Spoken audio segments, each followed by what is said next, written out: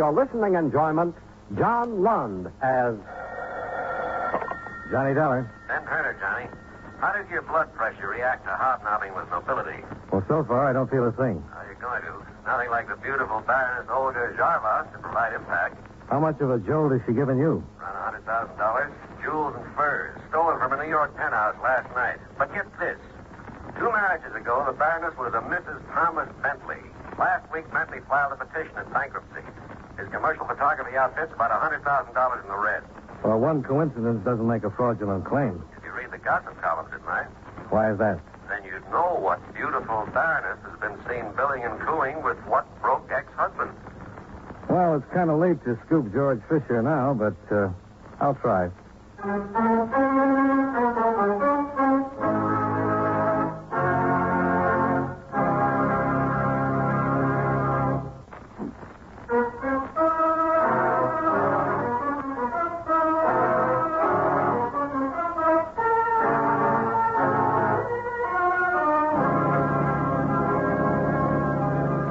Expense account submitted by Special Investigator Johnny Dollar to Home Office, Eastern Indemnity and Insurance Company, Hartford, Connecticut. The following is an accounting of expenditures during my investigation of the Bilked Baroness matter. Expense account item 1, $6.35. Gas and oil, sandwich, and coffee between Hartford and New York. The penthouse of the Baroness Olga Jarvas lay atop a 35-story granite and glass apartment hotel on the east side. I ran the gauntlet of suspicious doorman, supercilious desk clerk, and snobbish elevator boy, only to find myself in what was destined to be a short-lived interview with the Baroness. I am so terribly sorry, Mr. Dollar, but you have come at a most inopportune time. Oh, that careless maid of mine. It is her day off. I am rushing to attend a cocktail party, and I simply cannot find a thing. Not one thing. It is a most inopportune moment. Well, I wouldn't want to keep you from a cocktail party, Baroness, but there is some information I'd like to have. But I have told everything I know to the police. So why not run along like a dear man and get your information from them, huh? Oh, my gloves. Oh, that stupid maid. Where did she put my gloves? Well, while you're looking, maybe you can tell me when you first noticed the loss? It was when I returned home last night, of course. Just 2, 3 in the morning. I pay no attention to time. The police will know. I called them immediately. Mm-hmm. Anybody with you when you came back home? My dear man, is all this questioning absolutely necessary? After all, I did not steal my own furs and jewels. Now, why do you not go after the criminals who are responsible? Well, some cooperation from you might help me do that. Very well. I will tell you all I know. Early last evening, I had a few friends up for drinks. We left for the theater at approximately 8 o'clock. Afterwards, there was the supper club. Dinner, dancing. I came home. My things were gone. Anyone come up with you? If you must know, yes. Thomas got me home. That's Thomas Bentley, your former husband? Yes, of course. Now, you simply must excuse me, Mr. Dollar. I'm terribly late. My friends will never forgive me. You sound more worried about your friends than you do about the robbery. But, of course, the loss of dear friends is irreplaceable. But so far as those trinkets and furs are concerned... Yeah, I know. You're insured.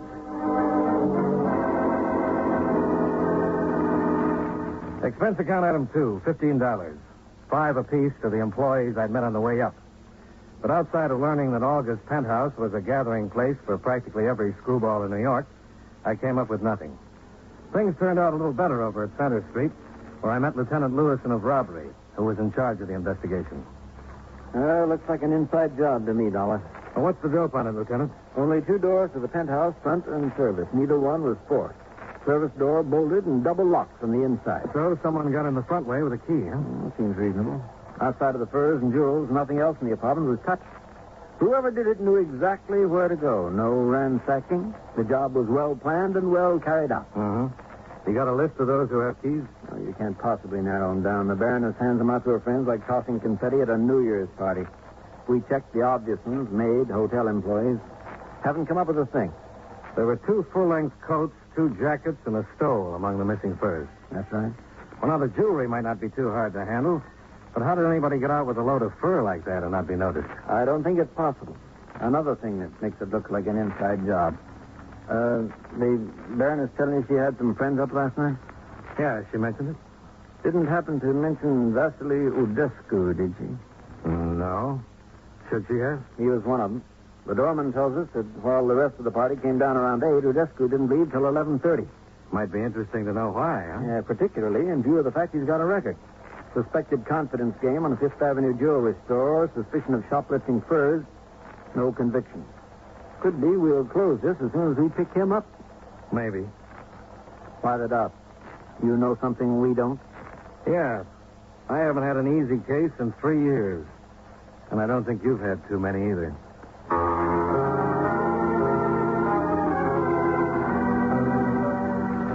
My next stop was East 56th Street in the commercial art studios of Thomas Bentley. Inside the converted brownstone, a lovely blonde in fur parka and ski pants was posing on a big heap of artificial snow under the glare of sweltering lights. All right, move the number 3 spot about a half foot to the left there, Joey. A little more. Oh, yeah, that's it. All right. Now, smile, darling. Make like you were enjoying it. No. I said smile. Try thinking of a nice, cold, extra dry martini at Antoine. That's it. Hold it. Good. Set up for the next shot, boys. Okay, Mr. Are you Tom Bentley? Yeah. What can I do for you? My name is Johnny Dolar, insurance investigator. Oh, you want to talk about that stuff of Olga's? That's right. Well, make it some other time, Dollar. I'm pretty busy right now. Yeah, I was wondering Well, what?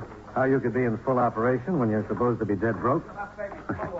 Trying to figure some tie-in between the $100,000 of insurance and my bankruptcy petition? Might not be too big a jump. The beautiful Baroness always moves onward and upward, Dollar. You better break that down for me. I was only sucker number 2 on a list of 4 husbands. How could I top number 4? The Baron Jarvas? Legitimate title, bulging with boodle. And he kicked off after 1 year under the strain of keeping up with Olga. Believe me, she hasn't the slightest inclination of getting involved in fraud to help out sucker number 2. Then how come you're making a play for her again? My motives are purely mercenary. All I want from her is a loan of about $20,000. That would hold off the creditors until I get back on my feet. How are you making out? So far, no dice. Well, your place is open. A deal with the creditors. I draw a measly $100 a week until they get paid off, if they ever do. So, that's my story, Dollar. I know from nothing, believe me. Oh, I'm sorry to bother you, Tom, but Joe says they're ready on the next sit-up. Oh, okay, Harley. I'll be right there. I wanted you to take a look at this leopard skin costume for the jungle shot. Oh, what about it? Well, take a look at the way the thing fits. It's ridiculous. Doesn't give me a chance to really expand my chest. I was thinking if I wore some kind of loincloth instead, it would give you the opportunity to shoot all my muscles in place. I'll think about it, Harley. Well, I brought one along with me just in case, Tom. I'll put it on for you. No sense in hiring a 44 chest if you're not going to show it off. And with loincloth, you can show the muscular play of my entire body. Okay, Harley. Tell Joe I'll be in there in a minute. Sure, Tom. And I'll change costumes meanwhile. Model. Good Lord, how do they make him that way? Body of a Hercules and the mind of a second-class ape. Well, I guess we all have our troubles, Mr. Bentley. Thanks for your time. Yeah, sure. It's okay, Dollar. Oh, Dollar. Yeah? Where are you staying in town? At the plaza. Why? Well, I understand insurance companies offer rewards for recovery of stolen property. Something like 20%, isn't it? Sometimes, yeah. And no questions asked? Got something in mind, Mr. Bentley? Just wondering.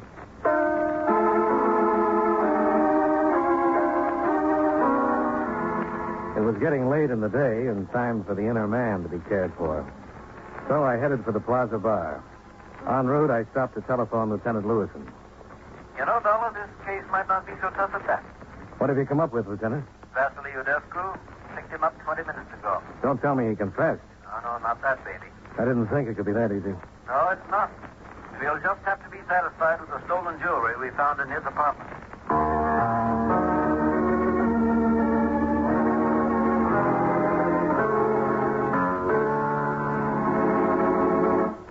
It is an impossibility, a most indignant outrage. Me, Vasily Udescu, being accused like a criminal element. I will sue you before the court for every penny you have. You said that before, Udescu. And I will say it again and again until you have released me. What have you got on him, Lieutenant? Exhibits A and B, Dollar. 1 emerald ring, 1 diamond bracelet. Look familiar? They were covered under August policy, all right. I do not care what is covered by weight. I do not know those things. I do not know how they got into my apartment. And I want to call my attorney. Well, at least I can believe the last part of that. You were at the Baroness's last night, weren't you? And why should I not be? We are the most dear of friends. Well, the rest of the party left for the theater at 8 o'clock. You didn't leave until somewhere around 11:30. 11:30. And this is a criminal act, I presume? No, but it might require a little explanation. So I had seen the play they were going to do. Why should I be bored all over again? I remained there, comfortable, having some drinks until it was time to join them at the Leglon. Uh-huh. How'd you get the furs out of the building? I took no furs nowhere out of no building. How about the rest of the jury? I know nothing about you. And I will say no more until I have talked to my attorney. So. Okay, Udescu. This way. In here. Sergeant Ryan will let you make the call. After he gets through, Ryan, book him on suspicion of Believe robbery. me, you will regret this, Lieutenant. I will commence proceedings to sue you as well. Yeah, okay, Udescu. What do you think, Dolar? Well, you've got enough to book him on. Meaning it's not enough for you? No, not quite. How do you figure? Well, that bracelet appraises around 10,000, the ring around 3. I've still got 87,000 to go.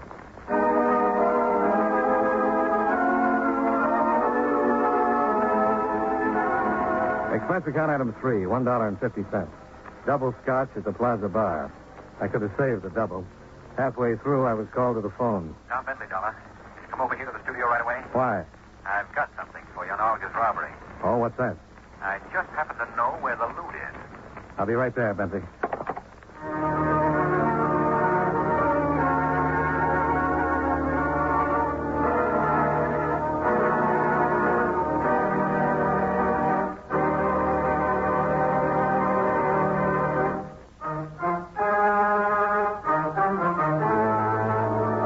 And now, with our star, John Lund, we bring you the second act of Yours Truly, Johnny Dollar.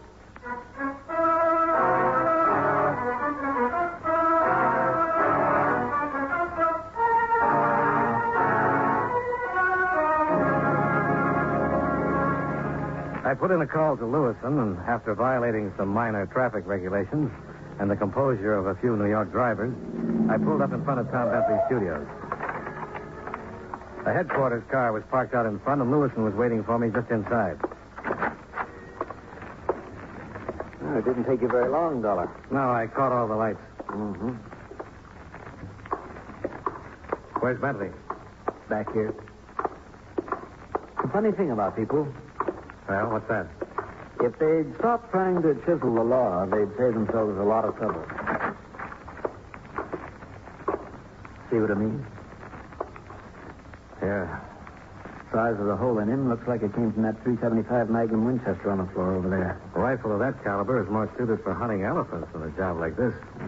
Bentley probably used it as a prop. Looks like they were taking some jungle shots in the studio. Adds a few complications, doesn't it?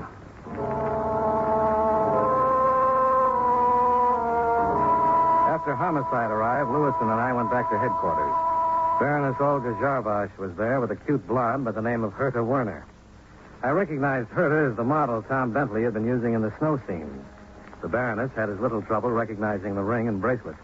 But of course they are mine, Lieutenant. Most definitely mine. I cannot understand how Vasily could do such a thing. Such a wonderful dancer, such marvelous parties.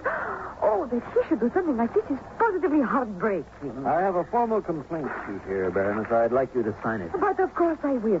Imagine Vasily doing such a thing to me. Turning out to be a common thief this way. Of course I will sign it. Maybe you're being a little hasty about this, Olga. Oh? What makes you say that, Miss Werner? I was just thinking. Lieutenant, you found the bracelet and ring in Vasily's apartment? That's right. I don't suppose they were in that teakwood cabinet in the den, were they? What makes you think that? Olga, remember that party at Vasily's a week or 10 days ago? The crazy one where he got the idea for that taffy pull? How could I forget? It was the best party we had all season. A simply wonderful one. What are you driving at, Miss Werner? It's simple enough, Lieutenant. If you've ever been to a taffy pull. Yeah, rings sort of get in the way, don't they? Bracelets can, too, if you're really in the mood for it. Oh, but of course. How forgetful can I be? Of course, the ring and bracelet were in the way. So you took them off and put them in that teakwood cabinet? Yes, That is exactly what I did. I had completely forgotten about them. How sweet of you to remember that, sir. You reported them missing on that itemized robbery list you gave us. Oh, naturally I did, Lieutenant. There was a robbery. They were missing. Of course I included them. Oh, poor dear Vasily. What an injustice I nearly did to him. To think I was about to sign a complaint that he was nothing but a common thief. Oh, but now everything will be all right for him again. Yeah. Miss Werner's got a remarkable memory for the whereabouts of other people's jewels.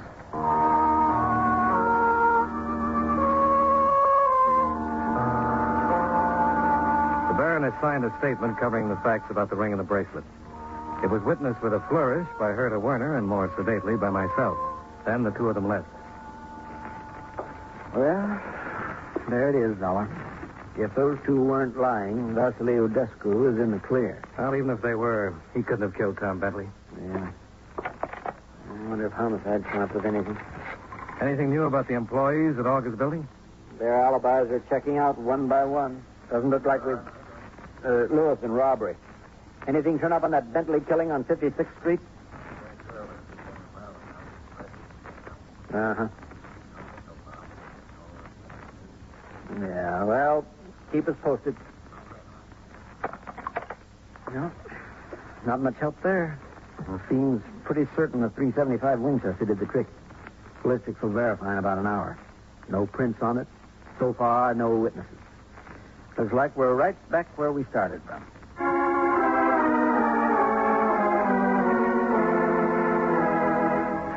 Expense account item 4, $1.45, cab fare. Driving my own car, I knew I'd never have found that little back street on the far side of Greenwich Village.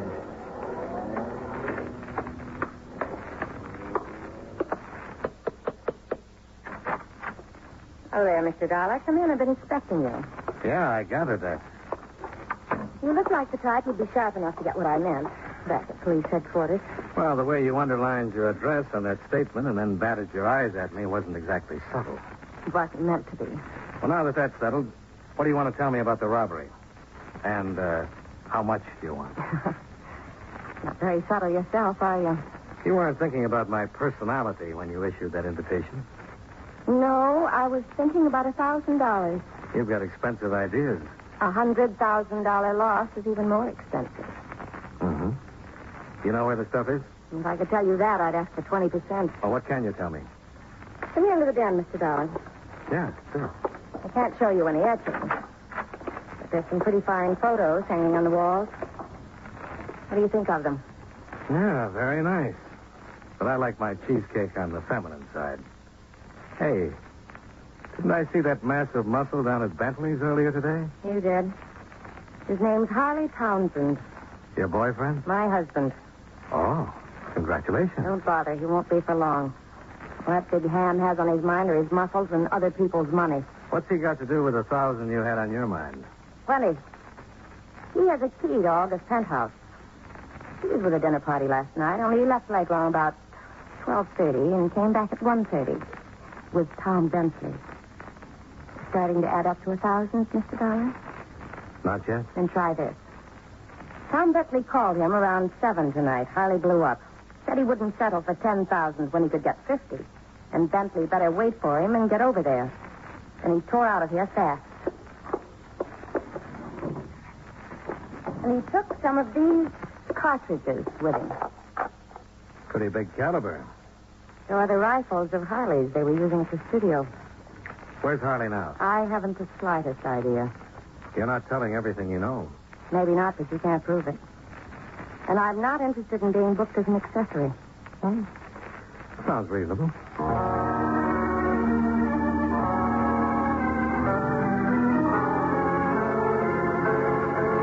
Expense account item 5, $1.75. Cab fare back to Center Street. So Herta Werner came up with something, huh, Dolar? Well, if $1,000 is the going price on selling out husbands, she is. Might tie in at that if Harley and Tom Bentley worked it together. Bentley wants to take a safe $20,000 for turning his stuff back, and Harley objects with a .375 Winchester. I can't think of a neater answer. We'll check it out when we pick Harley up. Not much we can do until then. We could try to figure how those furs got out of the building without being seen. I got a couple of possible answers. They could have been worn out on some woman's back or smuggled out by an employee. Uh-huh. Say, a lot of those buildings have their service pickups at night, don't they? Yeah? Saves traffic jams. Why? Well, somebody posing as a cleaner or storage man could have carried them out without anyone paying too much attention. I thought of that too, Dollar. Trouble is, the side seat the service entrance opens on was torn up for repairs. No service calls or deliveries were made yesterday or last night. When is that repair job supposed to be over? Sometime late this afternoon or tonight. Why? Well, then maybe our boy could still use the serviceman gag. Not unless the stuff is still in the building. You know, that's a thought, Lieutenant.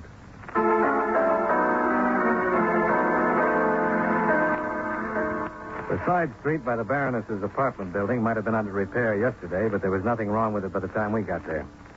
We went into the service entrance and checked with the night superintendent who was on the door. Yeah, that's right, Lieutenant. Street was fixed about 5 in the afternoon. Been getting regular service calls since then. Do you keep a checklist of those calls? Yeah, sure thing. Right over here. Check 'em in and out. I don't see much sense to it, but we do. Yeah, here it is. Anything unusual about any of the tradesmen? Don't know what you call unusual, Lieutenant. A poster came in. 3, 4 florist boys. Always get a lot of them. Some cleaners. Liquor delivered to a couple of apartments. Usual run. Anybody take any packages out? Well, I wouldn't know about that particularly. I don't pay much attention.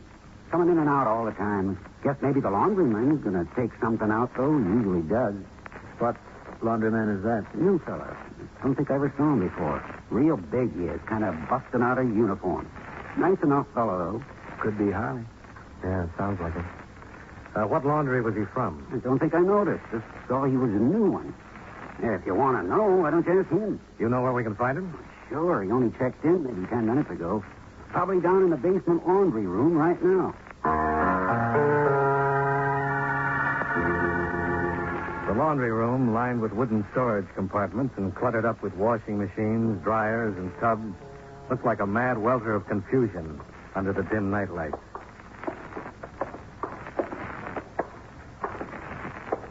See him, Dollar? No, not yet. He's got to be down here somewhere. There's no other way out. One of the storage compartments. Yeah, down at the end.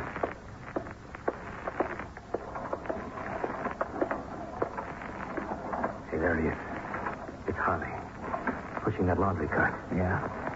Okay, Harley, stop right there. Police officers. Watch it, Lieutenant. Don't drive, Harley. Stop that gun.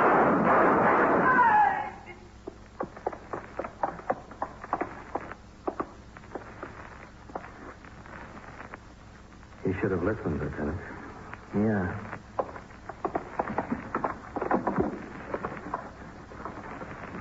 There they are, Dollar.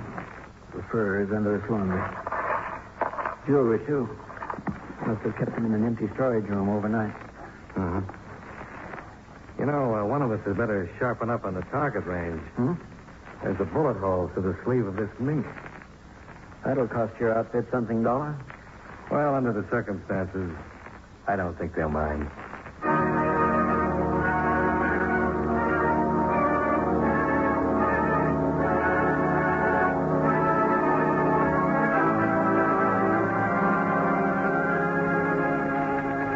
Expense account item 6, $19.30. Hotel bill and miscellaneous.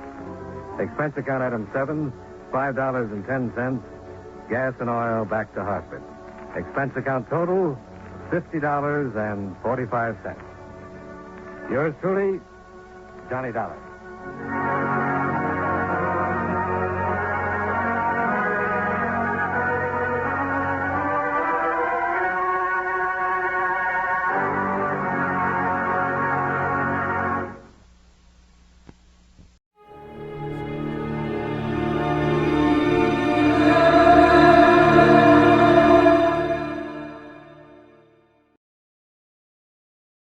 Wrigley's Spearmint Chewing Gum, the refreshing, delicious treat that gives you chewing enjoyment, presents for your listening enjoyment Edmund O'Brien as Johnny Dollar. Frank Gaber at Monarch Life, Johnny. You free for about a week? What's the deal? The name is James, Mrs. Martin James. She disappeared May 25th. Her husband's a wealthy contractor in the Denver area. What's the policy price? $200,000. She better not be dead. According to the police, there's very little possibility that she's anything else.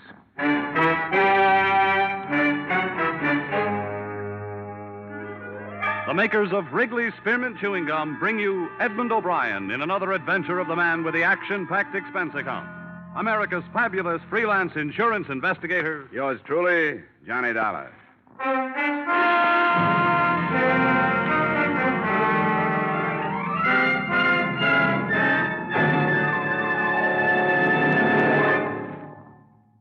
To make every day more enjoyable, treat yourself often to refreshing, delicious Wrigley's Spearmint Chewing Gum.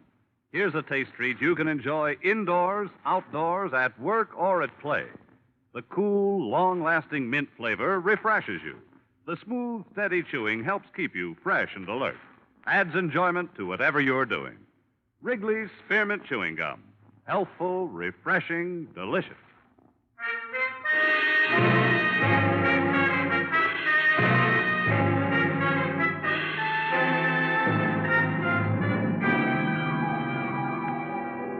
Expense account submitted by Special Investigator Johnny Dollar to the Monarch Life Insurance Company, Home Office, Hartford, Connecticut. Attention, Mr. Frank Gaber. The following is an accounting of my expenditures during investigation of the Barbara James matter. Expense account item 1, $73.87, transportation to Denver, Colorado. Expense account item 2, $2.30, taxi fare from airport to police headquarters, where I spent a few minutes getting myself up to date. Detective Lieutenant Harrison locked his hands in the back of his head, leaned back in his swivel chair, and filled me in on the meager facts. And a swimming pool. He must have loved her. Well, he could afford it. And tennis courts, anything to hang on to her. See, Dollar, he's one of these silly old fools dreaming of a sparkling youth. What about his wife? She was 28. I got a picture of her here. Now, would somebody like this be interested in a 50-year-old baldy with a paunch? For money? She was originally. But when she got all the money she wanted, she started cavorting. It's my guess that's what happened. Oh, what am I saying? My guess. That's what did happen. Up till the time she disappeared, anyhow. Married long? 3 years. No children. Her first husband was under contract to one of the movie studios. He lost his contract, went to New York to starve a while, found he had no wife when he got back to Hollywood. Don't tell me. James met his wife in Reno. Reno it was. He had just let go of something his own age. Wanted a little romance before he died. 6 weeks ago, he called up the department and said she was missing. In the last 6 weeks, he's aged 10 years. Looks like a very unhealthy 60 now.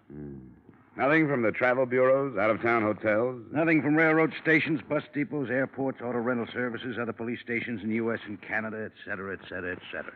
So? After 6 weeks, murder.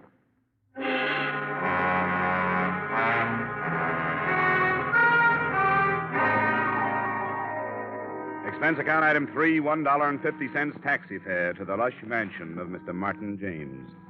On the way over, partly for pleasure, partly for business, I studied the glamour photo of the missing girl. She was standing beside a swimming pool in a bathing suit, smiling at whoever was taking the picture. She was quite a girl. The James place was a colonial-style museum piece up on a hill overlooking the city. A pretty young thing in a nurse's uniform met me at the door, took my name, and disappeared behind 2 high oak doors. In a moment, she was back. She ushered me into Mr. Martin James. Mr. James looked very old. His legs were wrapped in a patch quilt. One hand clutched the collar of his bathrobe about his throat. The other hand held a glass of milk. How do you do? Sit down, won't you? Oh, thank you, Martha. That'll be all. I know your suspicions, Mr. Dollar. My answer is no. I'm not at all sure she hasn't run off with a younger man. But all the ticket officers show... She'd use another name. Very possibly. You see, Mr. Dollar, Barbara married me for my money. I married her for her youth and her beauty. It was a decent enough arrangement until she became dissatisfied. Yes, I suppose I was a fool. Then you think she left you? If I ever allowed myself to really believe that, I wouldn't want to live. I can stand the news that she's ill, oh, yes, or even that she's dead, but not that she's left me. And I sit here day after day telling myself that maybe, in a small way, She loved me. And what do you think did happen to her? I don't know, but she would have sent me some notification, postcard, anything. You know, there was a strain of sweetness in there. She found it very difficult to be unkind. Oh, she had a conscience, Mr. Dollar. Tell me, how did you discover she was missing? Well, I came home one night. She said she was going out. We had a quarrel. It was the only time I ever raised my voice to her. She stormed out of the house, didn't even take any of her things. You know any of her close friends who've left town? No, I don't. But, of course, I didn't know all of her close friends. I suppose not. Well, Mr. James, can you suggest any of her friends that I might start with? No, Mr. Dollar. Although I suppose Bennett would be as good as any. Who's Bennett? Oh, he runs the Yellow Bird Cafe, a nightclub downtown. I always had the idea he was number one on the list. The Yellow Bird Cafe. Well, thanks, Mr. James. If I hear anything new, I'll let you know. Thank you, Mr. Dollar. Oh, one more thing. Yes? If you find her, and she did leave me, tell her she needn't come back.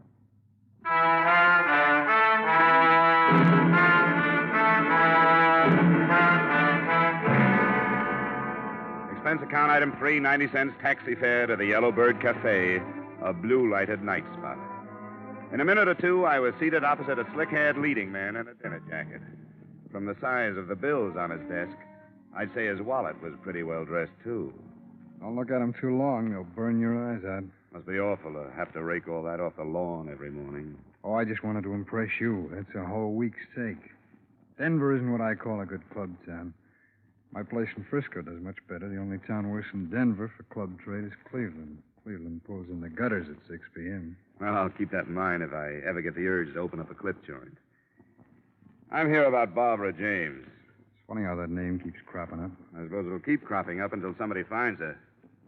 You have any ideas? Sure, lots of ideas. She could have crossed against the light, fallen into the Great Divide, thumbed her way to Hungary. You're a comedian. Oh, now, look, Dollar.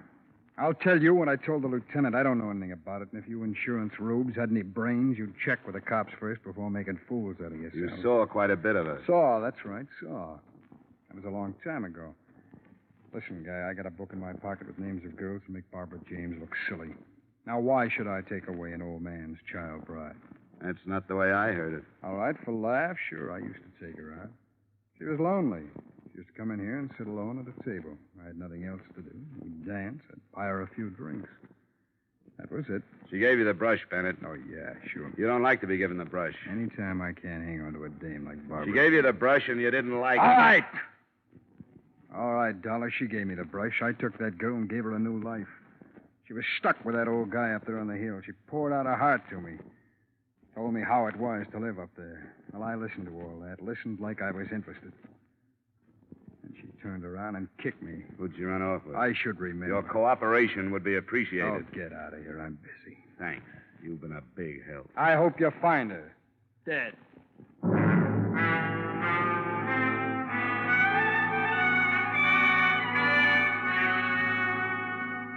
Expense account item 4, $3 for 2 drinks, 1 for me, 1 for the young lady I dragged away from the dice table.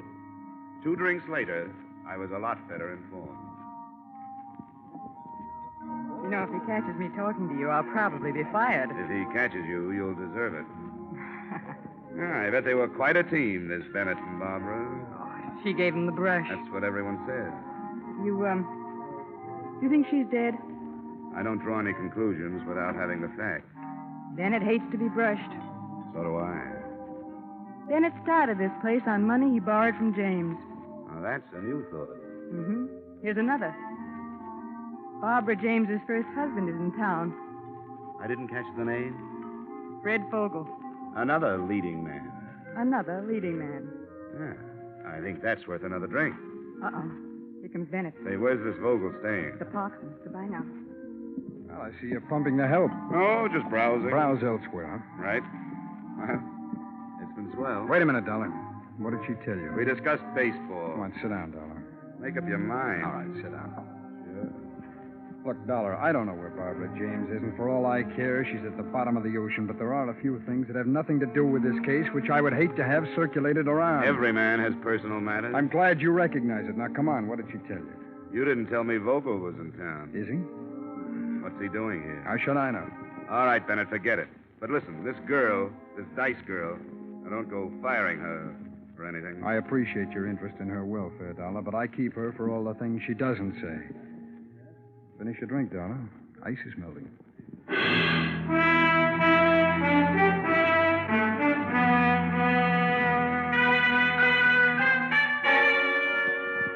I walked to the Parkson and asked the desk clerk for Mr. Fred Vogel. He was out. I waited an hour. At 3 a.m., he came in, slightly tipsy. He got his key and went upstairs. I followed in the elevator. When I got out on his floor, he tossed me a curious glance, but that was all. When he'd closed his door and I was on his side of it, he was even more puzzled. You got the wrong room. Oh, yes, you have. We got the wrong room. Now, Uh-uh. do you mind? Are you Fred Vogel? Yes, how did you know? You were married to Barbara James? That's right. Well, come on, sit down. Let's have a talk. Now, look, I like to talk, but it's 1 o'clock. 3 o'clock. Well, you see, it's even later then. How about tomorrow? Well, I like to work at night. I'm with an insurance company. We're trying to locate your ex-wife. I haven't seen her in 3 years. No, 4. No, 3.5 years. And what are you doing in town? Just passing through from New York to Hollywood. I took the northern route. Beautiful. I shunted off this way to see Barbara again. I thought I'd pay my respects to her new husband. Sounds too casual. You know, I'm glad you dropped in. I was out all night sitting in some crummy bar and there was nobody to talk to. But you like a drink? No, thanks anyhow. Well, you don't mind if I have one? Oh, go ahead. Yeah, when she left me, Mr. Oh, what? Anyhow, when she left me, I was destitute. Shook my confidence in myself. I always knew she was too good for me, but I never knew how much too good for me she was until she left me. Shouldn't have gone to New York. Why did you? Make money. Sure, make money. Why else would anybody be fool enough to go to New York? When I came back, she was gone. She'd gone with this guy, this James. Why did you come back, Fred? Had to see her again. 2 months I've been in town. I'm almost broke. First 2 weeks, I didn't have nerve enough to go up to her place, and then she disappeared. Now I can't go until I find out where she is. You've had a rough time. That's right. That's just what I need. I need somebody to sympathize with me. That's what I need. Oh, man, I wish you would have a drink with me. All right, Fred. I'll have a drink.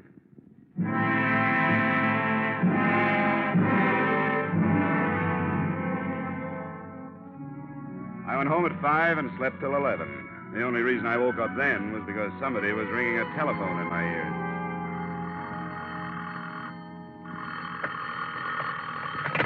Yeah, hello. You sound like you're in the crest of a hangover. Who's this? Harrison, Oh? I'm with the police department. Oh, sure. Yeah, what's up, Harrison? Did you know that Bennett was one of Barbara James' favorite people at one time? Yeah. Well, there's a girl named Dorothy, a dice girl. Yeah, very nice. Dice. D-I-C-E, dice girl. Oh, yeah, Dice Girl. We found her this morning on the highway. 4 bullets too late.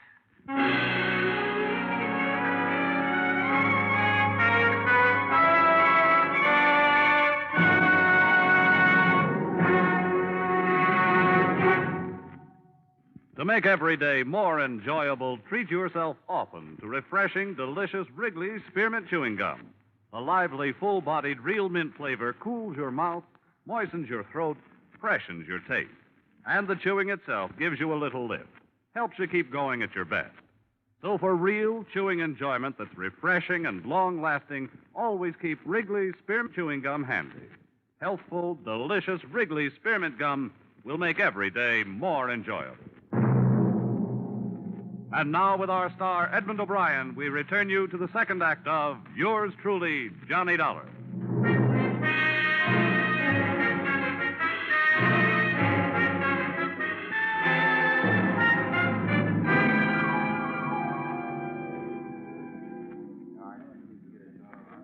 Well, this sure doesn't look like the apartment of a 26 girl. And this isn't installment furniture either, Lieutenant. Let's nose around in that closet, huh?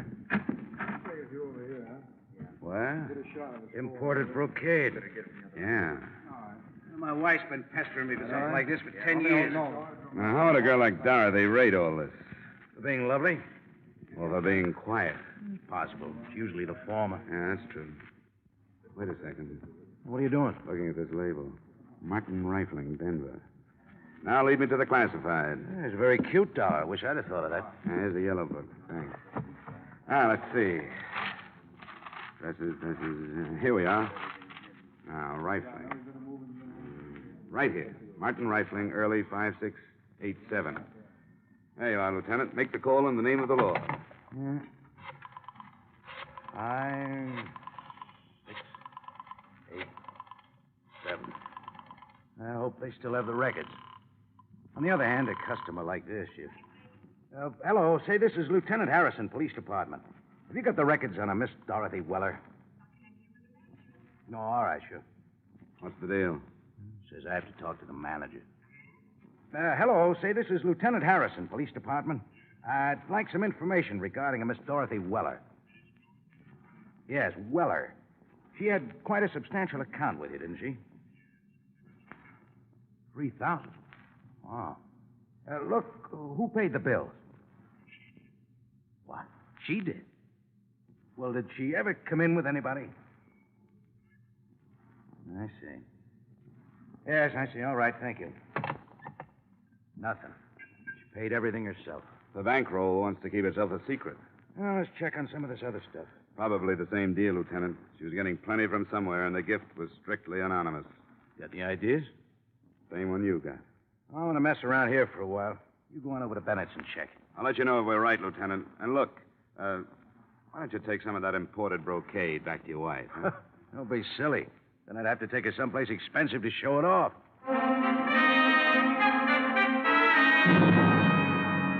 Expense account item 5, $1.30 taxi fare to the Yellowbird Cafe. It was 2 in the afternoon, and the place was quiet as a mausoleum. I went to Bennett's office and tried the door. It opened. Bennett was in his chair, bent over the safe. As I closed the door, he bounced up. Dollar. What do you want? A little information. We came across some bills at a dress shop. Yeah? Yeah, $3,000. Guess whose name was on them. I don't even know what you're talking It was about. Dorothy Weller, that's who I'm talking about. $3,000. Well, she must have come into some money. And now she's dead, and you were the rich uncle. I wouldn't spread those kind of rumors, Dollar. You killed her, Bennett. You killed her because she was bleeding you to death. Prove it. I can, by your bank account. She was your favorite charity. Get out of here. How does it tie in with Barbara James, Bennett? Get out, I said. You don't really want me to get out of here. If I did, I'd go right to the police, and you'd be arrested on suspicion of murder. Now, come on. I want tales. All right. All right, darling. Barbara James never gave me the brush. And how did Dorothy Weller fit in? I sent her with a message to Barbara the night that we were going away. I sent her up there to tell her where to meet me. The night Barbara was killed? That's right, the night she was killed. What happened up there? I don't know. Come on, Bennett. I tell you, I don't know. She wouldn't tell me. You paid her enough. Well, not to give me information, to keep things to herself. If anybody ever found out that Barbara and I were going to run away together. So I spread the tale that she'd given me the brush months before. You could be lying, Bennett. Could be, but I'm not. If you're not, it smells of double blackmail. What do you mean? Come on, you're not that stupid. Obviously, Dorothy was playing both ends against the murder. You were supplying cash to keep your name out of the Barbara James guest book, and somebody else was paying her to keep quiet about what happened that night. Who would that be? James? You hit it right on the head, Bennett.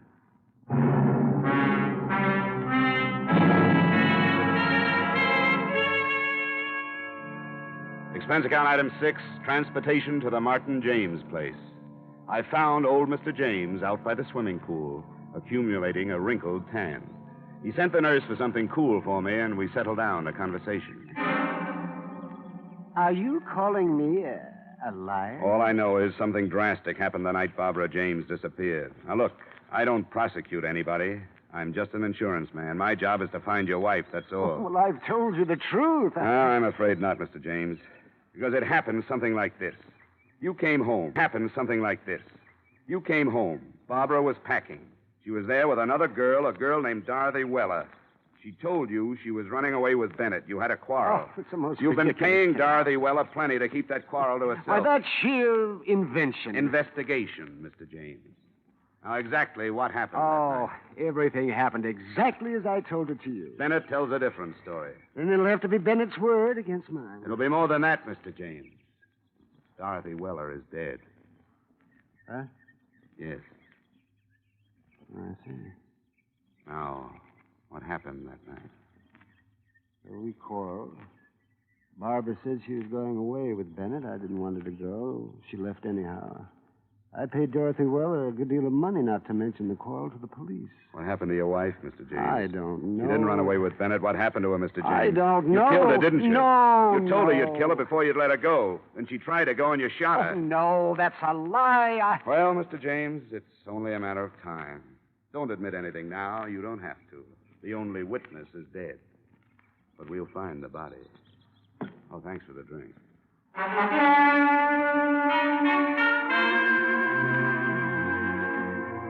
3 weeks passed. Barbara James was still missing. We were stymied, no place to go. We searched every inch of the grounds on the James estate. We found nothing. The garbage disposal, nothing. The incinerator, nothing. Yet neither of us doubted that James had killed his wife. Sometimes he'd follow us around, his hands behind his back, a little smile on his face. I got to hate James. It was like losing at canasta night after night to the same guy. One day I was standing in the patio looking down into the blue water of the pool when somebody tapped me on the shoulder. Mind if we clean it? Huh? The pool. Oh, well, you better ask Mr. James. Oh, I thought you was going to use it or something. No. Well, we service the pool every 2 weeks. Unless somebody's using it, we go right to work, you know. Well, go right to work then. Yeah, sure thing. We built this pool, you know. Oh, really? Yeah, I've been building pools in and around Denver for 25 years. My father was in business before that. This here's a beautiful job we did. We take real pride in this here pool. Yeah, it's a nice pool, all right. Oh, we got some beauties all around, but this here's our pride and joy. Solid gunite all the way through. Steel reinforcements, loot waller, pump and motor. Best equipment you can buy. This thing set old Mr. James back a plenty, but you get what you pay for. Nobody builds a better pool than us for the money. Oh, that's all. Oh, sure. And we take our time. We routine the work so as you get the pool as soon as possible. But that gunite, you know, it has to set at least 28 days. Then the plaster. I wouldn't fill it until all that had a chance to settle. But Mr. James got awful impatient. Wanted the pool filled 10 days after we gun-nighted. I told him, I said, Mr. James, you don't build a pool like this every day. He said, I know that. And I said, Mr. James, you want this pool right, and I'm going to make it right for you. A few more weeks ain't worth getting impatient about. Ah, impatient, was he? Oh, my, you should have heard him. But we stood our ground, you know. Oh, goodness, I wouldn't ruin a $10,000 pool for the sake of 2 weeks. Hey, what's gunite? Well, I'll tell you. Gunite's a fine cement. We blow it out of a gun at 60 pounds pressure. See, poured cement ain't as good for a pool. But when you blow the cement into that steel reinforcement we lay down, that really gets in there and sticks. Practically all swimming pools are made of gunite now. When did you start the pool, Mr. Dolph. Daniel T. Dolph. Oh, we started about, May 23rd. We excavated then. Then we laid the steel the 26th. Then we So the night of the 25th of May, there was nothing but a hole here. Oh, no, nothing but a big hole. We got the gardener to water down so as he wouldn't cave in. Mr. Dolph, I'd like you to do something for me. Oh, sure thing. Drain the pool, will you? Drain it? Uh-huh. Oh, you don't have to aerodrain a Daniel T. Dolph pool. You see, the filter system and the automatic skimmer, they take care of all the I want you to drain it and get some air drills in here and then tear out the bottom. What? Tear out the bottom? You crazy? Tear out this pool? Well, you'll be paid for it, and I'll get the authorization. This beautiful pool? After we did a job like this, what for? What for? Maybe for nothing, Mr. Dolph.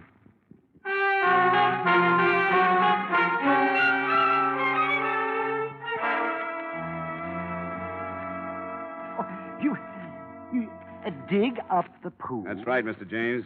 Oh, that's the most outrageous suggestion. I've got a police order. Well, then you and the police department and the company you work for better be prepared to pay the consequences, Mr. Dollar. I'll admit this is a pretty expensive hunch, but it's all right. I work for pretty expensive people.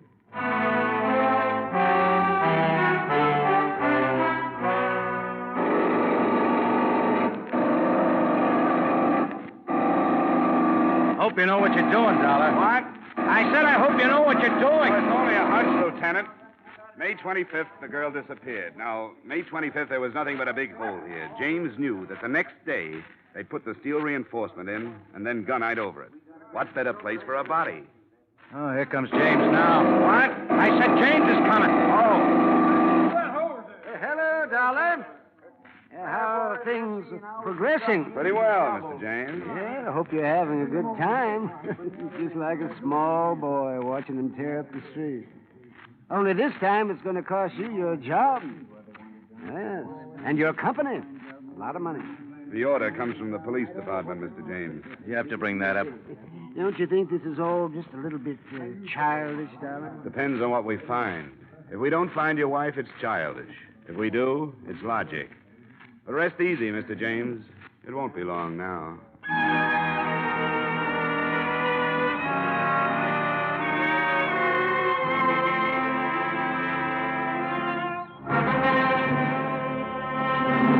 Dolar. Yeah, Dolph? I just hit a loose section. Oh, wait a minute. I'm coming down. Come on, Lieutenant. Right behind you. Yeah, right here, Dolar. You see, it shouldn't be this loose. Yeah, give me that shovel.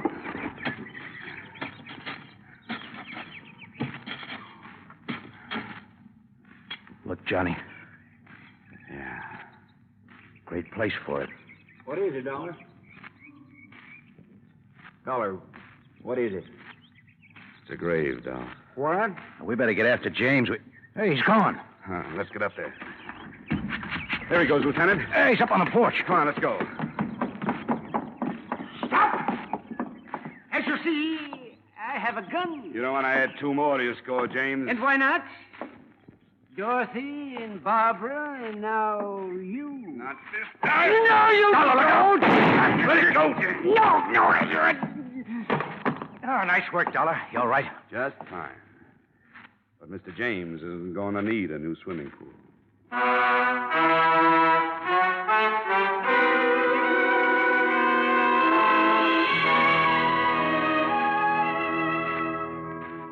So Mr. Martin James had fashioned his wife's tomb, a foot of loam and 1/4-inch steel mesh, 4 inches of cement, and 8.5 feet of water. A good tomb made to last a lifetime. But unfortunately, it wasn't quite deep enough. Expense account item 9, same as item 1, $73.87, transportation, Denver, Colorado to Hartford. Expense account total, $344.59. Yours truly, Johnny Dollar.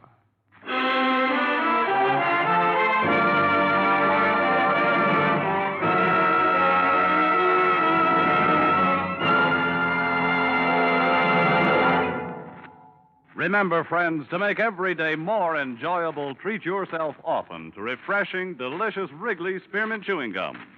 There's lots of cooling, real mint flavor in every stick. And chewing Wrigley Spearmint helps keep you feeling fresh and alert. You feel better, work better, get more fun out of doing things. So indoors, outdoors, wherever you go, keep some healthful, refreshing Wrigley Spearmint Chewing Gum handy. To make every day more enjoyable, treat yourself often to delicious Wrigley's Spearmint Chewing Gum.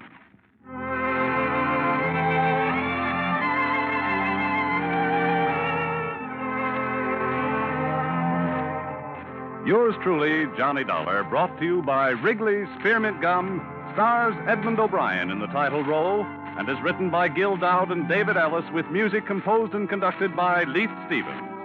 Edmund O'Brien can soon be seen starring in Columbia Pictures' production 711 Ocean Drive. Featured in tonight's cast were Parley Bear, Jack Moyles, Howard McNear, Stacey Harris, Gene Spaulding, and Jay Novello. Yours truly, Johnny Dollar, is produced and directed by Jaime Del Valle.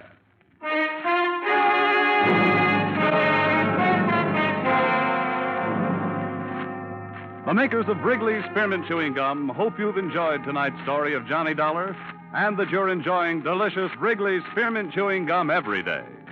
We invite you to join us again next week at this same time when, from Hollywood, Edmund O'Brien returns in another adventure of... Yours truly, Johnny Dollar.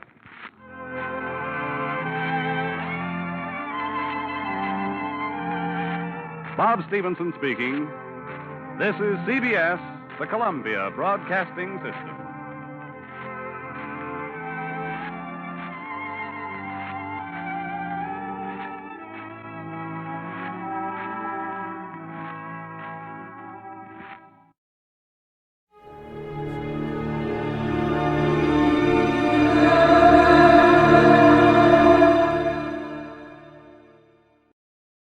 From Hollywood, it's time now for...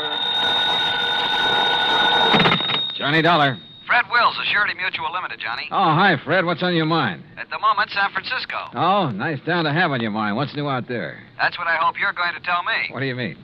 Johnny, there's an importer out there named of Andrew Foreman. We're carrying a $50,000 policy on his life. So? So have you ever heard of an importer getting exported? I don't get you, Fred. I'm afraid that's what's happened to Foreman. Last night he disappeared. I'm on my way.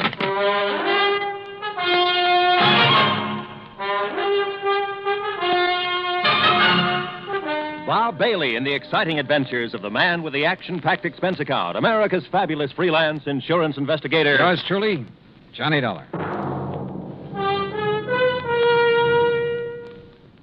And now, Act One of yours truly, Johnny Dollar.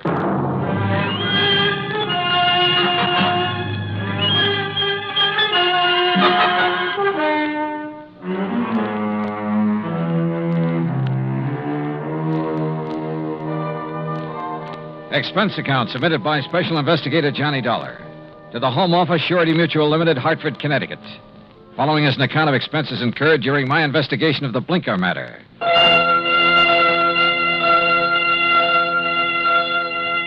Expense account item 1, $178.50, transportation and incidentals to San Francisco. On the flight out, I studied the dope Fred Wills had sent me. Andrew Foreman, age 51. Occupation, importer. Health, good. Judging from the hefty premium he had to pay, his importing business must be okay. Wife, Marcia Foreman, age 35. 16 years younger than her husband. And Marcia was the sole beneficiary. My plane landed about 8 in the morning. An hour later, I was at the Foreman's apartment. It was spacious, modern, with a lot of glass and the kind of view of the bay that you had to pay plenty for. Yeah, there was money written all over the place, and Marcia Foreman looked right at home. I'm just having coffee on the terrace, Mr. Dollar. Won't you join me? Oh, thanks. I could use some. Out here. Oh, you sure got a beautiful view here. Yes. I never get tired of watching the bay, the ships. There's always something going on. Oh, here you are. Thanks. What is it, Mr. Dollar? Oh, I'm just looking up the bay. Alcatraz? Yeah. Such a grim-looking place. Yeah, it's a real exclusive club. But I managed to get a couple of new members into it. I don't think I care for the kind of job you have, Mr. Dollar. Trouble wherever you go. Suppose we talk about your troubles. All right. I told the police all I know when I filled out the missing persons report. But I'll go over it again for you. If you don't mind. Your husband disappeared the night before last. Yes, that's right. What time? I'm not sure. Oh? Around 9 o'clock that night, somebody came to see him. A strange sort of man. How do you mean strange? Well, he was dressed in rough clothes, a seaman's jacket. He said he was an old friend of my husband's. Did he give you his name, Mrs. Foreman? Only Blinker. Blinker? Yes, he said that's what everybody called him. I guess because he kept blinking his eyes very rapidly. I see. Well, I showed this Blinker person into the den where my husband was and left the two of them together. Uh-huh. A few minutes later, my husband came out and told me he was going to drive Blinker downtown and find him a hotel room. So I went to bed. I was tired and went right to sleep. And? Well, my husband and I have adjoining bedrooms. When I went in to call him yesterday morning, he was gone. The bed, it hadn't been slept in. I called his office thinking he might have decided to work late, but they hadn't seen him. Then you called the police? Yes. Mrs. Foreman, had your husband ever mentioned this man Blinker before? No, I'm quite certain he hadn't. Can you describe him?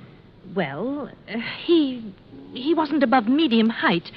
Age, maybe in the 40s. A scar on his right cheek, a thin nose, and dark, rather beady eyes.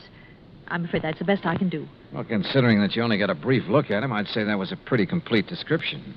Mr. Dollar, do you think this person Blinker could have done anything to my husband? I don't know, but I'm sure the police are looking for him.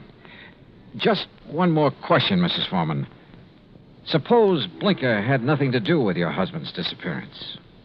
I'm afraid I don't follow you. Oh, well, what I mean is, can you think of any reason at all, why your husband might want to disappear? No, Mr. Dollar. Absolutely not.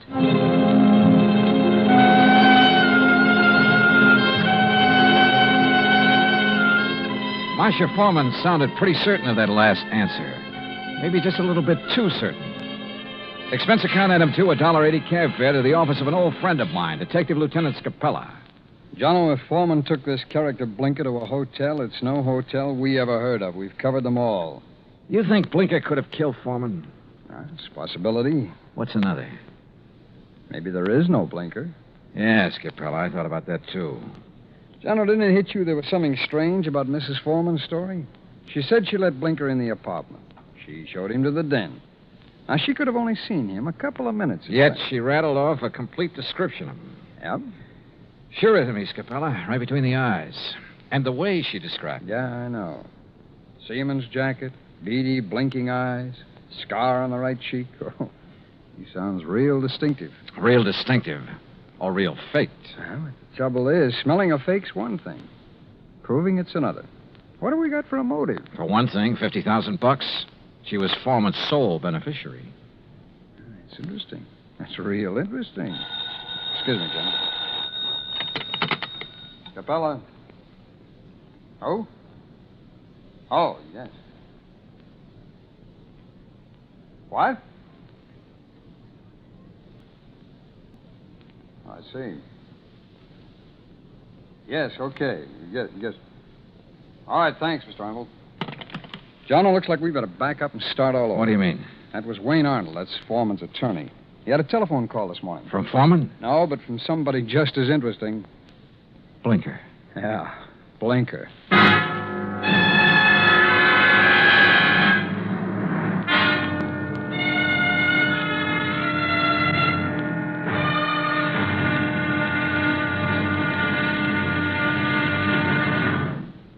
Act 2 of yours truly, Johnny Dollar, in a moment.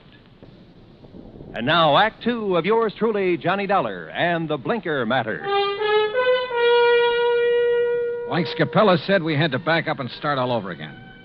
Just when we talked ourselves into thinking Marcia Foreman's story about Blinker was phony, her missing husband's lawyer phoned and told us he'd just heard from Blinker. Item 3, $1.70, cab fare to the office of Wayne Arnold, Foreman's attorney. I met him just coming out his door. Did you wish to see me? Mr. Arnold? Yes. I'm Johnny Dollar. Oh, yes, the insurance investigator. Mrs. Foreman told me you'd been questioning her. Look, I'm sorry, but I'm in rather a hurry. I have an appointment, and I'm late for it. Sorry, but this will only take a minute or two. I was in Lieutenant Scapella's office when you phoned a while ago about this man Blinker, Mr. Arnold. Oh, yes. When did you hear from him? Just a little while ago. I called Marcia Foreman right away, and she thought I ought to call Scapella. What did Blinker say on the phone? It was a strange conversation. He sounded nervous, excited, almost out of breath. Said he wanted money, $10,000. If he didn't get it, he'd... And that's as far as he got.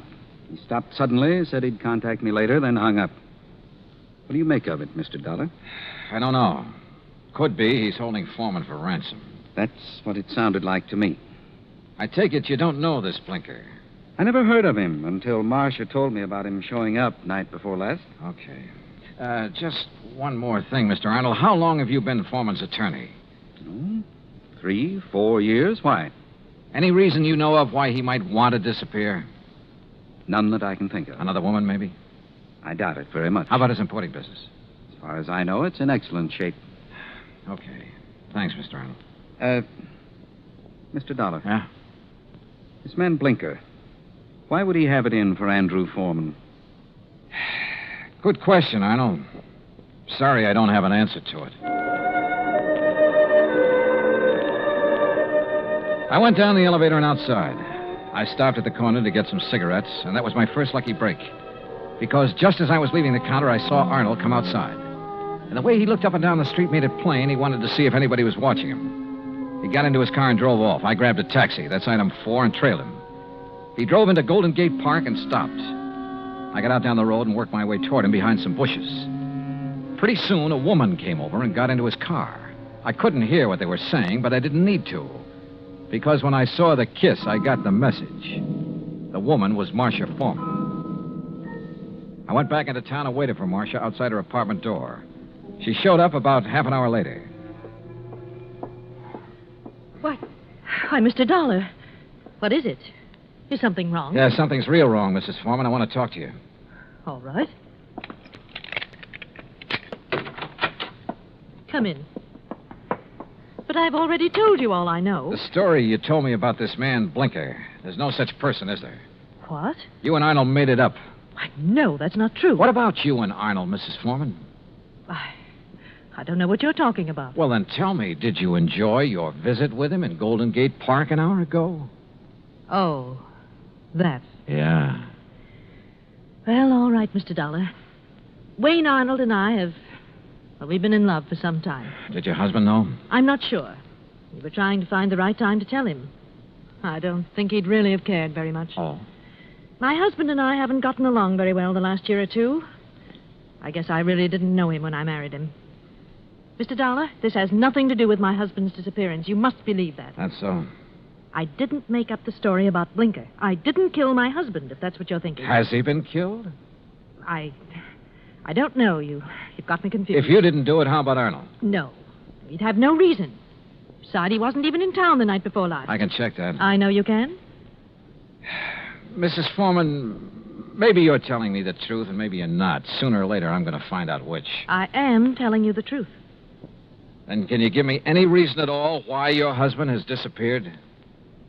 There's one possibility, Mr. Dollar.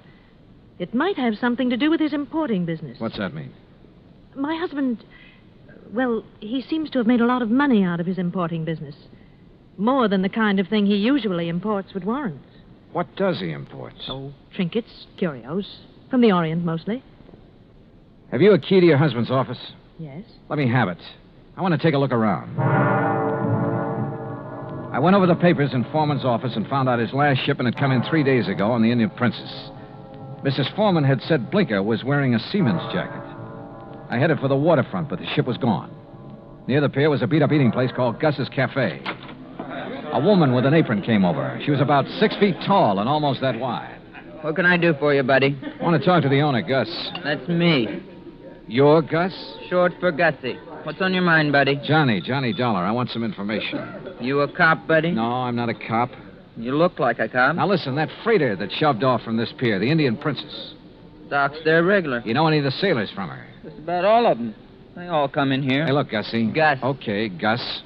You ever happen to hear of a sailor named Blinker? Sure. You know him? Sure. About medium height, scar on the right cheek, blinks his eyes all the time? I said I know him. What do you want, an affidavit? Oh, Gussie, you're the most beautiful thing that's happened to me all day. That's what they all tell me, buddy. But flattery don't get 'em a thing. Might help you, though. You're kind of cute. Yeah. Look, did Blinker sail on the Indian Princess? Nope. Then where is he? Fact is, I don't know. Blinker's disappeared. Act 3 of yours truly, Johnny Dollar, in a moment. And now, Act 3 of yours truly, Johnny Dollar, and the Blinker Matter. And you don't have any idea where Blinker is now, Gus? Not the slightest, buddy. Oh, great. Then I'm right back where I started from. Blinker was mixed up in something, all right. What do you mean? The Indian Princess docked the other night. Blinker come in here for a cup of coffee. That's one thing the sailors around here all miss when they're out to sea. My coffee. There's no one makes coffee like me. Why, there's nobody on the whole coast. Yeah, I know. About Blinker now. Well, he seemed pretty pleased with himself. Said he was onto something good. Did he say what he meant by that? No. Just sat there looking pleased with himself. Oh, yeah. He showed me the elephant. Said it was going to make him a lot of money. What elephant? He had a carved elephant about 6 inches high.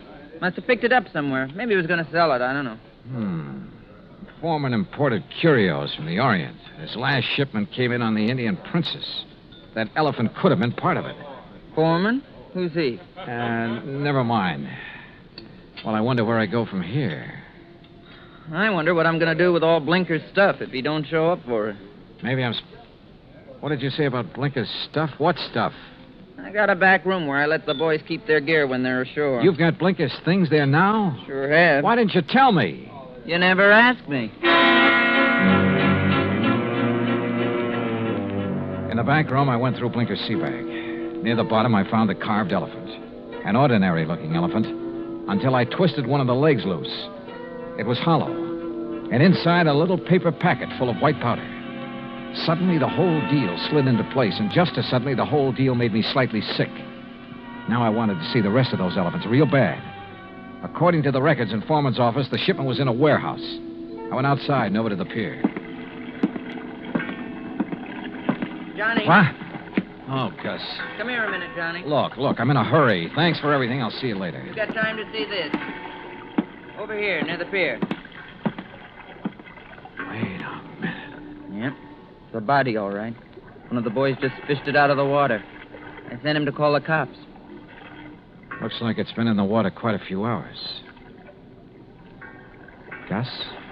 Yep. It's Blinker, all right.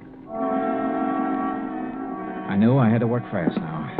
I headed out on the pier for the warehouse. Once I thought I heard footsteps somewhere behind me. I stopped and listened. There was no sound.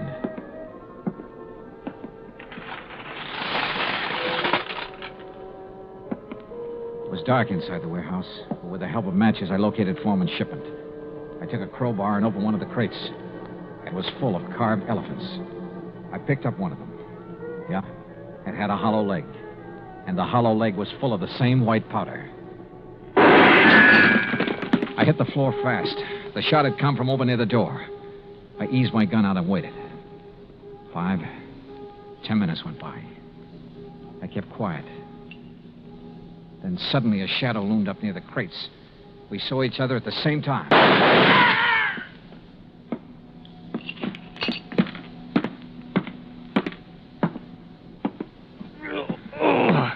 My shoulder. Well. The missing man himself, Andrew Foreman. Look, Blinker found out what you were importing in those carved elephants. He tried to blackmail you. I don't know what you're talking about. Oh, sure. You probably told him you'd pay off. That's when you drove him downtown night before last. Then you tried to kill him, but he must have got away. I tell you... You called your lawyer, tried to put the squeeze on through him. But he had to hang up in a hurry. You were probably getting close. You finally caught up with him, didn't you, Foreman? Look, you've got no proof of anything. Why should Blinker try to blackmail me? Like I say, he found out about the narcotics in those hollow elephants. It was put there without my knowledge. You have no proof I was involved. You know, Foreman, it doesn't much matter.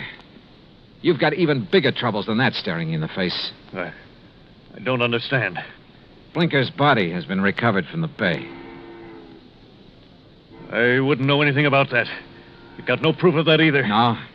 There were 2 bullet holes in Blinker. 5 will get you 10. The slugs in him came from this gun of yours. The gun? Yeah. This is something that can be proved.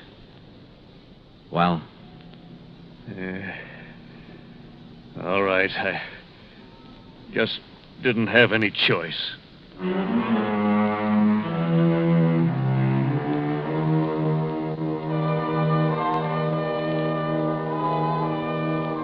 Item 5, $183 even, transportation and incidentals home. Expense account total, $434.50. Remarks?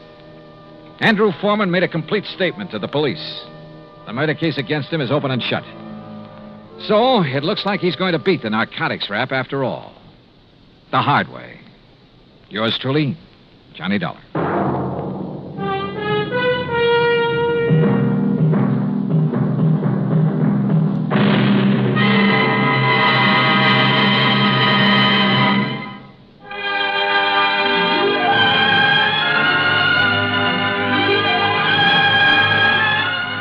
Truly, Johnny Dollar, starring Bob Bailey, originates in Hollywood and is produced and directed by Jack Johnstone. Today's story was written by Robert Stanley. Heard in our cast were Paula Winslow, D.J. Thompson, Harry Bartell, Stacey Harris, Vic Perrin, and Bob Bruce. Be sure to join us next week, same time and station, for another exciting story of yours truly, Johnny Dollar. This is Roy Rowan speaking.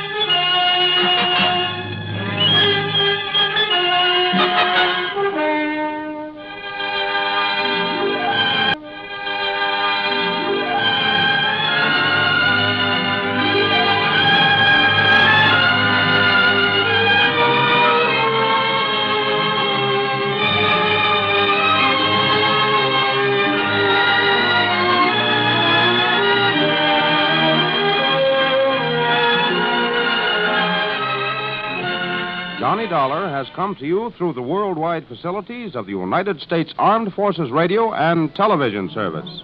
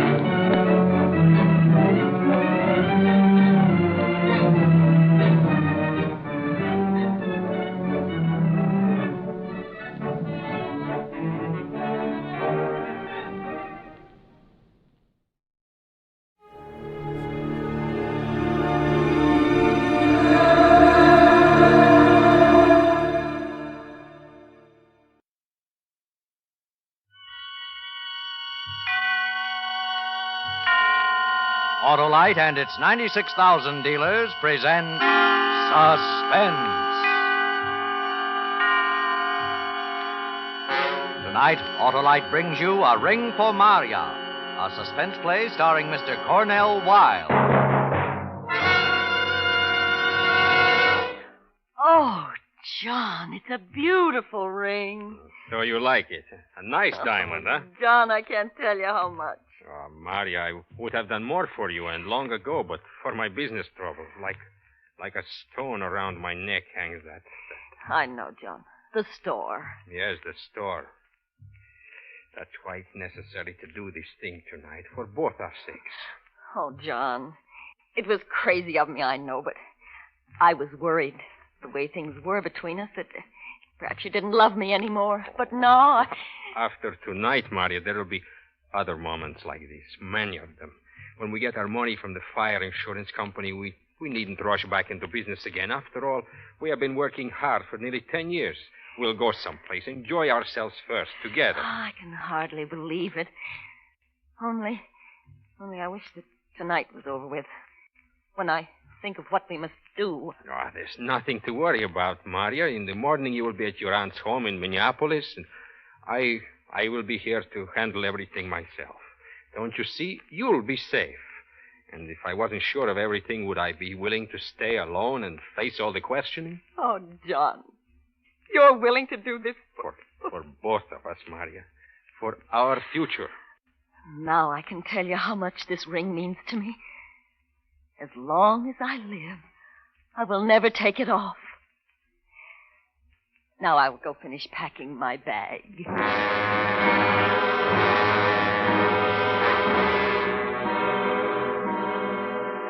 She kissed me before she went, and then I sat there on the couch and rubbed away at my mouth. She always smelled like laundry water, I thought. She was so big, older than I was. No, she had never appealed to me as the kind of woman I should have. If I hadn't been so frightened by America when I first arrived, I would never have married her at all. But Marya and the marriage settlement her father offered, he wanted her to have a nice boy from the old country, he said. Yes, Marya and the money seemed to go with this great new land. No more slaving for a living. I could start a business and this big blonde would work.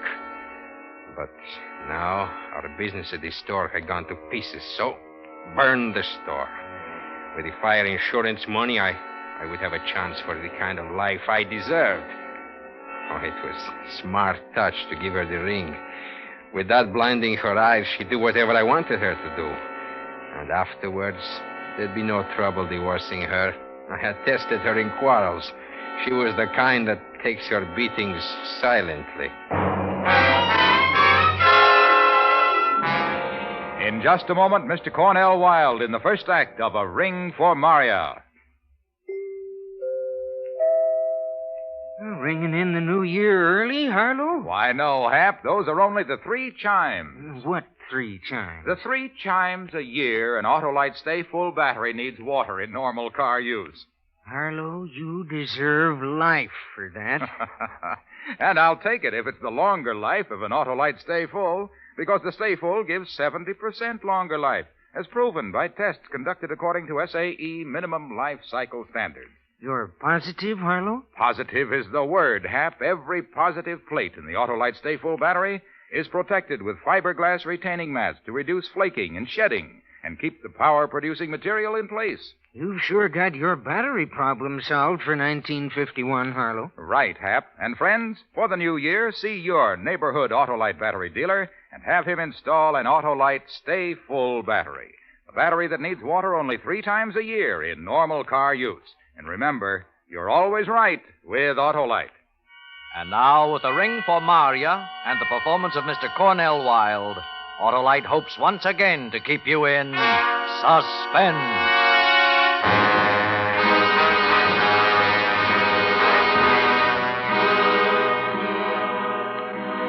Before I left the house, I told Marya to be sure and telephone her aunt in Minneapolis that she was coming.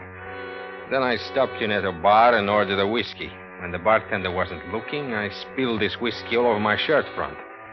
Next, I telephoned my friend, Frank Laszlo, and told him to stop in at my house at 11:15 on his way home from his restaurant. He would be my alibi. I was getting ready for the part of the plan I hadn't told Marya about yet. And I wasn't going to tell her. That part she was supposed to guess.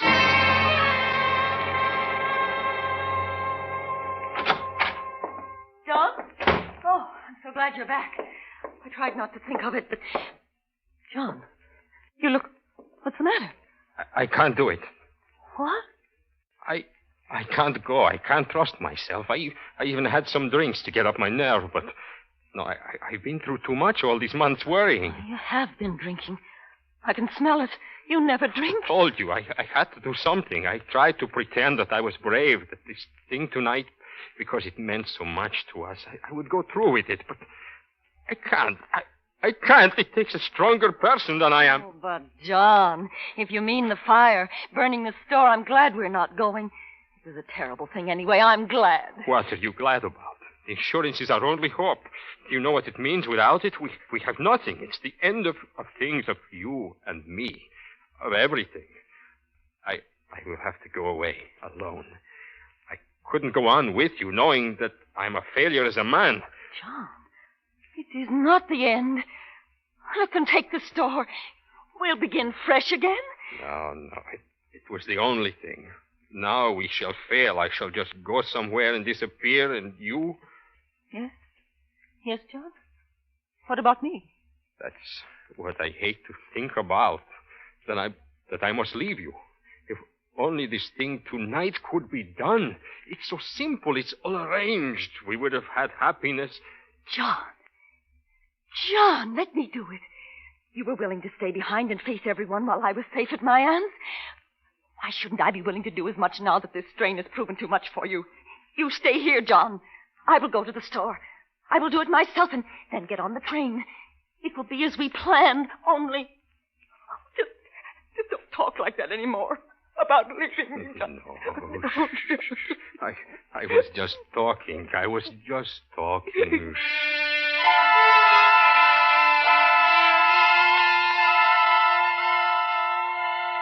was 11:15. Marya had been gone 20 minutes when I heard Frank's ring at the door. Good. I would keep him a half hour, and by then the fire should have been discovered, and someone would call me. Hello, Frank. Come in. Good evening, John. It's so nice of you to let me come so late. Does the letter mention my mother? How is she getting along? Yes, and your brother and his wife all are well. Come, sit down here. I have poured a glass of wine for each of us. Thank you. Where is Marya? Asleep? No, she went out to visit friends. At least that's what she said. You think I should suspect her, perhaps? Oh, no, John. Everyone knows how Marya feels about you. Yes, of course. Now about her. A good girl, Marya. But here, you want the letter. Here. Here it is, Frank. Go ahead, read it. I'll pour some wine.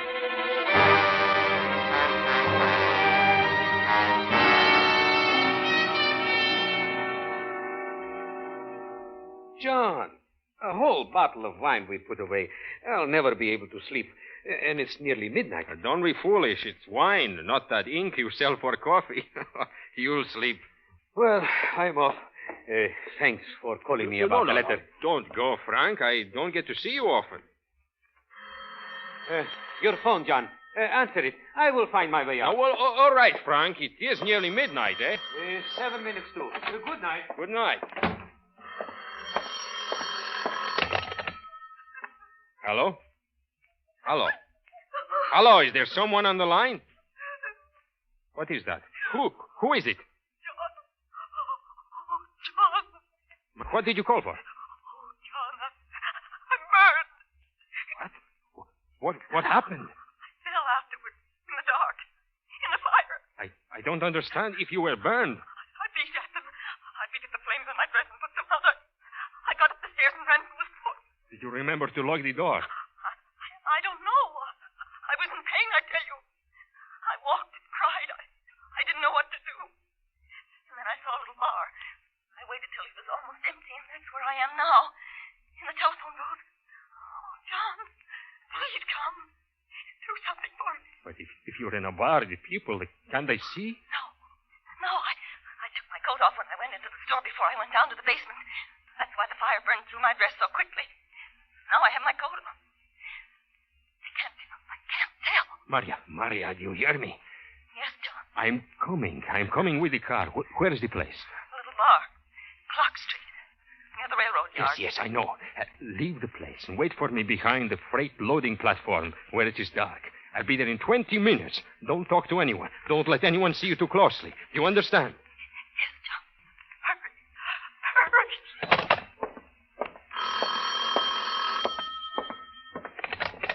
Yes? Is this the home of John Markoff? Yes. Are you John Markoff? Yes. Do you operate a stationery store at 410 Wells Street? Yes, that's my place. Why? What happened? This is the police department. There's a fire there. You better get right down. Fire in my place? How bad is it? How did it start? What's burning? Don't know any answers like that yet, Mr. Markoff. I understand it's just striking out now, and they haven't been in the place yet to look around. You better get down there and help check. Shall I get word to them that you're coming? Well, yes, of course, right away. Mr. Markoff. Yes? You've been home all night, Mr. Markoff? Well, yes, why? You'd better hurry down. Yes, I will.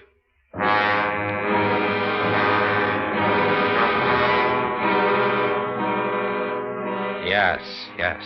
But which would I go to first? To Marya, who sounded in such pain she might tell everything to the first person who found her? Or to the store, where the fire people and perhaps the police were waiting to talk to me? I wanted to go to the store, but I didn't dare to leave Marya alone. It was nearly a half hour after midnight when I drove up to the alley where I told her to wait. Marya, here! Hurry! I can't, John. Get in, come on. John. A doctor. Right away, John. Marya, how badly are you burned? Are you sure it's... John, it's bad. Marya, listen to me. The police have called me about the store, and they are waiting for me there. Do you understand? The police are waiting? But you will take me to a doctor first. You will. How can I, Marya? I told them I would be right down. I'd lost time driving to pick you up first. It will look suspicious. Very suspicious if I'm delayed. But I must. What'll I do? Marya, I must leave you someplace in the car and go the rest of the way in a cab. I will get through with them as quickly as possible. And then I will be back for you. I can't wait any longer. You have to, Marya. Don't you understand what it means? You must. promise that you will stay in the car quietly until I call. All right. All right.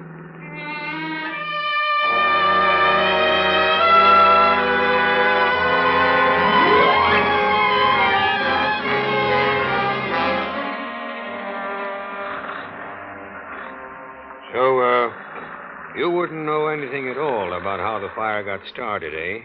No, I would not, sir. And, you were home with this friend from 11:20 until nearly midnight? Yes, that's right. I was home with my friend Frank Laszlo. He owns that restaurant right on the corner there.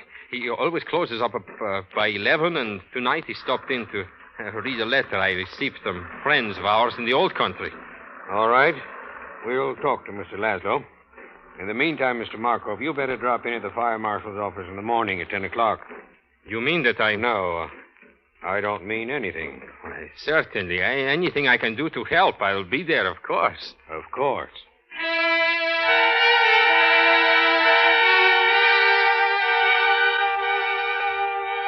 It had taken a half hour of the talking.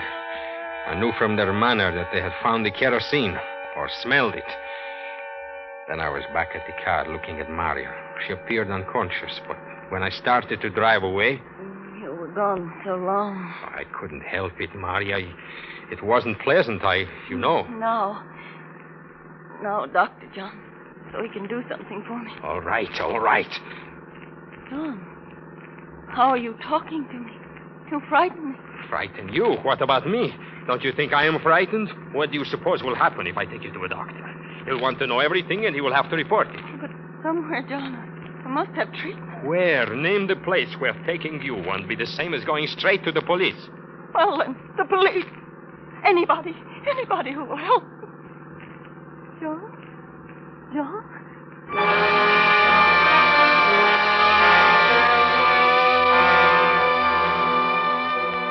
I couldn't answer her. I was trapped now, I thought. All I had to do was bring her in for help anywhere. No doctor, no hospital would treat her without reporting the case to police. And to take her home. If the police caught me bringing Marya there, if they found that she was burned, and I was helping her. For hours, it seemed, I drove that night wandering, thinking, trying frantically to find some solution, while Marya stared straight ahead, not speaking. Sometimes she would cry, and then it was quiet again. She slept. I wanted to get away from other cars, from people. So I turned onto an old dirt road that led along the river. When I got to a dark spot, I stopped. John? Yes, I'm here, Marya. Are we at the hospital? No. And there is no doctor? No, there is no doctor. There's no hospital. And there is not going to be any. You got yourself into this, and you got me into it. When you are found burned, it's prison for both of us. John, I said prison. Separate prisons, thank goodness. Anything to get away from you. Now, do you understand? Now, let me hear you say John again. Once more before I go. Yes. Once more. But let me touch you. Let me just touch you. What are you doing? John! Get back. Take your hands away from my face. John! John!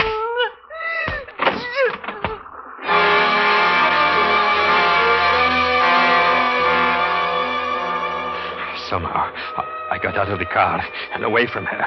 It must have been with her last strength that she attacked me, because she fell back. But then when I stopped to look back, she was out of the car, standing unsteadily on the ground. I called, but she didn't hear. She turned, and I saw that she was trying to reach the river edge. She was weak, sagging under her weight, but she kept on and made it almost. At the very edge of the river, she slumped to the ground in a kneeling position. I started for her, but inside of me I felt only jelly. And then as I stood there, I saw she was doing something with her hands, as if wringing them. Then I realized she was taking off the ring, the diamond ring she had said she would keep on as long as she lived. It must have slipped from her hand because she started pawing around in the dirt. Then she got it turned and threw it at the car with all her strength. With the effort threw her off balance, and she slowly fell backward, like an old doll, into the water. She was gone. God. Now I was out of it. They wouldn't be able to touch me. Free.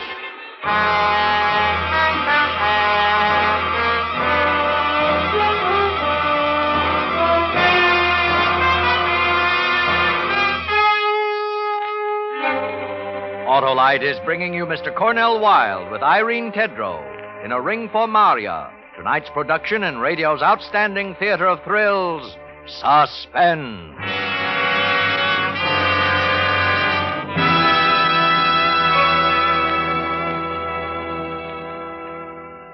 Say, Harlow, what are your plans for the start of a new year? Same as usual, Hap. I always get the start of the year with an Autolite Stay Full battery. The battery that needs water only 3 times a year in normal car use. But aren't you going to welcome the year in? Why, sure, Hap. Year in and year out, there's nothing more welcome than the dependable starting power and extra convenience of the Autolite Stay Full battery. You'll be the life of the party, Harlow. Hap, my good man, you can't beat the Autolite Stay Full for longer life. 70% longer life, in fact, as proven by tests conducted according to SAE minimum life cycle standards. Aren't you going to raise your champagne glass, Harlow? You mean fiberglass, Hap, because every positive plate of an Autolite Stay Full battery is protected with a fiberglass retaining mat to reduce flaking and shedding and keep the power-producing materials in place. But, Harlow, everybody's going to start the new year by having their neighborhood Autolite battery dealer install an Autolite Stay Full, a battery that needs water only 3 times a year in normal car use. And remember, you're always right with Autolite. And now Autolite brings back to our Hollywood soundstage Mr. Cornell Wilde in Elliott Lewis's production of A Ring for Marya, a tale well calculated to keep you in suspense.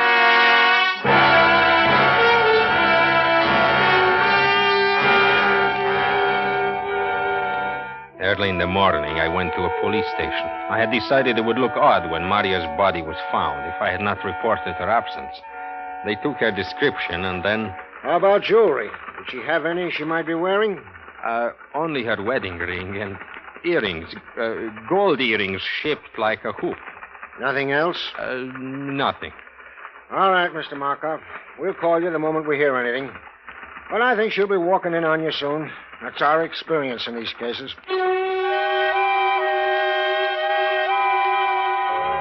I breathed easier when I left the station. I had almost told him of the diamond ring. I didn't want to because I had failed to find it when I made a hurried search before leaving the river's edge. But I knew the spot, and when things quieted down, I planned to go there in daylight and search again. It was worth too much to let go. Just now, the only thing ahead of me was the visit to the fire marshal's office at 10 o'clock. But I wasn't worried about that. Let them ask their questions. I had an alibi. I was home when the fire started. And the only person who could implicate me in any way was dead. Yes, I had to admit things had turned out not bad. Not bad.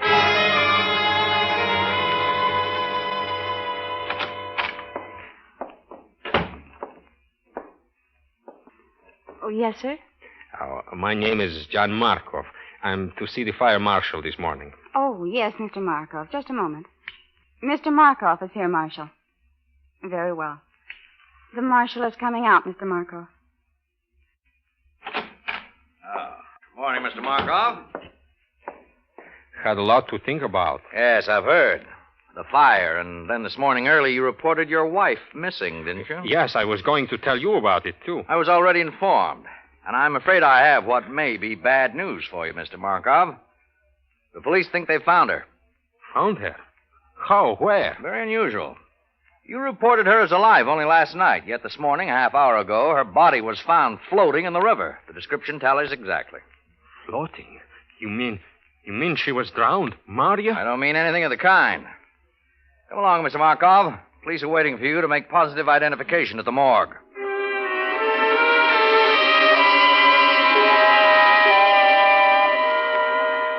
I didn't like the way the marshal talked or acted with me. Made me feel as if something had gone wrong.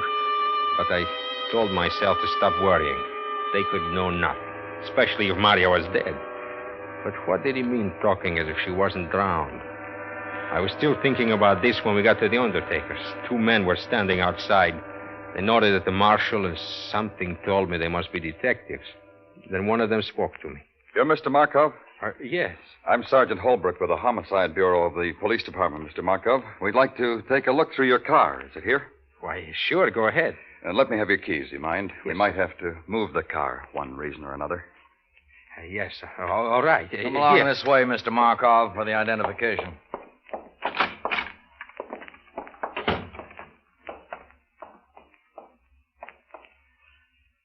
Well, Mr. Markov? It's her. It's Marya. But how? What happened? What happened was a tragedy, Mr. Markov.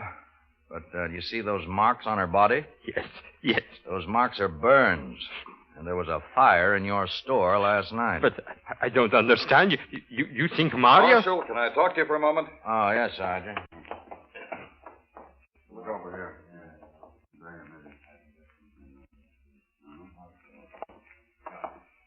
Mr. Markov, did you know your wife telephoned her aunt in Minneapolis last night and told her she was arriving for a visit there this morning? Did you or didn't you know that, Mr. Markov? You're awfully slow answering very simple questions. No, I did not know it. I see. Well, anyway, she did, Mr. Markov. You might like to know how we found out, would you? Why, yes. You see, when your wife wasn't on the morning train at 7 o'clock, her aunt got worried and telephoned your house, but got no answer. I was at the police station reporting Marya's absence. That's right. At 9:30, your wife's aunt telephoned again, but this time to your place of business. Naturally, she was told the line was out of order. Now she really was worried, and that's how we found out about it. She telephoned the police. I talked to her. Did you tell her about Marya? No, Mr. Markov. I knew a body had been found that answered the description of Mrs. Markov, but I wasn't sure yet. I'm only sure now. But Mrs. Markov's aunt told me something else. It seemed that your wife was very happy about a gift you gave her last night, and naturally, as women will, she had to talk about it. She told her aunt. You remember the gift? Oh, yes, of course. It slipped my mind in all this that has happened. The ring, you mean, the diamond ring, you mean? That's right, Mr. Markov. She was wearing that ring, wasn't she, when you last saw her? Yes, I forgot. She must have been wearing that. That's right. And she left the house before the fire, naturally, about 11, you reported. And you never saw her after that until this morning, here? No, I did not. You're sure? You're very sure of that? Yes, I'm sure. Then how is it, Mr. Markov, that when we looked at your car just now, we saw something that had been caught in the rain scupper that runs along the side of the body over the windows? And this, Mr. Markov, is what we found stuck in there along with some loose, fine gravel. This diamond ring. What of it? The coroner's physician found no water in your wife's lungs. She didn't drown. In his opinion, she died from heart failure, directly superinduced by her pain and burns. How did this terribly injured woman get to the river, miles from the scene of the fire? The diamond ring tells us the answer. She was taken there and thrown in. Thrown in by you, who watched her die, even though you might have perhaps saved her life by getting medical aid for her. But I didn't throw her in. She fell in, I tell you. She fell in. It was an accident. No, Mr. Markov. We don't talk the same language. In mine, the death of your wife was murder.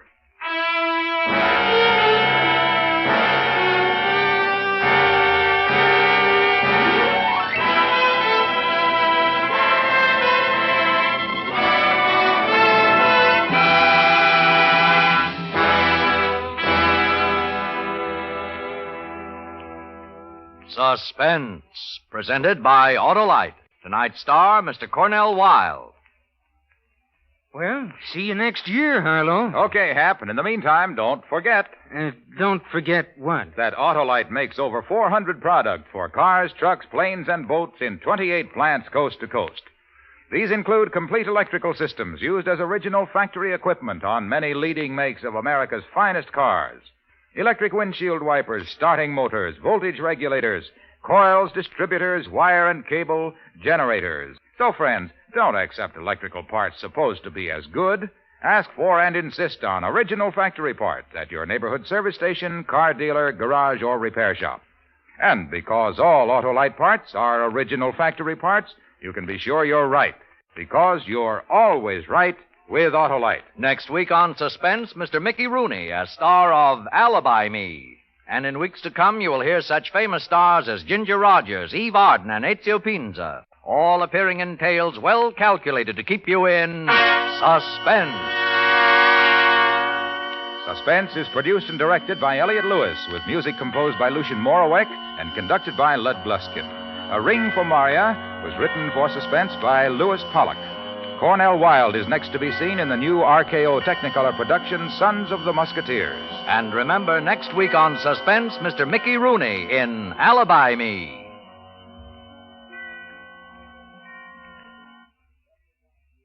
This is Harlow Wilcox again to wish each and every one of you, on behalf of Suspense and 96,000 Autolite dealers from coast to coast, a happy and prosperous new year. This is CBS, the Columbia Broadcasting System.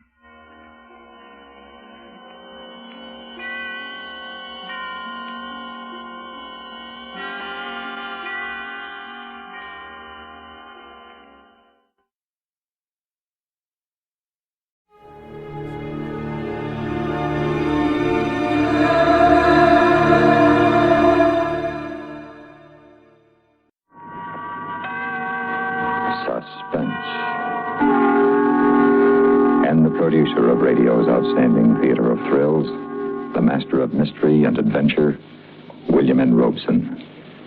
We are proud to add to our lengthening list of suspense stars Mr. Bartlett Robinson. Although a newcomer to suspense, Mr. Robinson is a veteran of many years in the theater and motion pictures. Mr. Robinson returns now to his first love, radio, as Dave in A Load of Dynamite, which begins in just a moment. And now,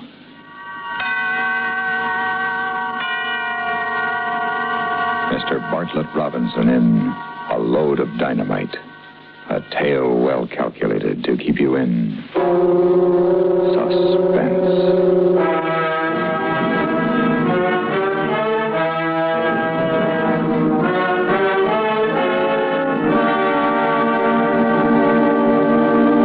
You'd have done the same thing in my place. Sure you would. After all, my brother Hal was the only relative I had in the world. So it was only natural to look him up when I got out. I hadn't seen him for a while. Quite a while. And we never wrote. But after all, he was my brother. Now, I'm a pretty careful operator. When I go on a job, I case it first, but good. So I knew just about all there was to know about my kid brother. I knew that he was married and living in a little town in the northern end of the state. I knew that he had a good job. Well, anyway, a good paying job. It ought to be. He was driving a dynamite truck for the Colossus Powder Company. I even had found out that he was the kind of a cat who helped his wife do the dinner dishes. The only thing I didn't know was what a lovely dish that wife of his really was. There, with the final swipe of the final pot, that does it. That's for helping. Oh, thank you, Mrs. King. Let's do some more dishes soon, huh? It's not always necessary, you know. Sometimes I kiss you just because I feel like it. Like this. All right, that's enough. And give me a minute to fix my face and we'll go see a picture. No pictures tonight, honey. I got to hit the road at 4 a.m. Oh, gosh, I forgot. What's the run tomorrow? They're reopening the old Three Angels mine up past Convict Lake. Kind of a big deal, I guess. I'm carrying 144 cases. Where is the mine? Up in the mountains? Yeah. You'll be careful, won't you, darling? I'm always careful, baby. You see, I have a great big reason for wanting to go on living. You. I worry so about you. Now, look, Terry. And I wish you were doing practically anything else in the world except driving a high-explosive truck. We've been all over this before, you know, and the answer's always the same. If you can show me anything else that pays off as well as chauffeuring high explosives, well, I mean, for a guy like me... What do you mean, a guy like you? Well, I'm no Charlie Van Doren, baby. I'm strictly a 2 years of high school and no special skills boy. And if I wasn't with Colossus, I'd probably be swinging a pick in a construction gang. I know, but... Besides, it won't be forever. Well, 2 or 3 years more, and we'll have enough dough tucked away so we can do... I'm not sure I can take it for 2 or 3 more years, Hal. Sometimes when you're away and I'm here alone, it gets to be more than I can... Saved by the bell. I wonder who that is. Probably Tom and Ethel looking for a canasta game. I'll tell them you have to get to bed early. Well, maybe we could play for an hour or two. Yes? This is the King home, isn't it? Yes, it is. Oh. They told me down the street if I rang the bell and the prettiest girl I ever saw answered it, I was in the right house. They weren't kidding. I'm afraid that I don't... Honey. I'll give you 3 guesses, Hal. Dave. What are you doing here? I thought you were... Now, that's what I call a real brotherly greeting. And after all these years, too. Well, do I get invited in? Sort of chilly out here. Come in. Terry, this is my brother, Dave. Hello, Dave. Terry, it's a pleasure. A real pleasure to have the prettiest sister-in-law in the world. What are you doing here, Dave? I'm paying a little visit to my kid brother, who I ain't seen in years. So no fault of his. Okay. Go on, rub it in front of your wife. Hal's told me all about you, Dave. Yeah, I guess that means I'm off to a bad start with you, huh, sis? As far as I'm concerned, you're off to the best start you could possibly have. You're Hal's brother. Well, thanks, baby sister. You know, you always had all the luck, Hal.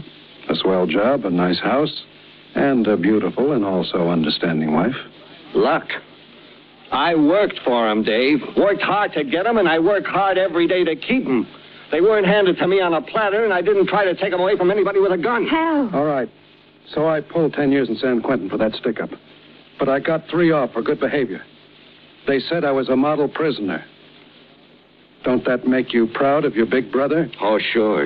Real proud. Ma would be proud, too, if she knew her son was a model prisoner. Now, you look, Hal. You were the death of her, Dave, and I can't forget it. Oh, come off it. I know. I was there. I watched her day after day worrying about you. I watched her worry her life away. Hal, it wasn't my fault. I couldn't help it. You could have helped it if you'd have settled down to a steady job. But that's something you would never do because you never wanted to. I never did. Before. But a guy gets a chance to do a lot of thinking when he's in queue. Like how to pull bigger jobs when he gets out? Hal, darling, you're not being fair to Dave. Let him talk. All right. Talk. You know something, Hal? What? I figured out a lot of things while I was away. I've come to a conclusion. A conclusion that I'm not as smart as I thought I was. Not nearly. Oh, I wish I could believe that. I always thought I was the wise guy. You were the chump. But I was wrong. I was dead wrong. Well, maybe it ain't too late to start over again. If people will just forget I'm an ex-con. I'm sure they will. Can you, Terry? Of course. You've paid your debt to society. Yeah, well, we'll see. San Quentin is full of 2-time losers who couldn't make it on the outside because society wouldn't give them a break. We'll see. Dave, are you serious? Or is this some more of your good intentions? Yeah, you see what I mean, Terry? Nobody believes an ex-con, including his brother. I believe you. And I want to. You do? If you really want a job, our outfit can always use a good man. Do you mean that, Hal? Yes, Dave, I do. It's dangerous work. You can't scare me. But it pays off plenty. You just got yourself a boy. Fine, I'll see the boss about it as soon as he gets back from Frisco. That's great. Meanwhile, why don't you stick around here for a few days and take it easy? I guess you got a vacation coming to you at that. Oh, well, I don't know. I don't want to put you to any trouble. I mean, well, would it be all right with you, Terry? It's the way it should be, Dave. You two are real folks. Okay, so it's a deal. Any beer in the icebox, honey? I wouldn't be surprised. We'll drink to the family reunion. Listen, Dave. There's something I want to tell you before Terry gets back. You don't have to tell me, boy. I know. Dynamite is tricky stuff, huh? Tricky? All you have to do is make one wrong move and you're... So I don't make any wrong moves. Yeah, but sometimes it happens without your having anything to do with it. The brakes go out on a mountain road, or a boulder comes rocketing down a hill and you got to make a fast stop and... Oh, that's 1,000 to 1 shot. You want to try to call the odds on this one? Paul Gordon, one of our best men, was making a run over to Utah last month, just after the deer season opened. A guy missed the buck he was shooting at, but he didn't miss Paul's truck. So that's 1,000,000 to 1. I'd go up against shorter odds than that to get what you got. All right. But I had to tell you before you... Hey, watch it. Here comes Terry. Well, here we are. Hey, that looks great. Oh. Beer and salami and Will cheese. you do the and honors, pretzels. darling? Sure. Here you are, ma'am. Thank you. Dave? Much obliged. And one for old Dad. Now, I'd like to propose a toast. Okay. Let's hear it. Here's to you, Dave. Here's wishing you health and good fortune and happiness. You know, just the best of everything. You mean like Hal's got? Yeah, I'll settle for that. The best of everything.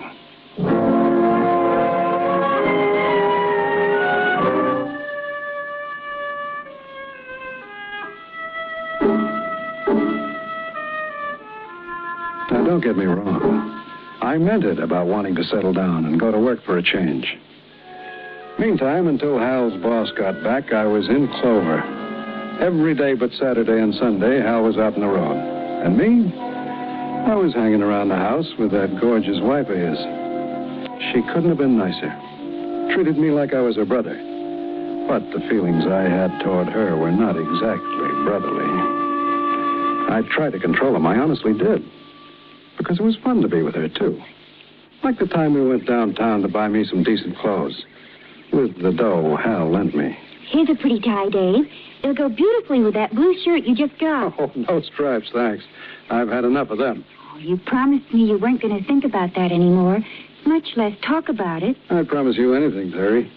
You ought to know that by now. Promises don't mean a thing, not unless you keep them. All right, I promise never to break another promise, okay? Okay. Gosh, look at the time. Yeah, it's 4:30, so what? Hal will be home at 5 today. Oh. Yeah, he likes to have you there waiting for him when he comes home, doesn't he? Yes, he does. You know something, Sugar? I don't blame him.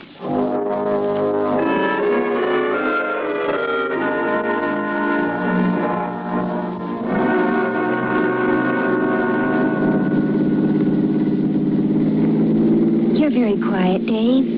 Yeah, I was thinking. About what? Did you know every single man in San Quentin has the same dream? He does? Yep. Waking or sleeping, the same dream. What is it? He dreams of what it'll be like when he gets up. And most of all, he dreams of the 3 things he wants most. What are they? Good clothes, a slick car, and a pretty girl. Was that your dream, too? Yep. And it's all come true. Except... Except what? Except the way I dreamed it. The pretty girl wasn't my brother's wife.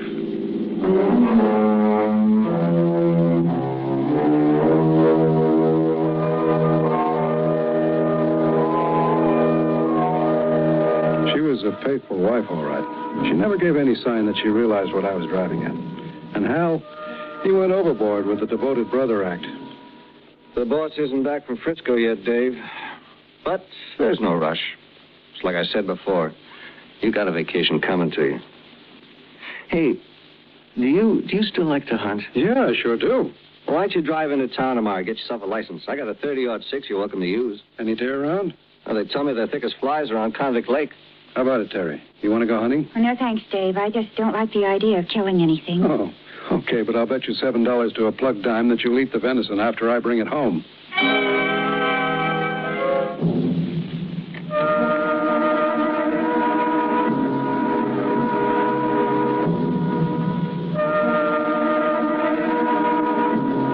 So there we were, just one happy family, when Hal was at home.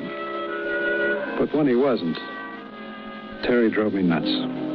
I tried, I really did. I'd go out for long walks by myself, or I'd listen to the radio or try to read. But it was no good. I couldn't get my mind off her. Then one day, we were finishing lunch. It was a warm day, and she was wearing shorts and a halter. Another cup of coffee, Dave? Oh, no, thanks. I haven't got any room. All right, then I'll do the dishes. No, I'll clear the table for you. Oh, don't bother. There aren't very many things. I'll just get your cup and saucer and... Terry. Dave, let go of me. What's wrong with you? What do you suppose is wrong with me? Let go of me, Dave. You must be crazy. Maybe I am. I was stashed away for 7 years, and I never even saw a woman. And the ones I've seen since I came out, they weren't like you. Take your hands off me, Dave. If Hal knew about this, he'd... Dave, let me go. There's somebody at the door. Yeah, I guess I'd better see who it is. But if it's Hal... Don't worry. I'll handle it.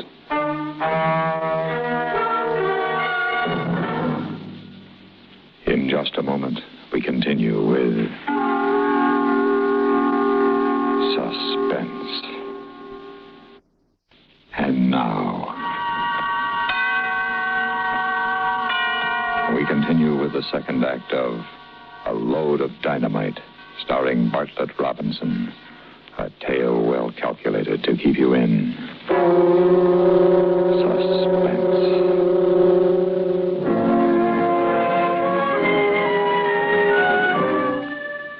I felt pretty silly when I opened the door. It was only a Girl Scout selling cookies.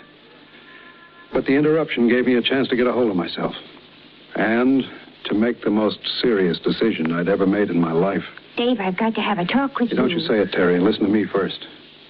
I flipped my lid, sure. But even if that kid hadn't rung the bell when she did, I'd have stopped. Just for a minute, I forgot you were my brother's wife. But when you said if Hal knew about this, it pulled me up short. Hal's a great guy, Terry, the greatest. He gave me a real square shake. I'd never do anything to cross him up. Or you neither. It mustn't ever happen again, Dave. It won't, Terry. I swear it won't. I'll never lay a hand on you again. As long as you're Hal's wife.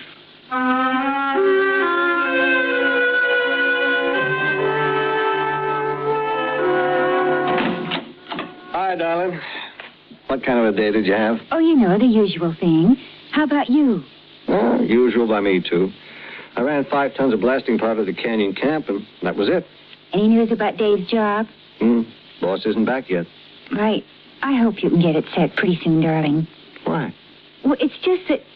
Well, I think Dave's beginning to get sort of, restless. He should get restless. A comfortable house to live in, the best meals a man ever put under his belt, and the prettiest girl in the world to keep him company. What more does he want? Where is he, by the way? How do you know? He wasn't here when I got back from the market. I bet he went to get that hunting license. Well, then why didn't he ride in with me? You sound funny, baby, like you had something on your mind. Anything wrong? How, darling? Come on now, let's have it. What's nibbling on you? How does Dave drink? I don't know. Remember, I haven't seen him for a long time. Why? Well, it's something that happened today. Like what? Well, when I offered him a bottle of beer today, he asked me if we had any bourbon in the house. When I told him we didn't, he said he'd have to do something about it. We was kidding, of course, Maybe he was, maybe he wasn't. I better find out before I get him a job. You're asking for it when you mix alcohol and gasoline, but when you add a few tons of dynamite, then you are in trouble.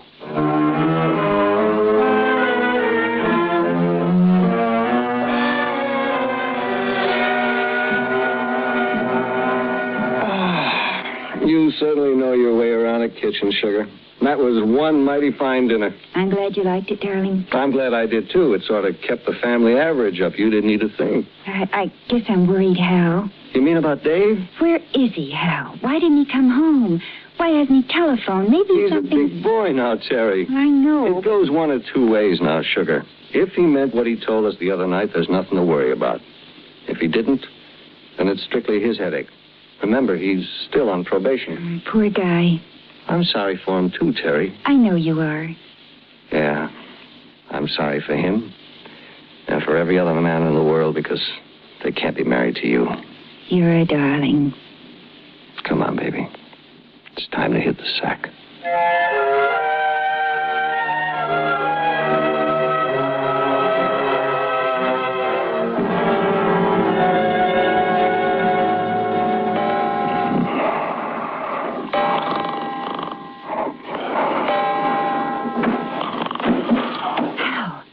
Wake up. What is it? What is it? Hal, there's somebody in the house. I heard a noise in the kitchen. There it is again. Well, it's probably Look, the light just went on. Well, why shouldn't it? Is that you, Dave? Yeah. Well, come on in for a minute. I'll be right with you. Hey, easy does it, man. Hey, you're lucky I didn't take a shot at you. Why? Because I had a couple of drinks. Say, you did at that, didn't you? Sure I did. I found me a girl in town, a nice, friendly girl. And we sat in the Red Dog and belted around a piece of booze. Dave, you shouldn't have. You know something, Terry? You're absolutely right. They got fine liquor at the Red Dog, and like I said, the girl was real friendly, but it wasn't any good, Terry. It wasn't any good at all. We'll talk about it tomorrow, kid. What you need now is a little shut-eye, and I do, too. I'm making the run up to that new mine tomorrow. The one up in the mountains near Convict Lake? Yeah, and with a full truckload, I wouldn't like to fall asleep at the wheel, if you know what I mean. Want me to fix you some coffee, Dave? No, thanks. Want me to help the bed boy? I don't need any help. I'll make it all right. You stay here, Hal. You stay right where you belong. With Terry.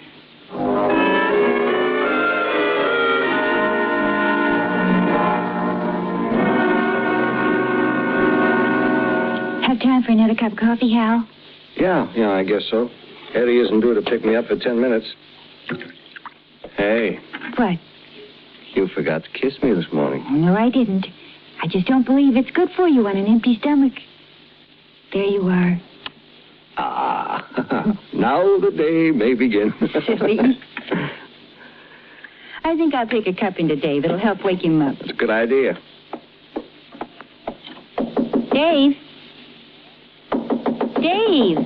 He's still dead to the world. Go on in. Still dead to the world. Go on in. Hal! Huh? He's not here. What? Well, the bed's not even turned down, just rumpled, like he threw himself across it without undressing. I get it. What? Look in the corner. My rifle's missing. He must have gone hunting. On foot? I doubt it. Take a look out in the garage. You're right, the car's gone. He's got a lot of nerve taking off with the car without telling us. Oh, well, it's all right. I won't be needing it today. With the hangover he must have, he's in no shape to go deer hunting.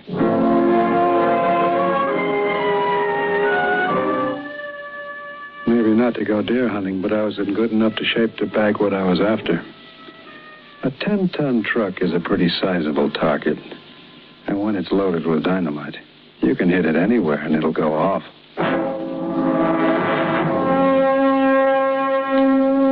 I found me a perfect location, where the road winds down a steep grade just before you get to Convict Lake. I hid the car in the underbrush and climbed up to the top of the bank. It was rough going. I slipped a couple of times, but I made it in plenty of time.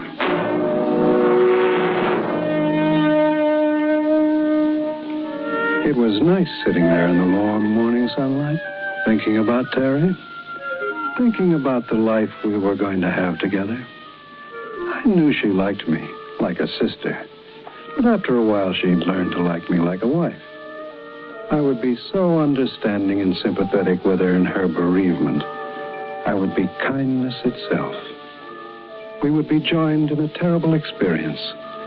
The tragic accident that had taken away her husband and deprived me of my loving brother. An accident that was about to happen. It was Dave's truck feeling its way down the tricky slope in Compound Low. I got it full in my sights and waited until it came closer. Closer until I couldn't miss. I aimed for the big white C and the word Colossus on the side and carefully squeezed the trigger.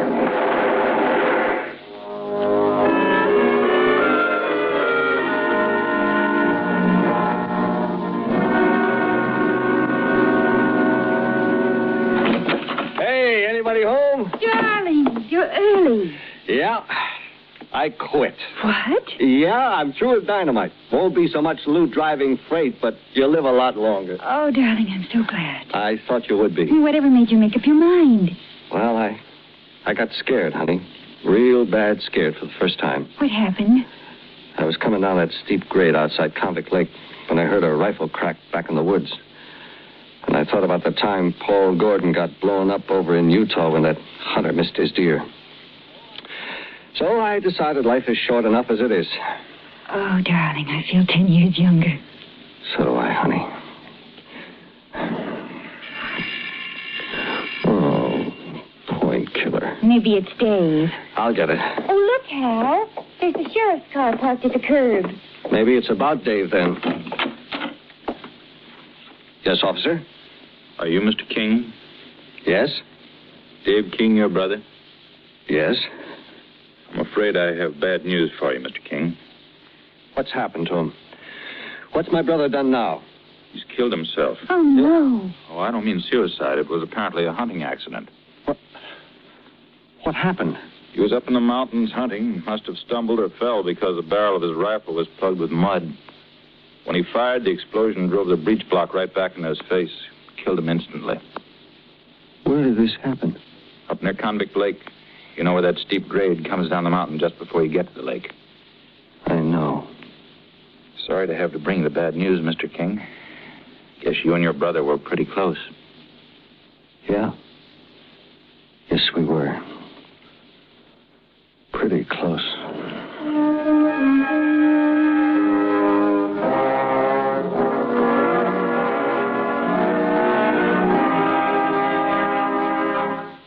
Suspense. In which Mr. Bartlett Robinson starred in William N. Robeson's production of A Load of Dynamite, written by Richard Wheel. Listen. Listen again next week for another tale well calculated to keep you in suspense. Supporting Mr. Robinson in A Load of Dynamite were Ellen Morgan, Paul Dubov, and Barney Phillips. Suspense.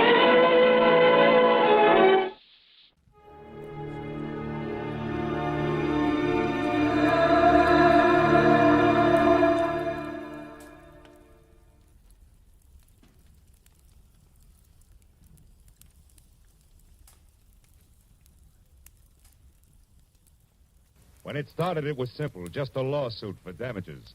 But before it was over, it was far from simple, and the damages were murder. All because of a red-headed woman, a ghostwriter with ambition, and a match that burned with a bright green flame. From the pen of Raymond Chandler, outstanding author of crime fiction, comes his most famous character as CBS presents The Adventures of Philip Marlowe.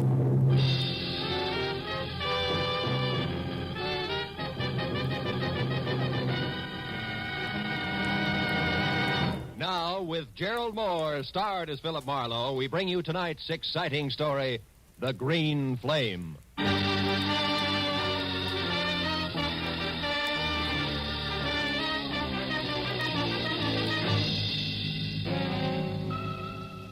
It had been the kind of early start, late finish crowded in between day that had made breakfast coffee, lunch a ham sandwich on the run, and dinner nothing. So by the time it finally ended, it was pushing 9 o'clock. And I was both a little tired and a lot hungry. All of which made the feast I could imagine spread out in front of me over an emerald green tablecloth something better than good enough to eat. Blue Point oysters on a half shell, a Caesar salad, veal scallopini topped with mushrooms the size of silver dollars. Oh, I was ready for it. Yes, well, the oysters once again became a blue ashtray. The scallopini a notebook, a green cloth underneath all. My desk blotter. Hello, Marlowe speaking. Dodie Whitmore, Marlowe. Ever hear of me? I have. I've also heard you own half a dozen screen magazines, a local radio station, and a daily published for the motion picture industry called the Hollywood Trades. Does that cover it? Not quite. Today I acquired something else. A libel suit for $100,000 that was just slapped against the trades by a has-been actor named Bradford Colby, which, Marlowe, is the reason I'm calling you. Oh? So drop whatever you're doing, boy, and get over here to the Whitmore building. Whitmore building? We're on El Centro near Gower, and closed. Tomorrow's Sunday, no addition. Figures. When the night watchman lets you in, turn left, keep walking till you get to an office numbered 116. You got that? Yeah, 116. But if you don't mind, Miss Whitmore, I'd like to do something. I'd like to eat first. Make it coffee and a ham sandwich at the outside and get over here fast. Coffee? Look, Miss Whitmore, I'm starving. Marlowe, how much do you get a day? 25 in expenses. Why? I'm willing to pay 125, and you keep track of the expenses. Now what do you say, boy? Boy says coffee and a ham sandwich will leave him stuffed. Goodbye, Miss Whitmore.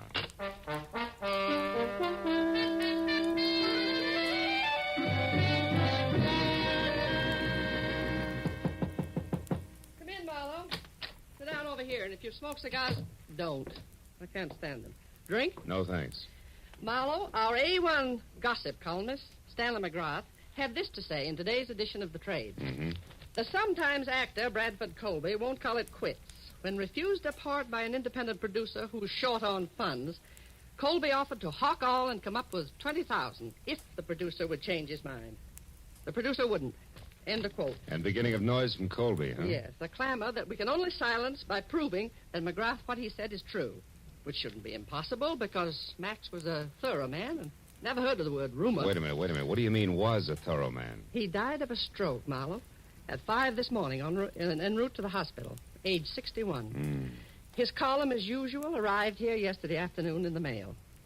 He always wrote from his home, which is a junk-filled cracker box up on North Brunton. Now you're being sued by Colby for damages, huh?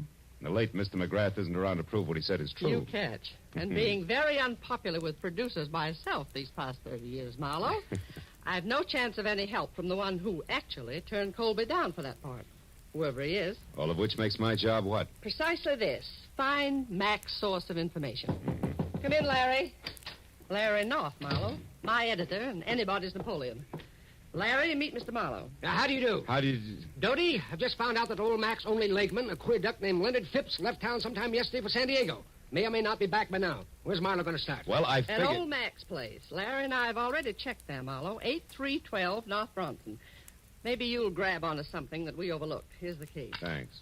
Mac lived alone. Don't get wrapped up in his notes. They're gibberish. And remember, my lawyers are sure that we lose this case if we can't prove what Mac said was the truth. Well, yeah, Call as soon as you get a lead, and if I'm out, Larry will be in his office next door.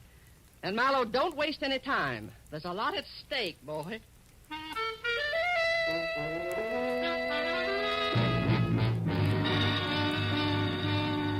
What Dodie Whitmer had labeled a cracker box turned out to be a 5-room, slightly beat down, almost square house set back some 50 carelessly landscaped feet from a high stucco wall that said the late Mr. McGrath had lived alone and liked it. And when I entered and went to his study where I turned on a desk lamp, I saw what my client had meant by junk. There were the odds and ends that a man collects in a lifetime. On his desk, a tarnished loving cup for excellence in reporting, dated 1927. Beyond that, on the mantel, an autographed picture of Teddy Roosevelt, and next to it, a paperweight from Niagara Falls. And then an item I hadn't expected. In a shadowed corner of the room, there was somebody else. A tall, gaunt somebody else, wearing horn-rimmed glasses and papers sticking out of every pocket. He was slowly, an inch at a time, backing off from the edge of the circle of light in which I stood. I took one casual step toward the desk and then nailed him. Get your hands off me. Why? So you can start running, Mr. Leonard Phipps? How do you know my name? I'm psychic. I also know you just got back from San Diego. What I don't know is what you're doing here. Now, come on. Talk, fast. Please let go. Leave me alone. I'll talk. I've got nothing to hide from the right party. Who are you? Philip Marlowe, private detective, was working for Dodie Whitmer, a lady impatient to know which producer McGrath was talking about. In that article on Colby this morning. Now, do I qualify? Yes, of course. We're both after the same piece of information, Mr. Marlowe. No? I want to find that answer, too, and then whisper it into Dodie's ear. Just to save her $100,000? No.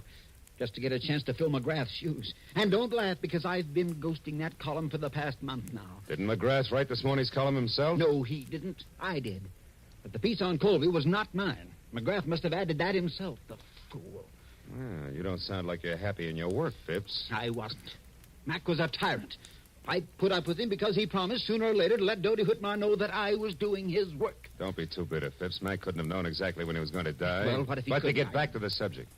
Have you any idea where we can get a hold of something real to go on? Yes, I do. Out there in the living room. Yeah. Follow me, Marlowe. If you can, in the dark. Come back here. Ow! Ooh.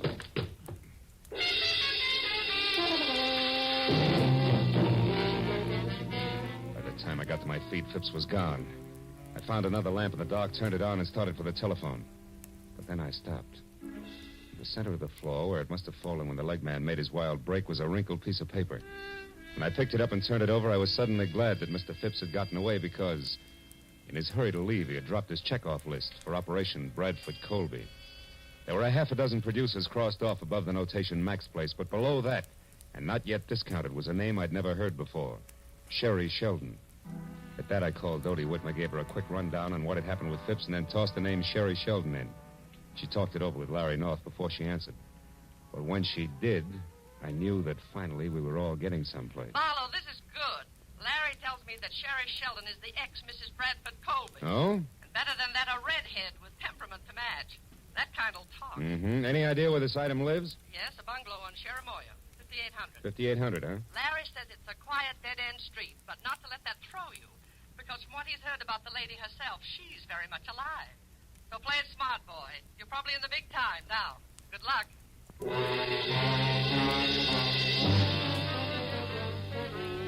It's only a furlong plus the bungalow on Sheramoya, so when I pulled up and parked away from number 5800, I was still wondering exactly what play it smart, boy meant. And the lady in question was known far and wide as a shock of red hair capping so much dynamite. But a minute later, as I walked toward the house, I labeled that thought introspection, dismissed it, and concentrated instead on an acre of tweed jacket that was unfolding out of a long, honey-colored sedan, parked a little ahead of me. When it straightened up to something over 6.5 feet, slammed the car door shut, and stomped inch-thick soled brogans off in a king-sized huff, I knew that this was an angry man. And in the next second, I knew that it and the thespian Bradford Colby were one and the same. When Colby got to Sherry's doorbell and jabbed at it impatiently for attention, I ducked below a hedge nearby. When the door opened and then slammed shut again, I left the hedge in favor of an on-the-bias palm tree that bowed toward Milady's chamber, where I could both see and hear what had to be an exciting reunion. You said that you knew something that couldn't fail to intrigue me on this of all days. So now that I'm here, start intriguing, Sherry, darling. All right. How's this for a starter? I want, to the penny, exactly 1/2 of the money you're going to get from Dodie Whitmore. Oh, Sherry, how droll. Now, why in the name of the great American dollar do you think I'd give you so much as a sly glance at that delightful little fund? For 2 reasons. The first, I deserve it for putting up with both you and your abominable conceit for exactly 1 year. Still droll, darling. Go on, keep laughing, Mr. Colby. Keep laughing while I light my cigarette with one of these matches, these cute ones that burn with a green flame. Where did you get those? In a little known lodge out beyond Malibu called the Green Flame. Don't you remember, darling, I ran into you there one day last week when you were having lunch with a mysterious stranger whom you tried to keep me from seeing. You nasty little sneak, Sherry. When you were so engrossed in keeping yourself between me and your guest that you left the souvenir book of matches at the bar after you graciously lit my cigarette for me. And what of it? They give those matches out by the thousands. That they do, but, Brad, dear, they all don't have numbers penciled on the inside. Numbers? What numbers are you talking about? Now who's being droll? What are you getting at, Sherry? This. I had a call a minute before I got in touch with you from a delightful gentleman who's very interested in what I'm getting at. So here, take your stupid book of matches and get out. No. I don't need them anymore. No, wait, Sherry, now please. Brad, I am going to have exactly 1/2 of that easy money that's coming your way. And after the gentleman I mentioned and I get together, I may want more. So don't say anything you'll be sorry for later on. Oh, Just Sherry. get out now. And don't come back until I send for you. Dear Brad. It was the better part of a minute before Colby, the actor, quit running the gamut of theatrical expressions indexed onto hate, and Colby, the man, stopped biting down hard on his lower lip. Then, without another word, he slammed out of his apartment, ran to his car, and started off. I waited long enough for the steam in the room to condense, and then I walked to the front door and rang the bell delicately, the way I imagined a delightful gentleman like Mr. Leonard Phipps might. Yes? Can I help you? I think so, Miss Sheldon. It's only a matter of a simple question. Did you give that Brad Colby story to McGrath yesterday? Wait a minute. Who are you? Why, Leonard Phipps, of course. I talked to you on the phone, remember? Oh, yes. It was only half an hour ago, Mr. Phipps, and yet in those 30 minutes, it's surprising how your voice has gone from tenor right down to bass. Good night, Dad. Not so fast, baby. It's out on my shoe shine. All right. Come in. I'll tell you what you want to know. I did give that story to McGrath. I did it for revenge. I hate Colby. And when your revenge boomeranged and the ex came out 100,000 ahead of you, you decided to cut back in. Is that it? Yeah, Wait a minute. You've been listening. How else would you know all this about Brad and me? Same way I know you're a liar about giving McGrath that story. Your in, honey, is strictly something different, like a book of matches that burn with a green flame, an accidental meeting at the lodge of the same name. Let's take it from there. Huh? Yes, why don't you? Right outside, where both you and it belong. Good night, mister. Marlowe, Philip Marlowe, Sherry. But tell me, why the hurry? Anxious to powder your nose before Mr. Phipps arrives? Frankly, Philip, I'm anxious to do just about anything that doesn't involve talking to... What is this? Somebody's hit. Come on. He's over there near the curb. The car didn't stop, Marlowe. No, and that scream sounded pretty bad. Oh, he's dead, isn't he, Marlowe? Yeah. That can mean only one thing to you, baby. To me? Why, who is it? Your late date, Sherry. One Mr. Leonard Phipps.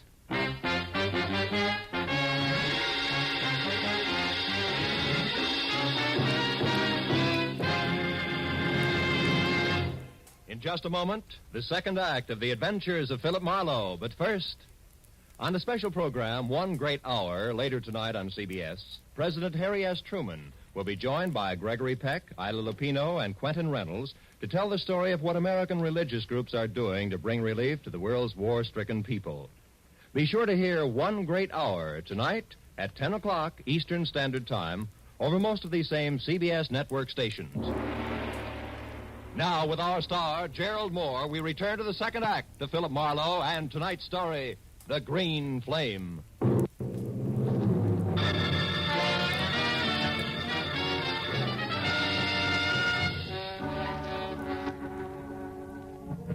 As the red-haired, sophisticated eyes stared down at what seconds ago had been Leonard Phipps, the sound of the powerful car that had slammed the life out of him whirred into silence far down the street. All that was left of Stanley McGrath's overambitious leg man was a twisted, broken scarecrow, sprawled over the curb and half up on the sidewalk. It wasn't pretty. And the sight of it cracked Sherry's self-assurance like a rock through a window pane. When she stopped pressing the knuckles of one hand against her mouth and looked at me, she was scared. Clear through. Marlowe, this horrible thing, it was an accident, wasn't it? Oh, sure. About as accidental as if they'd used a sledgehammer on him. Oh, yes.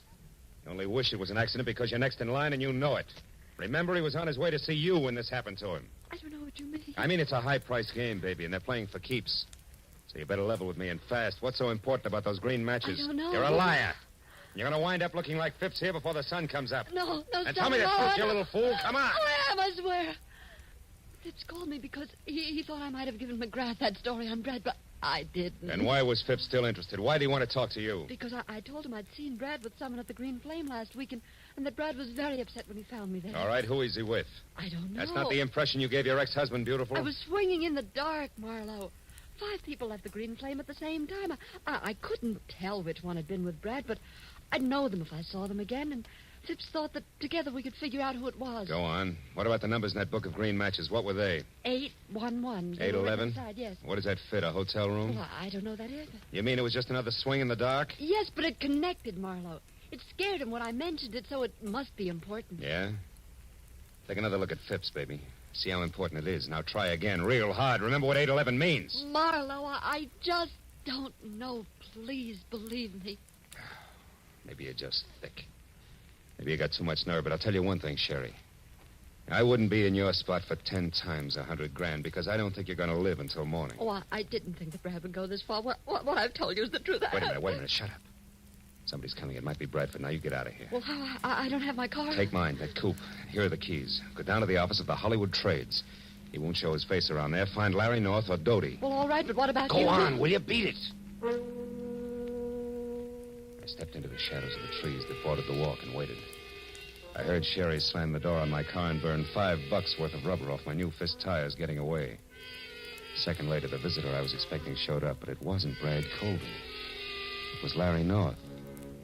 He ran 3 bustling steps out into the street and watched my coupe scoot out of sight. Then he spotted the corpse. His mouth fell open and he tiptoed slowly toward it like he was afraid he might wake it up. When I moved out into the light, he saw me and turned. Marlowe! Do you know about this? Who is it? It's Leonard Phipps. Phipps? McGrath's leg man? Yeah. Driver didn't so much as look back. What a stinking break. Phipps in a hit-and-run accident at a time like this. Look, you jump to your conclusions, North, and I'll jump to mine. Eh? What do you mean? Phipps knew something fishy about that item in McGrath's column. And Sherry Sheldon knew something fishy about Colby. So from where I stand, Colby couldn't afford to let them get together. No accident? That's a daring observation, Marlowe. For $100,000, I know plenty of guys who do a thing like this every day in the week. You can buy a lot of distance with that kind of money. Hey, you're right, of course. What exactly does the Sheldon girl know? Did you find out? Only partly. Bradford's mixed up with someone else on this deal. Sherry doesn't know who, but if we can get the other tie-in, she'll be able to identify that person on sight. Yeah. Well, did she have anything else? Number 811 in a book of matches. Mean anything? 811? No. Hey, come on, North. Quit staring at him. You're making yourself sick. Let's get out of here. Yes, all right. Well, I guess I better. Bradford Colby must be out of his mind. Maybe. I'll let you know. I'm going to drop in on him now before the cops do and check my theory over with him. Where does he live? Yeah, on Wilcox, a villa in the Midcliff Gardens. Marlowe, I'm going in and talk to Sherry. Maybe I can find out who Colby's working with. She's not here. I sent her down to the paper in my car to stay with you or Doty until things cool off. Yes, but Doty isn't there. She went out for some reason right after you called. There's no one there now but the night watchman. Oh, great. Now, look. Drop me off at Colby's place, and you get down there and find Sherry. She's worth $100,000 to Doty Whitmer, but only if she lives. Now, let's go. While the natty little Napoleon in the elevator scurried off to fetch his car, I ran inside. Put a fast call through to the police and submitted the shortest report on record of a hit-and-run death. By the time I got back, North was waiting at the curb with the door open. I piled in beside him, and 10 minutes later we glided to a stealthy stop on Wilcox at the ivy-covered archway over the Midcliff Garden gate. Neat slices of amber light poured through a big Venetian blind on the window of a villa at the rear of the court, which North identified as Colby's. And in the same breath reminded me that the actor was a strapping 6'6" and a desperate man. He urged me to be careful, and I urged him to hurry, and as he left, I walked toward the big window and saw Bradford inside, slumped deep in the lap of a suede easy chair, doing a solo with a bottle of Paul Masson champagne, and looking about as desperate as a sleepy St. Bernard. I walked around to the front door, decided to try the shock treatment to blast him out of his blasé attitude. Yes, what do you want? Get inside. Go on, move. Take your hands off me. You might have gotten away with that trumped-up suit for damage. You might have gotten away with that trumped-up suit for damages, Colby, but you're not going to get away with murder. You killed Leonard Phipps, didn't you? What are you raving about? Who's Leonard Phipps and who are you? Name's Marlowe, and I'll tell you something, Colby. The only reason I'm not busy knocking your head off at this minute is because I want to hear the whole story right from the top. Now, first, who wrote that item in McGrath's column for you? Are you mad? McGrath wrote it himself, the venomous little creature. He and Doty Whitmer used that to damage my reputation, and now they're going to pay for it. Oh, stop it. You knocked your reputation into a cocked hat every time you step in front of a camera. Well, your damage suits are phony, and you know it. Now, where's that book of matches with the famous 811 inside? 811? Mm-hmm. Oh, yes. Those that burn with a green flame. You've been talking with my imaginative ex-wife, I see. She's burning with quite a green flame herself, isn't she? How that woman hates to see me get ahead. Never mind. Where is it? If you'll allow me, Marlowe, I'll just answer this. Bradford Colby speaking. I see. Yes, I heard. That's right. Well, I'll do my best, darling. At least 10. Now, goodbye, Helen. Just an old friend, Marlowe. You can let your eyebrow down again. Helen, huh? You know, you always were a lousy actor. I'm getting a little sick of you, Colby. And I've got a hunch I'm due for quite a stall, so start talking, huh? Where's that book of matches? Easy, Marlowe. Take it easy. Here it is. Come on, let's see it. Of course. Here, take a good look. Oh! What a character. Up to your chin in trouble and you make waves. Lousy snoop. Oh! Yeah, that does it. Tough guy. You're not leaving, Marlowe. You're staying right here. And just to make sure... No, you don't, Colby. Oh! You sucker. Should have loosened your corset. I waded through the chunks of glazed ceramics that Colby had smashed on my head and worked hard to hold back the wave of darkness that kept rising up under me until I made it to the kitchen, where I splashed a few quarts of cold water on my face. And then I went back. Colby was still holding down the hooked rug he landed on, and the book of matches that had started the argument was on the floor beside him. I picked it up and opened it. The number was there inside, written in blue wax pencil. But I thought I'd made a mistake. Until I realized that maybe Sherry Sheldon had made the mistake. When that idea hit me, it brought another one along, and I remembered that Colby had received orders by phone to delay me. Oh, my... Then I knew I'd better hang onto my head and move, but fast. I rolled him over and found the keys to his car. I was halfway out the door when he came to. Stop. Come back. You can't leave here. It's my exit, not yours, ham-bone. Good night.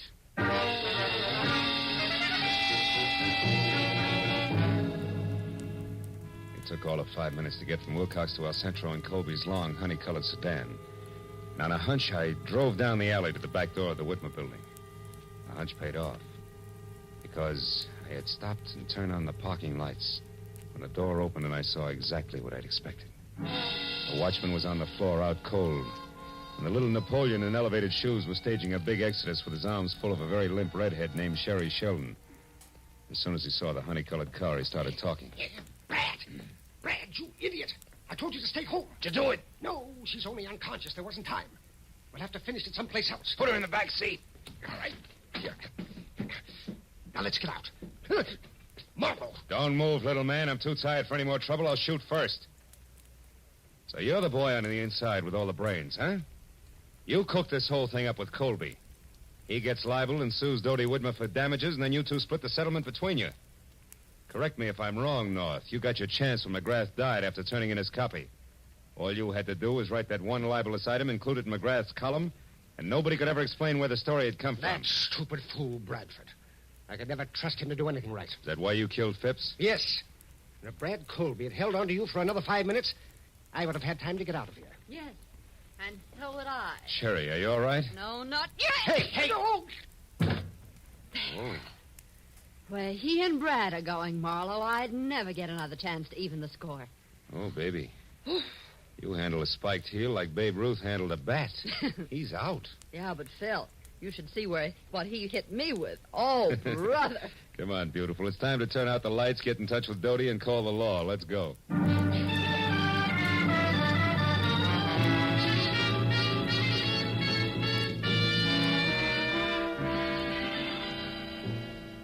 Well, let's go, Sergeant. Yes, Inspector. Thank you, Miss McMahon. Good night. Good night. Well, I'm glad those cops and the cigars are gone. Here, kids, help yourselves. You both look like you need it. This you can say again. And how I need it. Marlowe, you could have slid me through the hole in the lifesaver when you said my own editor, Larry Knopf, was it. Yeah, it gave me a jolt, too, Dodie. Yeah, and me. The hard way.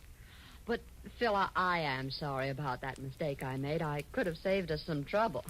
What mistake is this? Well, you see, honey, we knew that whoever was working with Colby had written down a number for him in a book of matches. Sherry here thought it was 811. But when I saw it, it was upside down from that, so it came out 118. 118? Mm-hmm. Why, that's Larry's office number and phone extension. Check. Yours is 116, and his was right next door. I remembered. So 118 was it. That, coupled with the fact that it was written in blue pencil, which is standard equipment for all editors, gave me the tip. Honest now, Phil. Hmm? Did you figure that out, or was it luck?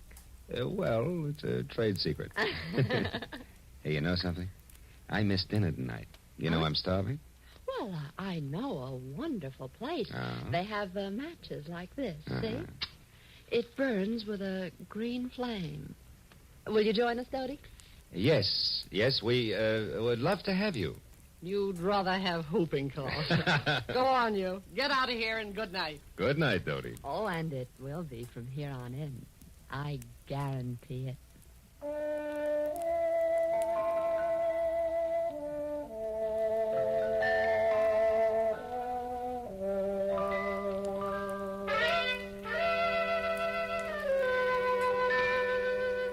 A wonderful supper was waiting for us at the Green Flame restaurant. It was all arranged by a call from Dodie. And it waited until it got cold because we didn't show up to eat it. There was something about the moonlight glinting on the ocean and a certain stillness in the morning air that made food seem somehow unimportant.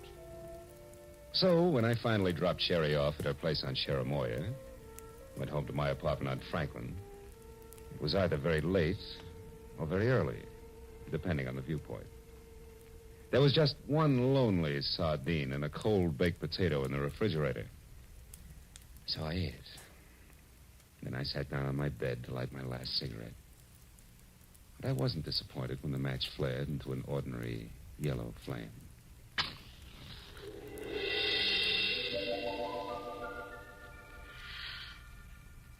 Good night, Phil.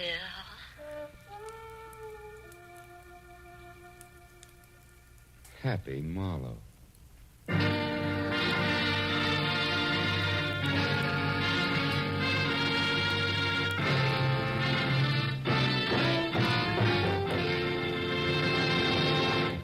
The Adventures of Philip Marlowe, created by Raymond Chandler, star Gerald Moore, and are produced and directed by Norman McDonald. Script is by Mel Donnelly, Robert Mitchell, and Gene Levitt. Featured in the cast were Fay Baker, Larry Dobkin, Myra Marsh, Howard McNear, and Parley Bear. The special music is by Richard O'Runt.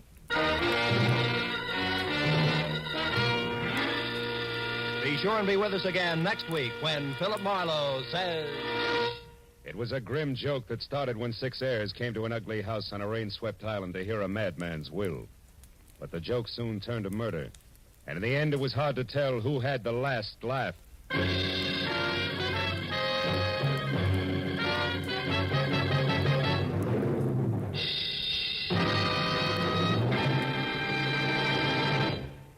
Tomorrow night, Helen Hayes stars in the famous comedy The Farmer Takes a Wife on CBS's Electric Theater.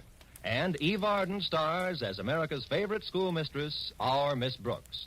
You'll delight in the expert comedy of these two great feminine stars when the Electric Theater and our Miss Brooks come your way tomorrow night over most of these same CBS network stations. This is Roy Rowan speaking. Now, stay tuned for Gangbusters, which follows immediately over most of these same stations.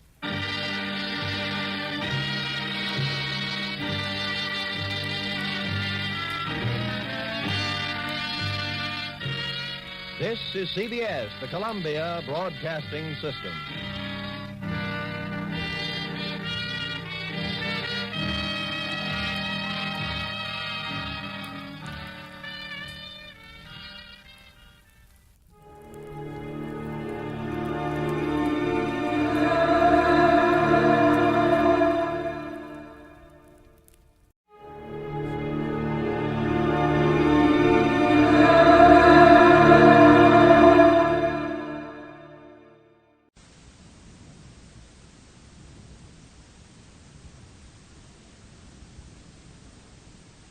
The Adventures of Sam Spade, Detective, brought to you by Wild Root Cream Oil Hair Tonic, the non-alcoholic hair tonic that contains lanolin. Wild Root Cream Oil, again and again the choice of men who put good grooming...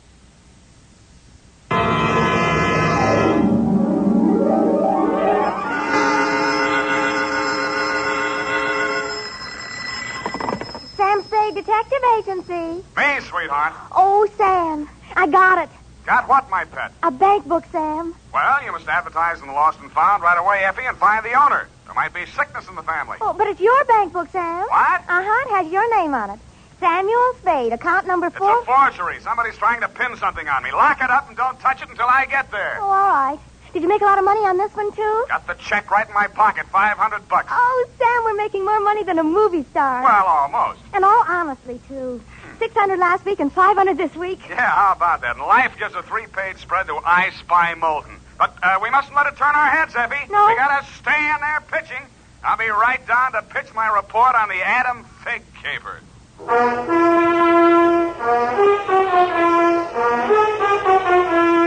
Dashiell Hammett, America's leading detective fiction writer and creator of Sam Spade, the hard-boiled private eye, and William Spear, radio's outstanding producer-director of mystery and crime drama, join their talents to make your hair stand on end with the adventures of Sam Spade.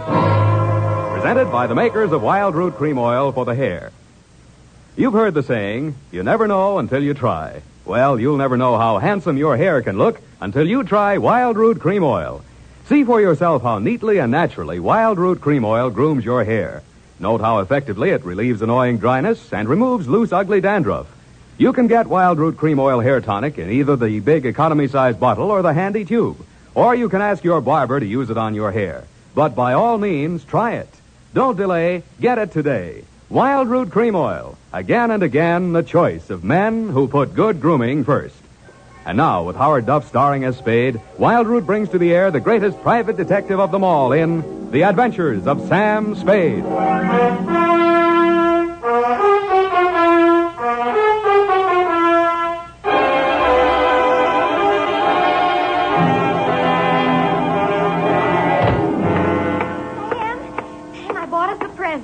Oh, you're going to love it. Well, we got to watch these expenses, Effie. There's always something. Yes, but this will be saving. It saves confusion. It saves fretting. Mm-hmm. Now, this gadget here, what is it? It's a Minirobot. A what-a-bot? It's for busy men like yourself, Sam, so you don't have to burden your mind with petty details. You see, it has this dial on it, right here. And you drop these little cards in this slot. Mm-hmm. You don't have to worry about that. That's for me to take care of. Oh, good. Then, when you come into the office, and supposing you have an appointment with Mr. Jones at 2 o'clock, and you forgot about it, you just dial 2 o'clock, and the little card pops out. And it says Mr. Jones on it. How do I remember to dial 2 o'clock? Oh, Well, maybe it's in the instruction book. But anyway, now go ahead, Sam, please. The card's right in there. Now, dial 2 o'clock. Go on, Sam. Let's see. Just like a telephone, Sam. Now what do I do? Well, give it time, Sam. It's thinking. Must have forgotten. Jones. Mr. Jones. Effie, do you think it's dead? Oh, Sam, I don't understand it. It was working perfectly. Well, I'll take it straight back first thing in the morning. You'll have to. It'll never find the way itself.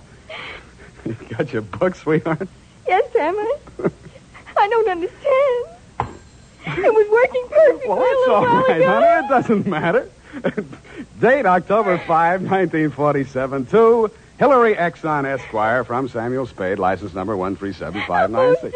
Oh, honey, it's only a memo robot. Subject, the Adam Figg caper. Dear Mr. Exxon, October 2nd in San Francisco was one of those days that you see blown off the calendar by a gust of wind in the movies to denote the time is passing. It was a day for scraping off the minutes with a fingernail file and wondering whether the display ad I'd paid for in the classified section of the phone book wasn't just a waste of money. It certainly wasn't the day I'd expect a leprechaun to walk into my office. He said his name was Adam Figg. He said he was the butler at Exxon Manor in Los Nidos.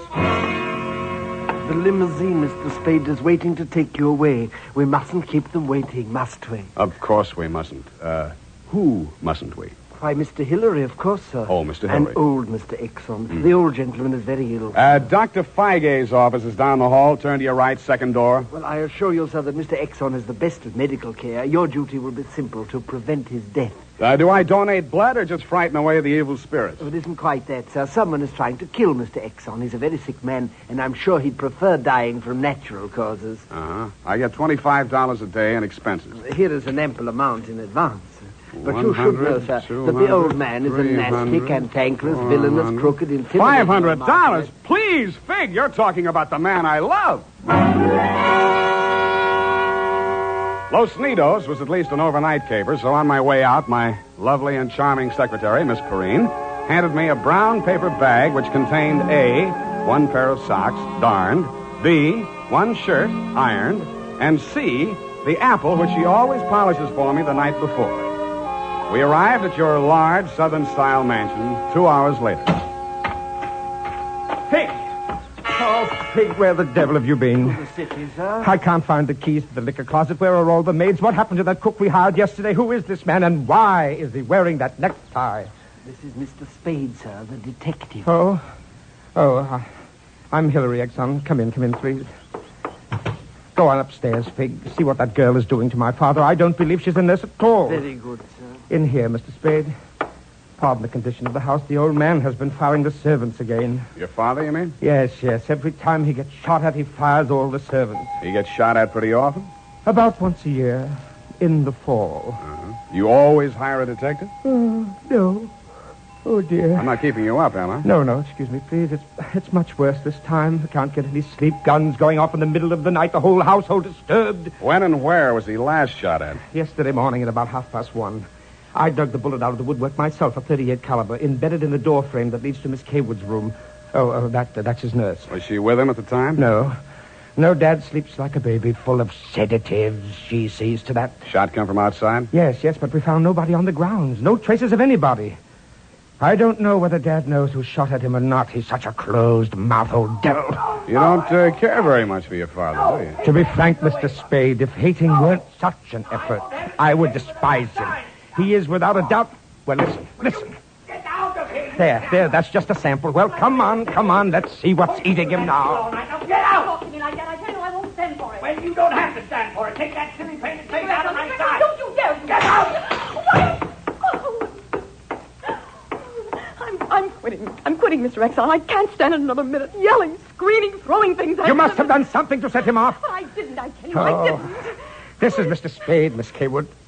Oh, a detective? Will it make you happier to know that I'm a private detective, Miss Kaywood? Well, Mr. Spade, I only hope you can prevent a murder. If there's any way at all that I can help, Thanks. I'll see you downstairs after I've talked to the old man. You'd better go in alone. Of the great Lord Buddha himself. That remained in the temple of... Do you have a throat spray downstairs? I seem to be congested. Go away. Go away. Go away. Oh. Well, wasting ammunition. Well, who are you? If you're a total stranger, come on in. Well, don't be afraid, son. Come on over where I can look at you. It's hard to keep my eyes open. Oh, I mustn't do that. Oh, so you're the detective, eh? That's right, Pop. If you want to take a little nap or something, I'll come back later. What did I say just now? Come back later? No. There's no reason for you to come back later. I'll say everything I have to say right now. The shot woke me. I didn't see anything. I don't know anything. I've got a million enemies. I can't remember the names of any of them. Why don't you try to remember? I could have them checked. You're wasting your time, Sonny. In my day, I've wiped out 100 men, and I'll outlive anybody who's gunning for me now. You must be proud of your past, huh? Proud? Sonny, a past like mine is the finest thing an old man can have. I've swindled my partners and betrayed my friends. I've turned state's evidence just to see my associate get sent up for 20 years. And they say my wife died under peculiar circumstances, and I got rich off her insurance. Now I'm done talking. Do me a favor, son, please. I've got to get a half hour, 20 minutes sleep alone. You'll keep them out, everybody. Please, will you? Sure, Pop. Go ahead. Go on, sleep. Oh, thank you.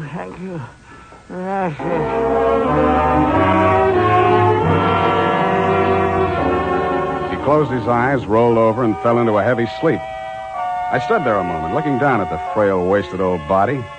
Then I cased the room. In digging the bullet out of the door, Hillary had done a good job of ruining any chance there might have been of proving the direction it had come from.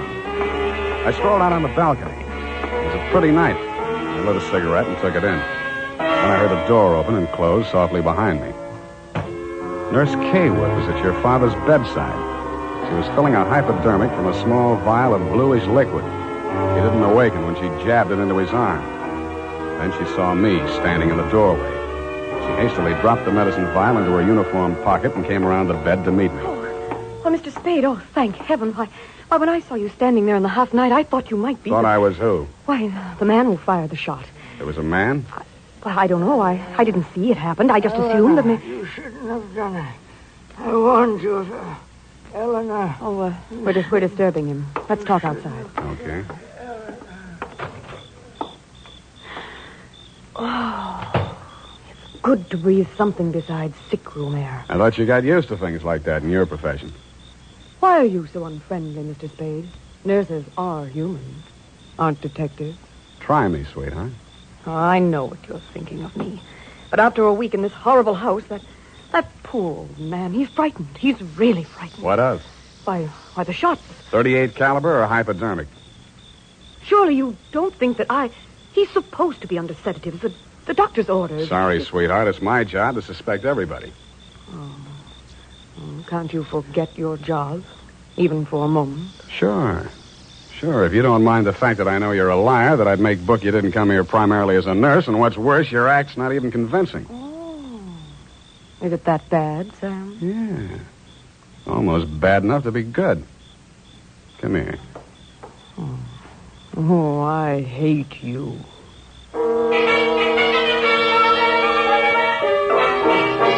It was a very satisfactory love scene for both of us.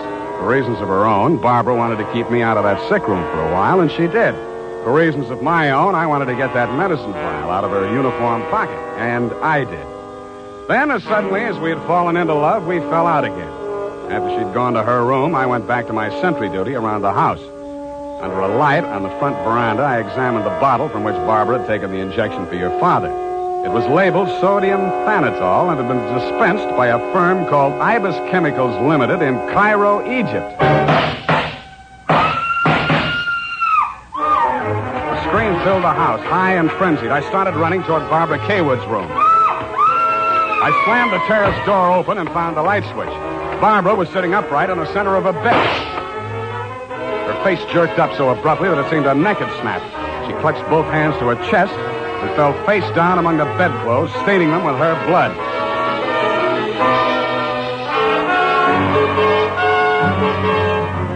I don't know whether I went through, over, or around the screen that stood between her room and the old man's.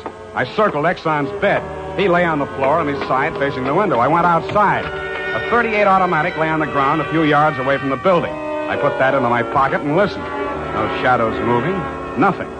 Then he was on me before I could be sure he wasn't a medium-sized tree. Break your back. Be the light. The warm stuff in my cheek might have been the thing's blood or mine. It gathered me up and bent me back and tore at my throat. Then I remembered that hands are stronger than fingers. I started with his thumbs.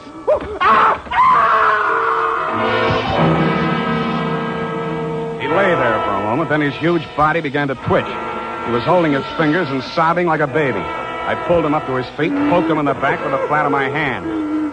I followed him through an opening in the hedges and down a long, pitch-dark lane toward the lights of a squat brick house set on the top of a slight rise.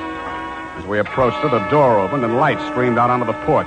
The tall man framed in the doorway was the last person in the world I expected to see. Ah, Marcus, you brought it. Oh, master, very delightful service, but how much pain in fingers. Always complaining, Marcus.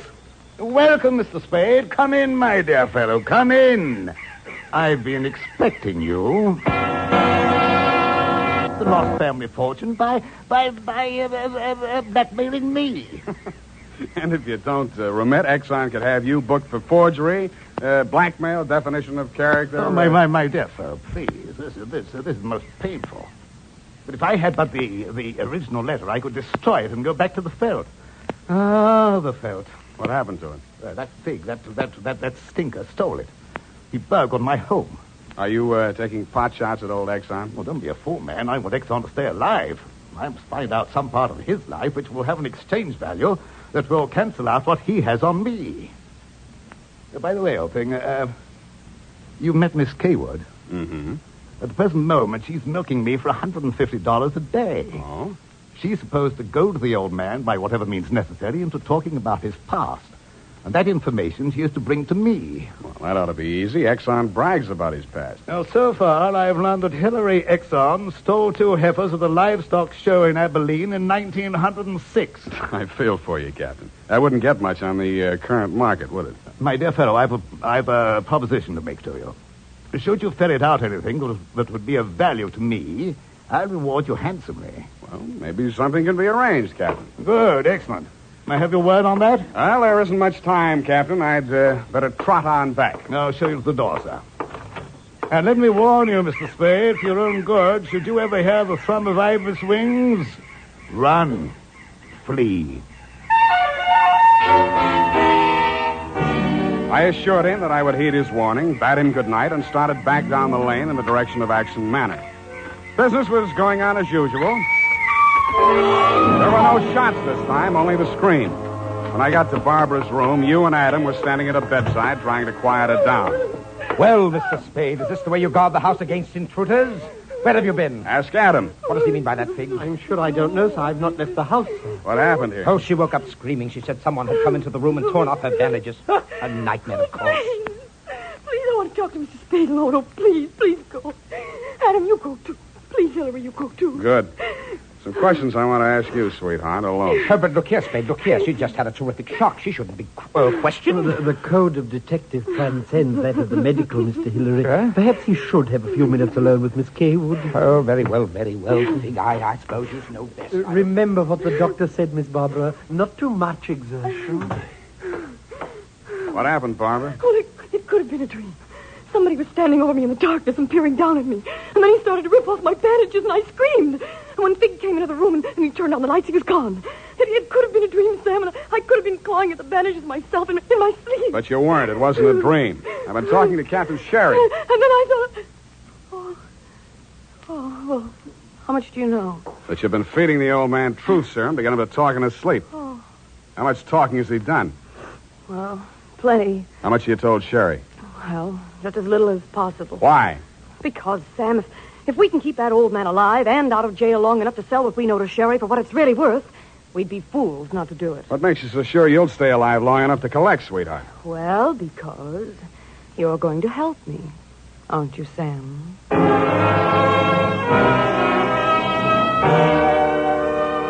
So I helped her, but not for the reason she thought. I made a lot of noise leaving her room and going to mine. Going back, I didn't wear any shoes. I slipped into a clothes press in her room so quietly that even she didn't hear me. I left the door slightly ajar and waited. Time passed, and I was stiff from standing still. It happened at about 3 a.m.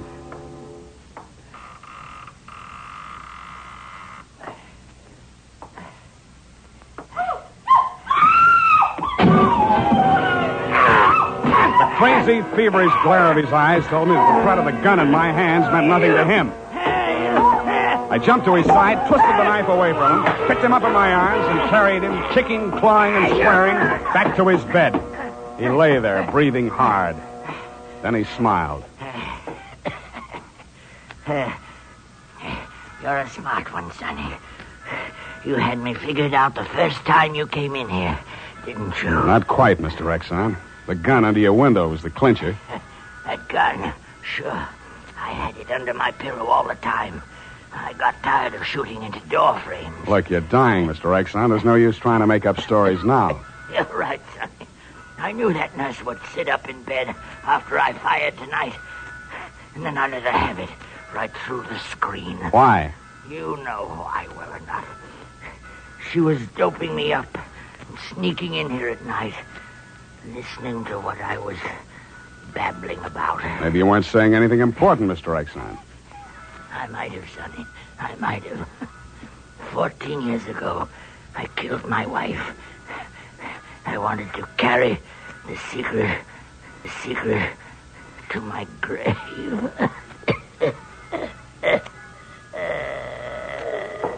You nearly made it at that. Spade! What's happened? Is he dead? He's dead. Did he say anything, sir? Did he confess anything? You must tell me if he said anything. I didn't hear him say a word. Well. Yeah, Mr. Spade. Charged with a certain texture, a significant quality. There's a certain smell, yes. And omen. You can inhale it, sir. Journey thou to Nairobi on the veldt. Tarry 7 days, and you will collect the fabulous golden skull of Wizami, king of the Bojamas. Aha! Marcus! Yes, master. Unhook the hooker. Pack the marmalade. We are off to the veldt.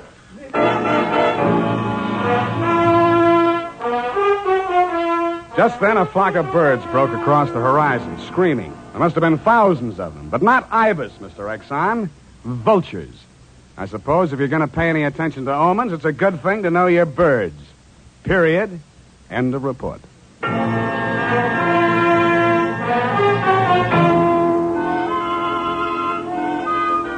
Right now, I have something to say to every man who doesn't use a hair tonic, to every man who says I don't believe in it or I don't need it. That all depends on what you mean when you say hair tonic. If you mean the old-fashioned greasy kind that leaves your hair smelling like a perfume factory, you're absolutely right. But remember, Wild Root Cream Oil Hair Tonic is nothing like that. Wild Root Cream Oil is an entirely new kind of hair grooming preparation. There's not a drop of alcohol in Wild Root Cream Oil, and it contains soothing lanolin that's like the oil of your skin. Most important, Wild Root Cream Oil grooms your hair the right way, neatly and naturally. Never leaves your hair sticky or greasy. Get the big economy-size bottle and the handy new tube that's economical, easy to pack when you travel, and grand for the bathroom cabinet. Don't delay. Get it today. Wild Root Cream Oil Hair Tonic. Again and again, the choice of men who put good grooming first.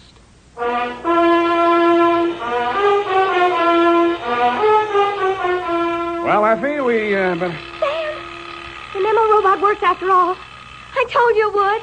Yeah, it just takes a little time, sweetheart. Oh, read the card, Sam. Now, you see? You'd know you were supposed to see Mr. Jones at 2 o'clock. Isn't it wonderful? Well, this card doesn't even mention Jones. Huh?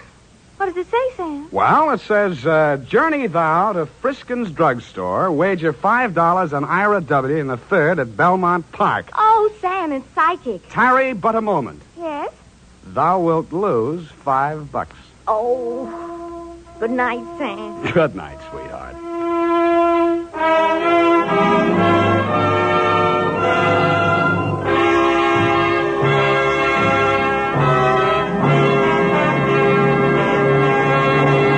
The Adventures of Sam Spade, Dashiell Hammett's famous private detective, are produced and directed by William Spear. Sam Spade is played by Howard Duff. Lorene Tuttle is Effie.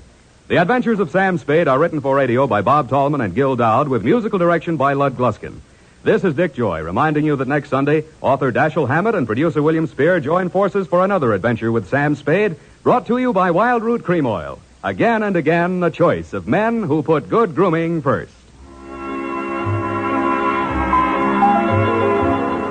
Smart girls use Wild Root Cream Oil, too, for quick, good grooming and to relieve dryness between permanents. Mothers say it's grand for training children's hair.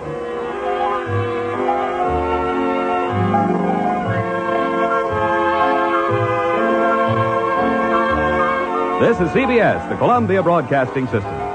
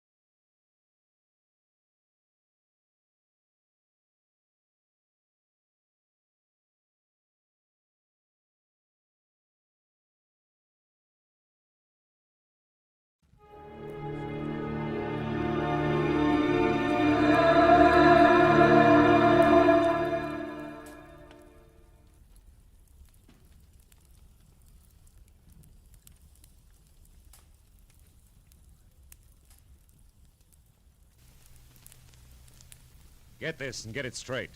Crime is a sucker's road, and those who travel it wind up in the gut of the prison of the grave.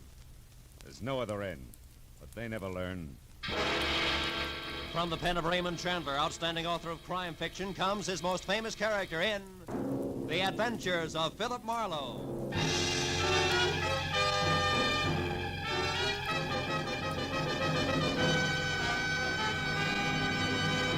Now, with Gerald Moore starred as Philip Marlowe, we bring you tonight's exciting story, The Soft Spot.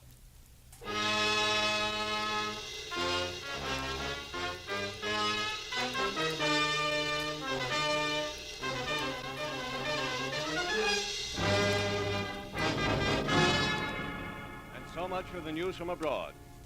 Here in Los Angeles, 2 persons were killed and 8 injured today in 3 separate automobile accidents attributed directly to the thick fog that has blanketed the city ever since yesterday morning. And according to the Weather Bureau, the fog which is rolling in from the sea will be with us for... Fog, smog, everything's cockeyed. Hello.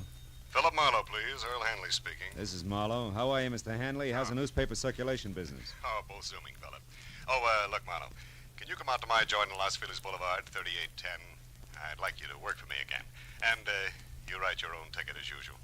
No, thanks. They play too rough in your league, Hanley. Besides, it's a bum night to ride around in a cold newspaper truck, watching out for hijackers. No, Marlowe. It's nothing like that. This is personal business. Oh? Yeah, it's an old man who's disappeared. I'd like you to find him for me. Still a dark night. Double your fee. I see a light, Mr. Hanley.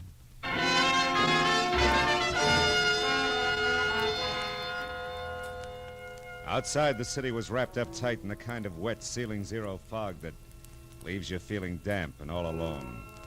Hanley's joint on Los Feliz was an old English stone mansion. Sprawling, smothered in ivy, and about as cozy and come hither as a scream in the night. Inside, I followed an aging, round-shouldered butler whose footsteps didn't make any noise along the type of high, wide, and ice-cold furnished corridor you find only in museums. When we finally arrived at Hanley's study, however, things changed. It was a small room with bright lights, heat, and a desk cluttered with friendly bric-a-brac. Hanley himself was standing against the far wall, and for a moment, the contrast was jarring because the self-made man in shirt sleeves, built like a boxcar and chewing on a cold cigar, didn't at all match the collection of stiff family photos, 1890 style, that hung on the wall behind him. What is it, Marlowe? Hard to find the family resemblance? From here. Your folks, Mr. Hanley? Yeah. Oh. Left to right. My mother, she passed on a year ago, me as a kid. My father, a lush, and my grandfather. He claimed to have killed more Indians than ever existed. All born and raised in a lot of nothing named Walker Falls. Couldn't hold you, huh? Couldn't bring me back either, even when Ma died. I was only a little tyke when I ran away, Marlowe. Couldn't stand my grandfather even then. Nothing but a rod and a bottle. Bad combo. How about your father? Oh, I wrote a few nice words to him when Sister wrote me that Ma died. And I sent a fat check for flowers and a tombstone, but he never answered. Probably drank the dough up. He never could save a buck on his own, they tell me. Anyhow, enough of letting our hair down now, Marlowe. Let's get on to business. Sit down. Oh, thanks, sure. You said someone disappeared, Mr. Hanley, an old man? Yeah. It was a gardener here, Marlowe. Name's Cooper, John Cooper. He's 60, 65 maybe, tall and skinny. Yeah, he got a fringe of curly hair around his ears. The rest is strictly cue ball. Yeah, he shoved off yesterday. With what, Hanley? You catch on fast, Phil. You know, it's my trade. Yeah. Well, the stuff don't amount to too much. Half a dozen fancy silver drinking glasses, those... Goblets? No, goblets, yeah goblets. Worth about 100 apiece, nothing that'll dent me. Also, I'm insured, of course. Well, then the goblets mean something else. They do.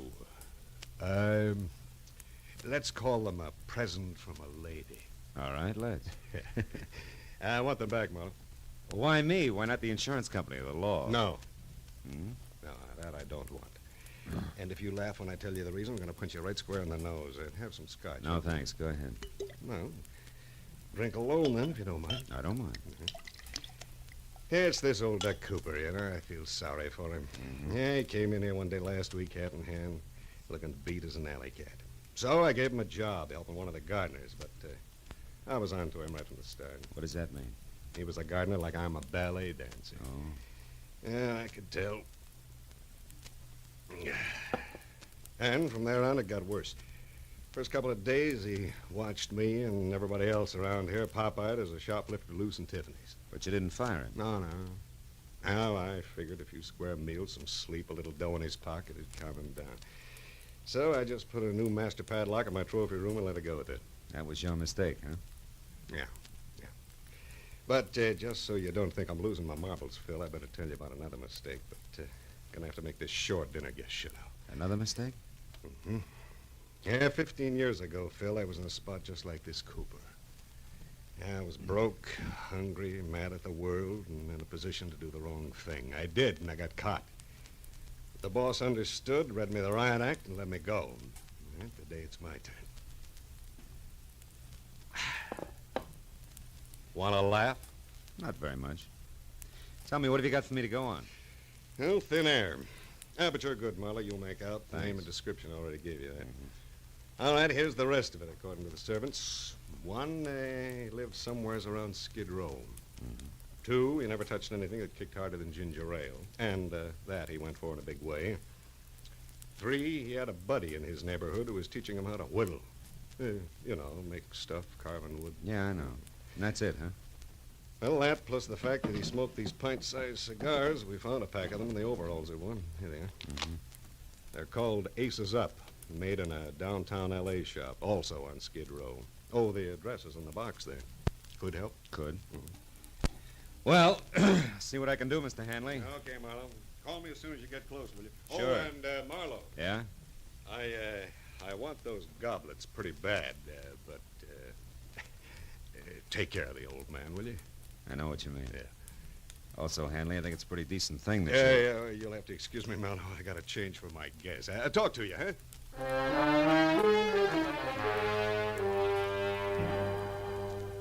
I followed Hanley back along the museum corridor, past the guests who included a spy beautiful lady dressed in too much black, chatting with a crisp item in banker's gray flannel who looked like he'd been born holding an hors d'oeuvre. I didn't see how they could have much in common with their host. But when the big front door eased closed behind me, I forgot about them and concentrated on finding a needle in a haystack.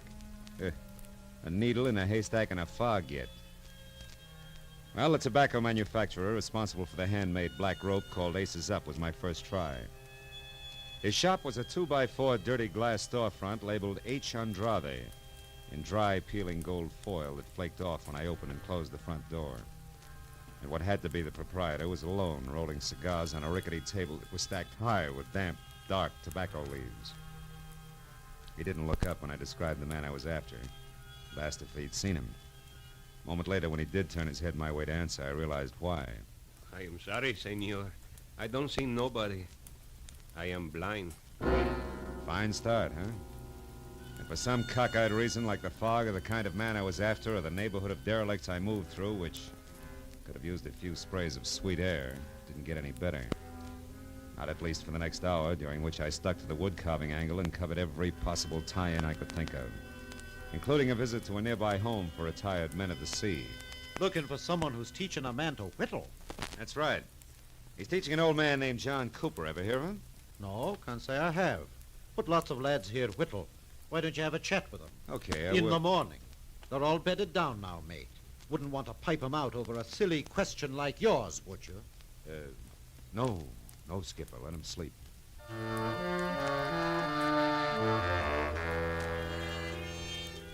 Right there, the whittling went the way of Aces Up cigars, and I turned to my last hope. John Cooper's mania for ginger ale. However, asking about that in the cheap, noisy bars that dotted Main Street was even a sillier question. And it gave all the local comics their big break. Finally... Straight ginger ale, you say, huh? Now, let me see. I get so many orders for it, you know. It could have been the time Carrie Nation stopped in, or, was it the night some joker who was eating pig's knuckles called for a finger bowl? Now, look, Bright Eyes. Let's work a little less on the gags and a little more on... Hey, see that guy over there in the corner booth, the little fellow whittling on that stick? You know him?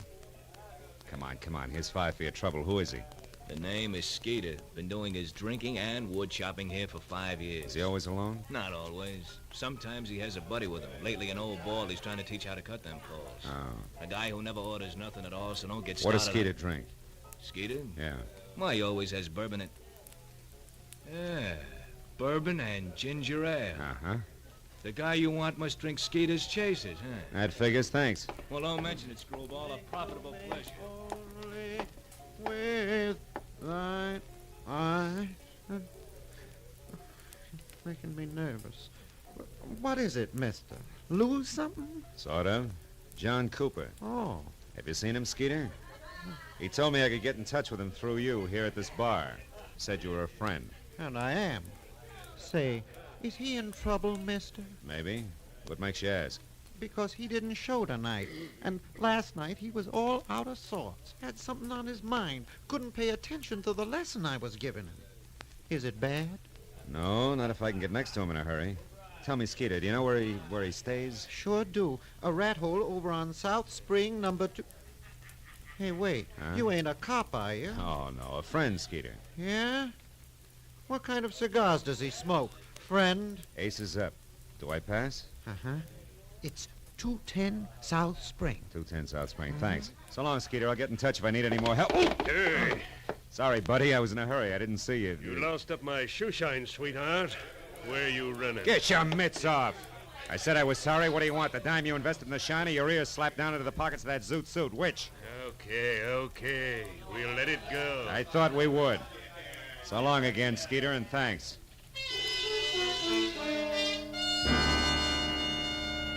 After I made my call to my client and told him how we stood, I drove the half a dozen blocks to 210 South Spring Street. The place was the kind of stale-smelling, beer can-littered, dingy, two-story affair that made you wonder if the garbage collector got around anymore. When I knocked on the cracked glass front door that sported a laundry shirt cardboard that said rooms for rent and eyebrow pencil, I was ready for anything. And that's what I got. Puffy red eyes, bad teeth, smell of cheap gin, all in a cold cream, shiny face that was half hidden by enough bleached blonde hair to stuff an ottoman. Hey, handsome, I can catch my death of cold here. What's up? You the landlady? No, she passed out, but I was drinking with her, so I'll do. What do you want? An old man named John Cooper. Is he in? The skinny duffer? Mm-hmm. Yeah, I guess so. I seen him earlier. It's that door back there, the one on the right. Hey! Hey, Chalky! What do you want back there? Where you going? What's the use? This way, mister. Hey, was that Cooper's room the fella just came out of, last on the right? Yeah, that's it. That louse probably swiped your friend's bottle. He's the kind. Empty. Too bad. You know, he drinks you under the table and then takes what's left. Which in this case would be ginger ale. Cooper doesn't drink. Yeah? Oh, what do you know about that? Hey! Hey, you got company? Hey, Cooper! Lights on. Try the knob, huh? Yeah, you're kind of anxious. Yeah. It's your game, mister. He doesn't drink, huh? What do you call that spread eagle position on the floor? Napping? No. Not with that knife in his chest. Huh? I call that murder.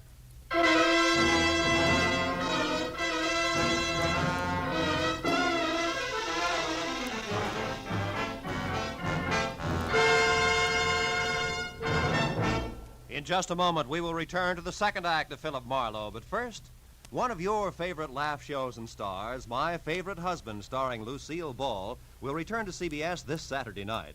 Formerly heard on Sunday nights, Lucille Ball and Her Favorite Husband will now be heard on most of these same CBS stations every Saturday night.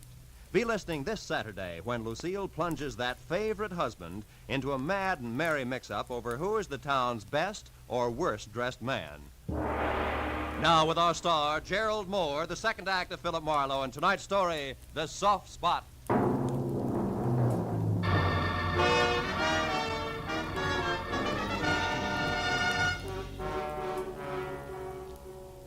The old man's body was rumpled in death like a discarded bundle of rags, loosely pinned at the center with a knife that had killed him. And as the frowsy blonde gradually realized he was dead, the look on her face was dumb, slack-mouthed revulsion. Gee, death's an awful-looking thing, ain't it? Ain't it? Hey, don't touch him, mister. It don't seem decent. Decency is strictly relative, sister.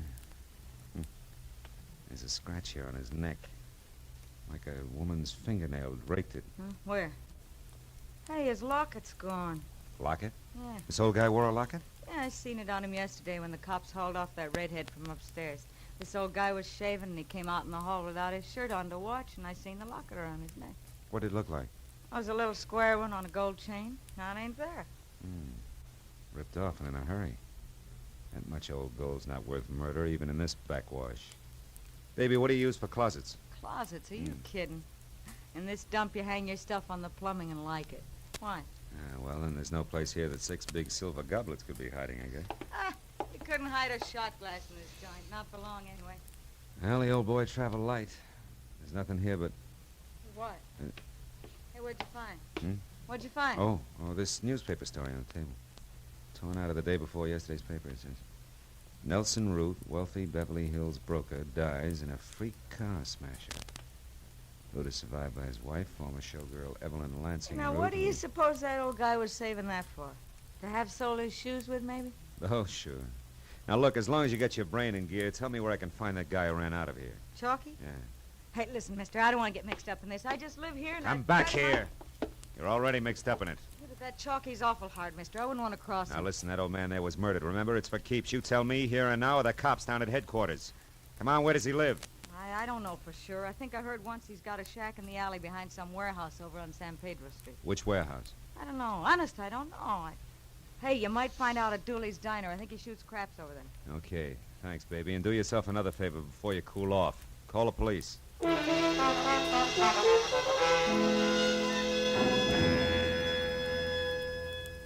It took a solid hour of devious back alley trails before I finally broke down the intimidated loyalty of the Skid Row Brotherhood with a well-placed $10 bill and got a bona fide lead.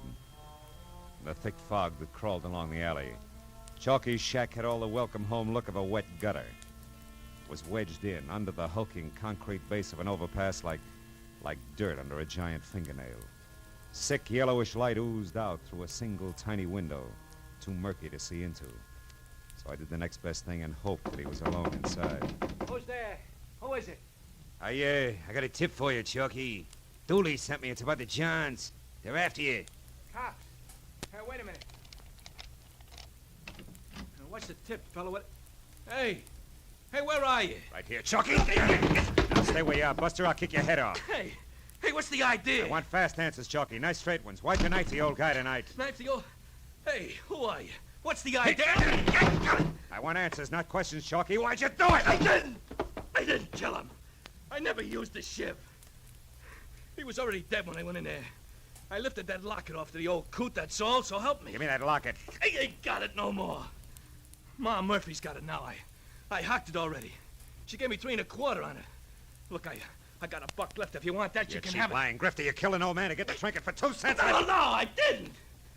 I seen that guy with the big ears run out of the old coot's room, so I went up to take a look. Wait a minute. Guy with big ears? Yeah, he was a zoot suitor. I never seen him around before. I'd remember them flaps of his. Oh. He ran out of the old guy's joint in a big steam squad. Hey, now listen, buddy. He was the guy who done it honest. Ain't no doubt about it. He was the guy... Hey, now wait a minute. You ain't a friend of his, are you? He is again. No reason, unless he was telling me. Oh, now listen, buddy. I never put the finger on the guy before in my life. But when it's protecting my own hide, Finger? I gotta do... Yeah, I could have been the finger. So long, Chalky, and drop dead.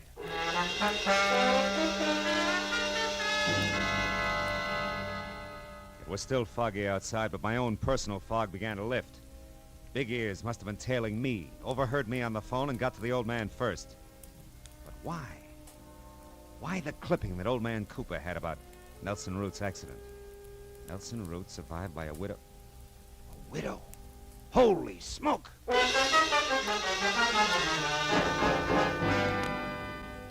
Callahan of the Daily Star gave me half a dozen pictures of Evelyn Lansing Root, from her early cheesecake days right on up to the role of widow in mourning.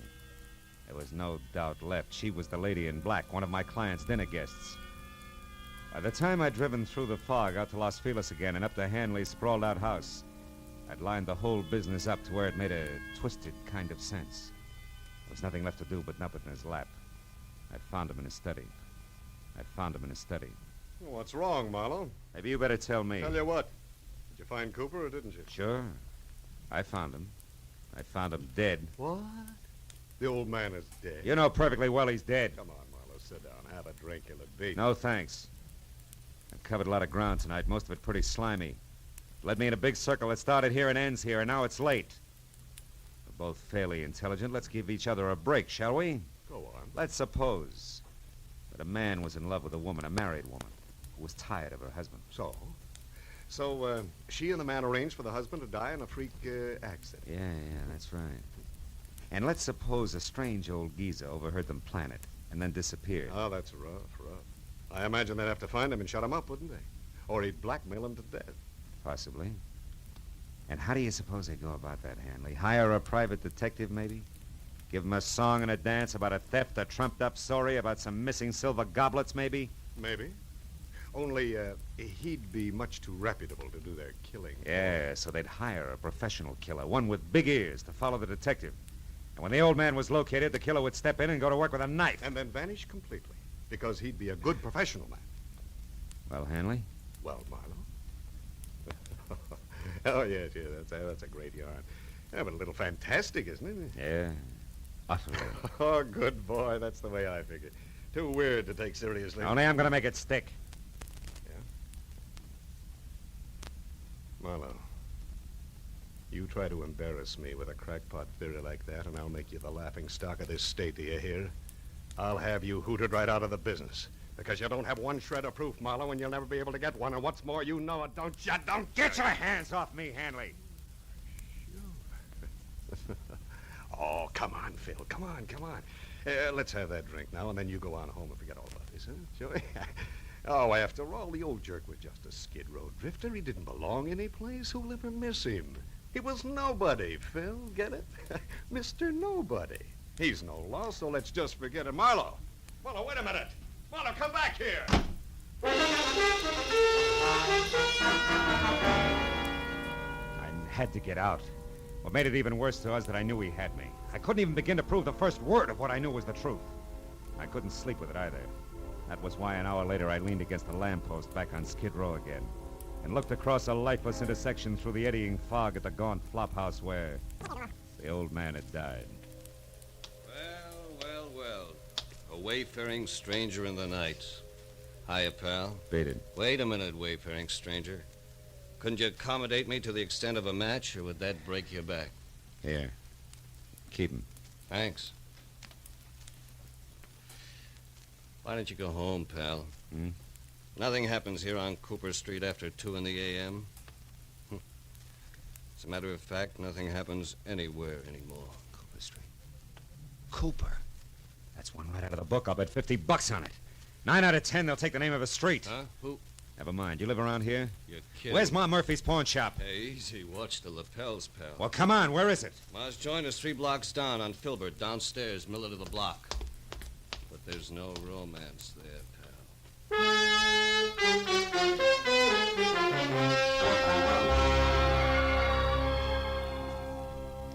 I still got the good notion to call the cops. The idea. Getting me out of a warm bed in the middle of the night to give you a look at a cheap little locket. And all on a dizzy hunch, you said. Yeah, a wild one. You know the locket I mean, Ma. Come on, trot it out. That'll do you no good anyway, sonny. Can't sell it to you for 30 days yet. The law, you know. Yeah, sure, but you've been winking at the law so long, you're blind in one eye, Ma.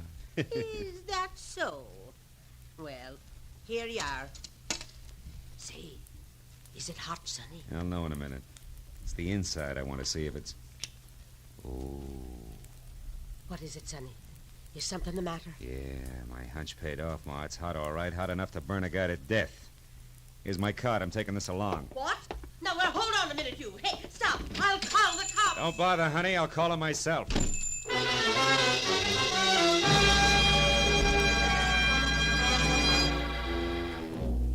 The lights were still on in Earl Hanley's study, so I pulled over and parked on the street and went up the walk on foot.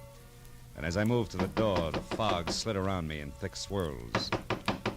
When Hanley answered, his face was hard and ugly. He had a gun in his hand. Our business is over with, Marlowe. Not quite, Hanley. What do you want? I got a tag for our fantastic little Just Suppose story. You're either drunk or stupid, Marlowe. I warned you once, now beat it. Not till you've heard my punchline, Hanley. It goes like this. Suppose a wife died after 40 years of marriage and left her husband alone. A lonely, lost old man who's mellowed with the years. Suppose he doesn't have much time left himself and he knows it, but he's got an obsession. An old unhappiness he wants to set straight. He wants to see a fella, not cause any trouble.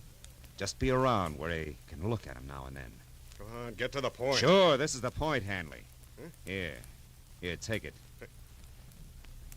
Where did you get this locket, Marlowe? Where? Just suppose it has your picture on one side and your mother's on the other. What then? I gave this locket to my mother when I was a kid. Where did you get it? Come on, tell me. It came from around the neck of a harmless, sentimental old man who was stabbed to death tonight by a hired killer. He'd never have turned you in or blackmailed you, Hanley, because that old man was your father. I had my own father killed. I ordered my own father's death. I didn't know it. Yeah. Mr. Nobody, remember? Come on, Hanley, give me the gun. We can go now.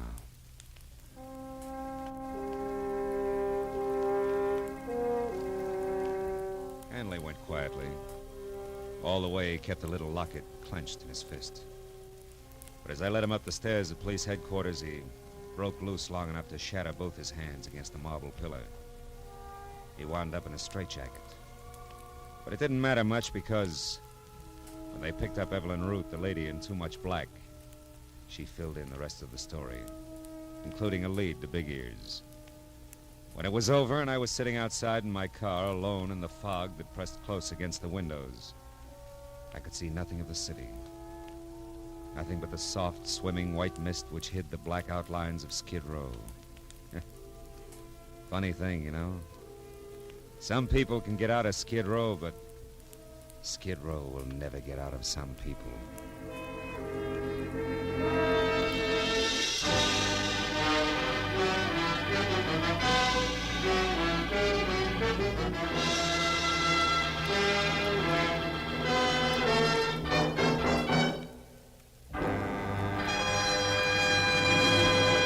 The Adventures of Philip Marlowe, bringing you Raymond Chandler's most famous character, star Gerald Moore, are produced and directed by Richard Sanville and written for radio by Robert Mitchell and Gene Levitt. Featured in the cast were Bill Boucher, Vivi Janis, Verna Felton, Edgar Barrier, Peter Leeds, Nestor Paiva, and Paul Dubov. The special music is composed and conducted by Richard Arant. Be sure and be with us again next week when Philip Marlowe says... This time there were 5 masks. One for greed, one for cowardice, one for cruelty, and one for deceit. And they all covered a murder. But it was the 5th mask that really counted, because it uncovered the killer.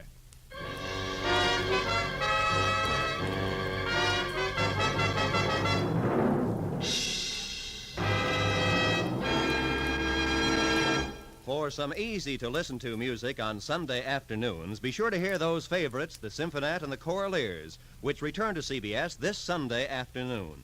The Symphonette brings you musical favorites from the lighter classics, played by a group of outstanding instrumentalists. The Choraleers sing rousing marches, popular songs of the day, and familiar music of the past. Hear the Symphonette and the Choraleers this Sunday and every Sunday afternoon on most of these same CBS stations. To hear each and every star, leave your dials where they are, 'cause this is CBS, the Star's Address. Yes, CBS, the Star's Address. Roy Rowan speaking. This is CBS, where next week you will hear Philip Marlowe an hour and a half later Eastern Daylight Saving Time on the Columbia Broadcasting System.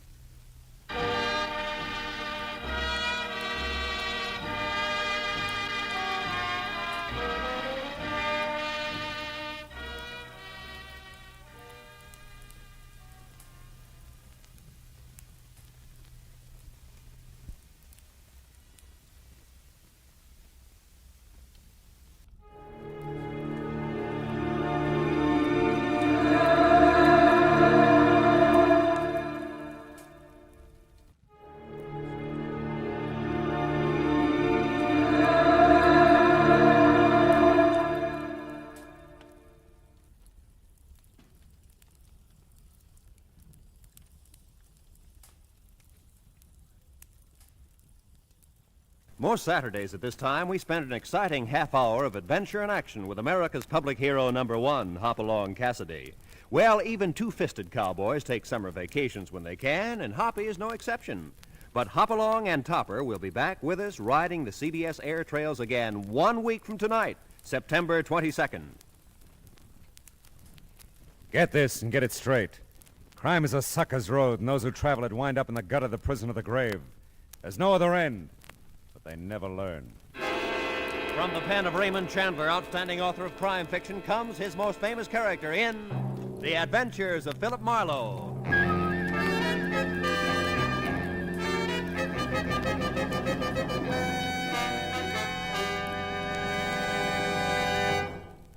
Now, with Gerald Moore starred as Philip Marlowe, we bring you tonight's exciting story, The Sound and the Unsound.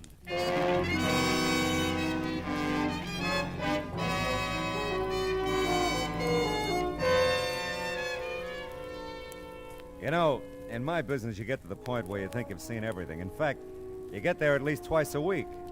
This time I was sure of it. It was 10 o'clock at night, and stretched across my apartment door was the settee that customarily covered the frayed carpet about 10 paces down the hall.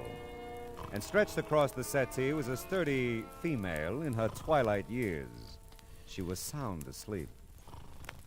Hey, lady. Hey, lady, come alive. Huh? Oh. Madam, you're sleeping in my doorway. Oh, evening, Mr. Marlowe. Well, I must have dozed off. What time is it? About 10. May I ask, what's the idea? Oh, 10 o'clock, you don't say. Yeah. Well, I wouldn't have slept, I don't suppose, except the light's bad in this hall. Not fit for reading, Mr. Marlowe. Yeah, well, I'll speak to the landlady. Now, Well, I guess I'd better put this settee back where it belongs. I hauled it up to your door so I wouldn't miss you.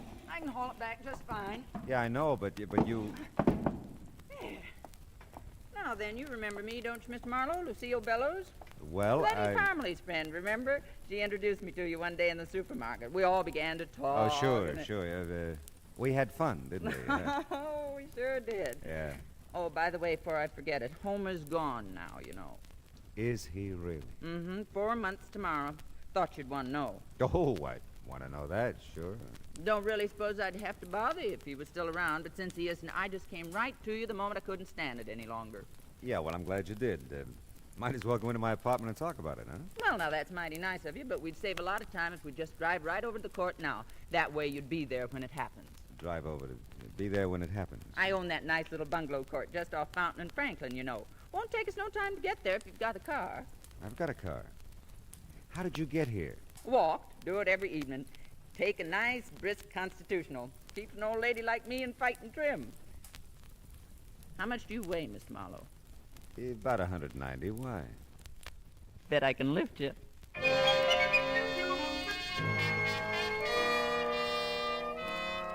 It just seemed smarter all the way around to drive Lucille Bellows back to our nice little bungalow court. My memory wasn't as vivid as hers. I didn't remember Letty Parmley or our hysterical rendezvous in the supermarket or Homer or even Lucille. But the promise of my usual fee made that unimportant. Of two things I was certain: I'd never forget Lucille again, and she probably could lift me. I was still in the dark about everything else as the two of us entered our bungalow at the far end of the court. It was pure Grand Rapids and spotless. You just take that blue chair, Mr. Marlowe. I think that's the best seat. Leastwise, that's where I'm always sitting when it happens. When what happens? The sounds. Good criminally. Don't tell me I haven't told you about them. Well, you've been so busy telling me about everything else. Yes, but this is important. Ah. You see, for the last few nights, I've been hearing these strange sounds coming from Mr. Rogers' bungalow. That's the one right next door. Well, maybe Mr. Rogers is just a little noisy. Huh? No. The thing is, he isn't even home. Been out of town all week on location. He's one of them grips at the studio. Ah. He lives alone, does he? I should think so. He's a bachelor. I keep thinking him and that Barbara Curtis will get married, but they don't. She comes in every so often and cooks him a nice dinner. Lovely girl. Just lovely. He's so handy around the place, you know, always painting and About fixing up the noises, Mrs. Bellows, what do they sound like? Well, sir, they're just downright strange. Sort of a tapping sound. Thought it was the plumbing there at first. Homer used to be good at fixing the plumbing, and I thought about calling him to check it for wait a me. minute, And then just a minute, please. Isn't Homer dead? Did I tell you that? Well, you said he was gone. Oh, well, perfectly logical if you thought so, Mr. Marlowe. Sometimes I tell folks he's dead and gone. Sometimes I tell them he's sicker than a horse and I got him in a sanitarium. But the plain, bald-faced truth is, Homer just up and walked out on me 4 months ago tomorrow. Oh, well, I'm sorry. Well, you know, sometimes I am, too. Most time I'm not, though. But don't think I don't realize I might be imagining these sounds, Mr. Marlowe. I'm getting along in years, and it's just as possible it can be... There she goes. What do you make of that? I don't know. Sounds like someone's tapping along the wall. You've got a passkey, I suppose? Sure, I'll wear it right around my neck. Good. Come on, let's go. By George, I wouldn't miss this for the world. You better give me the key. We don't know what we'll run into. Just put me out of your mind, Mr. Marlowe. I'm safe as here as anywhere. Okay, watch it, though. I think I saw a light in the back. I'm not sure. I'll get the light switch. All right. No one in the living room, anyway. That you, Barbara? Great Scots, that you, Mr. Rogers? Mrs. Bellows. Hello. Thought you was away on location. Well, I just got in town a few minutes ago. The boss needed something for the company. He sent me in to get it. Well, sakes alive. Well, I'm that embarrassed at barging in on you this way. Oh, this is Mr. Marlowe, Mr. Clinton Rogers. How do you do? Well, I don't blame you for looking confused the way you do, Mr. Rogers. I might just as well face up to it. For the last few nights, I've been hearing some pretty strange tapping sounds coming out of your place here. And I made up my mind I'd call my old friend Mr. Marlowe here to investigate them for me. Oh, I see. Say, Well- you don't look too good, Mr. Rogers. Oh, I'm fine. Well, we've been working pretty hard. I'm just tired, that's all. Well, you see, we heard those tapping sounds a while ago, Mr. Rogers, and then a duller, heavier sound just before we came over. And I must say, we didn't hear you come home, Mr. Rogers. Well, I came in the back way. The sounds you heard, Mr. Marlowe, I must have made them. I guess I dropped my suitcases pretty hard. I'm tired, like I said.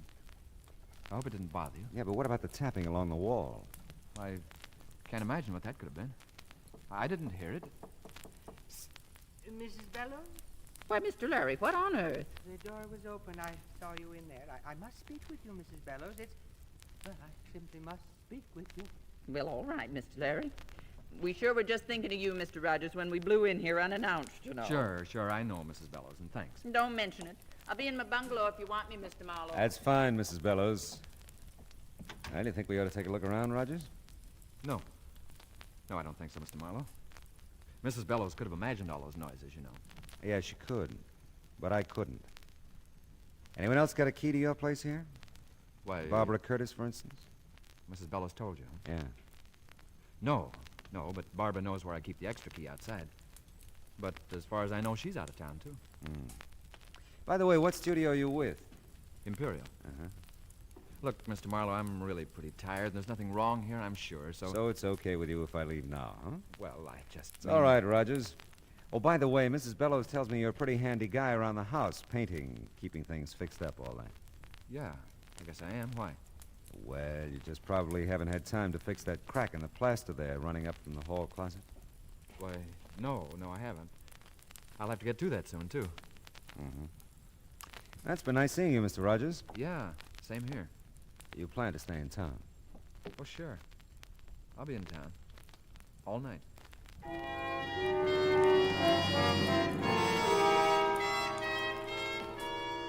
There was something eating at Clinton, Rogers, something pressing, but he wasn't talking about it, not to me anyway. I knew one thing, he'd never seen that crack in the plaster until I pointed it out to him. It was on the wall next to Lucille Bellows' bungalow, and it was the kind of crack that could be made if someone tapped along the wall looking for something. So much for deduction. I went back to check in and out with Lucille. I'm just real sorry, Mr. Marlowe. Maybe it's all been over nothing at all. Well, Mr. Rogers will be home all night, so if you hear anything, just pound on his wall. Well, if he's going to be here, I'll feel better. I really will. Say, how about your friend who called you out of Mr. Rogers' bungalow a while back? Mr. Larry? Yeah. Well, now, he's a nice soul. Not the protective sort a woman usually sets her cap for, but Lord Almighty, I'm strong as an ox, you know. Yes, I know. Of course, I don't think he makes a dime. Mr. Larry's in women's hats, you know. No, but I could have guessed. Just why I'd hold out for a man who could support me, I couldn't tell you. Well, you look as though you've done all right by yourself. Well, I have, matter of fact. Got myself quite a little nest egg. Want me to show it to you? No, I'll take your word for it. Hey, wait a minute. You don't keep any amount of money here in the house, do you? Sure, keep it in the cigar box right up in the storage part of that hall closet there. Oh, safest place in the world. Yeah, well, it's your money. Well, I guess could take it to the bank, maybe tomorrow, if you'd feel better about it. Yeah, you do that. Oh, before I go, are all the bungalows alike? Mm-hmm, just like. all have that storage space in the hall closet. huh? That's right. A little trap door thing at the top of the closet. It's like a little attic, you know. You can stash a lot of stuff up there if you're of a mind. Yeah, I guess you can. Well, I think I'll go now, Mrs. Bellows. Give me a call tomorrow, will you? Yes, sure will. And I'll have your pay for you then if that's all right with you. Oh, sure. It's just fine. Good night, Mrs. Bellows. Good night, Mr. Marlowe, and a million thanks. Just a million. My pleasure, Mrs. Bellows.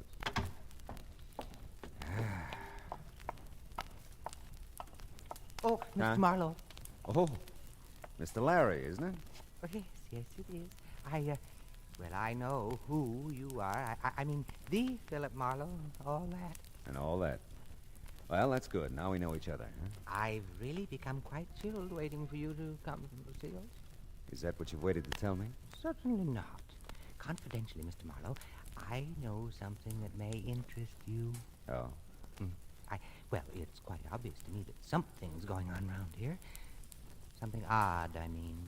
Are you closing in on a point? Because I wouldn't want you to get any more chilled. Very well, Mr. Marlowe. I'll be brief. But it just may interest you to know that I've seen Homer round here. Quite a bit in the last few days. Now, what do you make of that? I don't know. What do you make of it? Well, I don't know. I must say, I thought it would mean something to you. Yeah, well, it might mean more to Lucille. Why don't you just trot in and tell her all about it? Well, I will. I'll just do that. And I'm sure I'll never trouble you with any of my ideas again, Mr. Marlowe. Goodness. Yeah, well, Lucille's as strong as an ox. Oh, that bed's gonna look real good. Hey!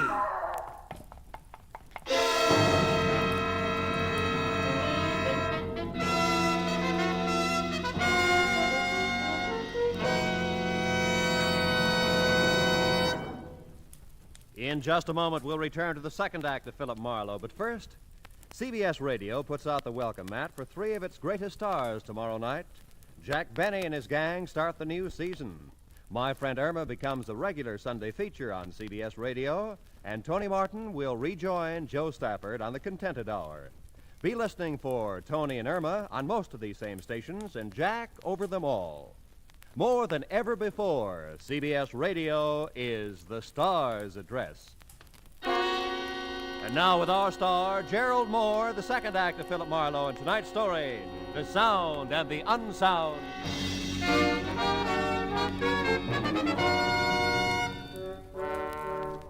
The scream was Lucille's. The shots could have been anybody's. The little bungalow court came alive as I raced back up the sidewalk to Lucille's bungalow. The lights came on in every unit except one. Clinton Rogers' bungalow was dark. Lucille bolted out of her front door to meet me. Oh, Mr. Marlowe, thank the good Lord you heard me. Where'd the shot come from? Mr. Rogers' bungalow. Here, take my key. Ah. I've got to tend to Mr. Larry. What's with him? Fainted dead away when he heard the shot. Oh. I'll come in as soon as Mr. Larry comes to. Okay.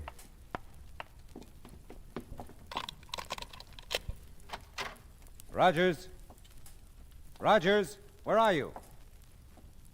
Hey, Rogers! Here. Huh? In the kitchen. Hey, you really caught one, didn't you? Yeah. My shoulder burns like fury. Who was it, Rogers? Let's say I did it, huh? All right, what'd you do with the gun? Ate it, of course. Oh, now, look, I'll have to call the police. It'll be a good idea if you tell me what happened. Listen, there's a bottle in the first cabinet there. Get it, will you? I need a drink. Okay. Just uncap it. I don't need any glass. Here you go. It's great. Burns, too. Everything burns. Here, have a drink. Thanks. Well, okay, Rogers, I gotta call him now. Yeah, okay. First, though, listen. Will you call the studio? Yeah, I'll call him after we get you to a hospital. I'll tell him you had an accident. No, tell him I quit. Quit? Yeah. What, look... No, don't argue. Just tell him that. Okay, it's a promise. Now... And listen. Tell Barbara to... Tell Barbara to... Yeah, Rogers, tell Barbara what? Tell her to...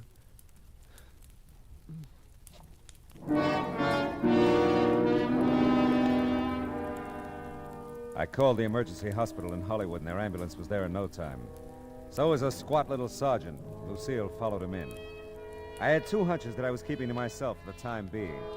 One, that whoever had shot Clinton Rogers was in his bungalow when he got back from location. That they were there when Lucille and I barged in on him. And two, that they'd left by the back door after they'd plugged him. Even the sergeant could see something of interest in that back door. The screen's been cut through here, see? The way it's cut, the fella could unhook the screen door, see, and get right at the back door. Yeah, well, that's very good, Sergeant. But tell me, why do you think it was a fella who shot Rogers? Well, it could have been. You don't think it was a dame, do you? It's happened before, you know. Excuse me, gentlemen. I know you're busy finding clues and all that, but don't you think I could clean up this kitchen floor? It's a terrible mess. Don't touch nothing. Well, it seems to me that you He said don't touch nothing. Sergeant will let you tidy up things tomorrow. Yeah, tomorrow's soon enough. Well, all right. I think I'll go back to Mr. Larry now. He's just undone about this whole thing. I'll be in my place if you want me for anything. I'll say good night for now, anyway. Good night. Night. Well, I'm satisfied for the time being. I'll give you a lift back to the station, Sergeant. I'd like to check on Rogers at the emergency hospital on the way. Yeah, so would I. If he's in shape, I want to talk to him.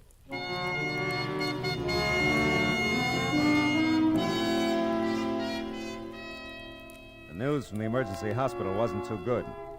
They'd taken a slug out of Rogers' shoulder at 38. He'd lost a lot of blood and was still out. I left Rogers' phone number as the place I could be reached if his condition changed. And before I left, I checked the city directory, which made my next stop a very interesting one.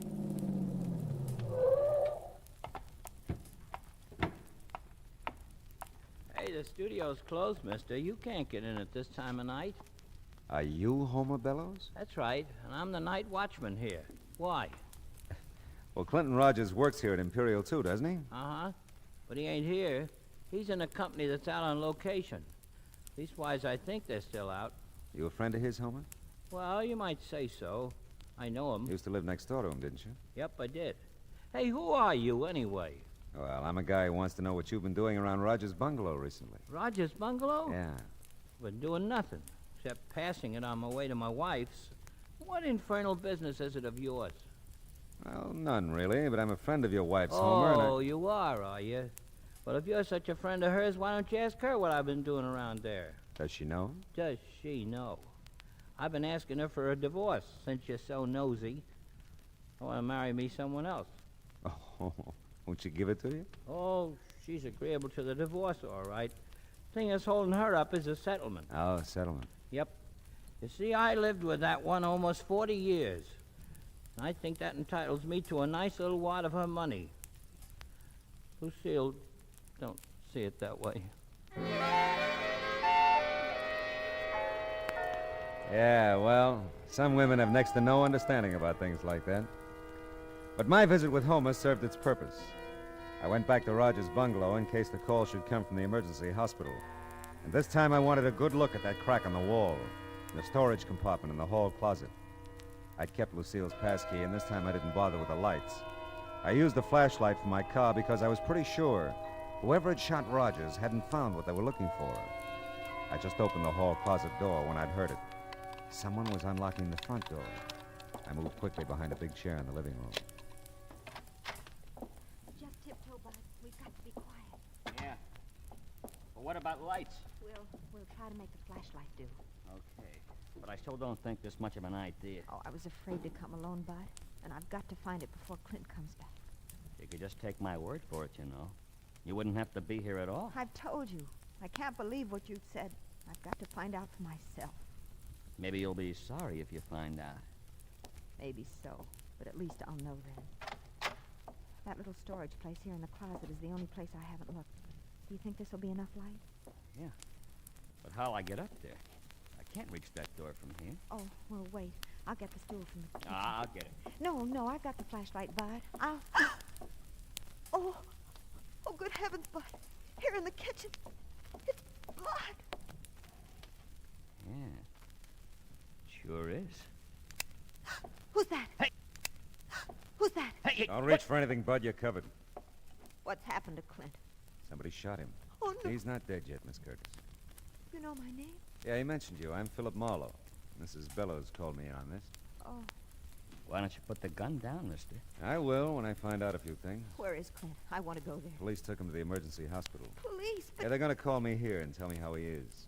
He was still out when I left a while ago. Come on, Bud. You've got to take me there. Why, yeah, Barbara, sure. Yeah, not yet, kids. Not till you two tell me what you came to find here tonight. And the other nights you've been here. Other night? You said a while ago you'd looked every place but the hall closet. But I've never been here at night. Not without Clint. Don't talk to him, Barbara. You don't have to. I won't. Mr. Marlowe, you can't keep us here. I have to go to Clint. I have to be with him. I'll get that. And don't forget you're still covered, Buster. Yes? Marlowe? Yes, Sergeant. How's Rogers? He's over the hump, okay. They gave him a sedative a while ago. He's out like a light, but he's gonna be all right. I see. Did he say anything? Were you able to talk to him? I was able, but he wasn't. Sort of delirious, I guess. Mumbled something about Barbara. And then just after they gave him the shot, he said over and over, "Don't be a fool, Bud. Don't do it, Bud." He did, huh? Well, that's something. Is it? Sure is. Thanks, Sergeant. I'll call you back. What did they say about Clint? Well, it looks like we're looking for a murderer now. Oh, no. Take it easy, honey. We had one break, though. Clint! It'll interest you, Bud. Will it? The police know who shot him. Clint told them. Bud! What are you doing? Just protecting myself, Barbara. You want to use that gun now, Marlowe? I'm keeping it right here in front of me. Yeah, I see. I thought you'd have a 38, Bud. That kind of clinches it, doesn't it? Not yet, it doesn't. Bud, please, don't. Stand still and shut up. Drop your gun, Marlowe. Let her go, kid, and we'll talk about this. You won't get hurt unless you hurt her. Drop your gun. Bud, someone's coming. Mr. Marlowe. Look out, you two! Mr. Marlowe. Oh, my. Thanks for the souvenir, Bud. Oh, my goodness. Good work, Mr. Marlowe. Barbara, honey, are you all right? Yes, I'm all right, Mrs. Bell. How about that, Mr. Larry? Coming in when you did, you're nothing but a bloody hero. Oh, my. I feel so. Good Lord, there he goes again.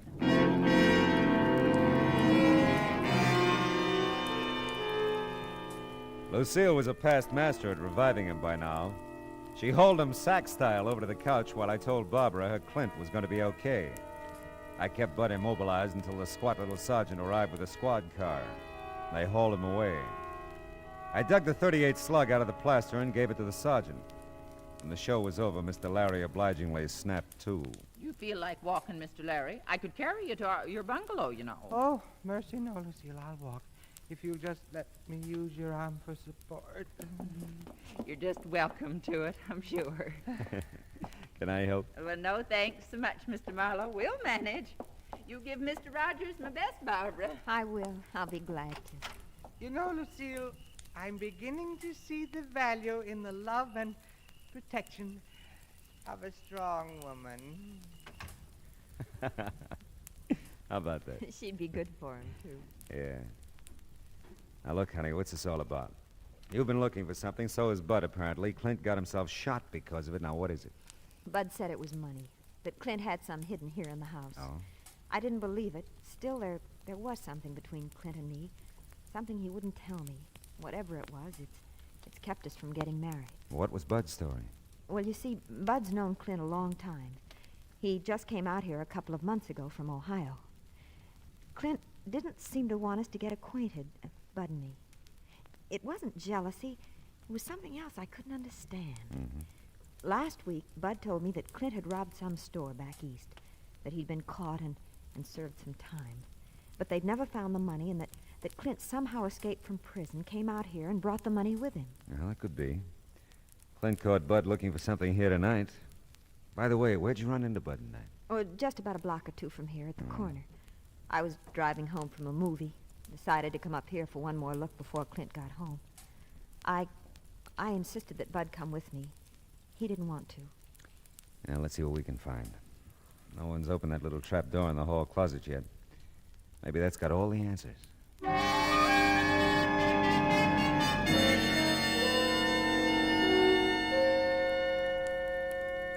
Why, it's a strong box, isn't it? Yeah, it's not very heavy, though.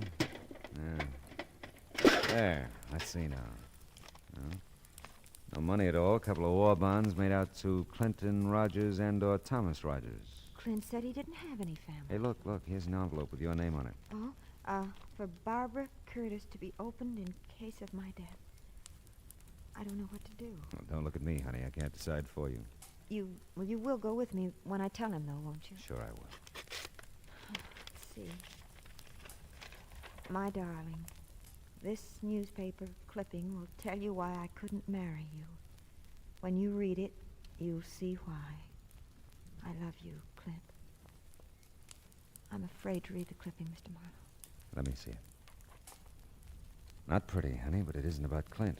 But then who? It's about Thomas Rogers, who at the age of 16 murdered his father and mother. The story says he escaped from the Ohio asylum for the insane in June of this year. Officials think he may attempt to contact his brother Clinton in California. And Bud is... Yeah, it's his picture with the story. Oh, Clint, poor Clint.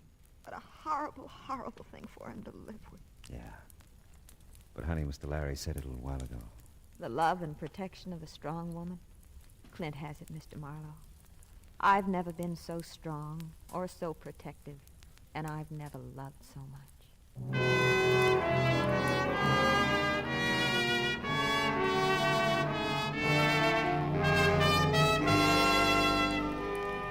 It was almost dawn now. I drove Barbara over to the hospital in Clint. We didn't say anything. There wasn't anything to say. Nice girl, that Barbara. All woman. You know, I never could understand the guys who pronounce woman as woe man. What would we be without 'em, huh? Oh, they have their faults, but what would they be without 'em? Yeah, truly it's been said. There's nothing like a dame. Wonder what Rita's doing tonight.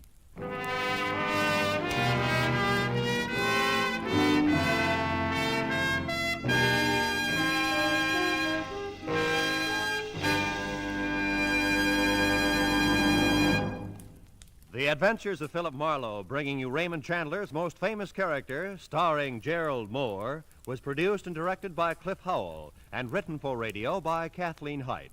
The cast included D.J. Thompson, Olin Soule, Ted Osborne, Frank Gerstle, Arthur Q. Bryan, Shirley Mitchell, and William Tracy.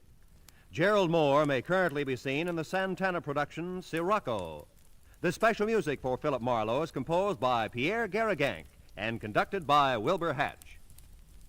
Now, here again is the star of our show, Gerald Moore. Thanks, Roy.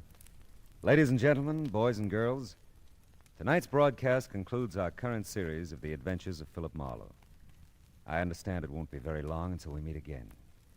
So until we do, we won't say goodbye, but just so long. See you soon. I still wonder what Rita's doing tonight.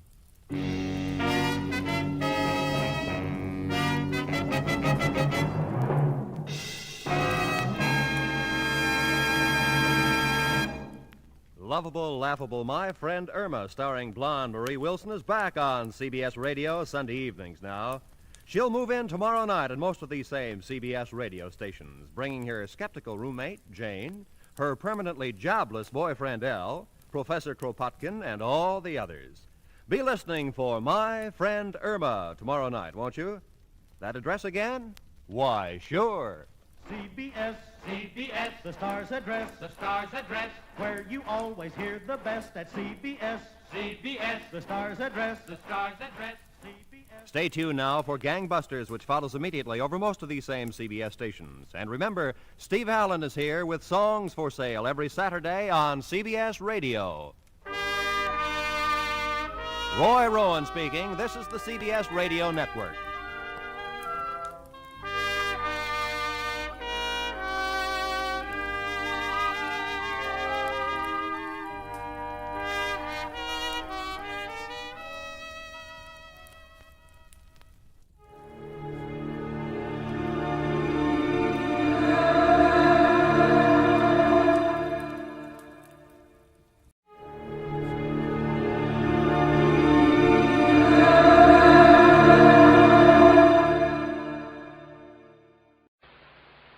Time now for Edmund O'Brien as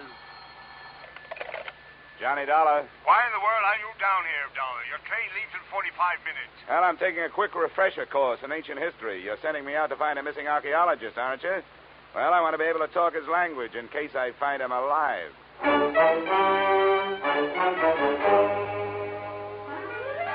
Edmund O'Brien in a transcribed adventure of the man with the action-packed expense account. America's fabulous freelance insurance investigator.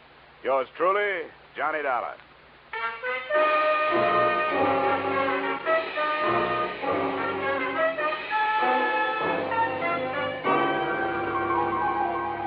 Expense account submitted by Special Investigator Johnny Dollar to Great Corinthian Life and Liability Company, Hartford, Connecticut.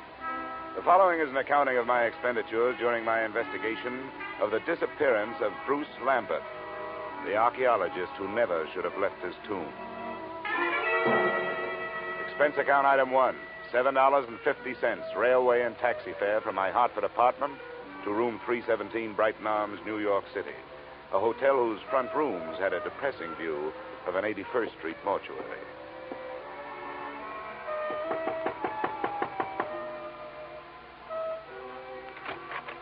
Miss Lambert? Yes, please come in, Mr. Dollar. She was tall without awkwardness, had the physique of an athlete, but still with softness, and a golden tan made her seem out of place, set against the snow heaped on the sill outside the windows. Thank you for coming, Mr. Dollar. I realize that mine was a rather unusual request to make of an insurance company. Not at all, Miss Lambert. The company doesn't want to lose a policyholder any more than you want to lose a brother. But there are a lot of good private detectives in New York. I couldn't afford one. I had thought of notifying the police, but I realized that Bruce's case would be just one of many to them. They're so impersonal. And if there's a chance of any notoriety... Miss Lambert, if you mean that for some reason you'd rather the police didn't find him, you'd better tell me about it. Yes, of course I was going to. I don't see how it could make any difference. Please sit down. Maybe we'd better start way back at the beginning, huh? That would be in Egypt, wouldn't it? Yes. In the desert some 100 miles west of Thebes. My brother's an archaeologist, and he'd uncovered some ruins. It was quite an important discovery, something about the 12th dynasty. I don't know much about it. You were with him? Yes, I didn't spend much time at the excavation site. I stayed in the village. But the reason the police might make it difficult is that Bruce discovered some relics that he didn't declare to the authorities there. You mean he swiped them? Well, if you're in the habit of using extreme bluntness, I suppose you could put it that way. All right, I'm sorry. Please, Mr. Dollar, this is quite unpleasant for me. If Bruce had stolen all the relics, you wouldn't expect it to make any difference in how I felt about his disappearance, would you? Well, I'm afraid I can't do anything for you. I've got to know these things if I'm going to help you. Wait. I'm sorry. I'll tell you everything I know. All right. What were those relics that your brother didn't declare? Well, I'm not sure how many there were. There was some statuary, an obsidian head of some old king, and then there was a scarab.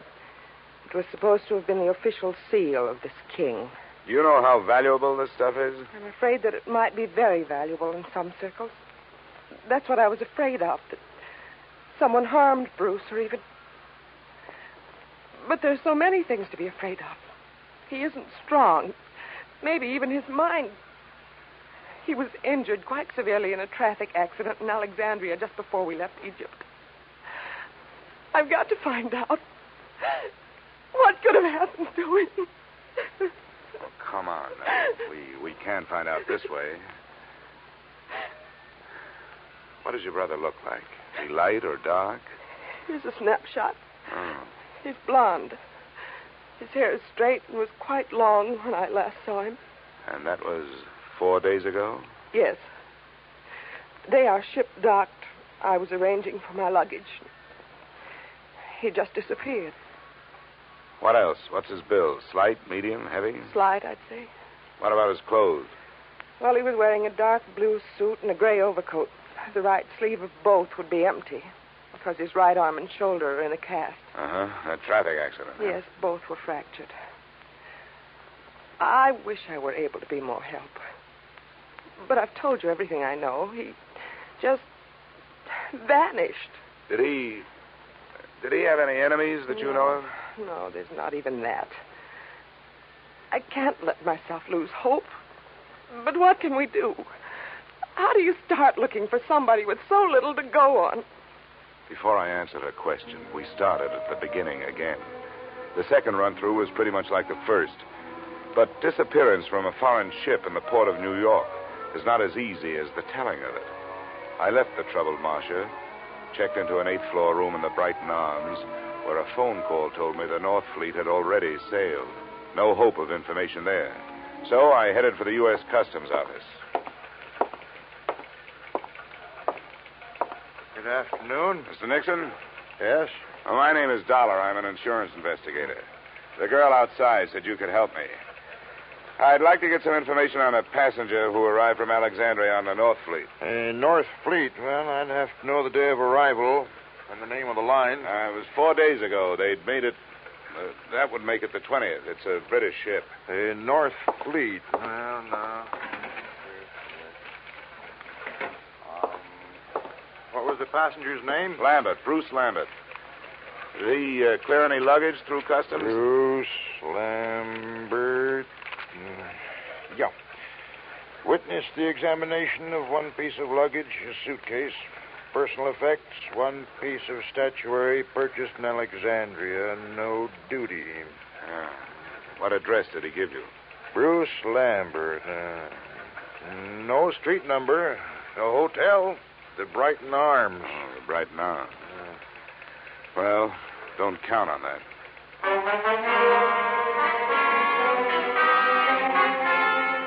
Expense account item 2, $30, which, with my ID card, helped impress the cab drivers who worked the entrance to the pier where the North Fleet had docked. Checking these cabs took the whole afternoon, and midway through it, I realized I wasn't the only one interested in that particular hack stand. I wasn't sure at what moment I'd actually noticed him. He was doing a very bad job of hiding behind a Journal American on the other side of the street. All I could see was the lower half of an overcoat, the seam of some razor-sharp trousers, and some pointed shoes. But I began to feel his eyes looking at me as I went on with my questioning. That finally paid off through the mouth of driver number 782. You know, you meet all kinds in this business. Some you forget, and some others you remember. Yeah, well, do you remember a guy with his arm and shoulder in a cast? And something you learn in this business. That's to read people's faces. You get to know a deadbeat before he gets a chance to deadbeat you. And you catch on if a guy is scared of something. Well, if he was afraid of something, it's not me. He's been reported missing by his sister. I've been hired to find him. How much does $10 buy? You know, maybe he don't want to be found. Is that what you think? Sure. He paid me more to climb up than you offered. Well, I've got more. What are you going to do with him? I want to talk to him. I want to find out if he's all right.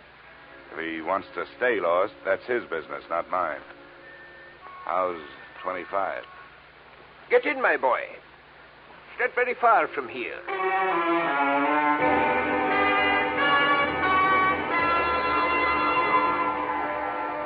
Our destination turned out to be an old red brick hotel near 39th Street between 10th and 11th Avenue.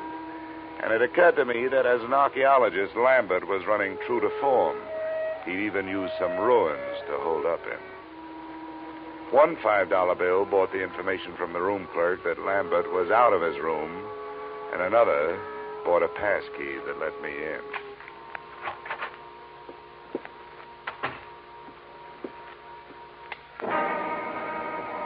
The first thing to catch my eye when I switched on the light was a black piece of statuary shining dully on a chipped bureau, a crowned head with exaggerated features sculptured in obsidian.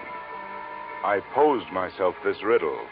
If it was so valuable, why didn't Lambert take better care of it? But before I had a chance to try for the answer, a foot nudged the door open behind me. As might be expected, it was wearing a pointed shoe and was followed into the room by a slight yellow ivory-skinned man who rather resembled the black statue. I must thank you for leading us to the hiding place. Where is he? Well, that depends on who he's hiding from. It looks like it's you. Perhaps it is that you do not know where he is. Yeah, perhaps. I followed your taxi after you talked with those drivers. That was very smart. Where did you think I expected you to go? What's your interest in Lambert? You were employed by the girl to find him. How much does she pay you? I never talk money with a stranger. Perhaps we will not be strangers for long. The point of importance is that you have not yet found him. Mr. Drummond will pay you $2,000 to do so. Mr. Drummond is generous, but what makes you so sure I haven't found Lambert? Because he is not here. Well, that only means he's someplace else. Please, I have no wish for violence. Well, then put that thing away. In the first place, gunfire, even in this neighborhood, is going to bring the law. In the second place, that's a lady's gun. One of those handbag jobs. You know, you ought to be ashamed of yourself for carrying it. Please, I have no wish to use it. Then get rid of it.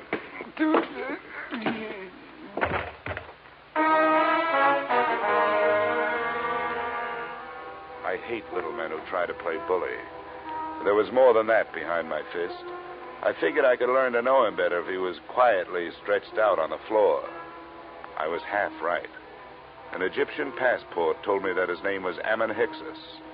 Hometown, Alexandria. There was nothing else.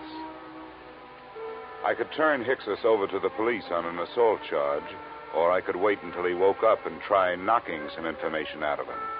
But I didn't do either. I left him there in the lobby. I gave a message to the room clerk for Lambert, telling him to stay out of his room when he came back and to phone me at the Brighton Arms.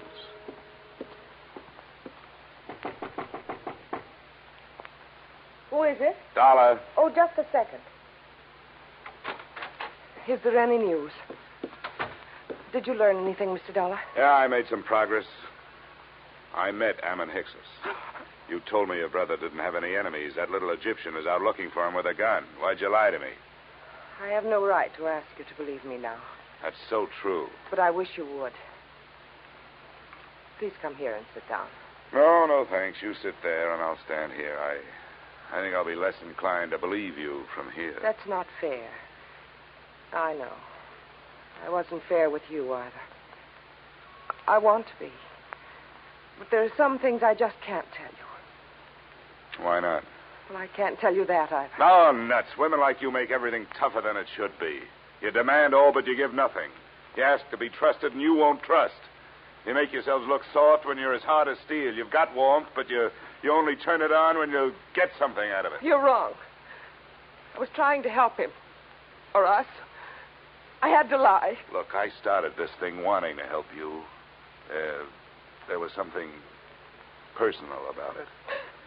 But you wanted me to do things your way and not mine. Well, we just stopped doing that. Please leave me alone. Just go away. Go back to Hartford and forget you were ever here. I wish I could. But I'm working for an insurance company looking for a missing policyholder. Well, I'll be up in my room if you decide to help me find it.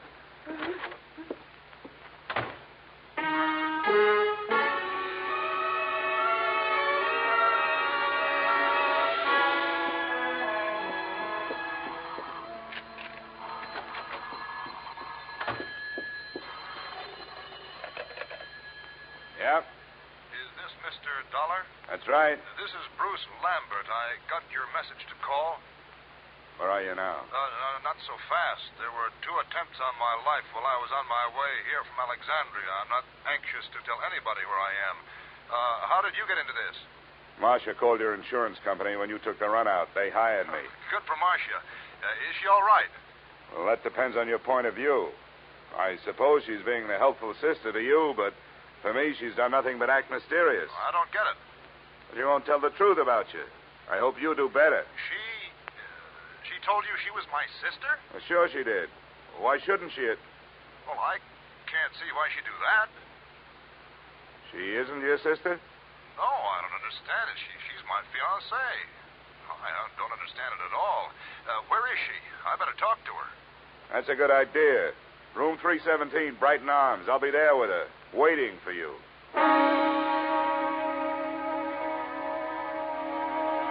Which, in a way, was how it worked out. Except that I waited for him in the corridor outside her room. I left Marcia where I found her. She was on the bathroom floor. Why, she died from wounds inflicted by the proverbial blunt instrument. And where her lies had died with her.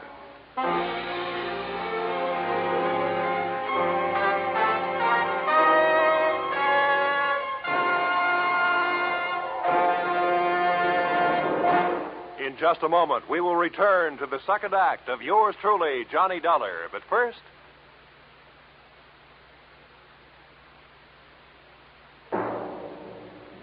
And now, with our star, Edmund O'Brien, we return to the second act of yours truly, Johnny Dollar.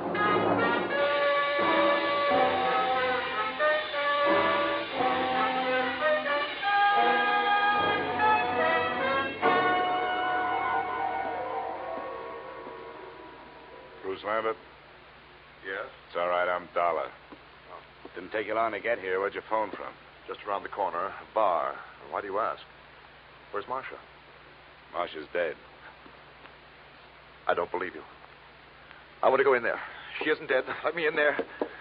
Come on, use your head, will you? There's nothing. Oh, your arm. I'm sorry. Look, you don't want to go in there. Believe me, you don't. There's nothing you can do for her.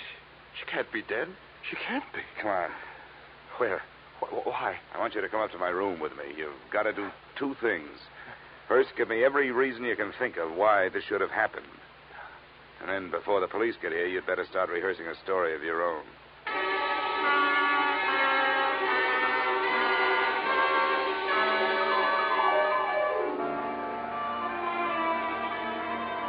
Now, Lambert, the first hole in Marcia's story is that she wasn't in Thieves while you were working on your ruins.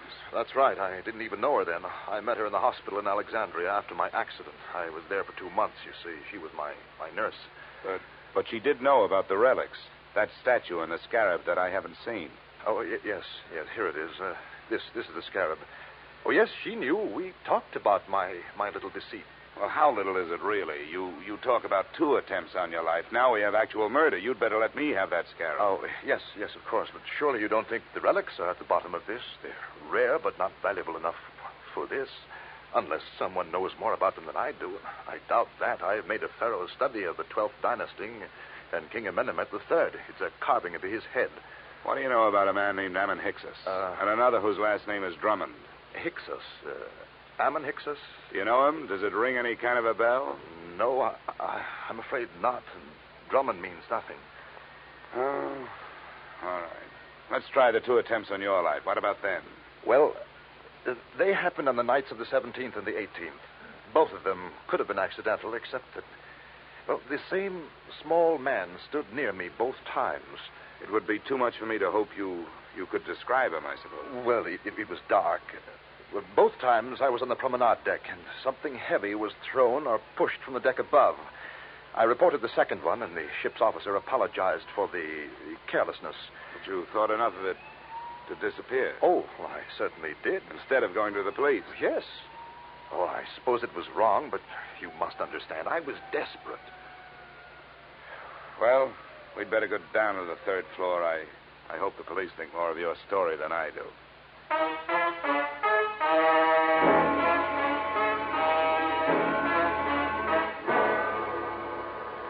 In 20 minutes, room 317 really looked like a murder scene.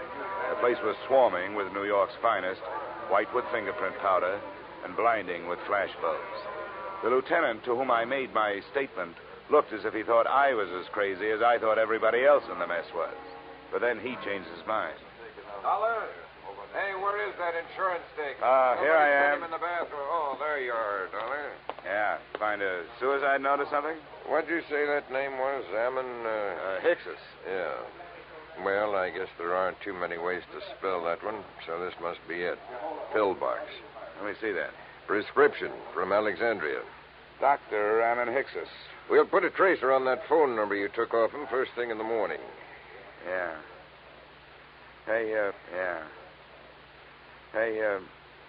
you going to take Lambert in for questioning? I guess we'd better. Routine.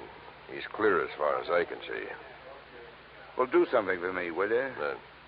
Have your doctors run a test of that plaster cast of his. And call me in my room, huh? A test for what? Well, just look it over. It would make a handy blunt instrument if nothing else.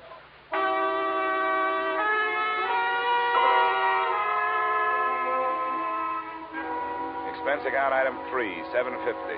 A few late cocktails, a rare steak, and coffee in the Brighton Arms dining room. After which I picked up an armful of extra editions so I could catch up on what I'd been doing. I self-operated my way to the 8th floor and started toward my room. I was looking forward to a hot shower, but I didn't get it. I was still looking forward, but into a familiar gun muzzle. This is the one, Garrett. Ah, yes, Mr. Dolar. May I introduce myself, sir? Garrett Drummond at your service. Our meeting has been postponed too long. Well, there's a difference of opinion on that. You will please open your door. How can I refuse that pint-sized invitation you're still carrying? After you, sir. And I needn't remind you that my friend here is prepared for any rash move upon your part. Look, I'm tired. I don't have a rash move left in me. Close the door, Ammon.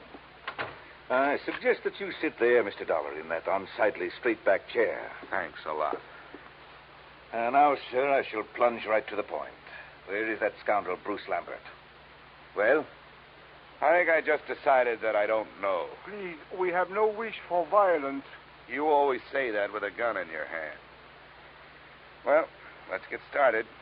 You make your pitch, I'll make my refusal, and we'll see where we go from there. I have already made what I consider to be a generous offer for so unimportant a bit of information as merely the whereabouts of Lambert.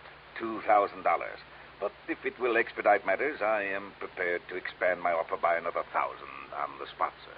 The higher you bid, the greedier I get. What makes Lambert so important to you? A problem which is entirely out of your province, my boy.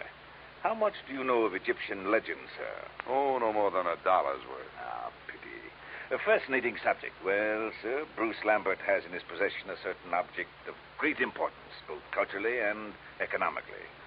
Certain landowners in Egypt hold it in such high esteem, sir, that as a reward for its return to them, they would throw open to exploitation untapped oil fields, the richness of which would shake the very foundations of world economy. Are they shaky enough as it is?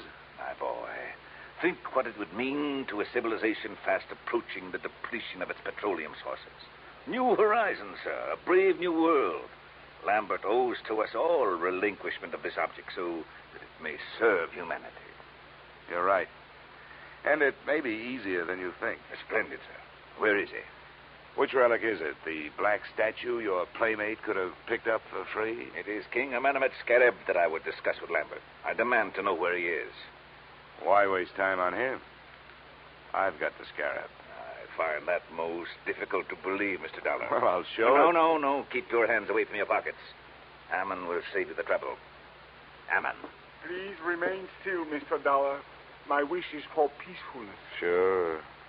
Right coat pocket. He speaks truly, Garrett. Here it is. What's the matter, Garrett? You don't have that brave new world look anymore. I should be the first to admit, sir, that the lie has been put to the tale I created upon this useless gewgaw. But, Mr. Dollar, now that we are forced to fall back upon the truth, I remind you that it sometimes hurts. Your position has not been... The desk knows I'm up here. Answered, Mr. Dollar. But be cautious. Unfortunately, I do not share Ammon's aversion to violence. Yeah? Dollar? That's right. This is Lieutenant Black. Say, was that a hunch you had about that cast of Lambert's? Why do you ask? Well, if it was a good one. The doctors won't let us take it off, but we cut into it. It was put on in 3 layers.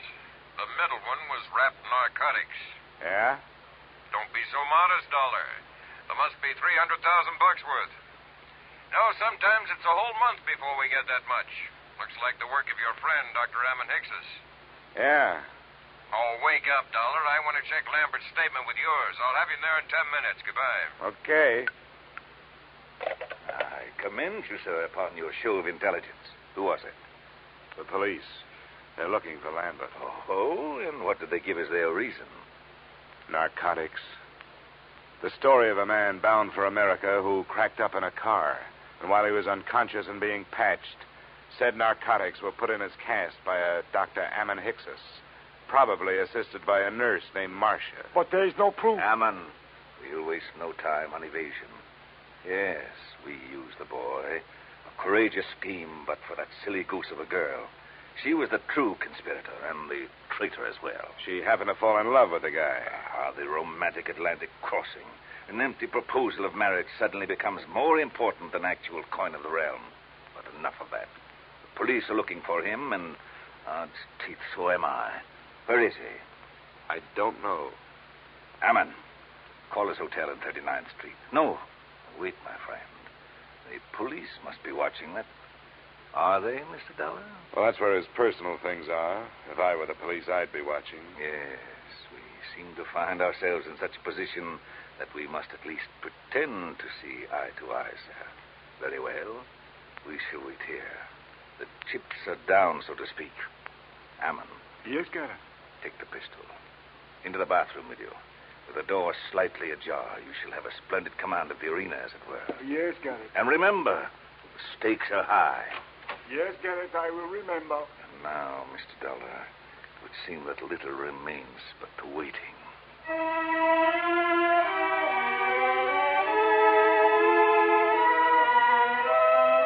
The waiting was more than enough. Drummond settled himself on the bed, facing the door, his pudgy hands folded over his bulging waist. I was still in the desk chair, facing him. As usual, the police were late. 20 minutes passed before we heard the knock on the door. Your guest, Mr. Dolar. Come, we shall go to the door together. Now, keep your back to me and open it.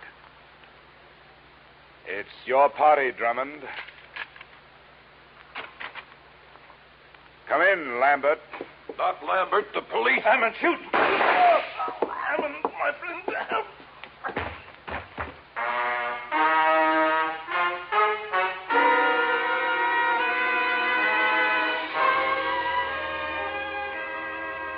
Drummond's wound wasn't half as excruciating as his call for help. The doctors report that his shoulder will be in a cast, that as soon as the state of New York can gather a jury, he will stand trial on the charge of first-degree murder. The body of Ammon Hickses was taken to the morgue. As an insurance company, you are probably less interested in that than in the fate of your policyholder, Bruce Lambert. That's explained in expense account item 4, $280 hospital bill paid in advance. In view of the possibility that there may be others interested in that $300,000 cache of narcotics he has to carry around with him until his arm is okay, I thought it would be safer to keep him under wraps. Oh, by the way, while he was lying there, helpless, I sold him a policy for you covering the scarab and that carved head. Expense account total, $456.90. Yours truly, Johnny Dollar.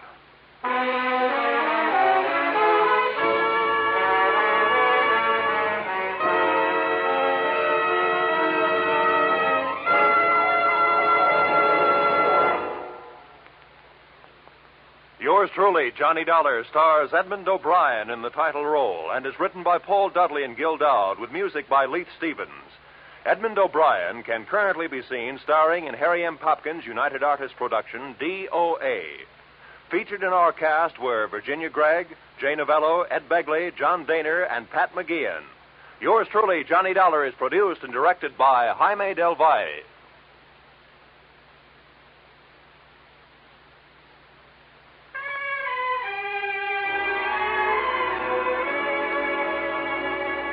Join us again next week when Edmund O'Brien returns in another adventure of Yours truly, Johnny Dollar.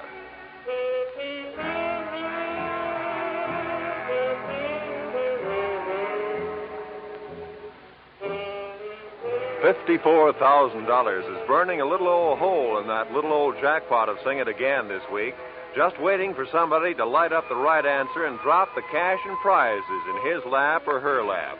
Dan Seymour gives the gals the same chance he gives the fellas when he starts putting in those calls from coast to coast.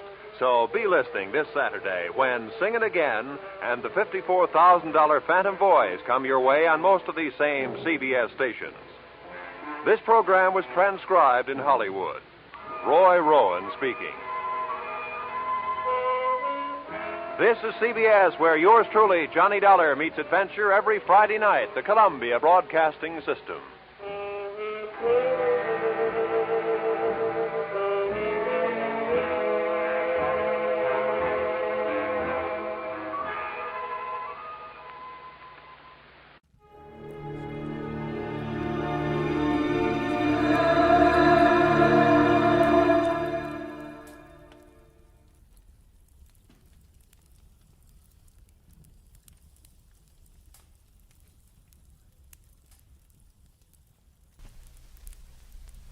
Get this and get it straight.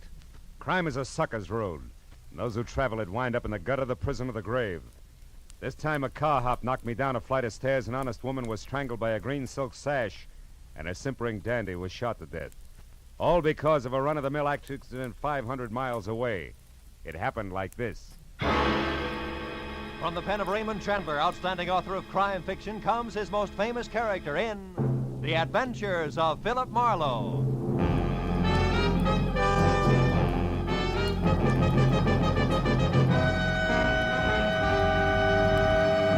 Now, with Gerald Moore, starred as Philip Marlowe, we bring you tonight's exciting story, The Vital Statistic.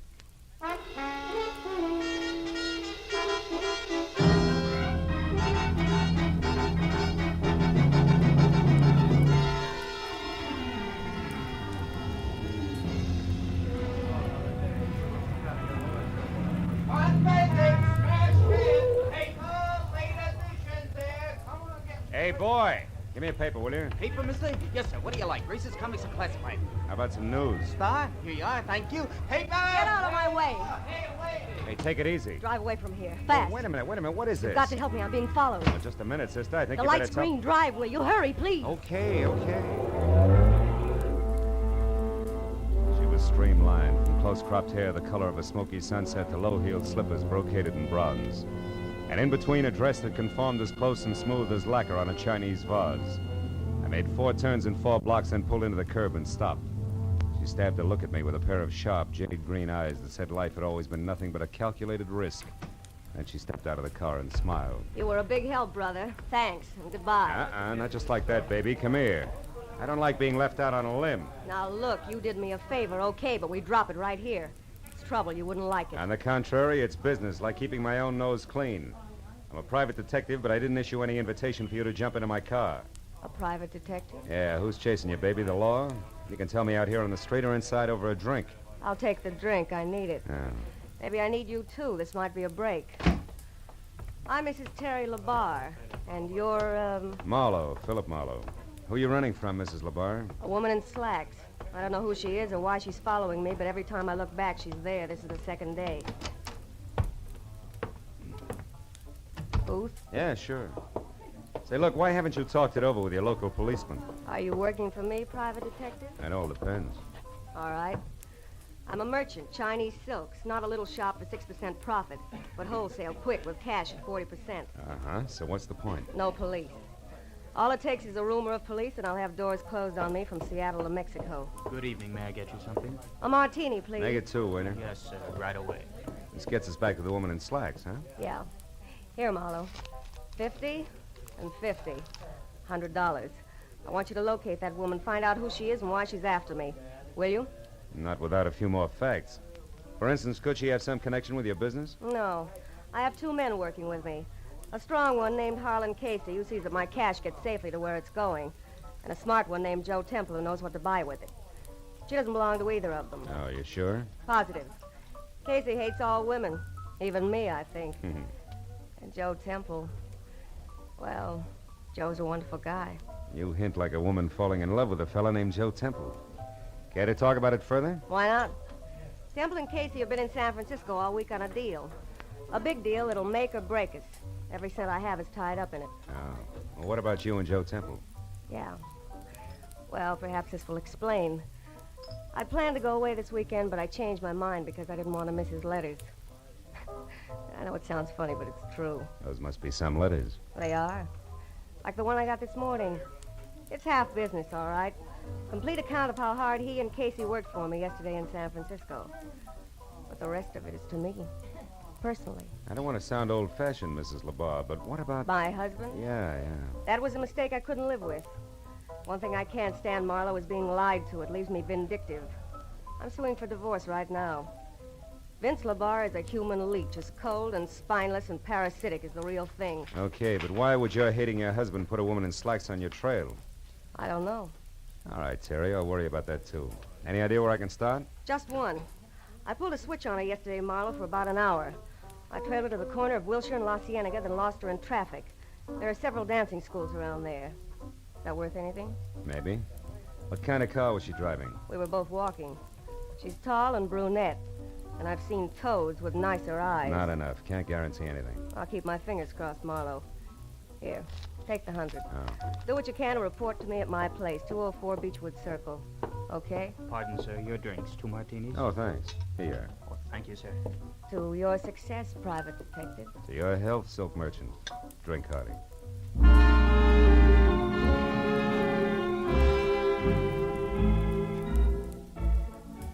Slugging it down was no way to treat a good dry martini, but I figured it was time I was on my way.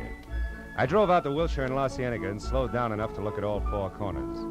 There was a drugstore with a special on garbage cans, a drive-in called Scotty's, a branch of the Bank of Los Angeles, and a flying red horse over a mobile gas station. I drove on again when I spotted a pair of black slacks going into a dancing studio a half block down. It looked like a lead. But after 2 hours of staring at knobby knees and shorts and bulging hips and bloomers, all knocking themselves out for a mythical Klieg-lighted future, I was finally convinced that it was a dead end. Now I got back into my car and headed up into the hills for Beechwood Circle in the slim hope that Terry could give me something more to go on. Her house at 204 was low and dainty and half hidden behind the tough, slender grace of a bamboo grove. The walk was guarded by a white marble lion of Korea, and the front door, when I finally found it, turned out to be a sliding panel in a wall of oriental lattice work. As the door slid open, I was looking down the barrel of a snub-nosed pistol, held very steady in the hands of a hard-eyed brunette, in a pair of black slacks. You've been looking high and low for me, haven't you, Peeper? Ever since you left that dame. I might have been. You're not the brightest character in the world, in spite of what you and your friends think. I spotted your car when she got in. It wasn't too tough to tag. Where's Terry? Sleeping off a hangover from better days. Skip the chatter. Where is she? Come on in and look. And that's no suggestion, sailor. It's an order. Move over there to the top of the stairs. Sure. That's a good smart boy. You're late, you know. I got what I came for, now I'm in a hurry. Turn around. Look, sister. Shut up! A happy landing!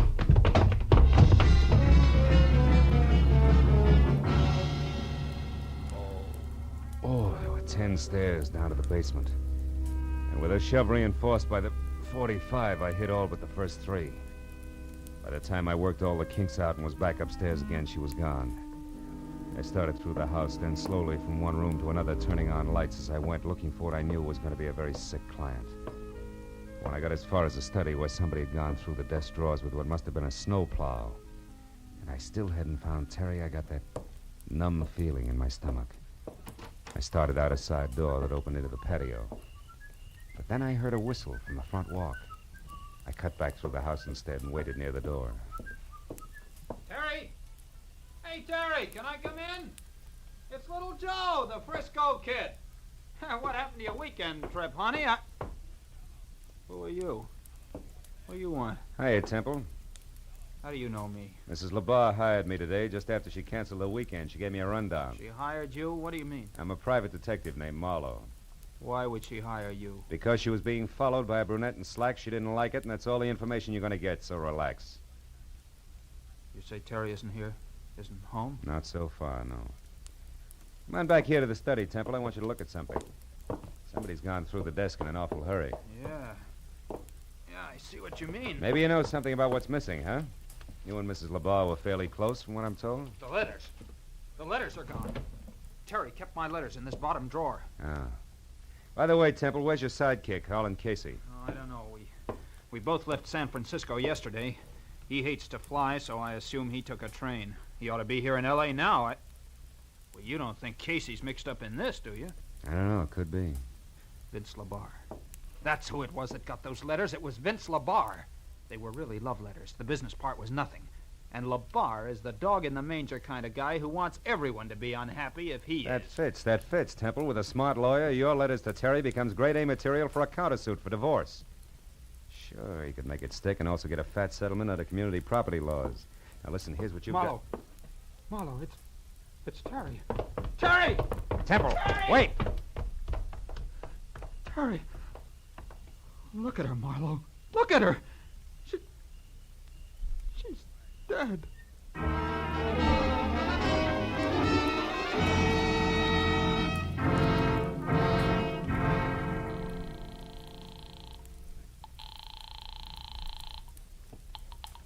Lieutenant Matthews, homicide detail. Marlowe Matthews, there's a dead one out here. A woman. Got a pencil? Always. Go ahead, Marlowe. I'm at 204 Beechwood Circle. The woman was a client. Circle. Yeah, go on. She was strangled with a green silk sash from her lounging pajamas, Matthews, sometime within the last, I'd say, hour. Yeah. Her name was Terry LeBar. Hey, wait, Wolf. And Terry LeBar. Wait a minute, Marlowe. Listen, we got a teletype here from a sheriff in Empire, Oregon. Come in 5 minutes ago. So? Oh, wait a minute. Yeah.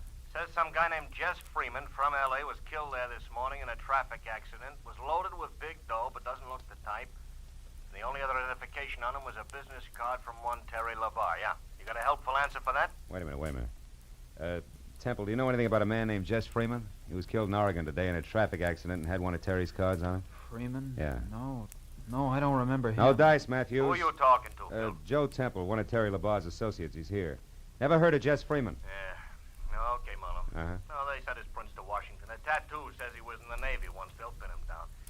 Now, about out there, any idea who killed him? Yeah, maybe a brunette in slacks. I think I know where to find her. Well, that's dandy. Sit down until we get there, Marlowe. I'll be right out. Wait a minute, Lieutenant. What? Look, right now it's only a hunch, but if I move fast and quiet, I might be able to develop it into something worthwhile, okay? Okay, but keep in touch, Phil. Yeah. I still can't believe it about Terry Marlowe. Now, look. Why don't you just go home and take it easy? I'll tell Lieutenant Matthews where he can find you, huh? Thanks. 1310 Marlborough Drive. Right. Now, tell me, you know where Vince LeBar lives? Yeah, the Laverne Apartments on Rossmore. Uh-huh. He's got a suite on the top floor, 7A. 7A. And if it's any help, he drives a new green Nash sedan. But I thought you said that it was that brunette who... I did. And if Vince LeBar can't lead me to the lady in long pants, I'll eat my shirt. What's more, Matthews will see to it personally.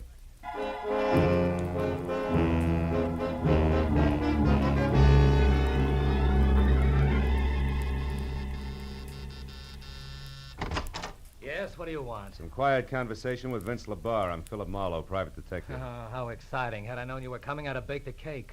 Oh, you're breaking me up. I was hired by your wife tonight. Get out Your of wife here. is dead, LeBar. She was murdered. Terry murdered? Yeah. Now, if you don't mind, I'll come in, huh?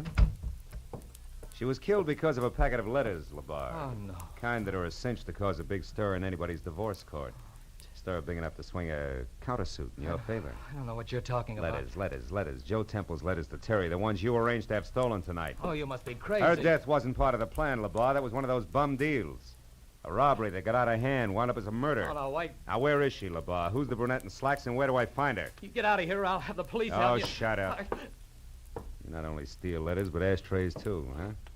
Like this coy little number here, a doghouse.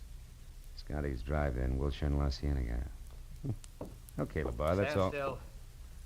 Oh, now a gun, huh? They say you're yellow, LeBar, but you're not. You're just stupid. There's a terrace outside those doors, Marlowe. Those with the iron grill. Go on out there. Go on. I don't think Terry's dead, and I don't think she hired you.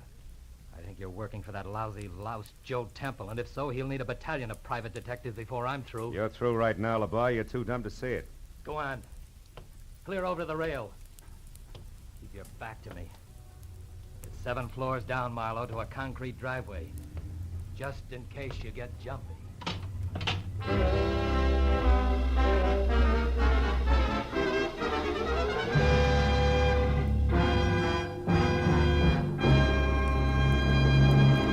In just a moment, the second act of Philip Marlowe. But first, most people like to know what to expect. But on at least one CBS show, a great part of the fun is in what turns up on the spur of the moment. That show is Groucho Marx's Great Quiz, You Bet Your Life, heard every Wednesday night on most of these same CBS stations. Now, with our star, Gerald Moore, we return to the second act of Philip Marlowe and tonight's story, The Vital Statistic. The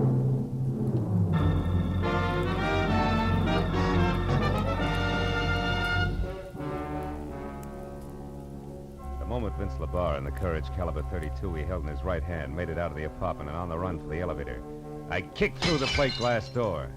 And I spent the next 2 minutes alternately swearing, straining, and nicking myself while I played contortionist. In and out of the fancy snake grill work on my wrought iron cage until finally I reached the inside handle. And I was free out and over to the telephone in a big hurry. Because for my money, the icing on LeBar's voice left Joe Temple someplace on the short side. What the life insurance people call good risk.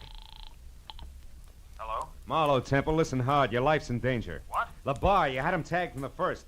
He's after those letters, all right. But what about the girl in slacks? Well, I think she might have a connection with a drive-in on Wilshire and La Cienega, a place called Scotty's Inn. I'm going to check it. Now, tell me, any word from Terry's muscle man yet? Harlan Casey? Yeah. No, nothing, Marlowe. But look, can't I meet you and talk to you? No. Vince LeBar had a gun and a short temper when he left here. I'll make us work any easier. Just stay away from open windows, Temple. I'll call you.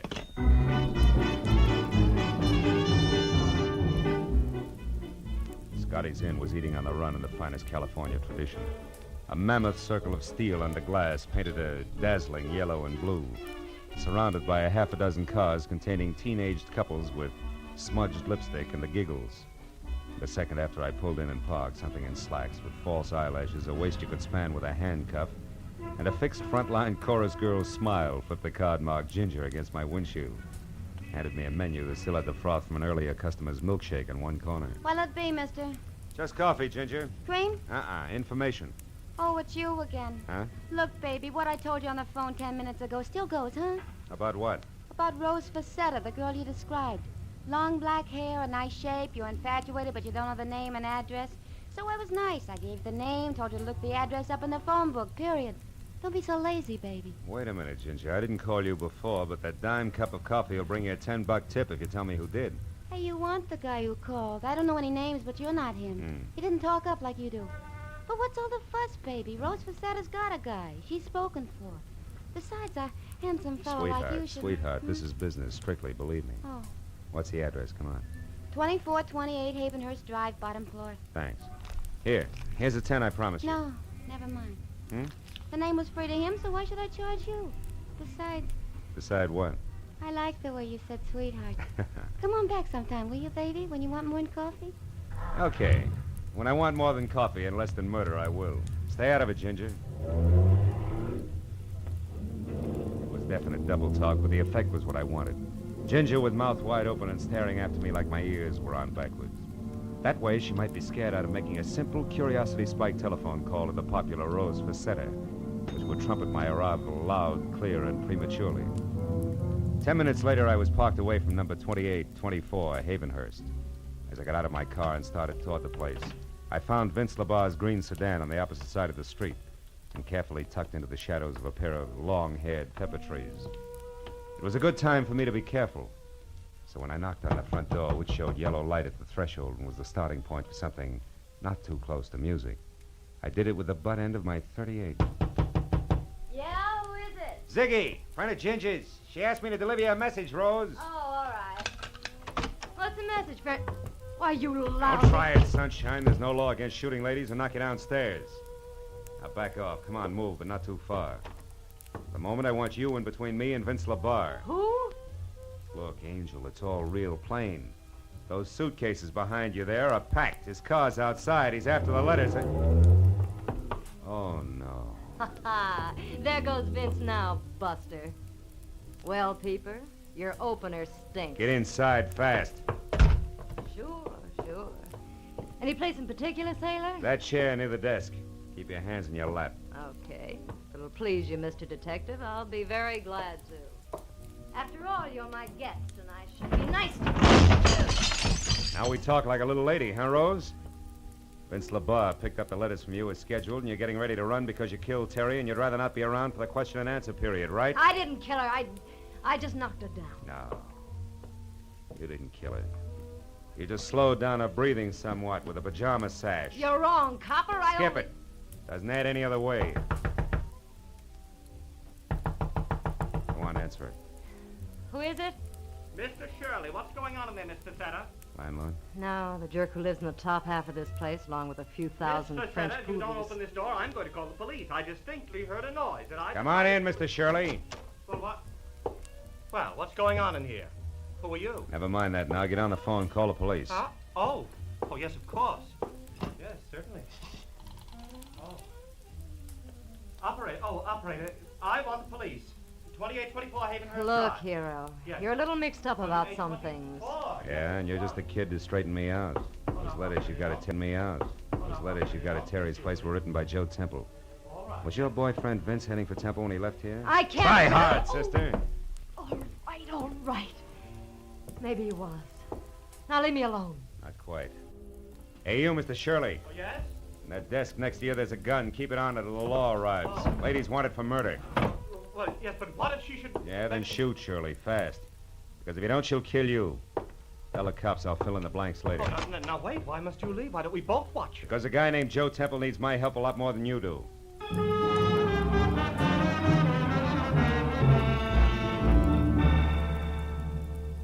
The home address Temple had given me turned out to be lights in a quiet house on a quiet street named Marlboro. I was there out of my car and running for the front door when they came. I jerked my gun out of the holster, got close into the building, and moved up until I was on a line with a pair of half-open patio doors. And I saw something I hadn't expected. On the floor that was littered with a broken lamp, pieces of vase, and overturned furniture was Vince LaBarre, doubled up, dead. And standing over him, his face the color of soft cement, a .32 dangling in his limp right hand, was Joe Temple. When he saw me, he tried to talk, but the words jammed in his throat. When I stepped into the room, he began to tremble. Marlowe, I shot him. I couldn't help it. He was gonna... Sit down, Temple. Get hold of yourself. You got any brandy around? Over on that table near the phone. Oh. He was out of his mind, Marlowe. An absolute maniac. He said he was gonna kill me. So you lunged for him, there was a fight, and you came up with the gun, huh? Yeah. And when he started for me again, I pulled the trigger. And then I did it again. And a third time. Yeah, here. Drink this. He brought the letters back, Marlowe. They're inside on the floor where he threw them. He said they didn't mean anything anymore. That he and that girl in the slacks had taken care of Terry. Take it easy, Temple, easy. He seemed to go crazy. He said I was a wife stealer, the cause of his trouble, and that I deserved death. Well, that's when I jumped at him. It was terrible, Marlowe. Yeah. Well, between the two of us, we've just about got all the answers, which is usually a good time to call the police, huh? Oh, what do you mean, just about got all the answers, Marlowe? What else is there? Jess Freeman, the guy Lieutenant Matthews told us about when we were over at Terry's place, remember? Oh, yes, that traffic crash in Empire, Oregon. But why should that figure in this, Marlowe? It shouldn't, but I think it does. Homicide, Detective Lieutenant Matthews speaking. Marlowe Matthews, another dead one on the Terry LaBarre case. Oh, no. Yeah, Vince LaBarre, her husband, he was shot. Who did it, Marlowe, do you know? Yeah, a guy named Joe Temple. It was self-defense. We're coming in, Matthews. I'll take that gun, Temple. You get the letters. Let's go.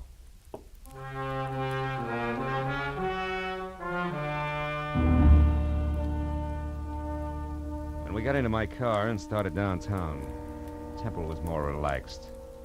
And he talked easily until we passed Vince LaBarre's sparkling green sedan parked a block away. Once again, close into the shadows, and once again, empty.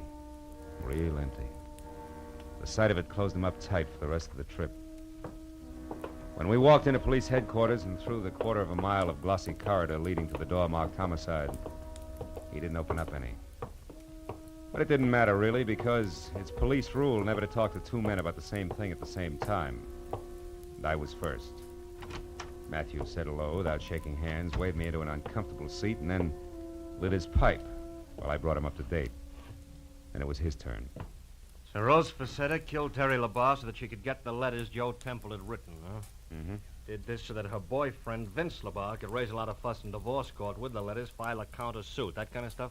That's the whole deal. Yeah, with Temple making it a doubleheader by shooting Vince when Vince came to kill him. That's it, Matthews. If you believe Temple. Huh? And if Temple hadn't slipped. All right, now what are you getting at, Phil? That when I was on the phone with you earlier tonight, you asked me if Temple or I knew anything about a Jess Freeman who was killed in a traffic accident in Empire, Oregon? Right, but you didn't. No. Nor did I mention the town of Empire to Temple. Yet a half hour ago, just before I called you, Temple came up with that name. Oh, then Marlowe, you... Oh. Hold my calls, Mooney. Marlowe, you mean I mean that Joe Temple killed Terry LaBarre. Rose just knocked her out and got the letters.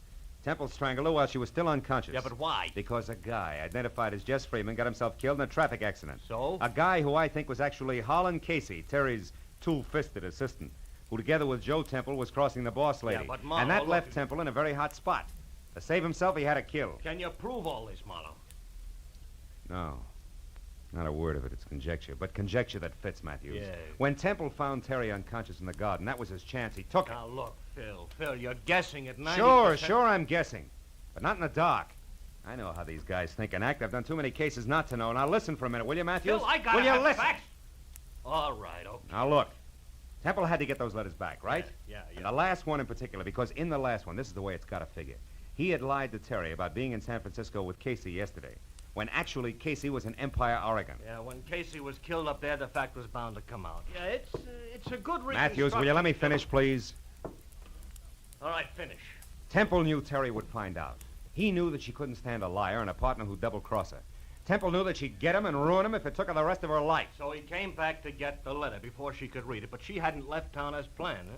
Ironically enough, because she didn't want to miss one of his letters. Yeah, but look, I'm a policeman, Phil. I gotta have facts. All right. You're the policeman. You got labs and technicians. You'll get the facts.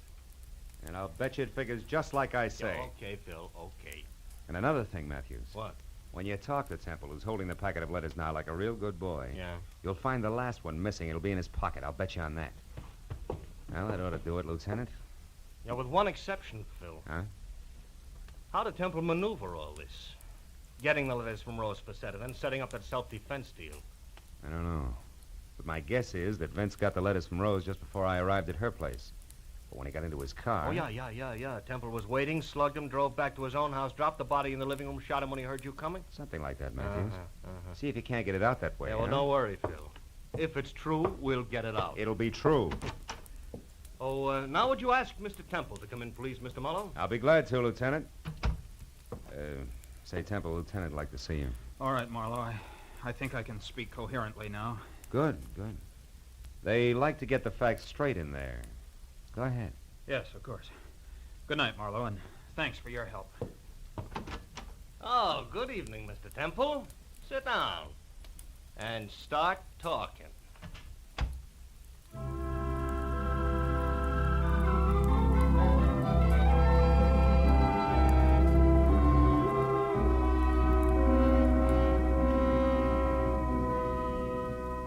When I got into my car, the new day was starting to push the black out of the sky. And the early morning air smelled fresh and cool and clean. Yeah, the whole night had been confused and complicated.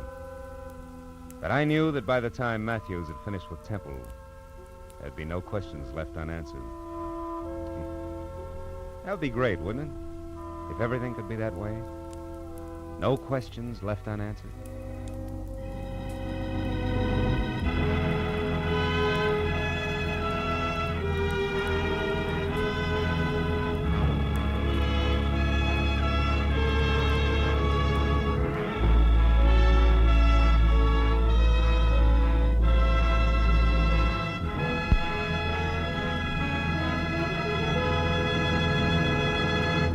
The Adventures of Philip Marlowe, bringing you Raymond Chandler's most famous character, star Gerald Moore, are produced and directed by Norman MacDonald and are written for radio by Robert Mitchell and Gene Levitt.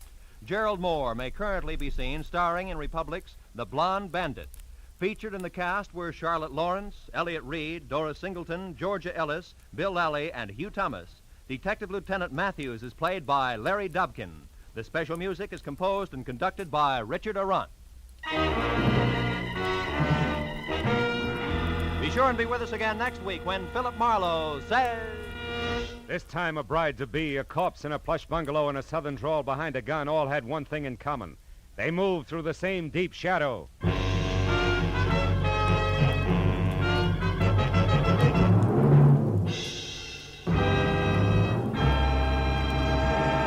Remember, you'll find George Burns and Gracie Allen and their good friend Bill Goodwin here on most of these same CBS stations every Wednesday night and the half hour following the Bing Crosby Show. This is Roy Rowan speaking. Now, stay tuned for Pursuit, which follows immediately. This is CBS, where Burns and Allen are heard every Wednesday night the Columbia Broadcasting System.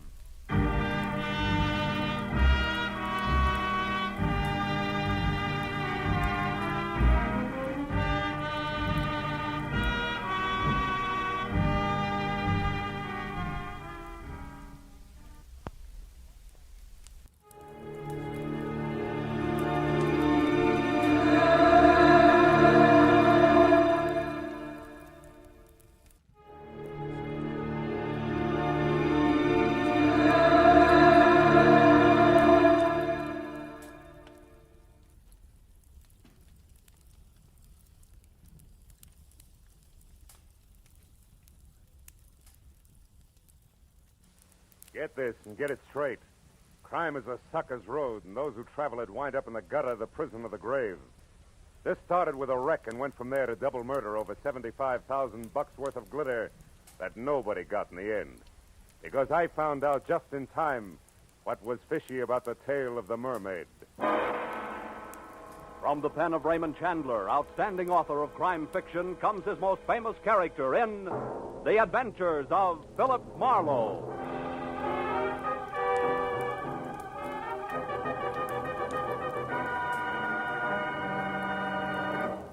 Now, with Gerald Moore, starred as Philip Marlowe, we bring you tonight's exciting story, The Tale of the Mermaid.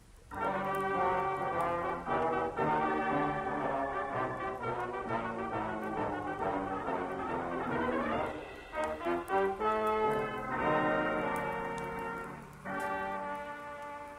9:30, I was still in my office, tucking in the loose ends on a report, while I listened with half an ear to the fabric of city sounds rising from the street below. Fabric ripped suddenly by tires clawing concrete. The shattering crash that followed brought me to my feet. It was a traffic accident, and a bad one. I ran to the window, but it had happened around the corner out of sight from my office.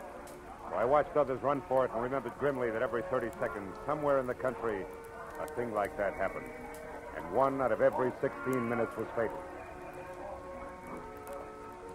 I wondered who had been chewed up in a chromium meat grinder this time as I listened to first the police, then the emergency ambulance, and finally the scavenger truck cleaned the wreck off the street. After that, I went back to my report again and tried to forget about it. But an hour later, that same accident came back into my office.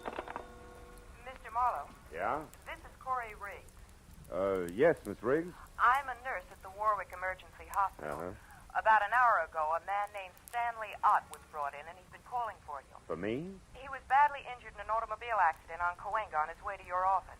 Wait a minute, who did you say this was? I'm the nurse assigned to Mr. Ott at the hospital. I just got off duty, and I had to wait until I was relieved before I could call you. I see. Well, look, Miss Riggs, I'd like to help in any way I can, but it's 9:30. Mr. Marlowe, Mr. Ott gave me $250 and told me to call you. Yeah, I know, but And he said that I should give you $200 and keep the $50 for myself. Oh, fine. Now I get clients by proxy. I beg your pardon? Nothing. I'll be right over, Miss Riggs.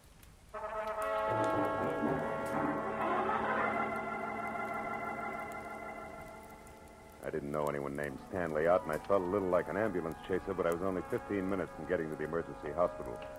As I walked up the ambulance ramp, a smart-looking brunette came toward me. Mr. Marlowe? I'm Corey Riggs, the nurse who called. Oh, hello. Can I see him now? It wouldn't do any good. You see, he went into a coma a few minutes after I called you. Oh, too late, is that it? Let's move away from the door, shall we? Sure. You see, Mr. Marlowe, before he went into the coma, Ott wasn't rational. He was raving. About what sort of thing? About you and a girl. Oh? As near as I could make out, she's supposed to meet someone tonight at 2 o'clock and collect $75,000. It's quite an assignment. Who's the girl? I don't know. All Ott said was something about a plaid coat as identification. Plaid coat, huh? Any idea what he wanted me to do? Chaperone, maybe? No, he kept pleading, stop her, she can't do it. So I'm sure that he wanted you to prevent this girl from keeping that appointment. For some reason that seems absolutely imperative to him. Where was this 2 o'clock meeting supposed to take place? I have no idea. Oh, fine. So it boils down to this. A girl we don't know in a plaid coat is meeting someone we don't know at a place we don't know at 2 a.m. The man who wants me to prevent it is in a coma and can't talk. Didn't he say anything else, Miss Riggs? He just kept saying, you've got to help me, Marlowe. It's life and death. You know, we can stir up an awful hornet's nest poking our noses into 75,000 bucks worth of business we know nothing about. I doubt that we can do any good anyway. Because we don't have enough to go on. If he said anything else to even point in the right... Marlowe. What? Oh, wait a minute. He mumbled something once about a Constantine. Constantine? Yes, it's some pier. What is it, a boat? I don't know. But at least it's a lead, isn't it? Anything else? No. Okay, where can I reach you? I'll be at my quarters, Crestview 5781. 5781. And keep track of Stanley Out's condition, will you? If he comes out of it, talk to him. We've only got 3 short hours. I'll call you, Corey.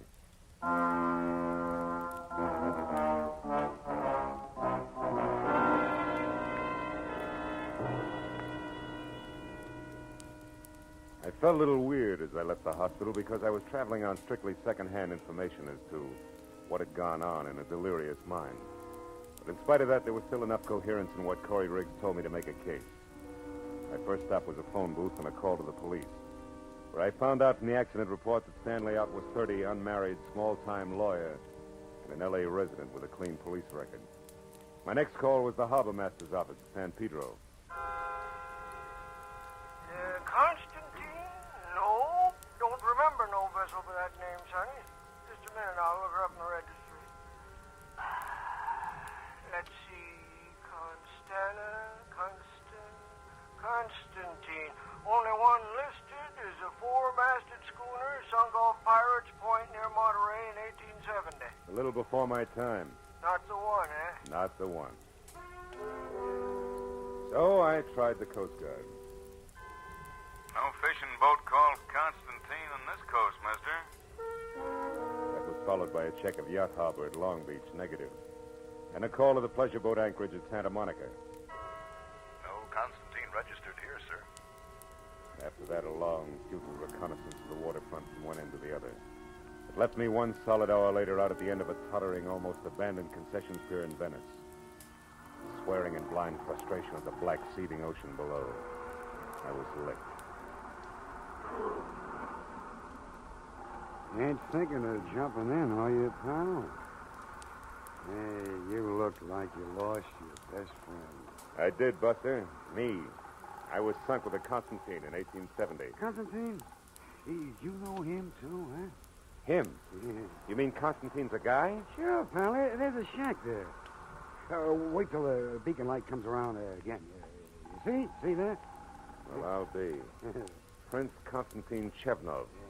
Arco says Thomas and medium, personal consultant by appointment only. Yeah, but that's a fake. No fool. All them guys, he owes everybody around, even at the Ziggy, me, for $1 and that's something. But he's a genuine Russian prince. Hey, where you going? Have a look. Prince Constantine Chevnov could be my boy. He wouldn't want you nosing around here, pal. That's too bad. Does he live here? Yeah, in the back. He runs his pitch in the front where all them green curtains are. Uh-huh. Yeah. I suppose he always leaves his door unlocked, huh? Whoa. Hey, that's kind of funny. Yeah, I'll bet. There'll be a light switch here someplace. Oh, yeah. Now let's see what... Oh. Holy cats. Goodbye, mister. Goodbye.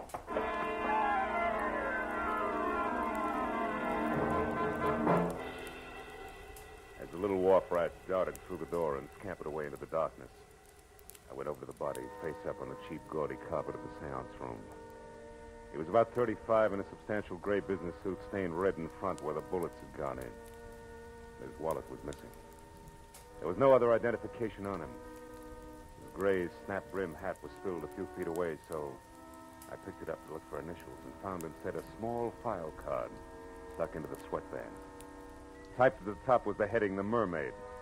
Owner Otis Van Owen, only relative Evelyn Van Owen, niece. Mermaid stolen November 12, 1948. Insurance paid in full. In ink, Van Owen died August 1949, and under that in pencil, Constantine Chevnov, Venice Pier, and Louis Paradise, 913 Seacrest Road, Pacific Palisades. It took 20 minutes to find 913 Seacrest. And when I stopped and got close enough, what I saw through an open window made Constantine's trap I just left look as reliable as a post office by comparison. It was a miniature Egyptian temple, exotic and dainty, sickening lushness of red velvet and yellow silk. And in the center of the room was a bloated little man balancing a long cigarette holder in one hand while he simpered into a honey-colored French phone in the other. I moved up quietly until I could hear him. A sentimental agreement. That is right, Evelyn. Your Uncle Otis and I were the best of friends for years. Well, thank you, child. Where are you now? Oh, the observatory. Good, good. I advise you to stay there until a few minutes before 2, and you will not forget to wear a plaid coat just to be sure I won't make a mistake. What is it, Bud? What? Sideshow? Hey. Careful now. Sudden noises like this gun going off upset Mr. Paradise. What do you find so interesting inside? Conversation. About the mermaid, probably. Uh-oh. Glad you dropped that one, Bud, because I'd bump you for a nickel. Say nothing to 75 G's.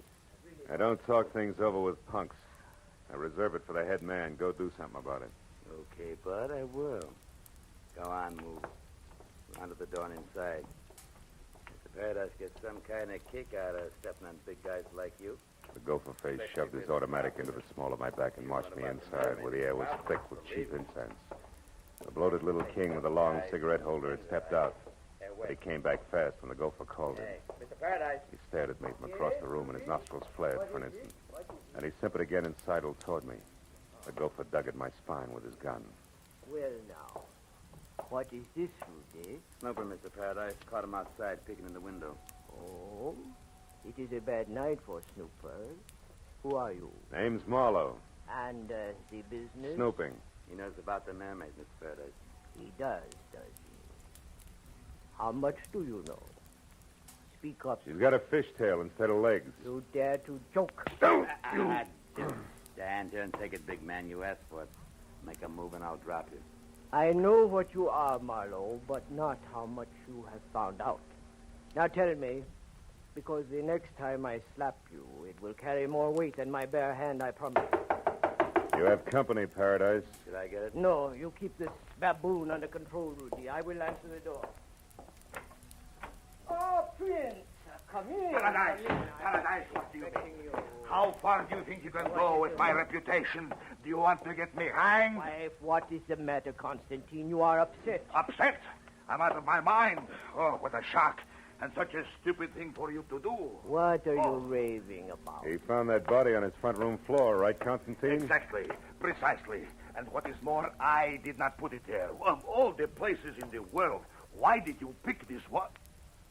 Paradise, who is this? This stranger here? If you would close your mouth and open your eyes more often, Prince Constantine, you would not be the nervous wreck you are. This is Mr. Marlowe, another snooper. Oh, another one. Paradise. Paradise, listen to me. It's better if we quit. It's better if we don't try it tonight. It's out of hand. I don't like it now. We should get away and come back next year and do it. You jellyfish, there is nothing to worry about now. Insurance investigators often work in pairs. Is that not so, Marlowe? Your pitch, round man. You don't need any help from me. You are so right. Rudy and I caught the first at your place, Constantine.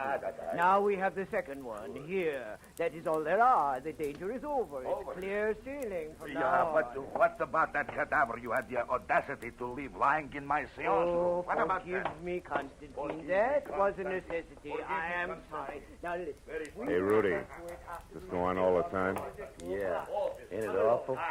And think of all the champagne, caviar, and buffalo stroganoff you can buy with the mermaid. I don't care. Just a bracelet, but at the same time it is $75,000 worth of diamonds and platinum. Oh, okay, Paradise. I trust you. Now, we go, huh? My, gnazdo. Yes, Prince. The gnazdo it is. And success. Hey, Mr. Paradise. What should I do with the big boy here? Yeah, you're kind of leaving a loose end around, aren't you, Fatty? If I had the time, Marlowe, I would beat the arrogance out of you a little chunk at a time. Rudy. Yeah? You've got no initiative, but you do have imagination. So use it. Goodbye, Marlowe.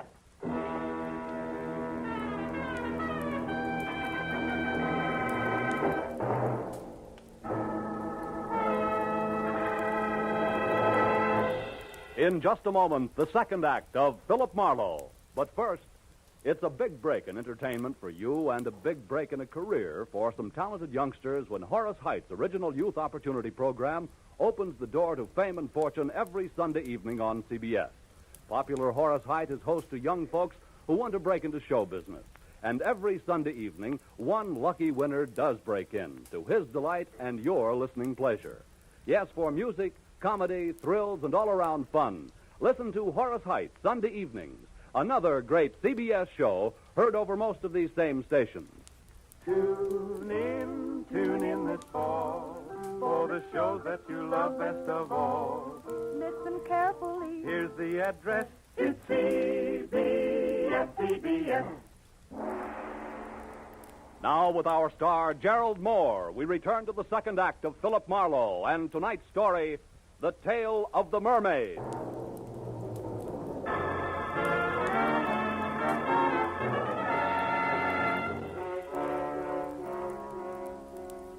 When Louis Paradise hesitated at the door, snarled the suggestion that this henchman used his imagination in disposing of me, and left in lockstep with the white Russian screwball, I got the point.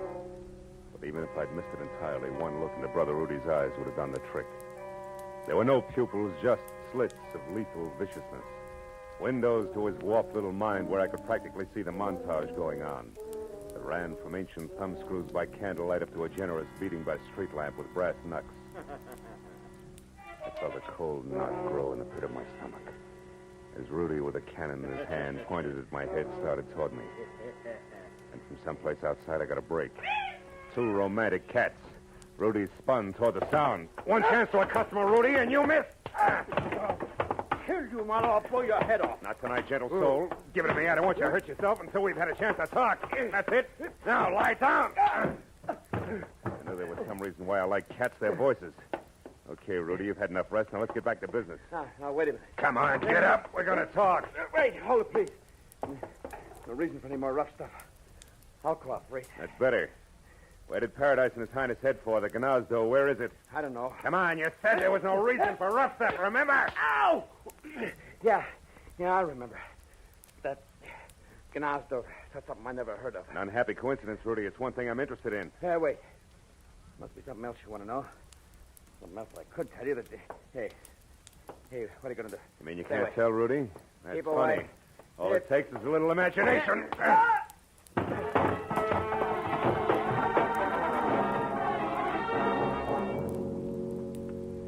With Rudy out of the way, I started through the place looking for all-important answer to what was the Gnazdo.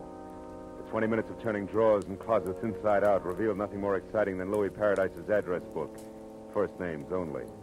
And a picture of a girl named Toodles who belonged to the Roaring Twenties. And by this time should have caught a death of cold.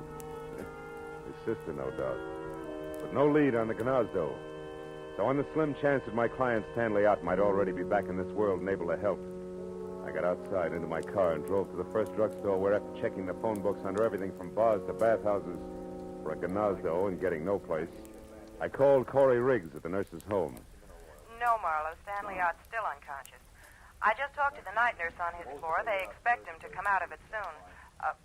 Why? What happened? Well, it's too much to explain now, Corey, but that girl, the one in the plaid coat, I found out that her name's Evelyn Van Owen, and she's staying at the Surf Hotel. Now, see if that much checks with Ott when he comes to, will you? All right. Oh, also, there's a diamond-studded item called the Mermaid, which accounts for that $75,000 he mentioned. Now, Constantine and the pier now equal a phony Russian prince who runs a spook palace out on the old Venice pier. Now, you got all that? Uh-huh. Good. Now, look, honey, listen real hard. Before Ott passed out, did he by any chance say the word Gnazdo? Gnazdo? Yeah. No. What does it mean? I don't know. I think it's the name of a place. Oh, have you checked the phone books? Yeah. It's no dice, Corey. Also, I checked one Mr. Louis Paradise, who you might mention... Marlowe, wait a minute. What's the Hold matter? the wire, will you? There's a girl here, one of the nurses, who's trying to tell me something. Oh. It's the Gnazdo, Marlowe. Shh, wait a minute. She knows something about it here. It's Rosemary. You talk to her. Hello. Hello. You want to know what Gnazdo means? Yeah. Well, it's Russian, like Pashlamaya Gnazdo. Oh, that's... well, what does it mean in English, Rosemary? Fast, please, is important. Well, that means let's go to my place. Gnazdo's the word for nest, sort of like cozy apartment or cottage. My place, nest. You sure of that? Oh, I'm positive. I was an army nurse in the war, and I spent 2 years in Germany after the shooting part was over. 2 years, a half a block away from the Russian zone. That's close enough. Thanks a million, Rosemary. Don't mention it. Here's Corey. Oh. That do it, Marlowe? Yeah, I think so. At any rate, unless I'm way off base, it's where both the Mermaid and all parties concerned are going to rendezvous at 2 a.m. That's less than a half hour from now. The Prince's place on the pier. I want to be early, so goodbye, Corey. I'll call again when I know more. Yeah, and give my everlasting love to girlfriend Rosemary. She all is show a peach.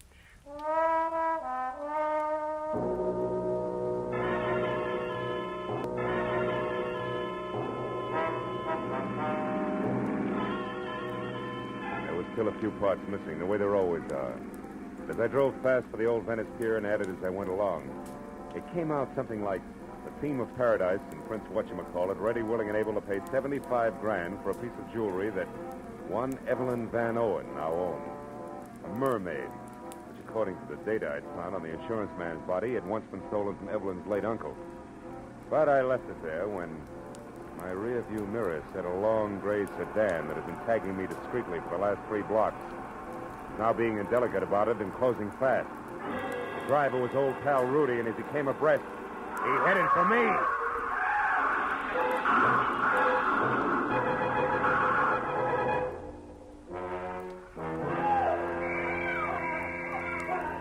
All right. You're okay, Mac. Don't you worry about a thing. We'll have you out of there in a minute. Hey, can't you knock out that horn? Knock out the horn. What do you think we're trying to do? It ain't so easy getting my hand past the printed hood. You know. Oh. Well, that's better. Hey, cabbie, what'd I hit? Well, in order of their appearance, Ooh. Mac, your car into a telephone pole, and then you into your dashboard. Oh, fine. Yeah, you're sure lucky you bounced off the curb first, Mr. Okay. Slowed you down plenty. Oh, hey, here comes the ambulance. Yeah. Look at the roll. Not for me. I'm all right. Hey, come on, cabbie, help me out of this, will you? Sure, that's what we're trying to do. But don't you worry, the ambulance ain't for you. It's for the guy that sideswiped you and then tried to get away. I seen what happened, and I went after him in me cab. He turned into a dead end, no less, trying to shake me. Ooh, is he a mess? But I guess he'll live all right. Hey, what you got against you anyhow, Mac? Just my life. Listen, your cab's still all right? Sure, there's someplace you gotta go. There is. The old Venice Concessions Pier, my friend, and the sooner the better. Come on.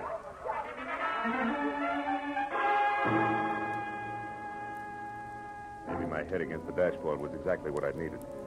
Because right then and there, the method of Rudy's handiwork made me think of an angle that I'd neglected almost completely. My unconscious client had not wanted me to get the Mermaid or the $75,000, but to stop Evelyn from keeping her rendezvous, which at this point I figured could mean but one thing. It was exactly 2 o'clock when the cab slammed to a stop near the pier. And I piled out and ran onto the empty, fog-dampened flanking that led to Prince Constantine's shack. Nothing but mist moved over the pier. No unusual sound broke the pattern of waterfront noises.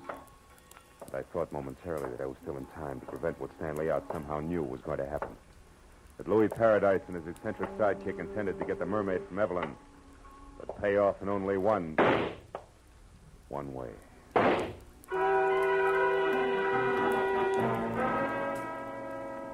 I ran to the rear of the shack on stilts and got close to the half-open door where I could see and hear and found out just what I'd expected.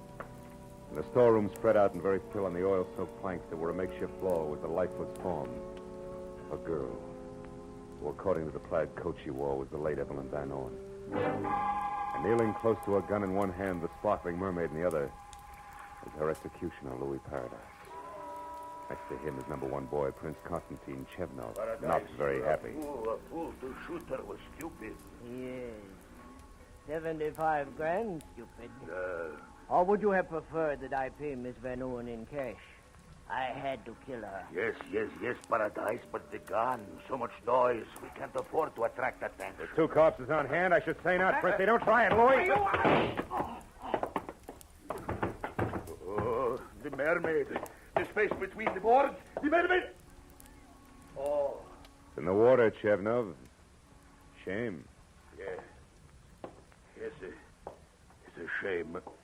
We did so much, worked so hard. Yeah, killed so often. Gonna run for it, Your Highness? Run? Nah. No, Paradise is dead there. Without paradise, I am not so brave. I will do as you say. Keep quiet. Don't make a sound, Shep. No, we got company. Quiet! Pardon me. Can you please tell me where Louis Paradise can be... It's Louis Paradise there. Who are you? Evelyn Van Owen. What? Van Owen. The woman who was supposed to sell the Mermaid to Paradise? That's right. But on my way over here, just after I left my hotel, somebody struck me, knocked me out. He took my coat there and my purse and ran. Your purse with the Mermaid, no doubt. Yes. And that, Miss Van Owen, makes this angle shooter here. Yeah. The very dead nurse, Corey Riggs. Let's get out of here.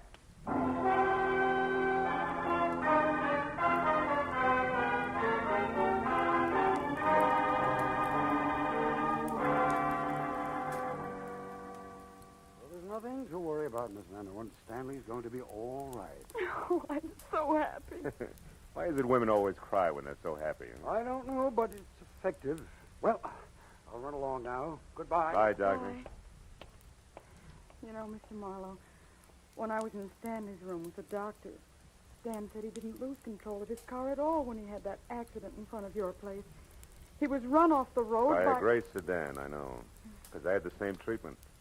One of Louis Paradise's henchmen, Rudy. Where's your car, honey? I'll walk you out. Just outside the front door. Mm-hmm. Tell me, did I tell you why Rudy roughed him up? Yes, in a way.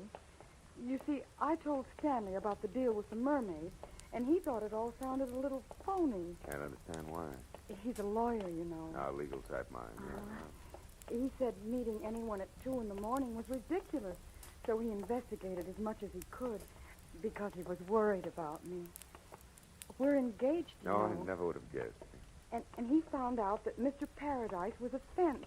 And Stan said that probably he never intended to give me the $75,000 for the Mermaid at all. That they intended to kill me. Here we are.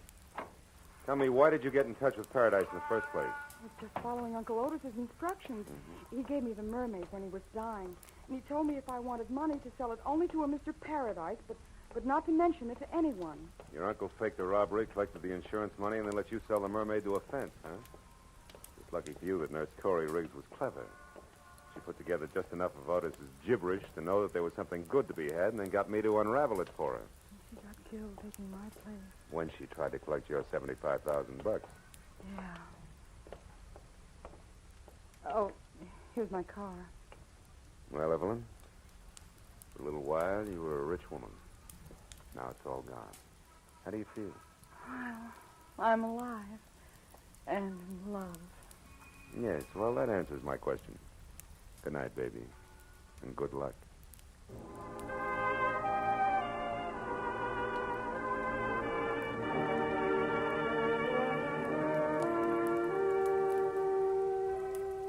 When I left the hospital, I wandered back to the old Venice Pier in Prince Constantine's Gnazdo. It was 5 in the morning, and the police had finished cleaning the place up. But the word had gotten out. A crowd had gathered. They always do. Curious, restless, sordid crowd, equipped with everything from grappling hooks to homemade diving helmets. All climbing over each other for a chance to fish for the Mermaid. She who had brought death to 3 people, injury to 2 others in the course of one night. And suppose they found her. What then? A lot of glittering pieces of white coal set in a metal frame we call precious. Look at the suckers grab. That's all, Marlowe. Home and to bed.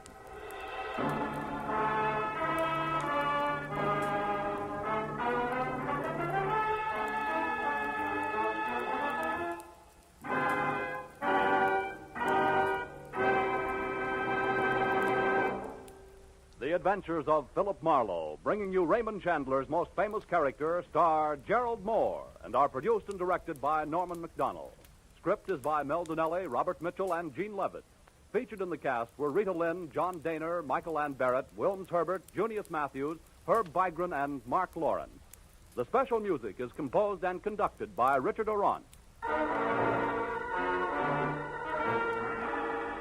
Be sure and be with us next week when Philip Marlowe says... It started with a terrified woman lost in a maze of memories she couldn't explain. And waiting for her outside an open window was death.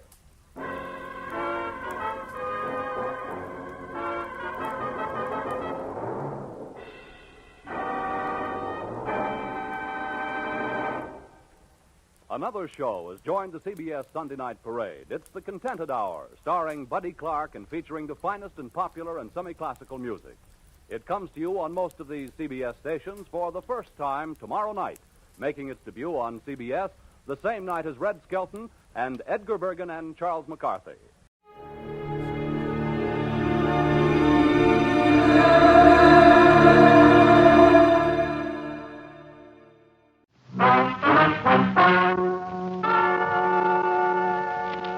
Ladies and gentlemen, the story you are about to hear is true. Only the names have been changed to protect the innocent. NBC brings you Dragnet.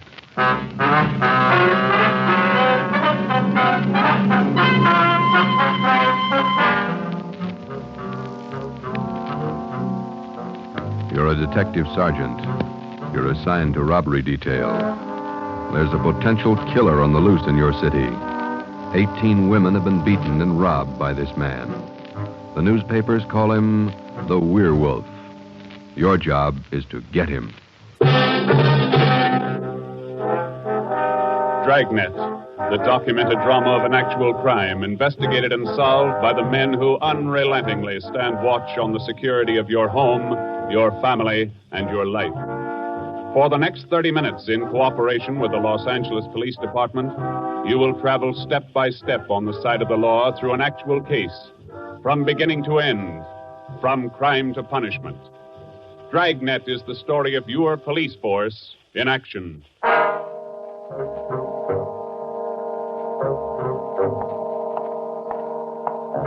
was Thursday morning, February 2nd. It was raining in Los Angeles. We were working the early morning watch out of robbery detail. Detectives in Los Angeles work in pairs.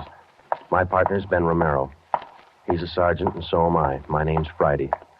The boss is Ed Backstrand, chief of detectives. I was on the way back from the teletype room, and it was 3 a.m. when I got to room 27A, robbery detail. Hi, Ben. What's up? Keep your coat on, Joe. Just had a hotshot call. Coming, Skipper? Right behind you. Let's go, Friday. Well, what was it, Ed? Another woman robbed, almost beaten to death. Well, how many does that make? About 18 in 6 weeks. Is that right, Skipper? Yeah, 18 too many. Come on down these stairs to the garage. Yeah. What about that suspect we had, Ed? You mean Martin? Yeah. Had to release him this morning. But I got a good tail on him, Henderson.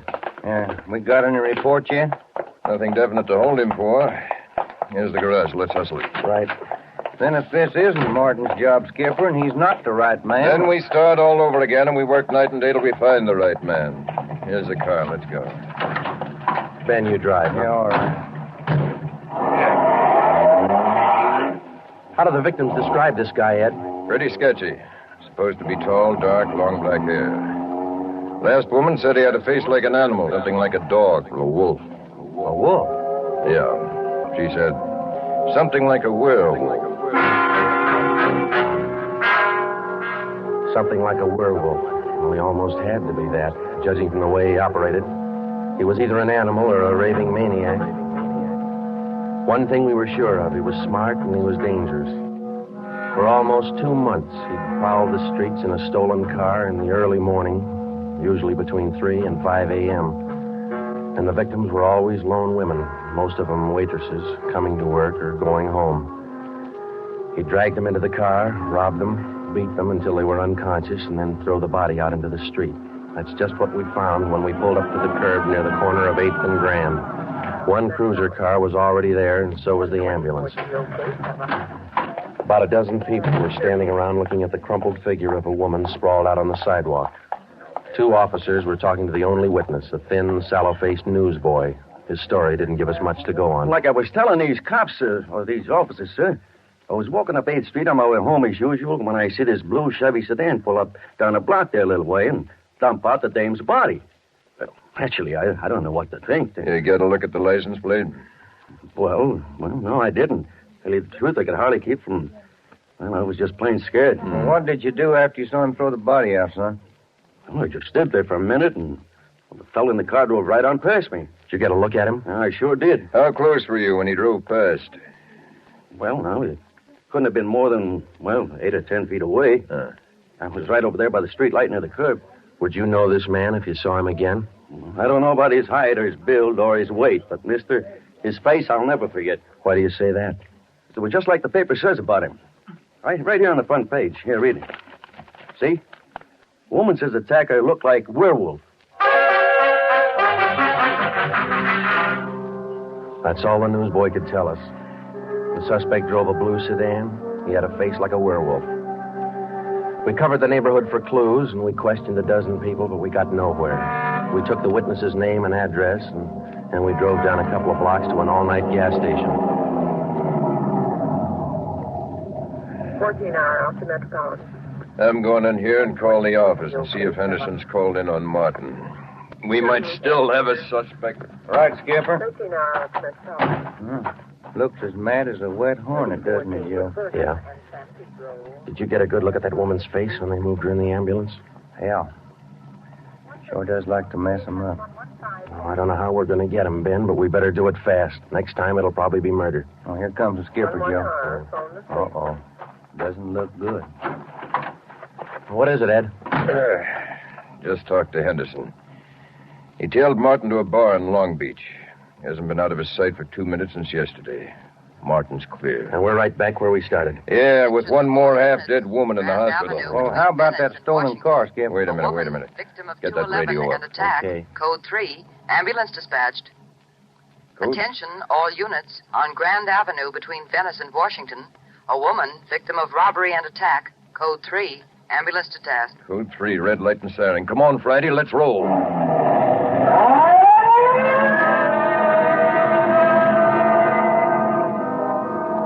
We couldn't be sure, but it sounded like another one. 6 minutes later, we were there. Same story. Werewolf. The next day, the chief ordered the number of cruiser cars doubled in the Central District. This was for the early morning watch, with plainclothesmen to back them up. Then the newspapers played it big, and in 2 days, the story was on the front page of every paper in town. Maybe that should have made the werewolf lay low, but it didn't. Because at 4 o'clock that morning, while Ben and I were patrolling with the other cars, he got his 20th victim. Attention, all units. Whittier between Soto and Matthews. A woman, victim of 211, an attack. Code 3. Ambulance dispatched.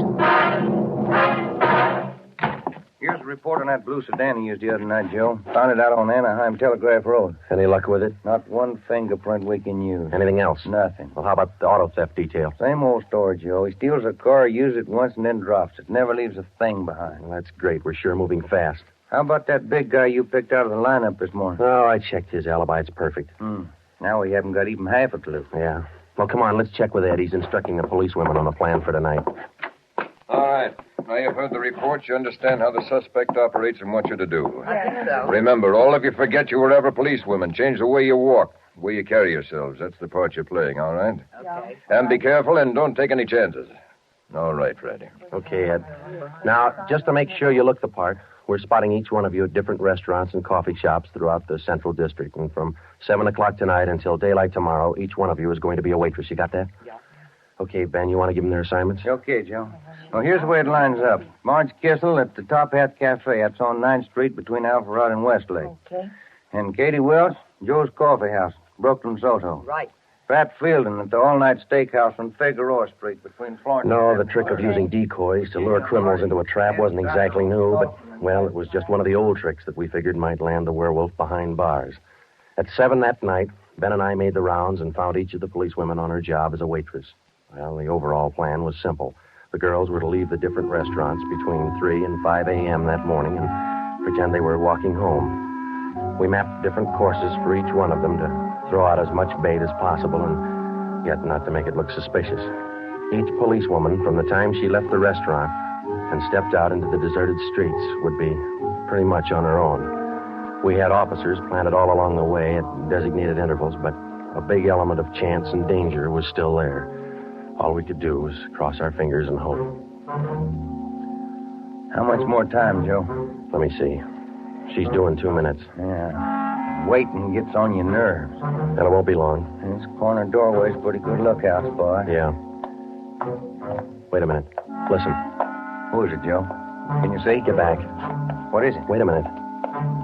It's Marge Kissel. There's a man following her, a big guy. If it's the werewolf, where's his car? I don't know. Maybe he changed his plans. Get back. Here they come.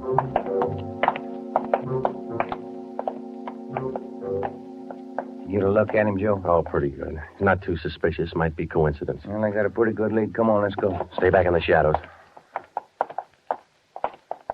Hey, Joe. Hmm? So where'd the guy go to? I lost him. The little coffee shop up in the next corner, see? Take a look. Oh, yeah. He's opening the door. He's turning on the lights. Yeah. Looks like a false alarm, Joe. Well, let's check him anyway.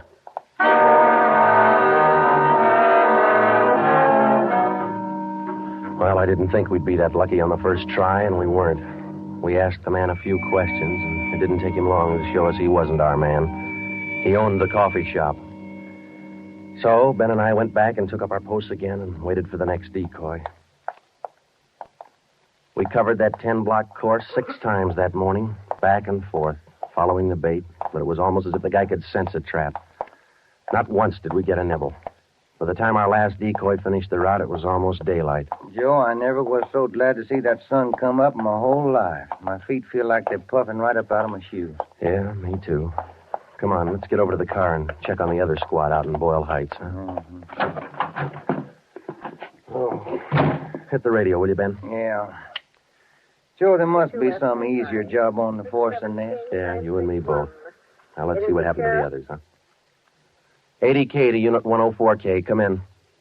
104K to Unit 80K. Go ahead. 104K, this is Friday. You do any good out there? This is Miller. I'll call Curtis. Stand by. 80K to 104K, Roger. What do you think, Joe? Maybe a bite? I don't know. Oh, this guy seems to work like a mind reader. Well, he can't win all of them. 104K to Unit 80K. This is Curtis. Go ahead. This is Friday, Al. How'd you do out there? Any luck? Just checked in the last gal, Joe. Katie Welch, not a sign. Okay, Al. Have the men check in. 80K clear. KGPL. Okay, let's go, Ben. When we finally got back to the office that morning, both Ben and I were ready for some sleep, but it didn't look like we were going to get it. We just about finished going through the overnight reports for some kind of a lead when the phone rang. Robbery Friday. Hi, Joe. This is Wilkerson, auto theft. Hi, Wilkie. You got something for us? Not much, Joe, but it might work into something. Just got a report in on a pair of stolen license plates. Oh? Yeah. I'm not much of a hawkshaw, but I figure there's just a chance it might be your werewolf boy. How come? I don't know. Maybe just a hunch. After 13 years in this business, you get to know thieves pretty well. Sometimes you got to even think like them. Okay, Wilkie, thanks. We'll check by in a couple of minutes. Right, Joe. What do you have to say? Pair of license plates stolen last night. Wilkie's got a hunch it could have been our man. Well, might be an angle, Joe. If that werewolf guy'd hang on to one car long enough, we'd have a chance at him. Well, he's too smart for that. I don't know, Joe. Sooner or later, he's going to make a mistake. Yeah. Come on, let's check with Wilkie. Well, we checked with Wilkerson. We got the best piece of news we'd had in days. On the average, 95% of stolen cars are recovered or located within 24 hours. In the remaining 5%, Wilkerson, by a simple process of elimination, narrowed down the number of cars the suspect might be driving. Wilkie figured 6 cars. There they are. Now, bet you if you picked up your man tonight, he'd be in one of these cars. Let me see, huh? 2-door black sedan, yellow convertible, another sedan, green, blue coupe, black coupe, and a gray convertible. Well, that's good work, Wilkie. At least we got something to look for now. Yeah, you're right, Joe. Wilkie, you got the numbers of those stolen plates you're talking about? Yeah, right here, Ben. They're already on the hot sheet. Good. Keep us posted, huh? As usual, Ben. See you later, Wilkie. That's a good break, Ben. Something to keep us busy tonight. Tonight? What do you mean? We're setting another trap. Same thing as last night. Same policewomen, same everything. Well, only this time let's hope he steps into it. You know, Joe, this werewolf character's getting me mad.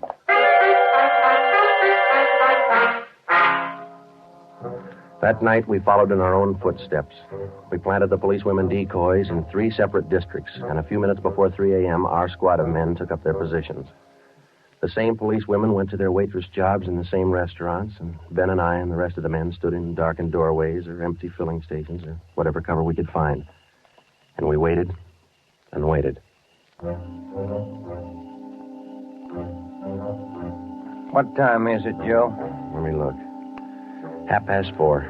Oh, thank you. Any sign, Joe? No, nothing yet.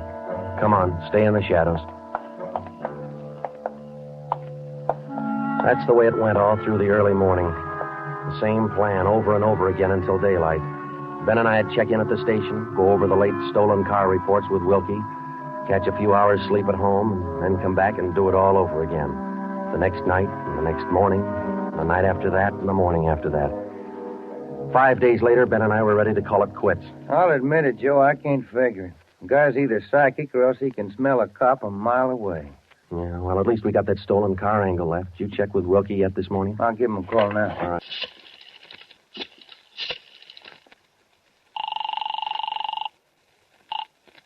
Auto theft, Wilkerson. This is Ben, Wilkie. Got anything for us this morning? Yeah, I was just going to call you. You fellas ought to let me solve your cases for you. Why? What'd you get? The boys picked up 3 of those 6 stolen cars since late yesterday. Great. Now, what does that leave us with? Well, here are the 3 still missing. Yeah. 4 X-ray 763. Yeah. 5-6 Young 342. Uh-huh. 6-1 Robert 385. Yeah. Got those? Yeah, thank you, Wilkie. Check you later. Good news? Remember those 6 missing cars? Yeah. Wilkie says the boys found 3 of them since late yesterday. Here's what's still out. The blue coupe, the yellow convertible, and the gray convertible. Yeah. Well, this feels like the right track for a change, Ben. Righty. Romero, got a minute? Sure thing, Skipper. Come on, Joe. What do you got, Ed? Woman out in Hollywood just called in with this. She said she walked down to the corner from her house last night to mail a letter. On the way back, a guy pulled up in the car and tried to drag her inside. Any description? Big, heavy-set, dark, same thing. Well, how'd you get away from him, Skipper? She said she started running as soon as he made a motion toward her. When he saw her run up the steps of her house, he jumped back in the car and took off. Well, how come she didn't call in before this? She hasn't got a phone. She's afraid to leave the house again until this morning. Sounds good, Chief. You got her address there? Here you are. Mrs. Tom Burdick, 1237 Wilcox, apartment 10. Come on, Ben. This might be what we're looking for.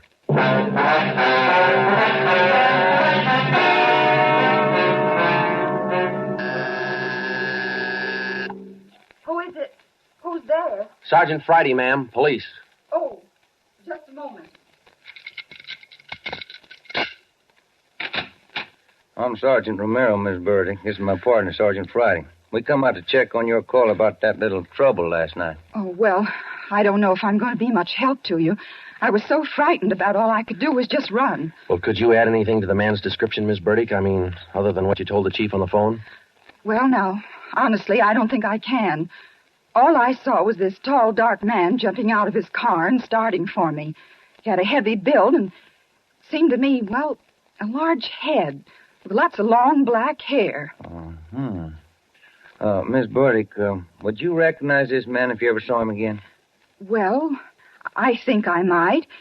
He was such an unusually big man, almost frightened me to death. Well, just one more question, Miss Burdick. Could you describe the car this man was driving when he approached you? His car? Mm-hmm.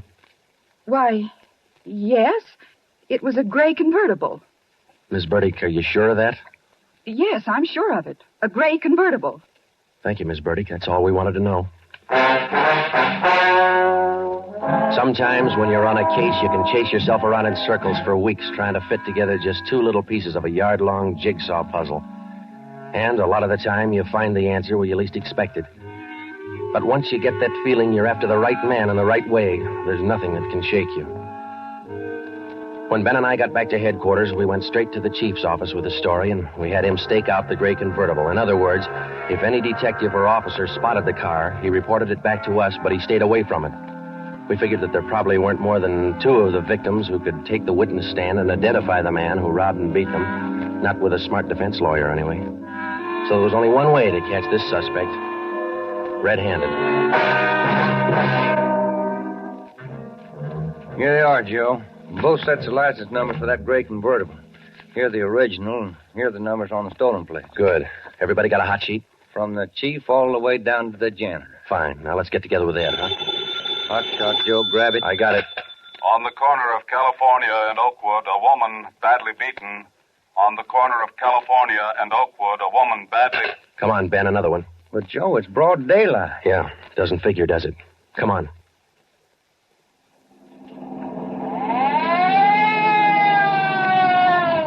That vacant lot over there, Joe. 2 plainclothesmen and uniformed officers were keeping the crowd back. An ambulance was drawn up by the curb, but it was empty. When we got down to the rear of the lot, we found out why. They were waiting for the coroner. The woman was young, not much more than 30. Her body was half sprawled across the muddy ground, and her face was turned upward. It had been badly beaten. They figured it happened last night, Sergeant. Have the fingerprint men been notified? Yeah. How about the crime lab? Just called them. That's good. Now, let's keep everybody out of the area. How about the crime lab? Just called them. That's good. Now, let's keep everybody out of the area till they get here. All right, Sergeant. Who found the body? One of the kids in the neighborhood. The woman was dead when he found her. Did she live around here? About a half mile away. I hear she's got 3 kids. Or she had 3 kids. Uh-huh. You seen enough, Ben? Yeah. Let's get on back to headquarters.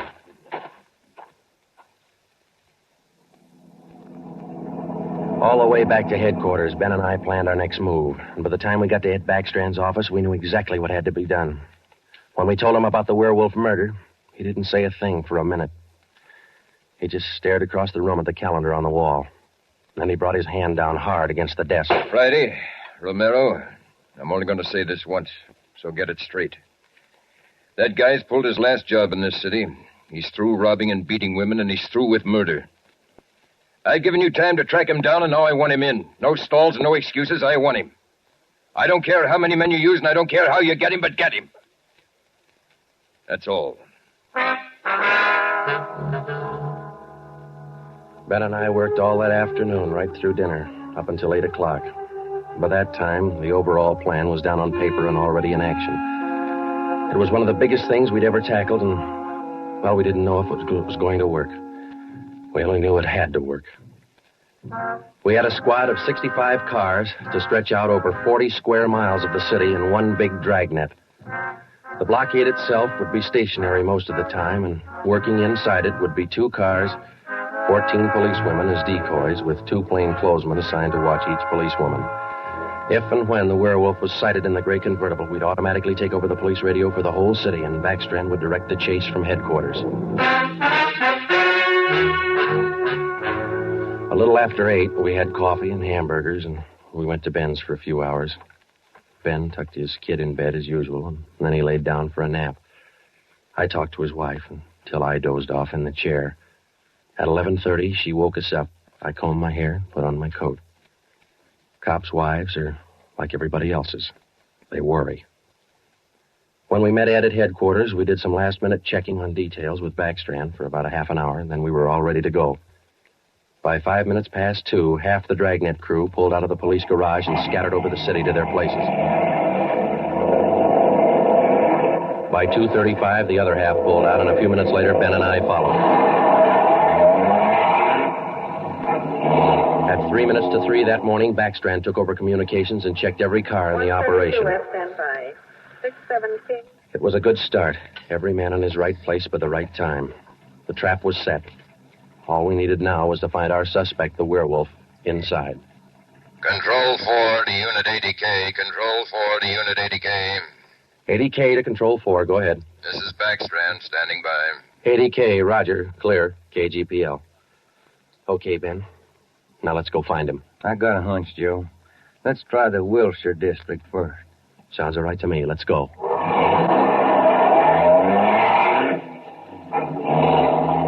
For the first hour and a half, we raked the Wilshire district back and forth. Not a sign. Then about 38 minutes past 4, we headed back for the downtown area and parked in an alley where we could double-check on one of our policewomen decoys. Here comes one of the gals now, Joe. Pat Field. Bet her feet are almost as tarred as mine. Yeah. See anything else, Ben? Nothing. Quiet as a church. No, wait a minute. Car just turned the corner. Heading up in the same direction she is. Joe. Joe, it's slowing down. Wait a minute. It's pulling up beside her. It's a gray convertible. It's him, Joe. Come on.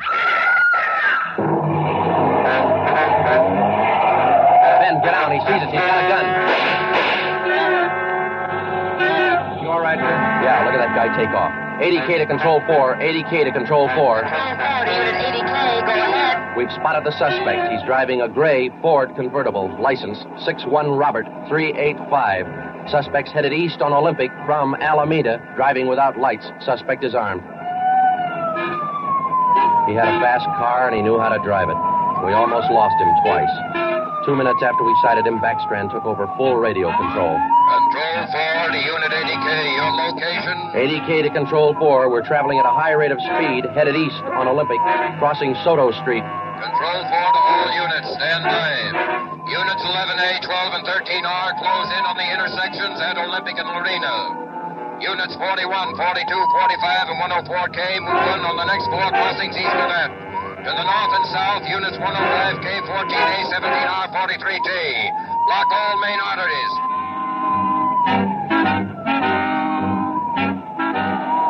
In the next half hour, the 65 cars in the Dragnet had pulled in like a noose around a 5-mile area. Ben and I hoped it was just a matter of time. Unit 80K to Control 4. Control 4 to 80K, go ahead. He's headed north on Fresno Street, crossing Whittier Boulevard. Attention all units. 80K now pursuing suspect north on Fresno from Whittier Boulevard. Units 15, 105K, 11R, and 18A block off the intersection on Fresno and 4th. Hey, Ben, up there ahead. What's he trying to do now? Look, he's turning around. Yeah, and he's coming right for us. Watch it, Joe. Look out! Pretty close. 80K to Control 4. Control 4 to 80K, go ahead. Exchanging shots with suspect. Watch it, Ben. Here he comes again. Sure likes to use that gun, doesn't he? Sure does. Hey, Joe, look. Look, he's turning east.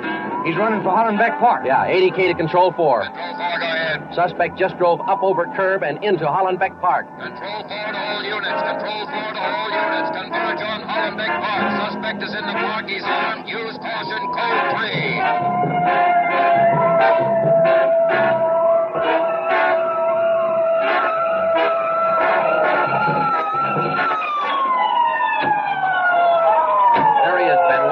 Looks like a night baseball game with only his headlights. Yeah, come on, let's get him. Yeah. Never say die, huh, Joe? Joe, can you get a shot at him? Don't shoot! Don't shoot! I'll give up! Don't shoot! Then step out in the open and get your hands in the air. All right, I give up! But don't shoot! You're a brave killer. Yeah, come on. All right, you get your hands in the air. Come on, higher. Joe, look out, he's got a knife. I got him. Joe, those women were right. He does look like a werewolf. Yeah. You got your handcuffs? Yeah.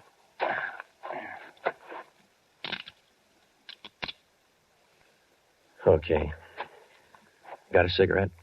I've been out for an hour. Little place across the street. Maybe we can get some there. Okay. There's the crew from the 41R. Hey, fellas, take him into robbery, will you? Okay, Friday. I think there's a vending machine in there. Uh-huh.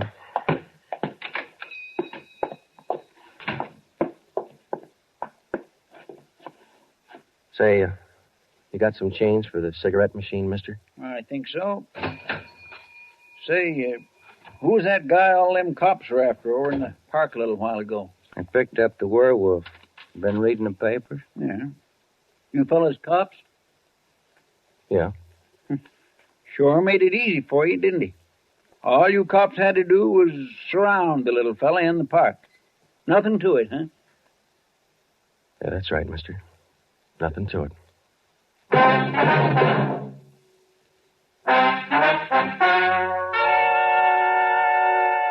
The story you have just heard was true. Only the names were changed to protect the innocent. Walter Barton, known as the Werewolf, was tried and convicted and is now serving a full life sentence at the state penitentiary.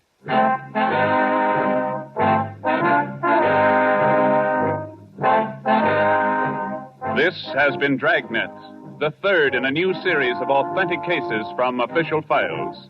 Technical advice for Dragnet comes from the office of C.B. Horrell, Chief of Police, Los Angeles Police Department. Tonight's program is dedicated to Sergeant Mario Victor Dairo of the Los Angeles Police Department, who, on the morning of January 1st, 1943, gave his life so that yours might be more secure.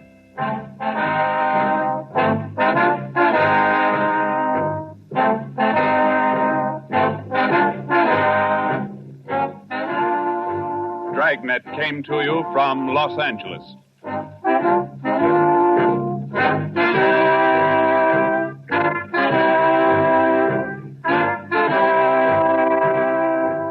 This is NBC, the national broadcasting company.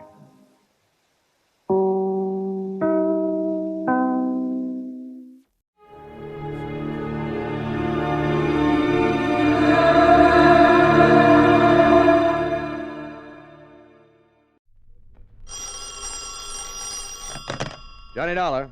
So you've stayed on there in Miami? That's right. Good. If I had any sense, I'd stick around in Florida the rest of the winter. Why not? Instead of going on back to the snow and cold of Connecticut. And who are you? This is Don. Don Boomhauer, Johnny. Don? Yes, sir. Right across the state from you here in Sarasota. Well, Don, it's nice to hear from you. How did you know I was down here? From Pat McCracken at Universal Adjustment Bureau.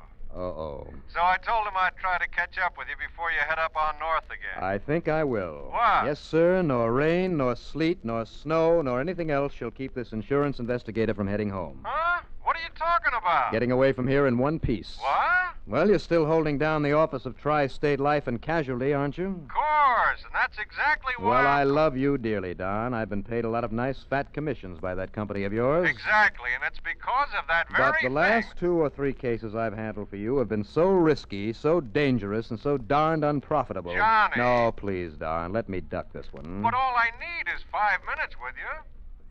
5 minutes? That's right. Well, what kind of a case could I possibly cover in 5 minutes? None at all that I know of. Well, then. Did I say anything about taking on a case? Well, no. But I'll tell you this. 5 minutes with me over here may very well keep me from getting involved in something pretty serious. Yeah, like what? Oh, like maybe spending a few years in a federal prison, something like that. Oh, now you're kidding. Am I? Well, aren't you? Come on now, Don. No. You come on. Over here to Sarasota. For just 5 minutes with you, huh? Yes, Johnny? Well, I still think you're kidding. No, Johnny. But okay, Don, I'll see you. I'm sure it's a gag. Has to be.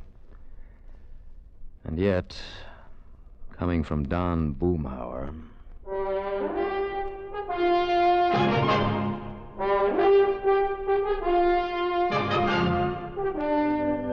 CBS Radio brings you Bob Reddick in the exciting adventures of the man with the action-packed expense account, America's fabulous freelance insurance investigator. Yours truly, Johnny Dollar.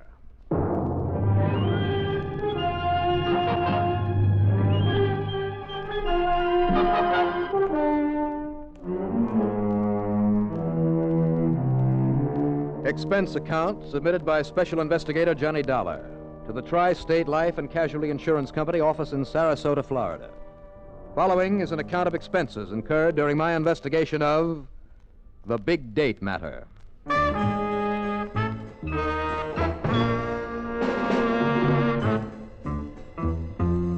Expense account item 1, 2020, plane fare, tips and taxi. In a little over an hour from the time I left Miami, I was in Sarasota talking to Don Boomhauer in his office near the foot of Main Street. Sure, Johnny, simply because I asked you to. Wrong, Don. Only reason I agreed to come on over here on my way back to Hartford is because it means a little more time away from the snow up there. Yeah, Florida's pretty nice this time of the year, isn't it? Handled a jewelry store robbery there in Miami, huh? Yes, and almost got my head shot off, which is why I'd like to be able to relax for a while. But now, what is this case you seem to think I can solve in 5 minutes for you? I told you I have no case for you. Yes, I guess you did. All I want you to do is to check over some of these figures for me. Don, you know the only kind of figures that I give a hang about. I know. The ones on pretty girls. Well, why not? After all, just because you're a staid old married man. Don't knock it, Johnny. How is Frances, by the way? Fine, just fine. You give her my best. Oh, do it yourself. I told her that if I could persuade you to come here at all, I was sure I could get you to stick around for a few days. How about it? We'll see. Now, about those figures you mentioned. Oh, yeah. Johnny, have you kept any account of the monies we've paid you this past year in commissions? I can tell you down to the last penny. Good, because if it agrees with these figures here, all you have to do is sign this statement, and the Bureau of Internal Revenue will quit threatening to send me up the river. So that's what the big emergency is. Yeah. Huh?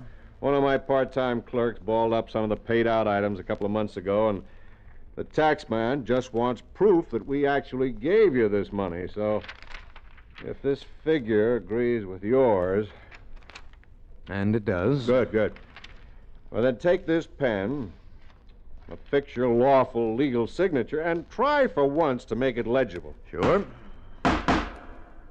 Under the desk, Johnny. Those shots are right outside in the street. Telling me? Move over so I... Hey. What? Shots, did you say? What's the matter with you? Can't you hear them? Well, just take a good look out there. Come on, let's go and see. Get our heads blown...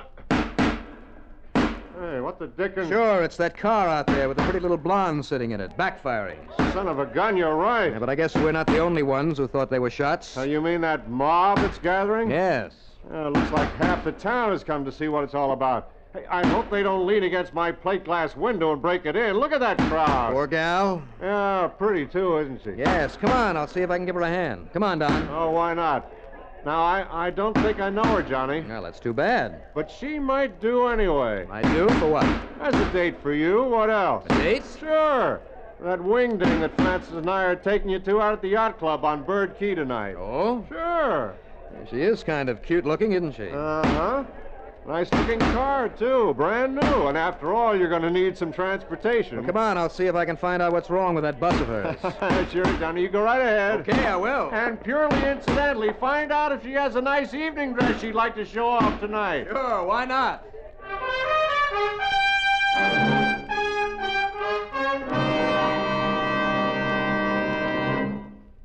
A number of years ago, it was said that, in spite of the large population of this planet, men and women remain the most inaccessible things on it.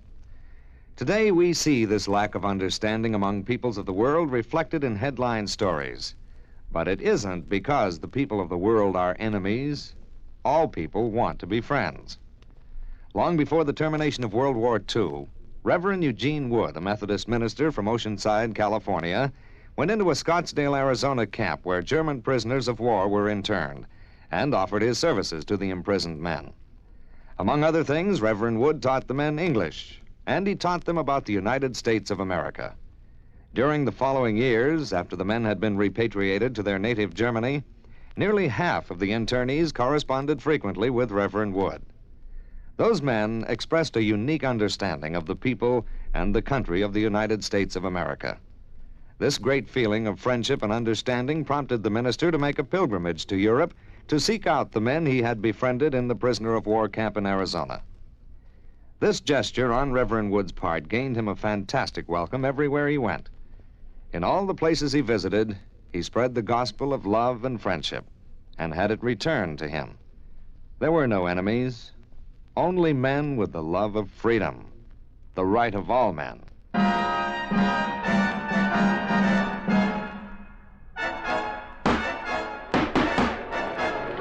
By the time I got outside the door of Don Boomhauer's office, it looked as though half the town was gathered there.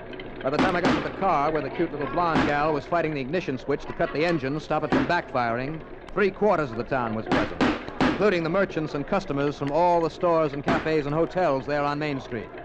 The folks had come to see the fun and, of course, offer all kinds of unhelpful suggestions. Well, don't just stand there, please.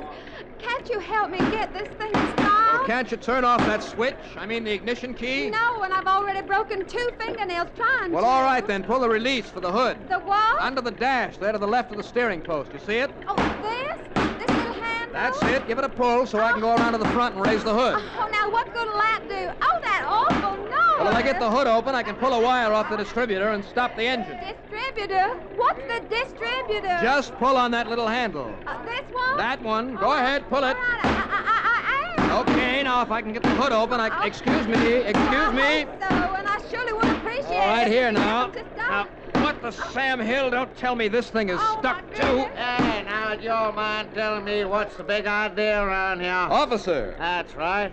What do you all think you're trying to do around here? What's the matter with you, anyhow? Now, look, help me get this hood open. It's stuck. You mean it isn't noisy enough for you as it is? All right.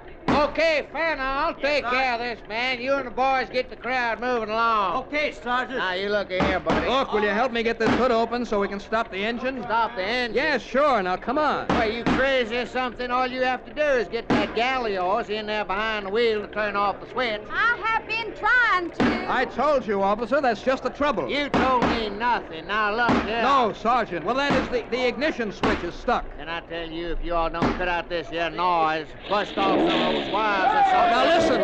Right this minute, I'm going to haul you in the car and this girlfriend of yours off to... Oh. Yes, it's stopped. Well, that's that. Oh, it is, huh? Young lady, you get this car out of here and over to some repair shop before this happens again. You hear me now? Oh, yes, sir. I certainly will. Oh, well, now, wait, miss. I don't know what you did to stop it from making that awful Oh, noise. nothing. Absolutely nothing. And But now also, I'm terribly upset about it happening right here on the main street. Okay. Just get it out of here. Uh-huh.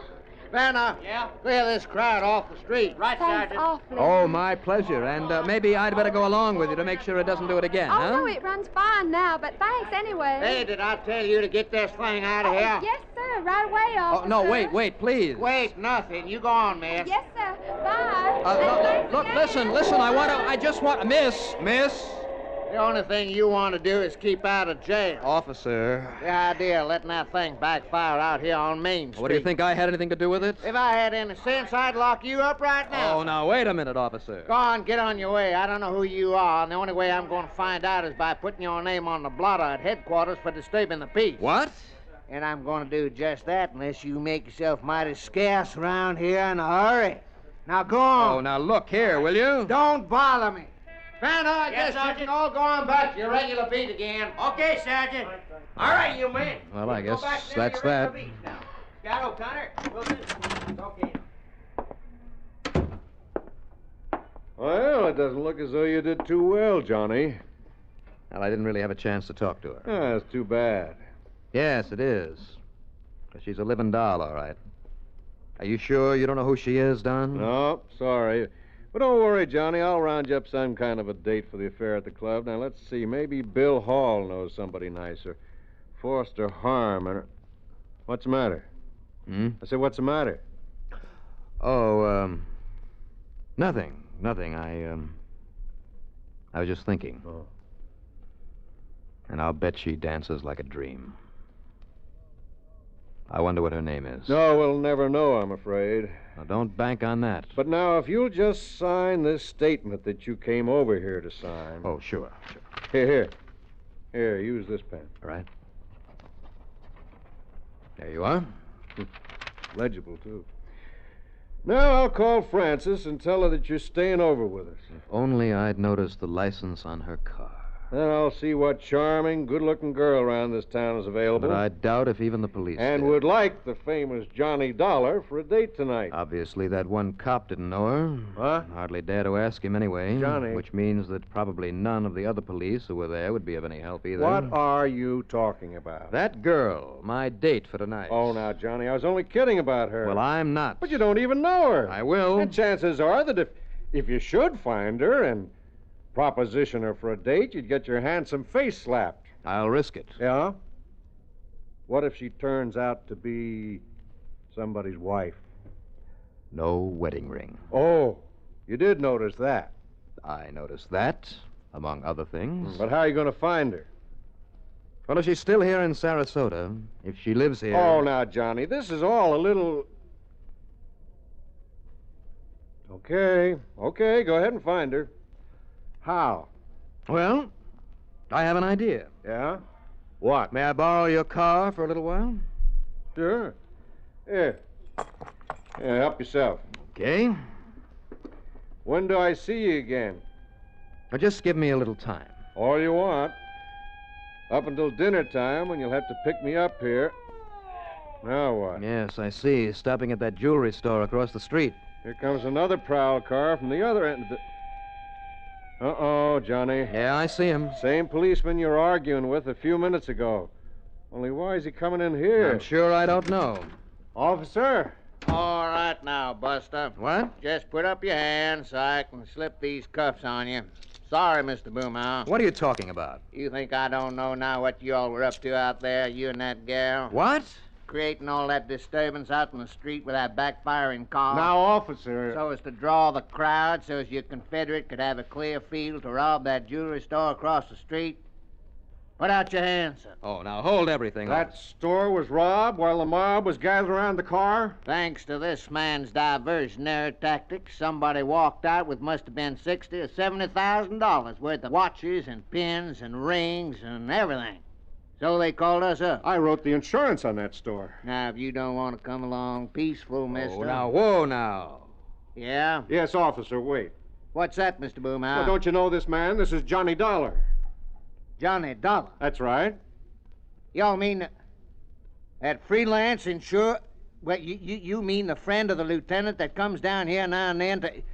This is Johnny Dolar? Here, officer. My credentials? I've known him for years, officer. He's Johnny Dolar, all right. Yeah, and these papers all look...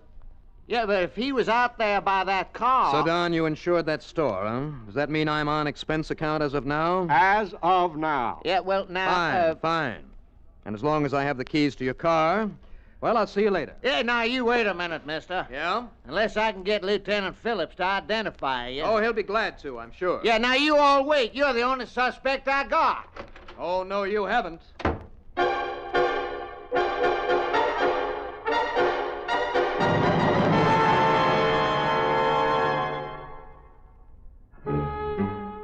By the time the officer had recovered his wits enough to barge out the door after me, I'd raced around to the back of his office and taken off in Don Boomhauer's car.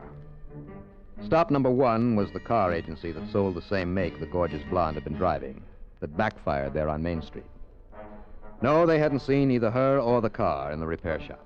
Anyhow, one of our nice new models kick up and backfire like that? No, sir. Then I made the rounds of every car agency in town. Nothing. All right, that clinched it for me. I mean, the reason for that car acting up as it had. But how to find it? If, that is, it was still in Sarasota. I drove aimlessly all over the place, hoping and praying that somehow I'd just happen to spot it. Yes, and hoping that Don Boomhauer had been able to explain things so the police wouldn't track me down and cramp my style. I racked my brain for some idea how to find that girl and her car. And I guess the strain on my so-called brain made me a little foolish, for I suddenly found that I'd driven way out of town, way out on Bee Ridge Road. I started ahead into a little side road on the edge of the swamp to turn around, and then... Well, don't tell me there isn't luck in solving these cases. Stalled there a couple of 100 yards up that dirt road was the car I'd been looking for. And standing beside it, waving for somebody to stop and help her, was the luscious little blonde. Well, thank goodness somebody came along to help me get this old car started. Well, hi there. Why, it's you. The nice man who tried to help me back in town. None other. Well, you're certainly my good Samaritan today. Now, what seems to be the trouble? I don't know. It just stopped. And neither one of... I don't know a thing about cars, except how to drive them. Well, maybe I should have gone along with you after that trouble back in town, huh? Well, somebody who knows something about these things should have. Well, this time I see you got the hood release to work. Yes, I just pulled out that little old handle and it popped open. Yeah. Well, now, let's see. Just, how did you happen to be coming out this way? Oh, maybe I was out looking for you. Oh? Why? Well, when I first saw you there in town, I thought maybe I'd ask you for a date tonight. And don't hand me a crack in the face for saying it. Why should I? Well, thanks. You're cute. What's your name? Johnny. Johnny Dolar. You're... Well, that's a funny name. Gee, Johnny, I hope you can get this running again for me. Well, I'll take a look. Uh-huh. So I took a look, with one eye watching her. But she didn't make a move, just stood there smiling. I replaced the ignition cable that had jogged loose. And then I saw it. That simple little device that meant this car had been rigged for backfire deliberately. just like the old Chicago mobsters did it in order to cover the sound of gunshots. And then I thought I heard a noise inside the car. Somebody hidden behind the front seat, maybe? When I walked around and opened the back door, I see. Yeah, that's right, Mr. Johnny Dollar. You see a 38, and it's aimed straight at your belly. Shall I pick up a rock and slug him, Jim? Just relax, Sal. And that sack in there full of the loot from the jewelry store? What else? Did he fix the car, Sal? Yeah, I think so, Jim. Oh, it's fixed, all right. So if you two would like to continue on your merry way... Sure, after I take care of you and sink you in that car of yours in the swamp. Go ahead, Jim, and let's get out of here, Yeah, sure. Turn around, Dollar. Okay, now, Jim, listen. Turn around. So I can be nice to you. Give it to you in the back of the head so you won't know when it hits you. Oh, now, wait. So you won't know when it hits you. Oh, now, wait, Jimmy, look. What? Look, that car that's coming. What, it looks like they followed me after her. It's a prowl car. The cops? Uh-huh. Blast him, Jim. Come on, blast him. Too late, baby. Hey, you okay, sir? Everything under control, Mr. Dollar? Sure, Sergeant, and I suppose I might have known you'd be tailing me. Yeah, well, yes, sir. Well, thanks. Thanks very much. Well, it's a pleasure, Mr. Dollar. And now, what about her? Johnny? Now listen, Johnny. Well, you see, I'd kind of asked her for a date, officer. Oh, why, yes, he did. But how about if she has a date with you instead? Say at headquarters?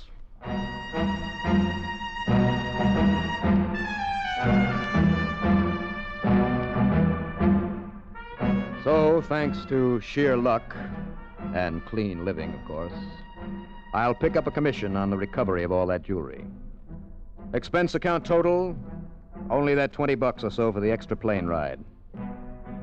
What a life. Yours truly, Johnny Dollar.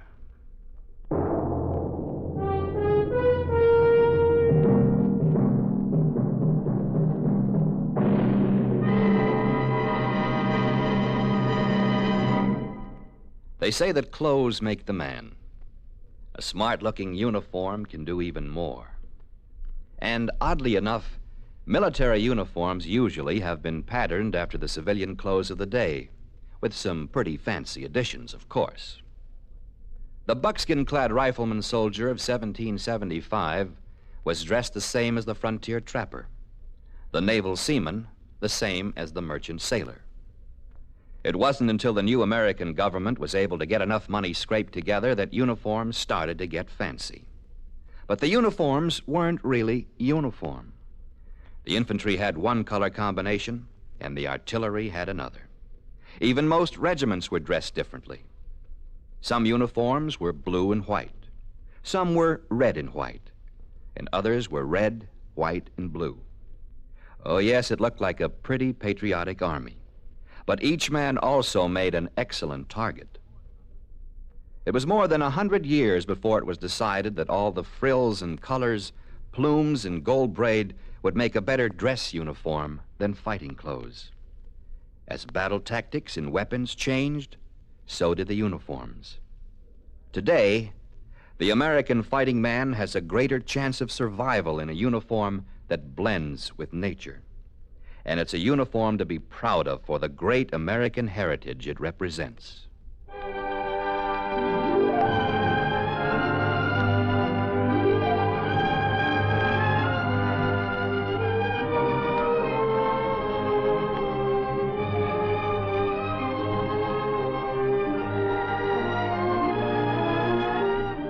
Yours truly, Johnny Dollar, starring Bob Reddick, is written by Jack Johnstone. Produced and directed by Bruno Zerato, Jr. Musical supervision by Ethel Huber. Heard in our cast were Madeline Sherwood as Sally, Robert Dryden as the Sergeant, Carl Frank as Don Boomhauer, Larry Haynes as Jim, and Larry Robinson as the car dealer. Be sure to join us next week, same time and station, for another exciting story of yours truly, Johnny Dollar. This is Art Hanna speaking. Johnny Dollar has come to you through the worldwide facilities of the United States Armed Forces Radio and Television Service.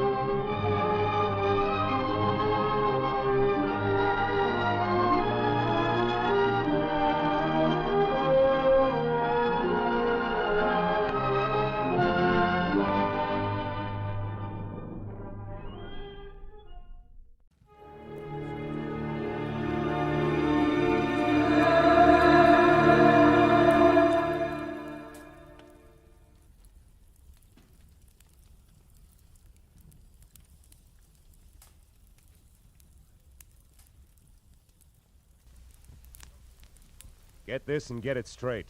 Crime is a sucker's road, and those who travel it wind up in the gutter, the prison, or the grave. This time it started with a kid hawking papers on Hollywood Boulevard, and moved from there to a house full of hate on a quiet street, a blonde liar on ice skates, and a corpse in a burned-out shack. And it all wound up right where it really began, in the heart of the kid on the corner. From the pen of Raymond Chandler, outstanding author of crime fiction, comes his most famous character in The Adventures of Philip Marlowe.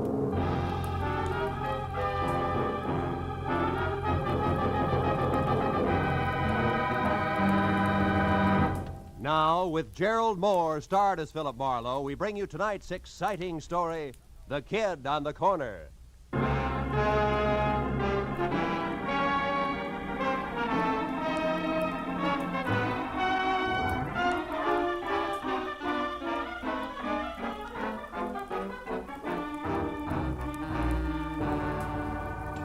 After a day jam full of heat waves in December, actresses who passed mascara and long A's off as talent, and producers with glossy convertibles and holes in their shoes, the world looked as phony as a $7 bill. And when I finally closed my office, stepped out onto Hollywood Boulevard into the glare from miles of sheet iron Christmas trees on lamppost trunks, and watched a loudspeaker Santa Claus with neon reindeer trundle by in a cloud of artificial snow, I'd have gladly traded all of Hollywood, California for one quiet Vermont hillside and thrown my license in to boot. All of which convinced me that what Marlowe needed most was a martini in his own apartment, a good book, and a night's sleep in that order. So I started home after them, but only got as far as the middle of the street. Hey, Mr. Marlowe, wait up! It was the kid who sold papers on the corner. Mr. Marlowe, can you spare a minute? I've got to talk to you. Okay, Tommy, let's get out of the street first, huh?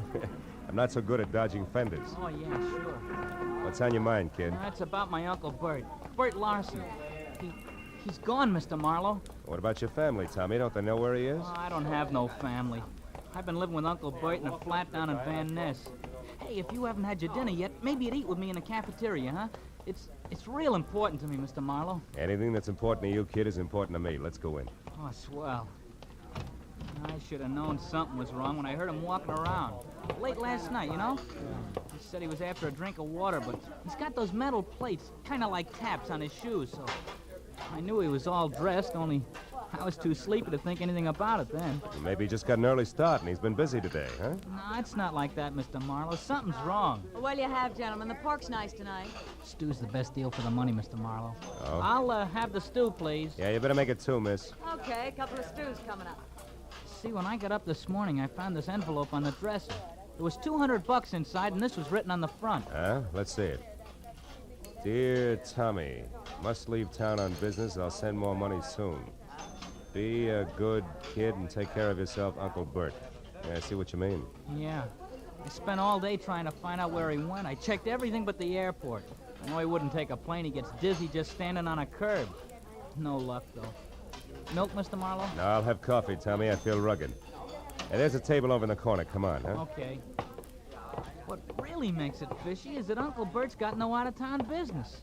Besides, he's never been out in front more than $20 in his life. I can't figure it. Well, now, look, Tommy, if you're really worried, you don't want me, you ought to go to the police right away. Cops? Yeah. No, I can't. Why not? Well, Uncle Bert's been awful good to me, but, well, I guess he's really kind of a bum. You see, he's a gambler, Mr. Marlowe, a bookie. Uh-huh. Just a harmless small-timer, sure, but I'd get him in an awful jam if I called the cops. Will you try to find him for me? I got dough. I'll pay you whatever you charge. Don't worry about the money, Tommy. I got one lead for you. This name here in the back of the envelope, see? Yeah. Lester Carney. And the number 3004.5. Does that mean anything to you, kid? No. Oh. I'd have looked that guy up myself, only you know how far a kid could get. Sure. Gee, Mr. Marlowe, I'm sure my uncle didn't leave town. It's something else. It's gotta be. He's in some kind of trouble. Now, Tommy, you know that he might be on the wrong end of it, don't you? Yeah. Well, if that's right, I want to find it out fast, Mr. Marlowe. Here's a picture of him. Mm-hmm. Scared, son? Me scared? Nah. Not for myself, anyway. Yeah, I guess I am, kinda. Well, okay, Tommy, eat your dinner, and then get back to work. I'll see what I can find out, huh?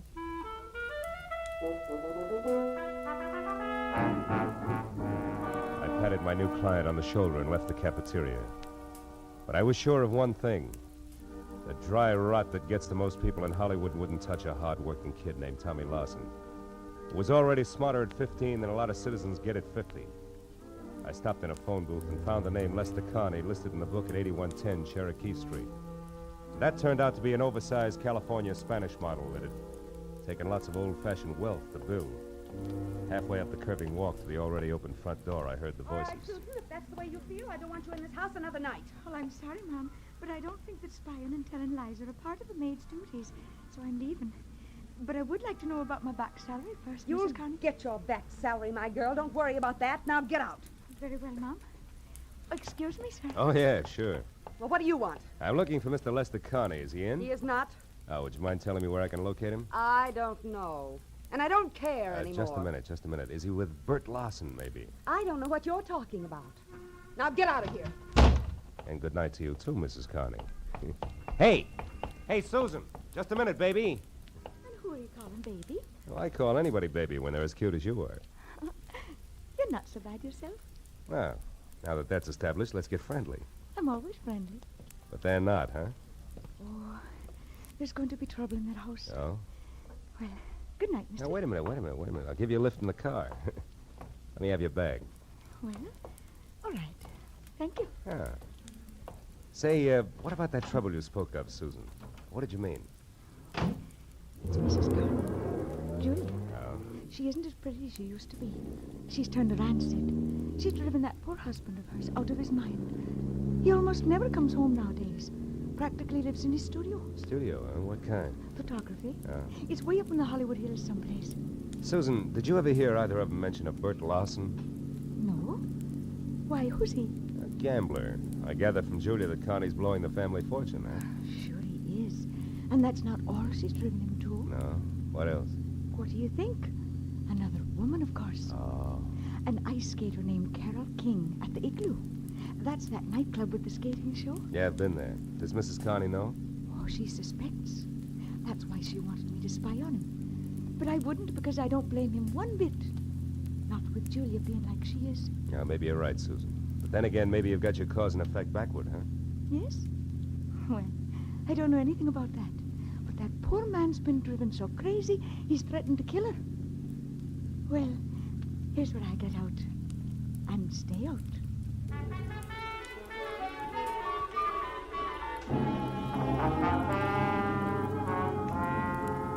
I dropped Susan off at the car stop and headed out Sunset Boulevard for Westwood in a club called the Igloo, which looked more like a down-at-the-heel Taj Mahal than an Eskimo's bedroom.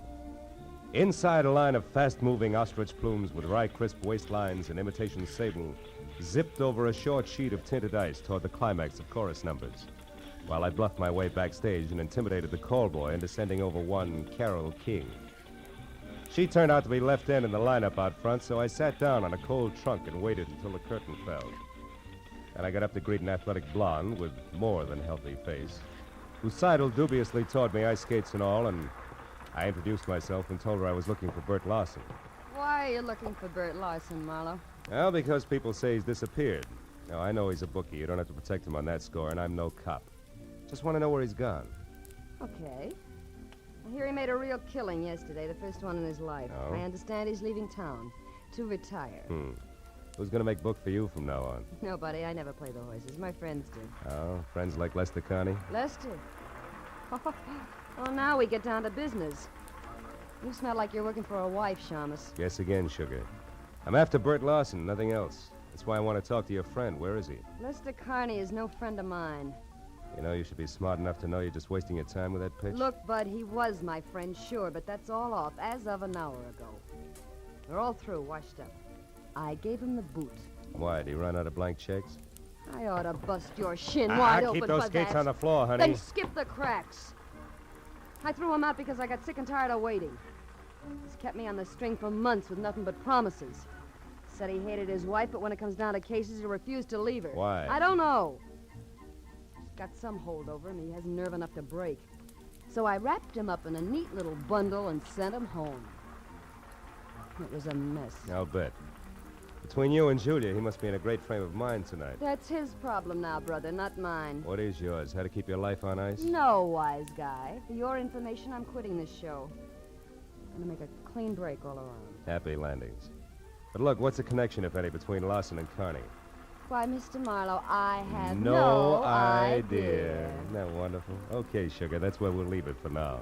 But in making that clean break, be sure it's not your neck. I'll see you around.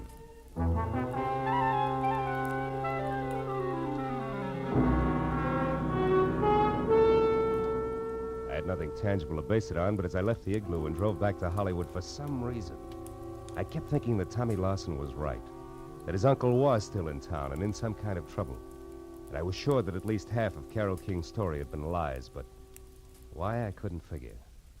And another idea hit me, and hit me hard.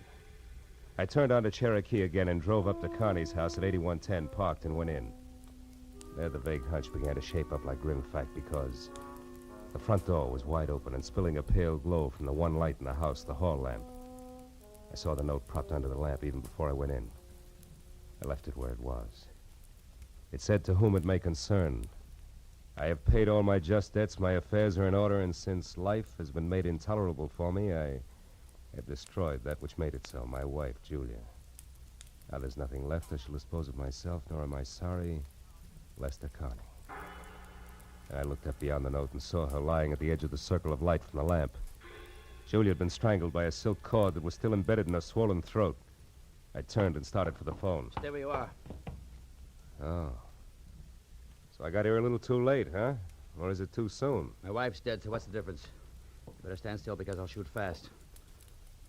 Who are you and what are you doing here? Name's Marlowe, and I assume you're Connie. All right, I'm a private detective trying to find Bert Larson. In the process, I got mixed up in your little fiasco from one end to the other. Bert Larson. Just a cheap bookmaker.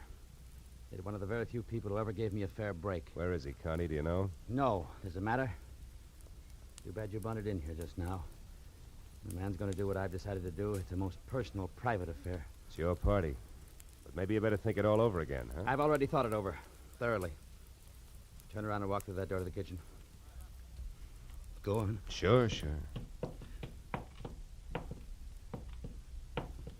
All right. Stop there. Now, open that door on your right. This one? Yes. Years ago, that cellar was filled with the best wines the world had to offer. What happened? You pulled too many corks? Find out for yourself, Marlowe. Oh!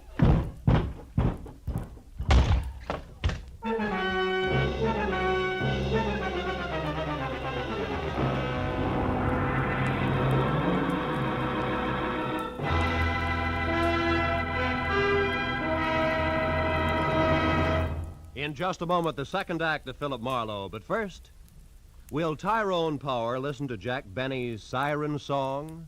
Will Ty consent to portray CBS's great Sunday night musician and lover in the movie The Life of Jack Benny? Tune in tomorrow and find out. No, there's never a question about the quality and quantity of comedy and sheer entertainment on CBS on Sunday night. And remember, the Jack Benny Show is heard on all of these CBS stations. Now, with our star, Gerald Moore, we return to the second act of Philip Marlowe and tonight's story, The Kid on the Corner.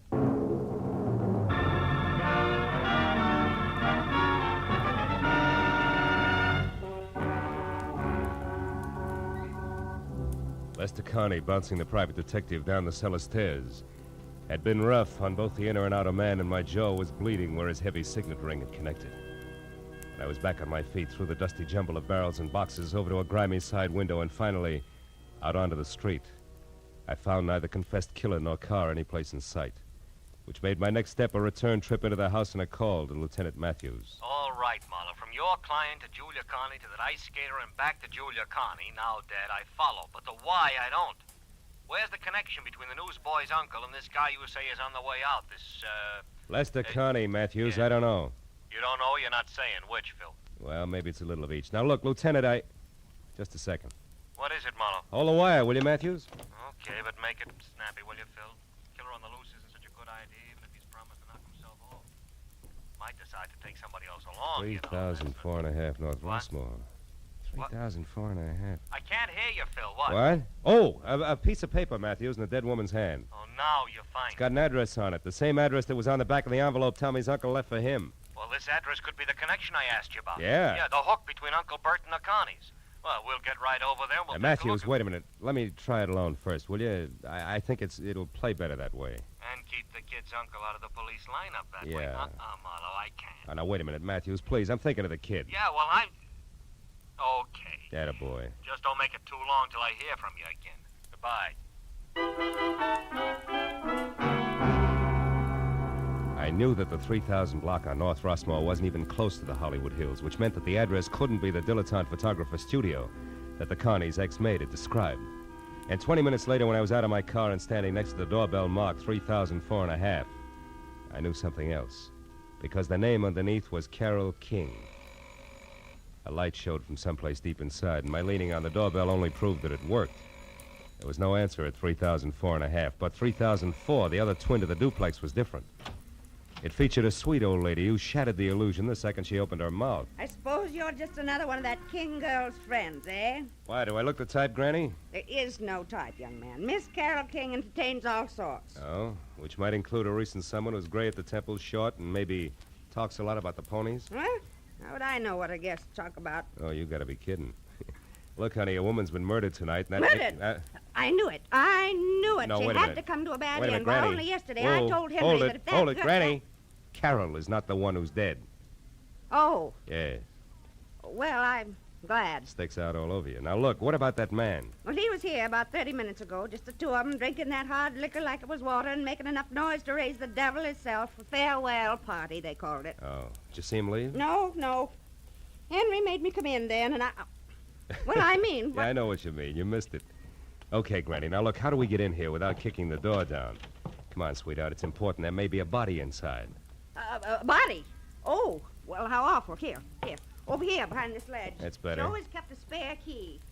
Yes, here it is. But, you do it. I'm too shaky. You shouldn't be. Just think of tomorrow, Granny, and the news you'll have for one and all. The light switches is on your right there. Uh-huh. See anything? No. How many rooms here? Bedroom, kitchen, and bath aside from this. Anything in there? No. You suspect foul play, all right, don't you? The foulest. Don't let it worry you, because... Hey, those photos there on the wall. They're taken from Mulholland Drive, aren't they? One by day, one by night, both in the same spot, the Hollywood Hills? Sure. That's where he has a studio, that Lester fella. Yeah, that Lester fella. Granny, do you know where it is? I mean, Mulholland Drive and where?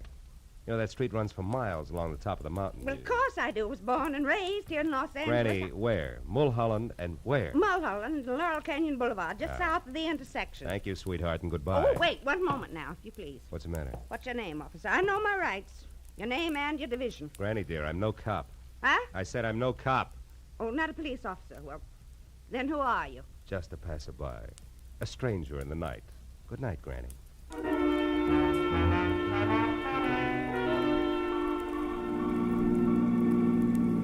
All the way from Rossmore to Sunset, then west to Laurel Canyon Boulevard, I kept worrying about Tommy Lawson and the uncle, who, from where I stood, needed at least worrying about no matter which way things played. But when I was on the strip of macadam that twists its way upward toward Mulholland Drive like a snake writhing from a long, long bellyache, I forgot about both client and relatives alike. Because at the top and a little to the south, where Granny had said it would be, was Lester Carney's studio, all right, but burned to the ground. Well, these shellac flyweight joints sure go fast, huh, Chief? Yeah, it wasn't 20 minutes on this one. Hey, mister, where are you going? Some of that metal stuff's still pretty hot. Who are you, with the law? No, Chief, I'm a private detective named Marlowe. I was wondering if Lester Carney was caught in there. He owned this shack. Yeah, I know. Was he a friend of yours? No, it's strictly business. He's wanted for murder. Yeah, he was wanted for murder, Phil. He was burned to a crisp in there. Hello, Casey. Hello, Matthews. Well, what's your guess? He started on purpose? No, suicides hardly ever burn themselves to death. No. He probably took some sleeping pills or poison and then a cigarette he left going and did this, you know. Hey, by the way, Phil, you saw Connie tonight. You think you might recognize him? Might. Yeah, he's over there. There isn't much. Oh, see you, Casey. Right, Matthews. Hey, Garson. Hey, you tied Connie and this fire together kind of fast, didn't you, Lieutenant? I just found out about this place. Yeah, but you work alone, Marlowe. I got help. Oh. Got help. Oh. There it is. All that's left. See anything? Yeah. That ring. I noticed it earlier tonight. And the watch? No, I'm not sure. I don't remember what kind. Hey, Matthews. What is it? What are you staring at, Phil? Come on over here. Come on. What? See this little piece of metal? Yeah. I think it's. Don't watch. Oh, Phil. You know, fire makes things hot. Yeah. Hot things burn and. Yeah. Marlowe, what is it? It's an idea. Yeah, like what? Like this isn't suicide after all, like it's murder, Matthews. Come on, we gotta get to our phone quick.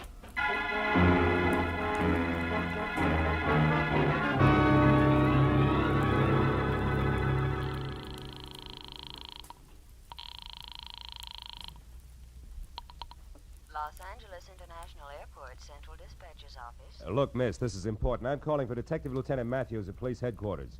What passenger flights have left in the last half hour? Passenger flights? Yeah. Well, there have been two, sir. One to Dallas, Texas, the other to Chicago. Both American Airlines. Nothing out of the country? Marlowe, what are you getting Will you at? wait a minute, No, Matthews? sir. However, there is a flight scheduled to leave at 10:10. Uh-huh. But that's just 5 minutes from now. That's going to Manila. Mercury Airways. Shall I connect you? Yeah, hurry, will you please? Yes, Hey, Matthews, sir. this may be it. I'm glad for you. Mercury Airways. Central Dispatcher's Office, Mercury. There's a call from the police here for you. Go ahead, sir. Look, your 10:10 flight from Manila, is it going out on schedule? Yes, sir. The plane's standing by for the tower signal now. Oh, then tell me this. Is there a passenger aboard named Bert Larson? Lawson? One He's the moment, killer, please, Phil? sir. Hurry, will you? This Lawson killed Lester Connie. Then he's Will you the hold one it, who- Matthews? Yes, sir. We have a Bert Larson aboard. Oh, good. Keep him there and don't let that plane get up in the air. Do you hear? The man's wanted for murder. But don't do anything else either. Just let him sit and wait for us. You got that? Yes, sir. I understand. Fine. We'll be there as soon as we can. Goodbye. Come on, Matthews. It's your show from here on in. Sirens included.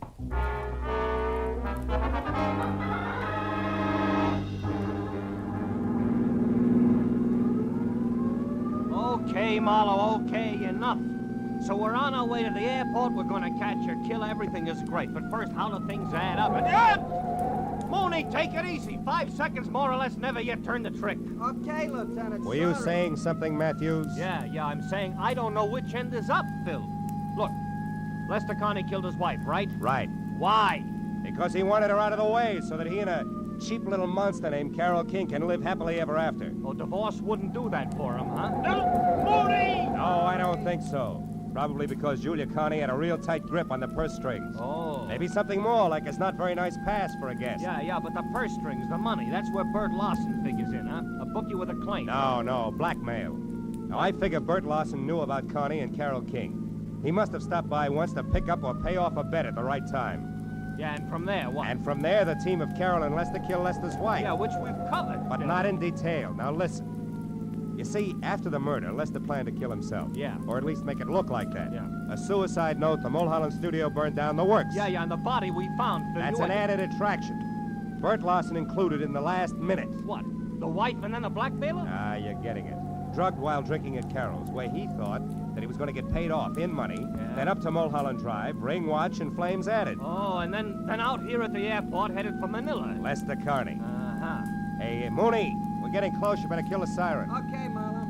Now, Phil, how do you know all this? I mean, the switch, you know, what makes it so? That piece of metal I burned my fingers on, Matthews, it was a tap from a shoe.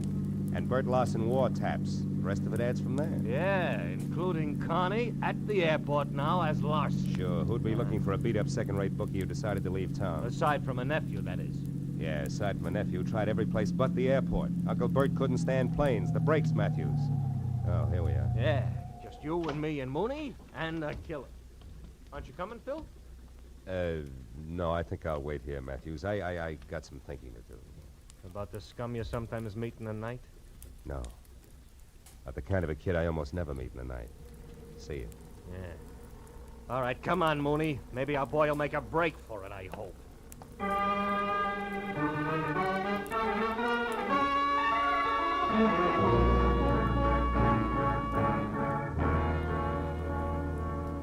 Lester Connie didn't make a break for it, and an hour later when they picked up Carol King, it was the same thing. Each of them was surly, ugly, but they talked.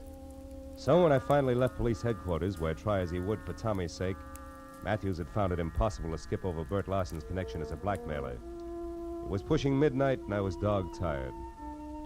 There was something worse than that when I was back on the corner near my office, walking toward Tommy Larson, who was untying a stack of fresh newspapers. Then the headline. Read all about it. Hollywood killer nabbed. Blackmailing bookie. Jealous wife slain. Hiya, kid. Hiya, Mr. Marlowe. Lieutenant Matthews tells me you had kind of a rough night. Kinda. When'd you talk to him, Tommy? After the first editions hit the street, I wanted to know if you were okay. The story didn't say. Publicity no good for your business, huh? Not much. Look, kid, did the lieutenant say anything about you? I mean... I'm gonna stay with a neighbor, a friend of Uncle Bert's. Oh. He had friends, you know. He wasn't really bad at heart, Mr. Marlowe. Not really. I believe that. So do I, Tommy. He was just mixed up. Yeah. Sure he was. And you know why? The way he thought the world owed him a living, that's why. And I couldn't tell him otherwise. Excuse me, Mr. Marlowe. I gotta get going. Thanks a lot. You were swell. Sure. Extra. Bookie and Babe slain in Hollywood Triangle. 2 dead in Hollywood slaying. Extra.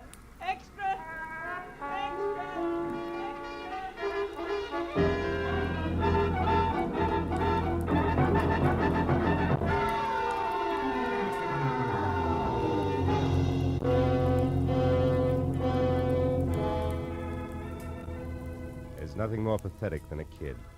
The first time he's really slapped down by life. We, the older ones, the tired ones, learn to roll with the punch.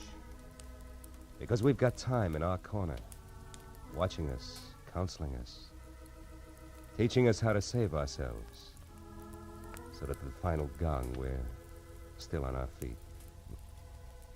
But a kid steps into life's arena expecting to find his opponents all he was taught to believe they would be. But instead he finds the old 1-2 below the belt. But if here he finds a good guy, and there a great girl, the going suddenly becomes not so rough. The fight becomes worth it, if only to help the next generation of Tommies find their ring a little cleaner, and the breaks not quite so tough.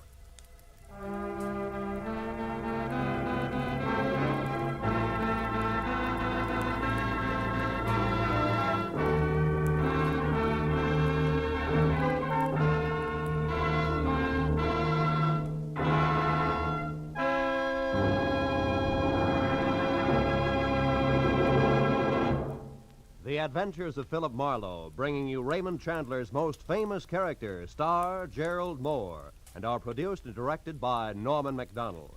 Script is by Robert Mitchell and Gene Levitt. Featured in the cast were Gil Stratton Jr., Virginia Gregg, Wilms Herbert, Joan Banks, and Vivi Janis. Detective Lieutenant Matthews is played by Larry Dobkin. The special music is composed and conducted by Richard Orant. Be sure and be with us again next week when Philip Marlowe says... It started with laughter on a bright morning, in a battle over a chicken, and got better as it went along. It could have lasted a lifetime, but it didn't. It stopped on a gray morning, with a little wishbone broken.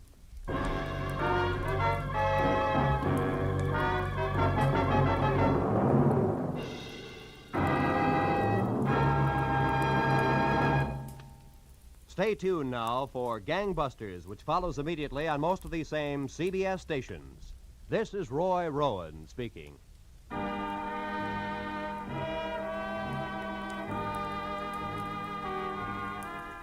This is CBS, the Columbia Broadcasting System.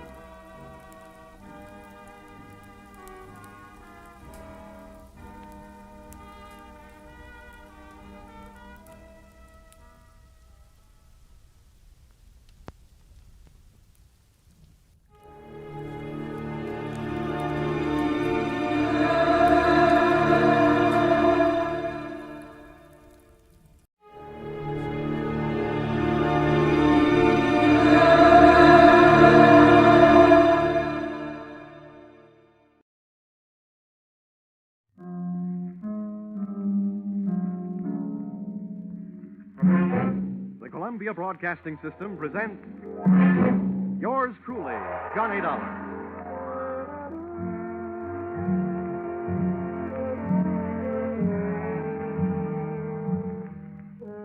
The next half hour has its baggage packed to take a trip with America's fabulous freelance insurance investigator, Johnny Dollar. At insurance investigation, he is just an expert. At making out his expense account, he is an absolute genius.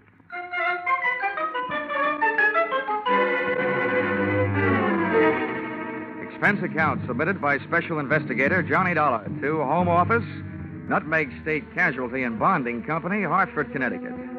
The following is an accounting of my expenditures during investigation of series of accidents affecting your policyholder, the Funfair and Weatherly Carnival shows, or how I went for a spin on a case we might refer to as murder is a merry-go-round. Expense account item 1, 25 cents. Purchase of Billboard, theatrical magazine, to check the route of Funfair and Weatherly Carnival shows. Expense account item 2, $68. Air and train fares to Talladega, Alabama. Item 3, $1.10. Cab fare in what was only a fair imitation of a cab from Talladega Depot to the dusty vacant lot which had overnight found itself wearing theatrical makeup.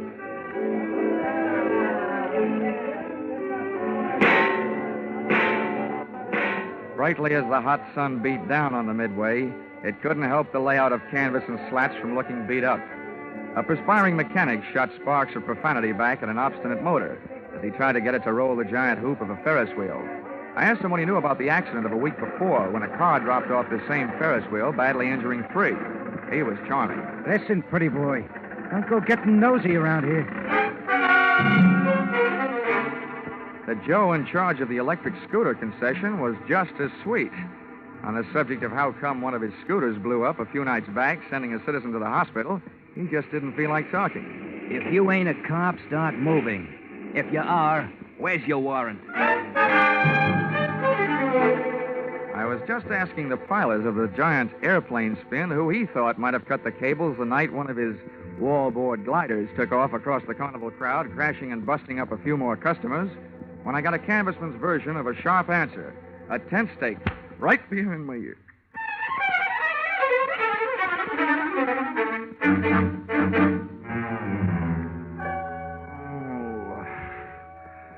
Well, those sleeping beauties waking up, huh?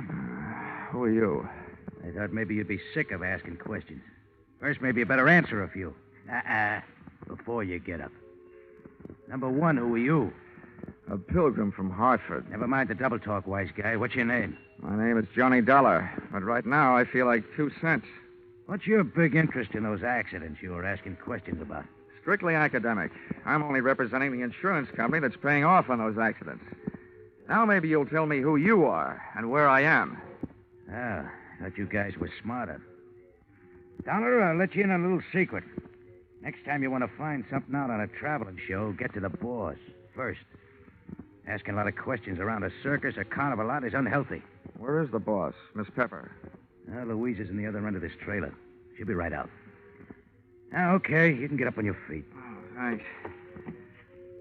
I hope you don't mind if I don't stay up on them. I feel more like sitting down. Go ahead. You still haven't told me who you are. My name's Brennan. Oh, yeah, Shanty Brennan. Yeah, you're the general manager of the show. They told me all about you. Louisa Pepper's right arm and strong arm. How long will she be? Yeah, she's getting dressed. Just finished taking a nap. We drove all night to get here. How about having a blast with me while you're waiting? No, thanks. I haven't enjoyed a noon bottle since I was 2. But don't let me stop you. Thanks. Oh. You sure you won't have one? I'm sure. Brennan, the insurance company's been checking up on your show. The police chiefs in the last 10 towns you've played say it's a clean one. We haven't got a pickpocket or a grifter on the lot. But plenty of trouble, huh, during those past 10 stops? At least once a night somebody's got hurt. But never any of us. It's always 1 or 2 of the townies, the citizens. Last night, a car on the whip cut loose. That sent 4 to the hospital.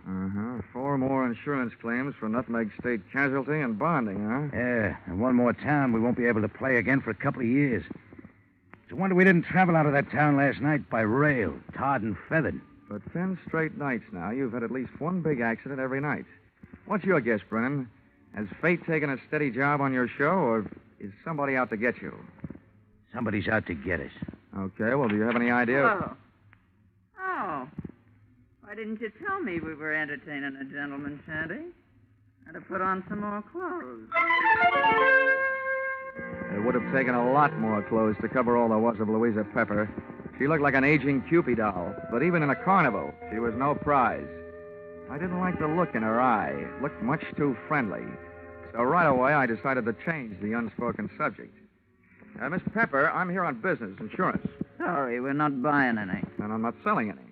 The way things have been going, the insurance company I represent would probably like to buy some of yours back. Oh? Yeah. I'm from the Nutmeg State Casualty, investigating the accidents. Huh. Hope you find out more than we've been able to, and fast, before we go broke. The word's traveling one town ahead of us. They got us pegged for a dangerous midway. Have you been using police protection? 20 extra cops a night at $10 a cop. So, night before last, a guy winds up with a hammer to try and ring the bell and win a cigar. The top of the hammer flies off and almost brains a cop. Huh. Around this show, the police need protection. I see what you mean. How are you fixed for people who don't like you? We got many to choose from? Dollar, we treat our help fair and square. We know them all and trust them all. Fire anybody lately? Nobody. The only ones who left were floaters. But none of them had a beef. Okay, Miss Pepper. Now think back. In all your life, who do you know who'd most like to see you have a real bad time? Only one guy. And he's not around. Dead? As good as. He's in jail. Has been for the last 8.5 years. That's a long time. How long did he go up for? 10 years. What are you thinking, Dollar? I'm thinking that with time off for good behavior, maybe he's not in jail. Not in jail? Shanty, he's got to be in jail. He's got to be, I tell you. You told me you were keeping... All right, break it up, Louisa. If Carter Lacey had a voice as sharp as yours, he could saw his way out of jail. Okay, Dollar, you made a guess. How about seeing how good it is? Sure. I'll find out if your bogeyman is still in jail, but I didn't catch that name. Lacey. Carter Lacey. And where's he been in the pokey? Massachusetts State Prison, at Charleston. Well, what did he go up for? What's that to you? Cut it, Louisa. Dollar, we sent Carter Lacey to jail for attempted murder. He tried to kill Louisa's niece, Myrtle. Is she around? He's running the snake show on the Midway. Dollar, how soon can you check whether Carter got out? As soon as I can make a telephone call. But, Shanty, before I do, I'd like to elaborate on that guess I made. Now I'd not only guess that Carter Lacey is out of jail, but I'd also guess that he's been out a little over 10 days.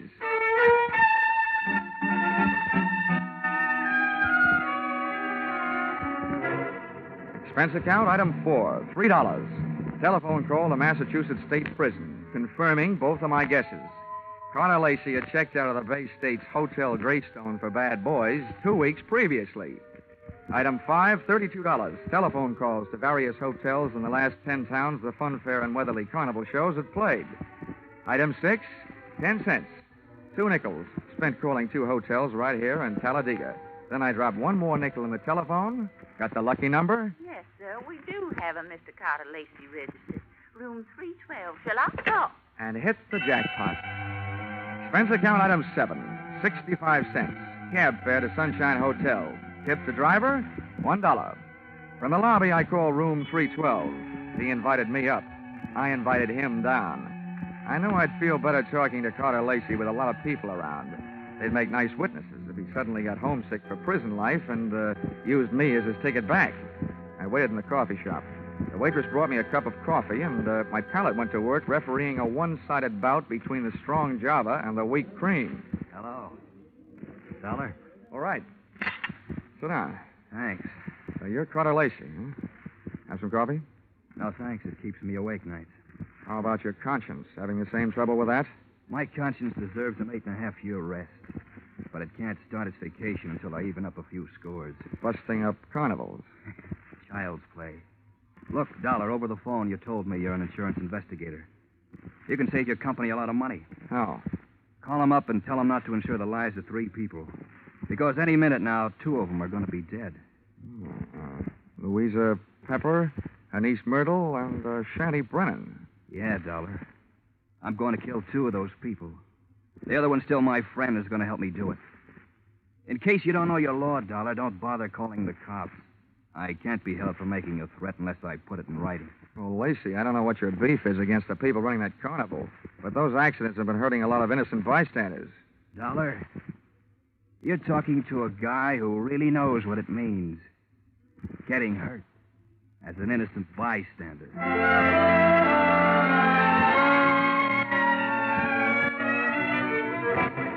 Expense account, item 8, $25. Retainer to local detective agency hiring shadow for Mr. Carter Lacey.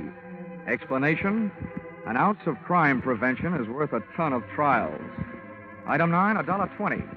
Cab fare back for the evening's festivities at the Fun Fair and Weatherly Carnival, which was rapidly becoming more and more of a thrill show.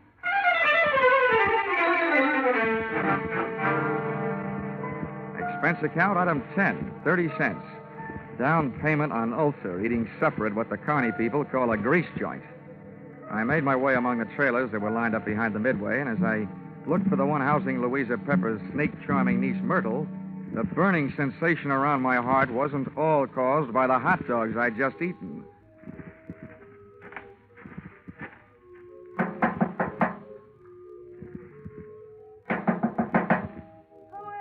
I've got a message from Carter Lacey. What did you say? I said I've got a message from Carter Lacey. For you and your Aunt Louisa, Shanty Brennan. You're the only one I haven't met yet, so I thought I'd deliver it to you first. Where is he? In town. Got any snakes in the trailer? No, of course not. All right, then. How about inviting me? Are you the insurance guy they told me about? Yeah, that's right. Okay, come in. What did Lacey say? He said that he's going to kill 2 of the 3 of you. Which 2? Didn't he say? No, he didn't. He just said that 2 of you are going to get it. And that his one friend among you, the remaining one, is going to help him do it. He'll do it. He hates us. I know he'll kill it. You say Louisa and Shanny don't know yet? No, they don't. You're the first to know. Well, then wait here. I'll run tell him. I'll stop back here before I go into the tent to do my next show. Grab yourself a drink. I'll be right back. But she wasn't right back, and it's just as well she wasn't. She might have interrupted me while taking a sightseeing trip through the drawers in the trailer's built-in bureau. The piles of silky nothings that give gals that certain something didn't tell me anything I hadn't known about women before. But a little black book stashed among them did. I needn't have rushed my search, though, because Myrtle Pepper was still gone after 10 minutes. That's about the time I headed back to her Aunt Louisa's trailer, pulled open the door, and walked in. You scared me, Dollar, barging in like that. Mr. Dollar, I told you I'd be right back. Did Myrtle here deliver Mr. Lacey's little love letters? Yes, the fool. He always was a fool. He can't kill us. You mean it's against the law? I mean, it's impossible, that's all. Look, Miss Pepper, you and your niece here are both plenty scared. While you're out shaking those cooch dancers you got working over on the midway. Myrtle, have you told Shanny about Lacey's threat? Yeah, I met him on the way over here. Asked him if he'd feed my snakes before showtime. They're dangerous to work with if they're hungry. Yeah, I told him. He said he'd join us here. Well, what did he say when you told him? He said if Lacey had one of us helping him, then the 3 of us had better stick together so we could at least watch each other. Smart man. He had a good idea. I see the 3 of you had better stick close to each other, beginning right now. Come on. Where are we going? Over to the snake tent. And when we get there, Myrtle, you'll be the only one of us who'll be among friends. The 3 of us left Louisa's trailer. We walked past the back of the shooting gallery concession right in the front of it. And along the back of the line of canvas shanties. We stopped at one. Myrtle pulled back the canvas flap, and I stepped in ready for anything. With the ladies not far behind me, I edged slowly over to the square red board fence set up in the center of the tent. There were danger signs splashed in white paint along the outside walls of the pit. I clenched my teeth and looked down through the wire mesh top at a slithering tangle of writhing, angry reptiles. And there, lying among them with a vicious red welt splashing his forehead, was Shanty Brennan. He was feeding the snakes, all right.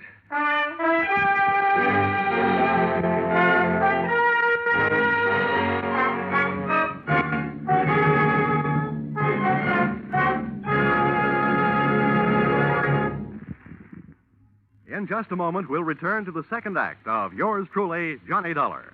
But first, here is some news. 30 minutes of new thrills will be added to CBS 10 great Sunday night entertainments this coming Sunday.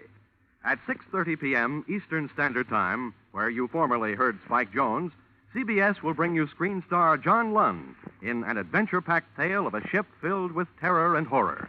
This story, A Shipment of Mute Fate, starring John Lund, is the first of 3 special broadcasts from CBS' famous Escape series. It will be heard over most of these stations immediately preceding a familiar show which brings you a different kind of escape, The Jack Benny Show. And now, back to yours truly, Johnny Dollar.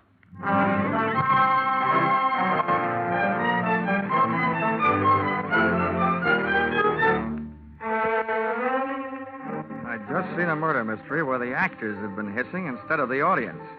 The lead character in that snake pit wasn't going to win any Academy Award. The scene of the crime was no place for a man, let alone a woman, so I herded Auntie Louisa and her niece Myrtle out of the tent and back into the trailer. Oh, poor Jetty. How horrible. Yes, I was wrong, Dollar, when I said Carter Lacey couldn't do it. What's going to happen to us? According to what Lacey told me, Myrtle, what's supposed to happen is only going to happen to one of you. What do you mean? Well, he claims that one of you was in this with him, and that one knows she's safe. This may turn out to be an acting contest between you two. What's that crack supposed to mean? Well, the one who's safe wouldn't want anybody to know she feels safe, huh? Oh. I wish I had learned to cry.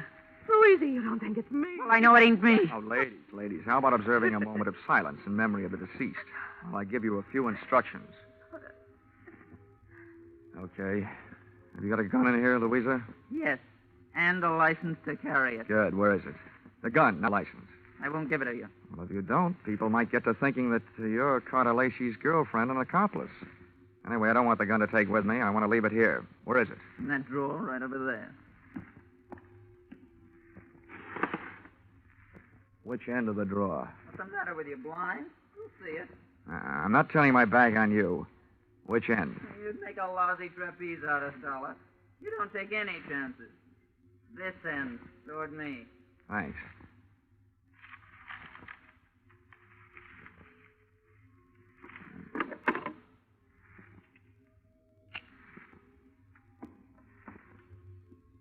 Well, now where are the keys to the car I hitched to the front of this land yacht? What are they for, Dollar? Just another chance I'm not taking. With those keys in my pocket, this trailer won't be joyriding anybody off into the night. Where are they? I'll get them for you. Wait a minute, Myrtle. How come you know where Louisa's keys were? Yeah, Myrtle. How come? Because, well, they're laying right there in plain sight. Oh. Thanks. Now I'm going out and call the police. Louisa, I want you to get into that chair down at the other end of the trailer. Okay, General. You got the gun. And you, Myrtle, get on that bunk down at the other end. I don't understand all this. And now, ladies, while I'm gone, I don't want one of you gals to be knocking off the other. But on the other hand, I can't leave you here without protection. So I'm leaving the gun right here on this table in the middle of the trailer. And if Carter Lacey comes knocking at your door, you can have yourselves a race for the gun.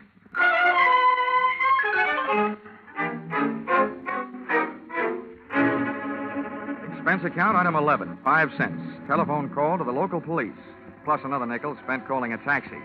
The cops arrived in 4 minutes, the cab in 15. Its driver had no siren to take him through the traffic lights. Item 12, $1.10. Cab fare on an exceedingly slow and torturous trip to the Sunshine Hotel. Tip to his kind of a driver, a nickel. I went up to the 3rd floor and headed down the hall to Carter Lacey's room, 312. I rapped for an entrance, but all that came back was an echo. The lock on the door was the soft touch type known to the trade as the burglar's friend, so I went in.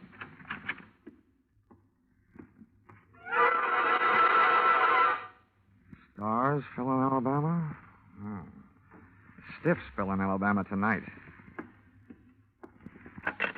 Oh, Operator, this is an emergency call. Let me have the Talladega police, will you? Hello? Police department? This is the same guy who just called you from the carnival to report a murder. Yeah, well, you can send in the second team. I've got another one. You can send in the second team. I've got another one for you over here at the Sunshine Hotel. Room 312. A party's just been strangled. Yes, I'm sure. Lots of bruises and deep-set fingernail marks on the throat. Sure, I know who it is. The name of the deceased is Myrtle Pepper. Myrtle Pepper certainly had been a fast worker. She not only had beat me down to the hotel, she'd managed to get herself killed in the bargain. I dusted the room for information, which was obviously more than the floor mate had done for dirt, and came up with a kind of an eye-opener you don't drink. A pint-sized surprise in the form of some old newspaper clippings and Carter Lacey's prison release form. And what let him out let me in on something. I got out of the room into the elevator, and when I hit the lobby wondering where to start looking for him, I found him sitting there looking at me. Hi. Well, you want to talk, Lacey? I don't want to. But if you want to try and make me, what's the matter with right here? Okay. I supplied you with an alibi today. I don't see him in the lobby. That detective? He had stomach trouble. He got kicked in it. You can reach him at the city hospital. You know, in prison, I was a trustee. I get out, nobody trusts me. Oh, with that forecast you gave me this morning, what else? Forecast? Yeah. You predicted that you'll kill 2 people. Well, tonight the 2 people are dead. Shanty out at the carnival, and now Myrtle up in your room. What does that make you? A good forecaster. Or the killer, maybe? Thanks for the maybe. Look, Dollar, I came to this town to take care of something. I took care of it. You want to yell cop? Go ahead. From now on, nothing bothers me. Well, then stop chewing your nails. You told me this morning that one of those 3 people was working with you. There's only one left. And suddenly, Lacey, I don't believe your story. Suddenly, I don't care. Shanty Brennan lied to me this morning. He said that you went to prison on a charge of attempted murder. Your prison release papers say you went up for grand larceny. You see what happens to bad little boys that tell lies? I'm not through yet. I fished a bank book out of Myrtle Pepper's trailer, a 3-way joint account. Myrtle, Shanty, and Louisa. The first deposit, $60,000. The date, the same year you were thrown into the can for stealing $60,000. To me, that spells a 3-way split for them and a frame for you. Also, to you, it spells a motive for hating all 3 of them. So I lied to you. What are you going to do, wash my mouth out with soap? From now on, I don't need any answers from you, including smart ones. But look, you'd better stick around. If the cops don't pick you up for murder, maybe the hotel will want to press charges against you for having an extra unregistered person occupying your room.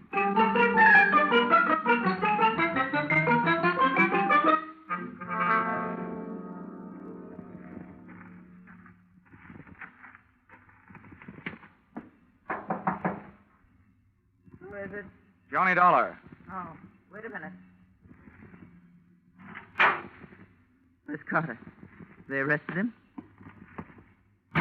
Tell me, did he escape? He's at the hotel, and the cops are on their way down there right now. I hope he's more talkative with them than he was with me. You talked to him? Yeah, I had a long, one-sided conversation with him. There's one thing I still can't quite figure out. Whether he really intended to kill Shanty and Myrtle or not. Myrtle? Yeah, strangled. Myrtle? Poor little angel. Of course he meant to kill him. He hated him. He hated us all. Well, you can hardly blame a fellow for being annoyed, framed on a grand larceny trap by 3 old chums. But you've got the wrong idea, Louisa. What I meant was, did he ever really intend to kill them himself? Or did he just intend to set off the greatest chain reaction since the atom bomb, and just sit back and watch the 3 of you try to beat each other to it? Well, that's crazy talk. Yeah, like a fox, maybe. He made his threat to me knowing I'd carry it back to you. I say you because you're the only one left. You see, he set himself up as a patsy. He'd been framed by you once before. To me, it looks like Carter Lacey learned a few things about wrong people during that 8-year stretch. Namely, that they never trust each other. You're absolutely nuts, Dollar. I think you'd better get out of here. Go peddle your insurance. The cops will take care of Mr. Lacey. I don't think they will, Louisa. Why not? Myrtle was strangled. That's the kind of murder a man would commit. Well? But there was a set of deep fingernail marks on her throat. And Carter Lacey bites his nails. So maybe you'd better get yourself a manicure before the police arrive. Thanks for the advice. Stand right there, Dollar. This time I got the gun. Hold everything, Louisa. Carter! This is a standoff, Louisa. Point that thing someplace else before I point mine up your snoot. Okay, Dollar, get out. What's the matter with you, Lacey? Are you cracking up? Your plan was going along fine. First, Myrtle tossed Shanny to her snakes. Then Louisa took care of Myrtle. There's only one left, and the state will take care of her for you. That's not enough. There's one satisfaction I haven't enjoyed so far. That's hearing one of these pigs squeal. Carter, we can still split the money in the show and get out of here? The only one that's going to get out of here is Dolar. Beat it. I beat it all right. I was the only one in the trailer without a gun. I plunged into the darkness looking for something and came up with a tent rope, dashed back to the trailer door, and lashed the knob to the guide rail. I didn't want those gun-happy birds flying the coop. Just then, the season opened. I didn't know who was going to come out the worst in there, the hunter or the hunted. The only key I had to the situation was the key to the car, the one I'd picked up earlier in the day. The car churned the trailer through the carnival back lot and out into the highway. When I hit the cement, I started spinning the rubber.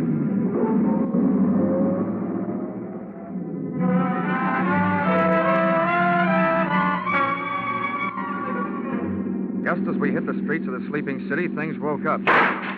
Whoever was left back there snapped a shot at me through the trailer's front window. The second shot was my cue to try to ruin their aim by playing rockabye trailer, swinging the car from one side of the street to the other.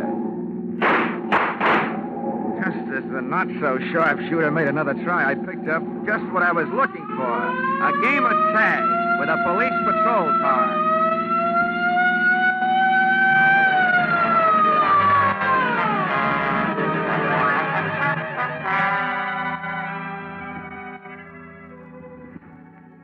Expense account, item 13, 15 cents, bicarbonate of soda. Those Midway hot dogs I'd had for supper were no thoroughbreds. Item 14, $35, cigars for night shift. Talladega police, for whom I had started things smoking. Item 15, $3, hotel bill. Oh, but never let it be said that I ever turned in a measly $3 hotel bill for myself. This was to check out of the Sunshine Hotel, the man who had checked out in the trailer at the hands of Louisa Pepper. Louisa Pepper, the only one who was a good bet to catch up with Brennan, who had been murdered by Myrtle. And Myrtle, who had been loused up by Louisa.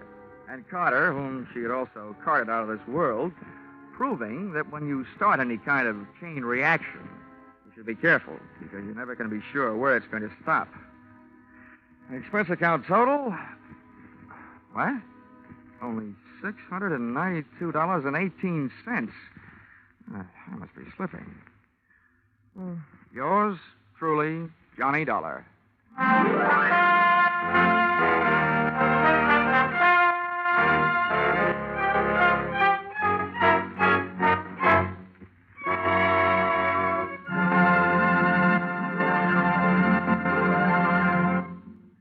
The madman of music is moving. Yes, Spike Jones, formerly heard on CBS on Sunday, is already unpacking his famous collection of flit guns, dishpans, and other instruments, ready for tomorrow night's premiere broadcast as a CBS Saturday star. Hear the Spike Jones Show on most of these same stations tomorrow night at 7 o'clock Eastern Standard Time, when it joins Vaughn Monroe, Gene Autry, Gangbusters, and Sing It Again as a regular Saturday night CBS feature.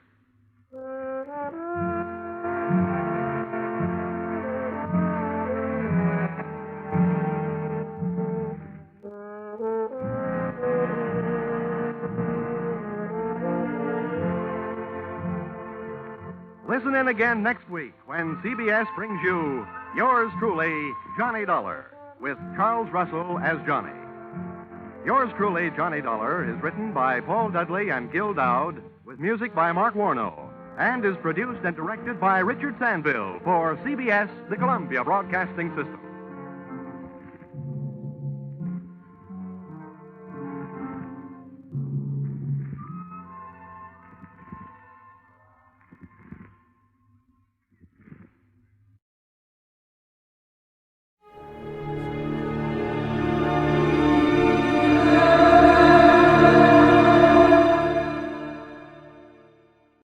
Mrs. Perkins won the prize, but I got in the biggest pickle at the county fair.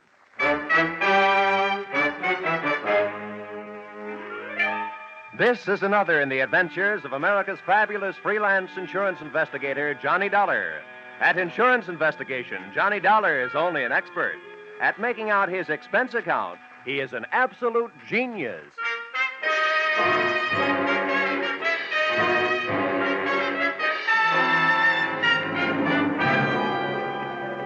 Expense account submitted by Special Investigator Johnny Dollar. To Home Office, Corinthian Liability and Bonding Company, Terminal Building, Hartford, Connecticut. The following is an accounting of my expenditures during my assignment as bodyguard to Grand Blue Ribbon Champion, Spotted Poland China Hog, Rosie Barron of Iowa. Or How You Cast My Pearls of Wisdom Before Swine. Or Out of the Fire into the Frying Pan.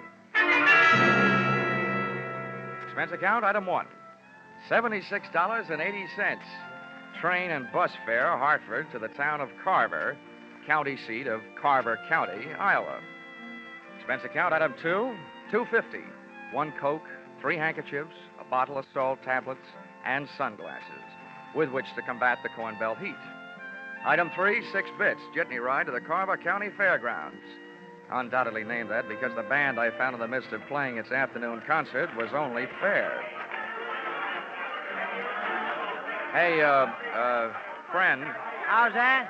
I'm looking for a pig named Rosie Barron of Iowa. Can you tell me where I'll find his cage? Cage? They don't keep Rollo in no cage. Rollo? Who's he? Well, that's short for Rosie Barron of Iowa. Oh, yeah. Any fool would know that. Uh-huh. Can you tell me where he is?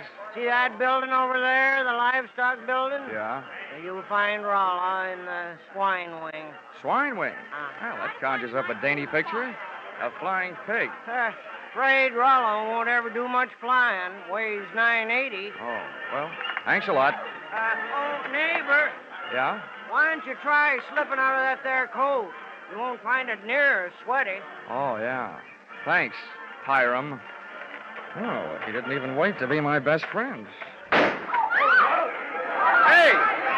Wait, I'll come with you, neighbor. It was 96 in the shade, but things were getting hotter. Shots and screams from the livestock building were the only things that could bring me on the run, with Hiram on my heels. Hey, what do you suppose that was? First, I ran into a stranger just outside the entrance. Get out of the way. Let me out of here. There's a loose there. Then I ran in through the door. Somebody do something. Don't just stand there. Where's the sheriff? Hey, Hiram, what happened? Well, didn't you see? Didn't you hear? That there woman's Mrs. Tiller. Somebody must have stole her diamond brooch. Oh, good. I was afraid somebody might have put the snatch on Rollo. Her husband owns Rollo. They must have been taking her pictures of Mrs. Tiller in the middle of a crowd. And when they had her smiling real pretty, them flash bulbs went off, and then somebody must have reached around from behind her, yanked the brooch, and started shooting a gun in there. That's a tried and true method of busting up a crowd to help make a getaway. You think anybody saw who did it? Couldn't. Those flashes would have had them blind as bats for a minute. Oh, there's the sheriff. What's his name? Why, that's Harry Blewett. Harry Blewett? Yeah. Sounds like a slogan from the Republican campaign. Hey, here, you. Wait a minute, let go. When everybody around here's trying to get my coat off. Come on, Sheriff. Loose the haberdasher. All right, now, never mind the fancy talk, young fella. I saw something pass between you and one of the thieves just outside the door. Oh, you're out of your mind. That guy bumped into me. He came crashing out of here, and I happened to be in the way. I'll bet you happened to be in the way, accidentally on purpose. Now, that's an early American comeback. But that's the way it was. Now, look, I won't ask you for a search warrant, Sheriff. You think I got the brooch on me? Start looking. All right, I will. All right. Yeah, now, in that pocket, cigarettes and a lighter. I see 'em. You see? Yeah. And in that pocket, handkerchiefs and salt tablets. Salt tablets? Mm-hmm. Now, why don't you look in my inside coat pocket? And there you'll find my wallet and identification. I was coming to that. Well, Yeah. Dollar, insurance investigator, Hartford, Connecticut. Well, what brought you out here? I'm a piggy sitter for the Corinthian Liability and Bonding Company. They wrote a policy for $25,000 on your friend Rollo, Rosie Barron of Iowa. Who ever heard of taking out a $25,000 insurance policy on a hog? I did. And right now I wish I hadn't.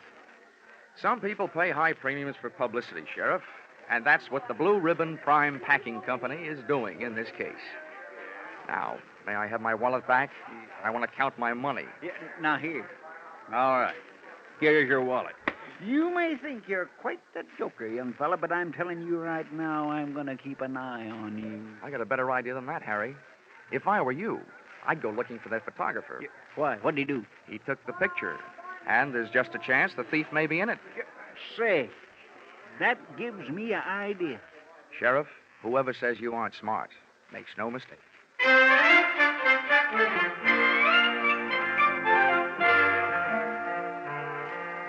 Rollo, the prize porker, wasn't hard to find. First, I followed a few signs. Then it was a matter of closing in on a contented series of juicy, slurping grunts that came blurping up out of a succulent mound of Louisiana yams. Rollo was all fat and a yard wide. His table manners weren't much.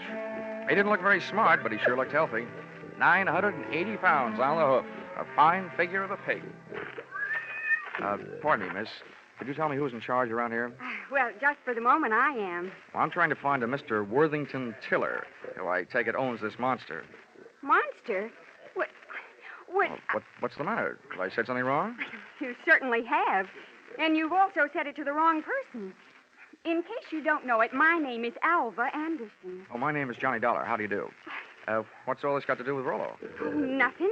I just raised Rosie Baron of Iowa from a suckling, that's all. Kind of got away from you, didn't it? I'm sorry, Miss Anderson. I apologize. To you, too, Rollo. Sorry about the interruption, Miss Anderson. Some fool made off with my wife's diamond brooch. How's this excitement affecting Rollo? I hope he hasn't lost any weight. Well, he took it very well, Mr. Tiller. Oh, good. This gentleman wants to see you, Mr. Dollar. Oh, yes. Oh, from the insurance company. That's Good, right. Good. Well, I'm glad you're here. We'll have your picture taken right away with my wife and Rollo. Oh, it'll make grand publicity for Blue Ribbon Prime Packers. Oh, I don't mind having my picture taken. Just so long as your wife doesn't mind having people pinch her diamond brooches. Oh, well, now, don't worry about that. It was fully insured.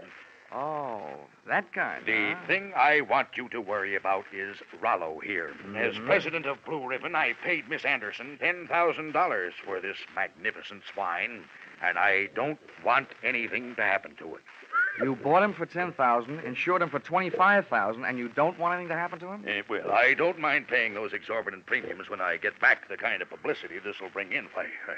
I can see it in the papers now. America's fabulous insurance investigator, Johnny Dollar, sent from Hartford, Connecticut to guard the life of that fabulous prize swine, Rosie Baron of Iowa. Well, Mr. Tiller, I don't mind getting my name in the paper for a pig, just so long as it is not in the obituary column. I just couldn't stand having my tombstone read, Johnny Dollar no longer am. He gave up his life for a great big ham.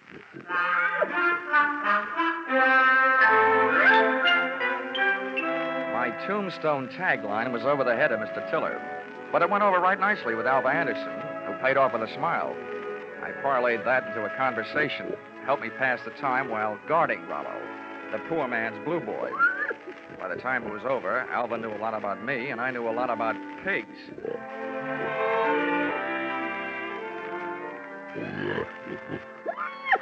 You know, you have beautiful eyes, Alva. Mr. Dollar, do you know what's really interesting about the origin of swine? Why, it's estimated that the Chinese people domesticated swine about 2900 B.C. And not only that, but I'm sure you'd like Hartford. And Mr. Dollar, you probably don't know this, but a pig is one of the most important food animals. It's an economical converter of grain and other feeds into body tissue, as the products of which furnish meat and fat for human consumption. Alva, darling, I'll only be in town for a little while. And not only that, but people who say that pigs are dirty don't know what they're talking about. Why, sanitation is essential to good health, rapid growth and development, and profitable production. Oh, Rollo, what have you got that I haven't got?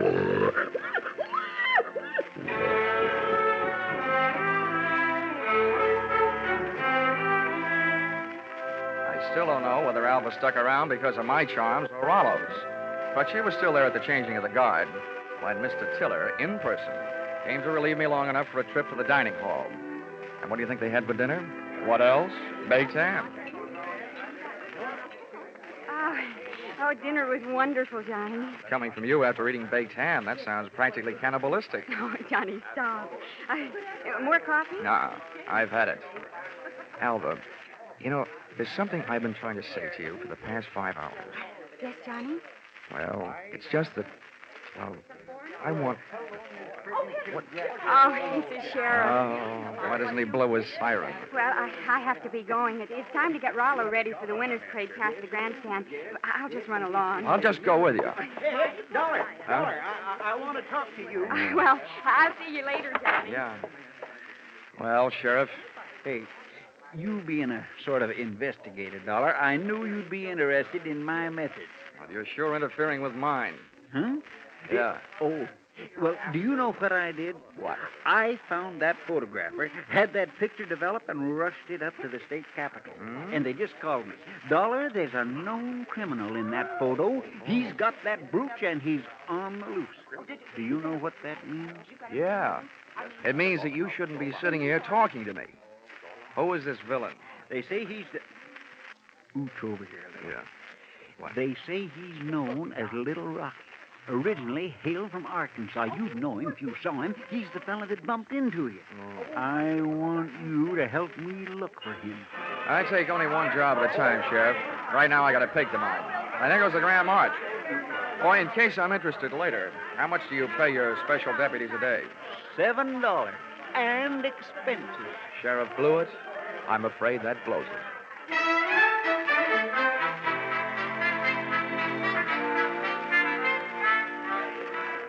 The Carver County Pickle and Pie winners were lining up to lead the Grand March. By the time I got to the grandstand, down at the tag end of the livestock echelon, there was a shiny white cab and trailer, sporting the markings and mottos of the Blue Ribbon Prime Packing Company.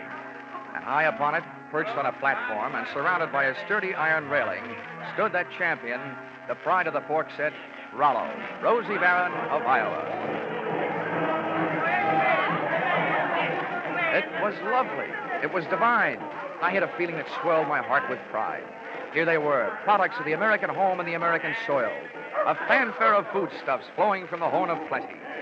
Just because of my association with Rollo, I felt that I was playing some small part in this gallant parade as it was started the first leg of its journey.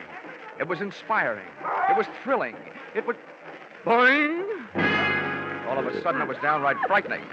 As Rollo's chariot rolled by, I got an eyeful of its driver. It was my comrade in collision, the guy who had put the snatch on Mrs. Tiller's diamonds, Little Rocky from Arkansas. I added to my treasury of thankless tasks by trying to pin a tackle on a 5-ton truck. I got a door handle with one hand, running water with one foot, and a clout in the teeth from an unexpected adversary. Knock him loose, Marlowe. He's on the running board. Hey, what the... I was flat on my back. Everybody was screaming and hollering. The truck went crashing to the fence. And Rollo, Rosie Baron of Iowa, was one little piggy who wasn't staying at home.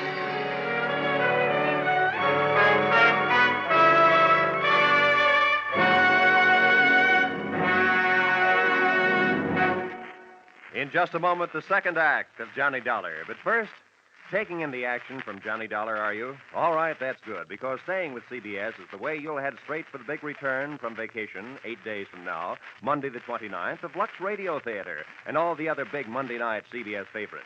And by staying with CBS, you'll find more action later tonight with Bill Grant of Call the Police and with Sam Spade, who'll be heard from on most of these same CBS stations. Now, with our star, Charles Russell, we return to the second act of yours truly, Johnny Dollar.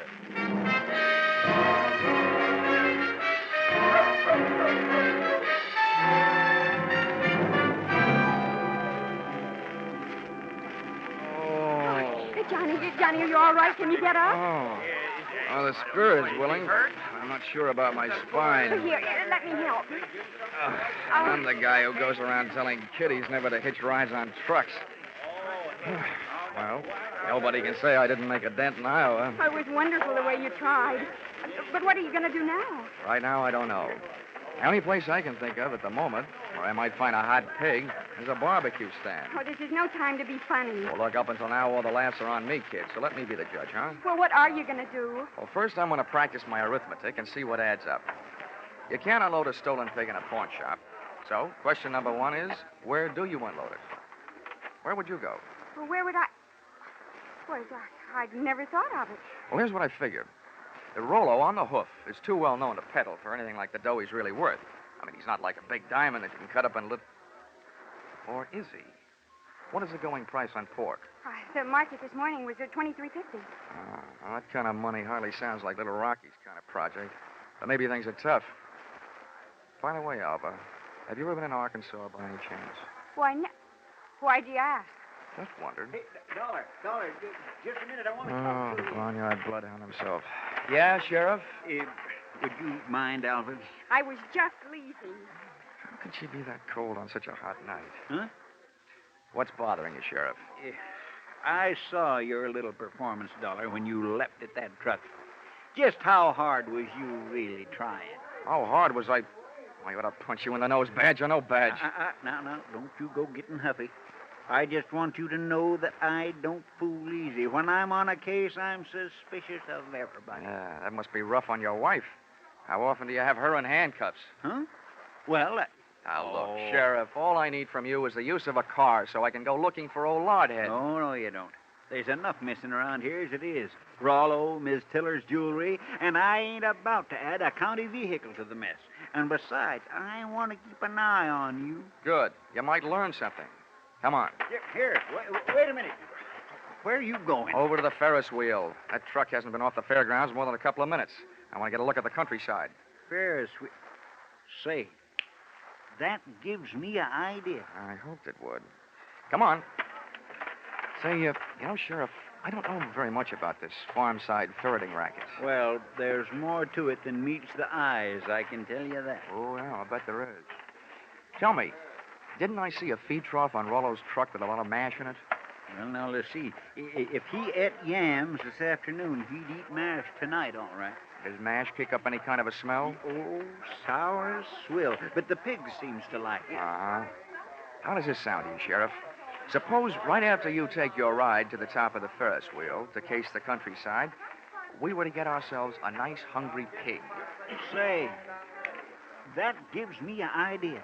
We could take that pig and he could smell that mash in the air and sniff out the trail of that truck. Sheriff, if you aren't a genius, I wouldn't be surprised. Oh, Shaw. It was planting time in Iowa that night, at least for ideas. Two of which I had planted in the not-too-fertile mind of Sheriff Harry Blewett.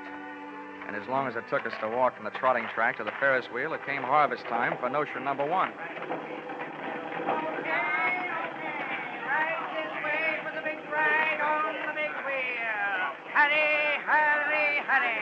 Okay, mister, okay. I'm the sheriff. I want you to run me up to the top of that wheel and hold me there long enough for me to get a look around.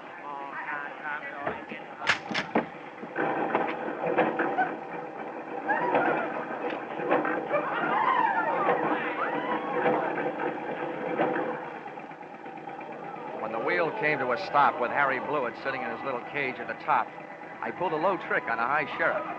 I bought a pink lemonade from the juice stand next to the Ferris wheel, walked over to the motor that rolled the big heap, unscrewed the cap on the gas tank, and gave it a big, long drink.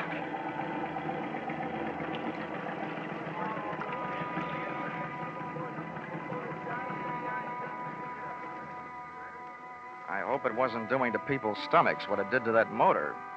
You might well remember this harmless little deceit the next time you have occasion to get rid of a sheriff.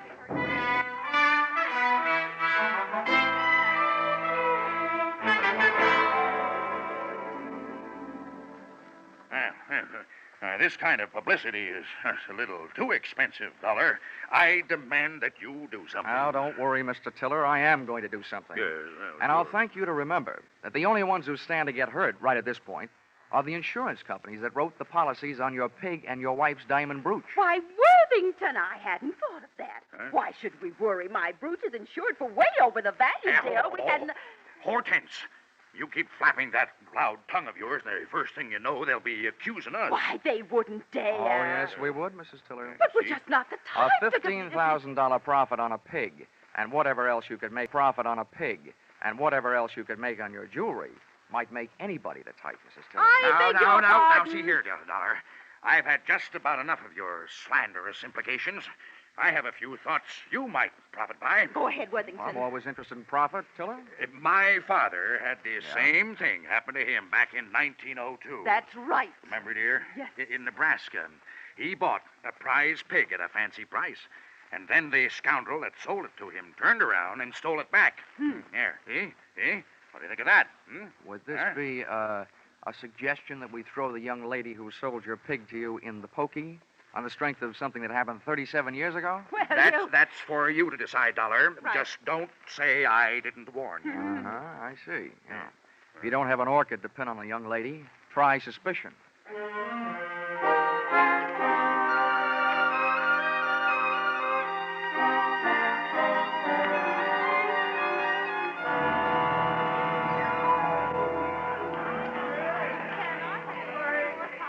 With most of the crowd packed in the grandstand watching the free attractions, I had a good chance to scout the fairground for Alva Anderson, from whom I wanted to learn a little bit more about the habits of not only pigs, but their ex-owners.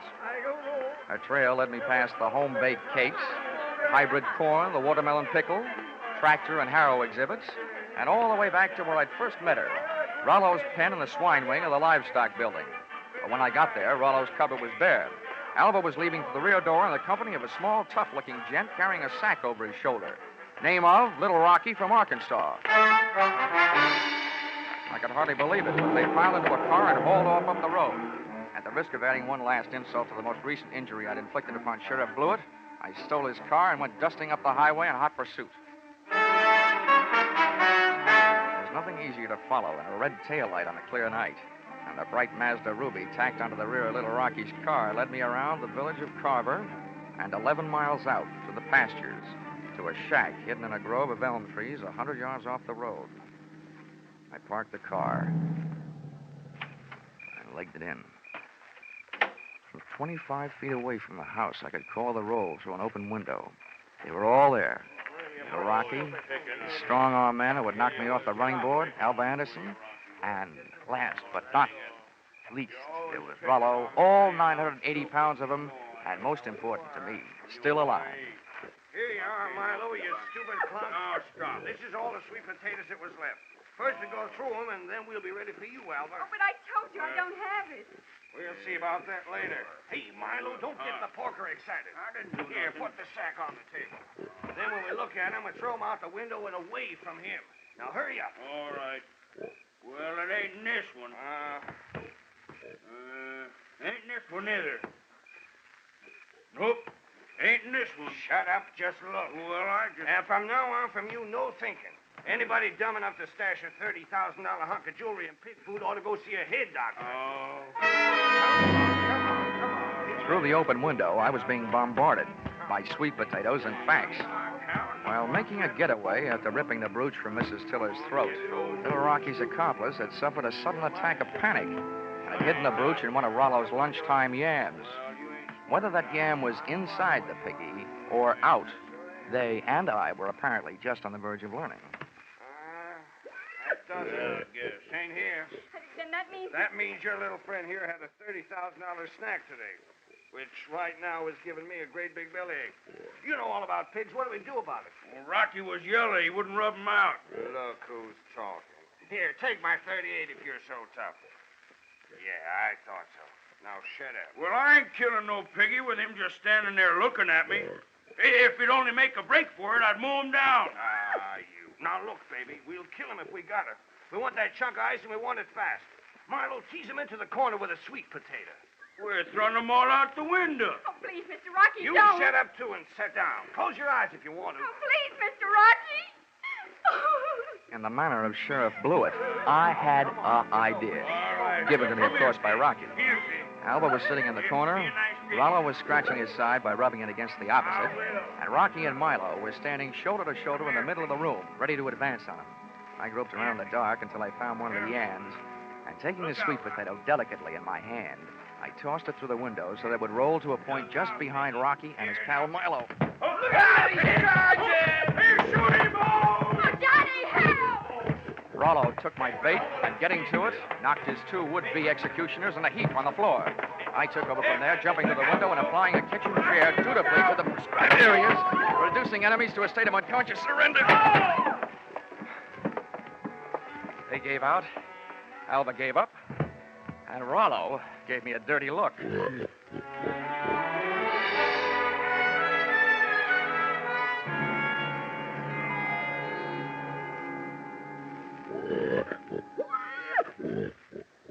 Well, Mr. Tiller, here he is, safe and sound, good as new, fat and sassy. Well, good. Congratulations. And not only that, but in him someplace, he not only has a good fighting heart, but also that diamond brooch of your wife's. Oh, yes, very interesting. Well, I'd better go charter a plane. Rollo is due in Kansas City at noon tomorrow. Oh, but it might upset him, Mr. Tiller. Rosie Barron of Iowa's never flown before. He might lose weight. Yeah, what's the big hurry to get him to Kansas City? Is he booked for a personal appearance? Oh, no. No, hardly that. He's due to be slaughtered at a special ceremony. All the plans are made. Oh, I wouldn't want to disappoint my boys. They've been looking forward to this. Oh. How do you like that? Why, it's almost murder. Poor Rollo. Oh, Johnny. Come on, let's get out of here, Alva. Gosh, who'd have ever thought I, Johnny Dollar, would ever gotten so attached to a pig?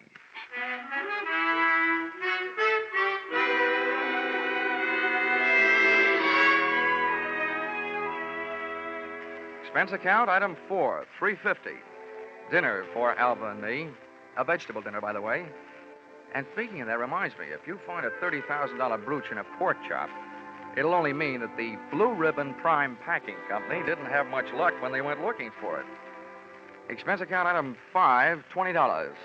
One new gold-plated badge, which I sent to Sheriff Harry Blewett, appeasement, for having stranded him atop that Ferris wheel, for stealing his car, and for suggesting that he use a hungry pig for a bloodhound. Oh, the porter followed the mash scent, all right. Next morning, they found Sheriff Blewett searching an old mash factory 8 miles the wrong side of town. Item 6, $76.80. Bus and train fare, Carver, Iowa, back to Hartford, Connecticut. But I'm still wondering every morning at breakfast time, what else can you eat with eggs? Except ham or bacon or sausage. And maybe you don't think that's a problem, having known a certain champion named Rollo, Rosie Barron of Iowa. Expense account total, $1,463. Yours, truly, Johnny Dollar.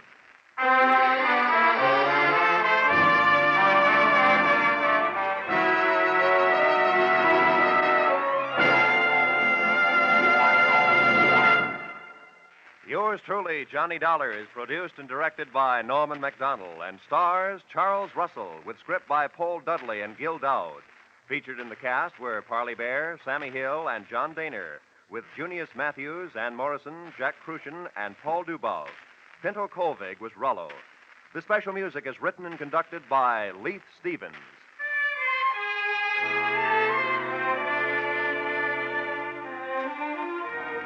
Be sure to be with us at the same time next week when another most unusual expense account is handed in by yours truly, Johnny Dollar.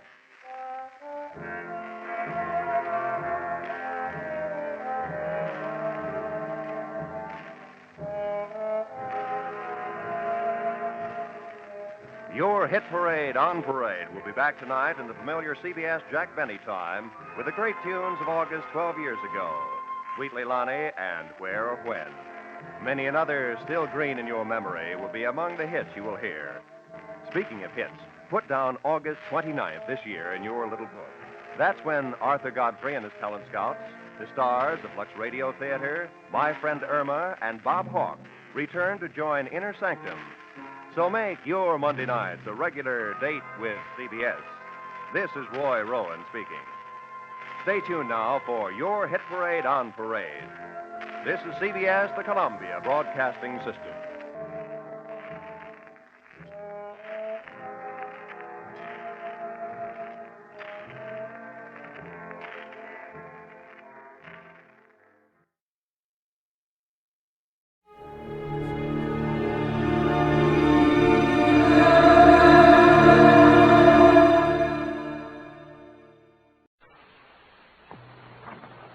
the National Broadcasting Company presents The Adventures of Sam Spade, Detective.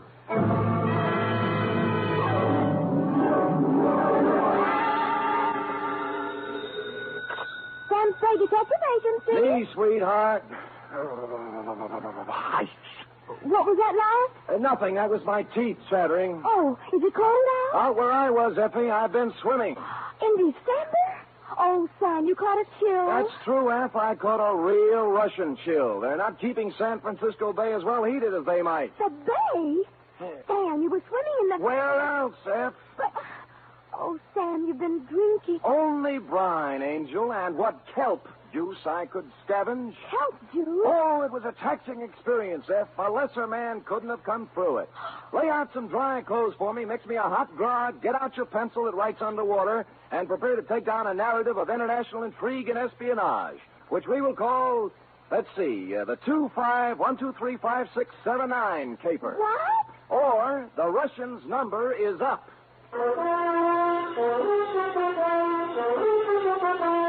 NBC invites you to listen to the greatest private detective of them all, as William Spear, radio's outstanding producer-director of mystery and crime drama, brings you The Adventures of Sam Spade. Effie! Here I am, Sam. I was just calling the janitor to see if he could turn on some more heat so you could... Oh, you're not so very well. Well, I had a dry martini on the way over. Dr. Ames called you a few hours ago. Dr. Oscar Ames. Did he? That was nice. He was worried about you. Wanted to know if you'd been found yet. He said you two were on a ferry boat, and that he just stepped in to have a cup of coffee, and when he came back... Yes, Effie, yes. Well, can't keep the FBI waiting. The FBI? Well, who else? You don't think I was playing around with kids on this caper? Oh, no, Sam. I knew they were grown-ups. Now, take it down, then. No, In this one, your Uncle Sam was working for his Uncle Sam. They fill it in. To Federal Bureau of Investigation, Washington, D.C. Care of J. Edgar... Oh, no, that'd be too much. Well, why not? From Samuel Spade, license number 137596. Subject, Boris Kargamensky. How do you spell that, Sam? Kargamensky, K-A-R-G... No, I don't mean that. I mean Boris. Oh, I should have known. B-O-R-I-S.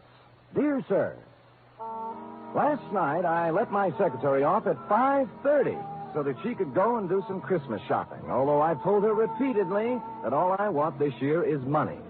The fog was rolling in off the bay, and it was bitter cold as I came out onto the street, pulling my overcoat collar up around my ears. Seemed like the night for spaghetti. A wonderful spaghetti dinner and some pleasant Italian hospitality down at Mama Pizza's restaurant on the Embarcadero opposite the ferry building. So that's where I went. But Mama Pizza had more than hospitality on her mind when she met me at the door. Sam, oh, I'm so glad to find you. I'm just calling your office. Well, what's the trouble, Mama? Someone been stealing ravioli? Please. It's my cousin, Tony. They tried to kill him. Oh, what happened, Mama? Come on, Sam. You eat with us. Our table. I'll make Tony tell you. He's gonna feel so good, but he can talk all right. You're gonna see. She led me to the back of the restaurant to the table where the family generally sits. Her daughters, Angelina and Patty, were there with plates of food in front of them, but they weren't eating any of it. They were staring in awe at the man who sat next to him. He was small to start with, but he was even smaller, hunched down in his chair miserably, staring, unseeing, into a glass of wine. On the table in front of him was a battered old concertina.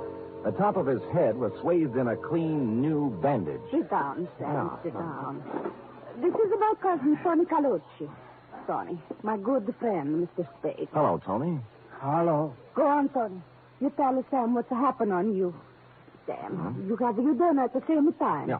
Don't forget. Tonight you're going to be my guest. What do you like to eat? Well. Scallopini, cacciatore? Well, I don't care, Mama. What's that on your plate, Angelina? You gonna eat that?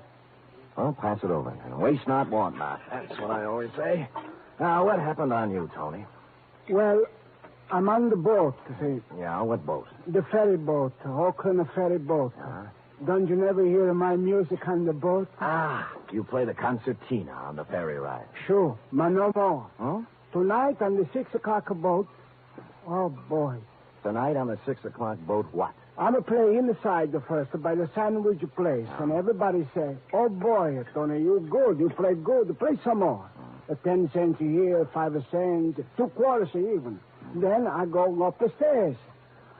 Oh, boy. Oh, boy. And? Then I go out on the deck. It's a very misty, foggy, black. I can't see nothing. Now, I'm very happy. I feel like I play some more. So I'm a walk away back and up and down at the deck and I make a music, see. And then all of a sudden, I hear somebody say something to me. I can't see nobody. Now, I hear him. What do you think he said to me? What? What? Cospedor. Cospedor? As in bar? Cospedor. Well. So I'm say back to him, Cospedor. I still can't see nobody. Then I hear him say, is that you play Boris? So I get mad. I say, no, I don't play Boris. I play Pagliacci, Tosca, Trovatore. Ma I don't play Boris. That's a foreign stuff. I see. Then I'm sorry I say that because this fellow, he sounds like he's a foreign. So I'm just going to say, look, Mr. Oh, boy. What, Tony? What? Patun! I get a hit on the head, smash a patun. I fall down. I'm bleeding. I drop on my concertina. My head's got a big hole on the top. I let out a big yell.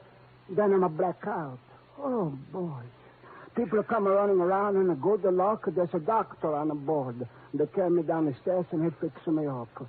Otherwise, I'm a die for sure. Well, what did it feel like? What did he hit you with? Well, it feels like a baseball bat. My the doctor, look, here's the doctor now, just to come in. Hey, Doc. The doctor looked in our direction when Tony called and strode over to the table. A big 6'3" blonde guy in the Joel McCrae, Gary Cooper tradition. You had to like him right away. No bedside manner to this doctor, although he could have had as much of it as he liked.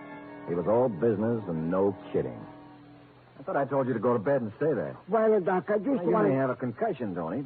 I'll be back here in an hour, and then we'll take some x-rays. My name is Sam Spade, Doctor. I'm a friend of the family. Oh, Ames. Dr. Oscar Ames. How are you? Yeah. Dr. Ames, mister, can I get you something to eat? No, thanks, Mama. Smells wonderful, but I haven't time. Oh, I'll have a cup of coffee, maybe. Sure. You want some to make a Tony go to bed? Yeah. Go on now, Tony. Go lie down. I'll be back, and we'll check you over. Get some rest in the meantime. All right, Dr. Ames, I don't know. X-rays, the whole thing. I don't know how I'm going to pay you. Never mind that. That's why we charge our Nob Hill patients a little extra, so we're able to do something like this once in a while. This will be on me, Tony. You're good kind of man, Doctor. I don't know what to say. You go on and lie down, Tony. You're embarrassing the doctor. All right. Screwy thing, this one, isn't it, Doctor? Sure is. Here's to your coffee. Oh, thanks, Mama. Yeah, sure is. Homicidal maniac, looks like, Mr. Spade. Oh. Spade? Sam? Are you the detective? Yeah, that's right. Well, I know about you. You did something for a colleague of mine. Murphy? Dr. Raoul Murphy? Murphy? Yeah, I did a job for him last summer. Yeah, he gave you a great send-off. Said, what is all this tonight down here? Detectives? Police? Police? How do you mean? Well, I think they were police. 5 or 6 plainclothes guys. They were waiting here on this side when the ferry pulled in to slip. They're still there holding the boat. I just left them. Well, what were they doing? Talked to all the passengers as they came off. Asked us for identification. Mm-hmm. Hey, what do they think about Tony's little experience getting knocked on the head? Oh, they were mighty interested, naturally. Especially when I told them how I thought the wound had been inflicted. Which was? Gun butt. Gun butt, eh? Wow. I'd say so. Lord knows I saw enough of those in the war. The Russians used to club prisoners over the head that way to save ammunition. And then fling the guys into the river. Oh, hey, I've got to go. Take that dreary ride again. What, the ferry? Yeah, I've got a patient over in Oakland. Had to come back over here to pick up some serum. Phoned my nurse, and she met me just out here. Well, nice to see you, Sam. Oh, tell, what's his name, Tony. Hey, wait a minute, Doc. I've got nothing to do. I'll ride over with you. A little air won't do this dinner any harm. We crossed the street, went into the ferry building. Everything was normal enough for the main waiting room where I stopped to buy cigarettes and a pocket flashlight. But outside on the dock where the Oakland boat was waiting to take off, there were a number of extra characters whom you wouldn't think would have chosen a dismal, chilly night like this for waterfront lounging. There wasn't anybody I knew, and in any gathering of plainclothesmen, local variety, I generally spot 1 or 2 familiar faces. Dr. Ames and I got aboard, followed by 3 of these gentlemen. The broadest one, who was built for endurance, exchanged pleasantries with us as the boat moved out into the water. Hello, Dr. Ames. I see you didn't miss the boat, like the old saying. No. Oh, you're one of the fellows I talked to before when we landed. Yeah, that's right. I don't think I got your name. Connolly. Connolly, this is Mr. Spade. Yeah? Would that be Lieutenant Connolly or Sergeant, maybe? Just Connolly. No special title. How's the little fella doing, Doctor? Colucci? Tony? He's under care. He, talk anymore? Say anything interesting? I didn't talk to him. Mr. Spade here did. Oh. Really? Really. What do you have to say? Well, you see, I'm an old friend of his family. What he told me was in confidence, and I really have to know a little more about who I'm telling his secrets to. I see. Spade, your name was? Still is. Nice to meet you, Gospodin. Gospodin? Means nothing to you, huh? It might. Gospodin sounds like another word. Somebody might think you said cuspidor. That's very funny. Hey, are you going to stay out here on deck? We haven't made up our minds. Is that okay? Ought to go inside. Have a little coffee at the snack bar. It's comfortable. Ride's over before you know it. Out here, it's foggy, wet, and miserable. Well, I'm going in. I'll see you later. Goodbye, Doc. Well, maybe he's right, although I must say he's not my favorite man in the world, Mr. Connolly. It is strictly pneumonia weather out here on deck. Shall we go in? Not just yet for me, Doctor. I think I'll stretch my legs a little. Doc, tell me, where was it that Tony got caught? On the upper deck, I know, but which side? We're turned around now. Starboard. Just about directly above where we're standing. Yeah, right. Don't point, Doc. Our friend Connolly and his boys are on their way out to sea. No, they went back in. You think they're as mysterious as they seem? Oh, definitely that. You know what made them turn back just now? Decide it wasn't necessary to check whether we were still here? No, what? They can't make us out here. It's too dark. But they can see 2 lighted cigarettes. Sam Spade, detective. Mm-hmm. Look, even in the face of pneumonia, you want to get up there and look around where Tony was, don't you? I do. Well, then hand me your cigarette, and I'll smoke them both a yard apart, and we'll both be here. Except you. Oscar Ames, M.D. Masterful thinking, Doc. Go ahead, I'll be here.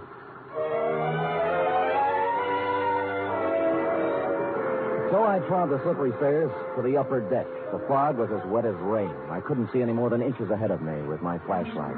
Finally, I stopped about amidship and looked down over the rail. Ames and his 2 cigarettes, tiny red dots of light that grew brighter every now and then as he puffed at them, were almost directly beneath me, so I knew I was just about right. A sudden noise over my head made me shoot my light up toward it. It came from a piece of canvas that had suddenly ripped loose, the canvas that covered the top of a lifeboat. I got up there somehow and perched precariously, holding onto 2 steel supports with one arm. The piece of canvas had been ripped open with a knife, a hole large enough for a man's body to get through. And that's what was in there, sprawled in the bottom of the lifeboat. A man's body.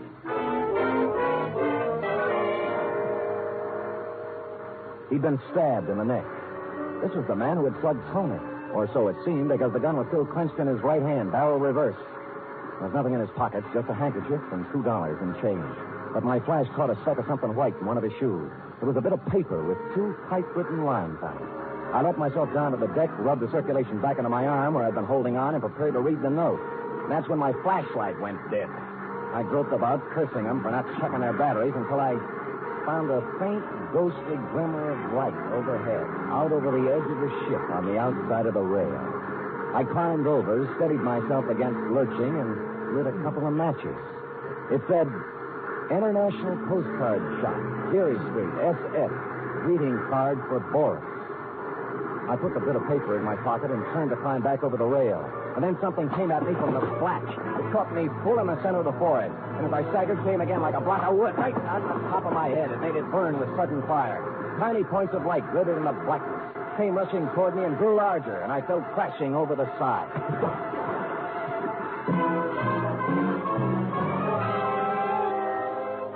They tell you a lot about what you remember when you're going down for the 3rd time. You know what I remembered? I remembered that Господин is Russian for comrade. Sam Spade, detective.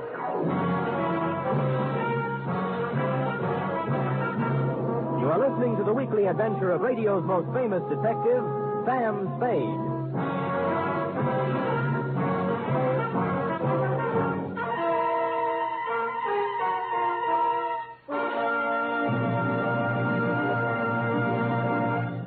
Imagine the greatest names in stage, screen, and radio. People like Bob Hope, Rosalind Russell, Meredith Wilson, Frankie Lane, and many, many others. Imagine an hour and a half of the very finest in comedy, music, and drama.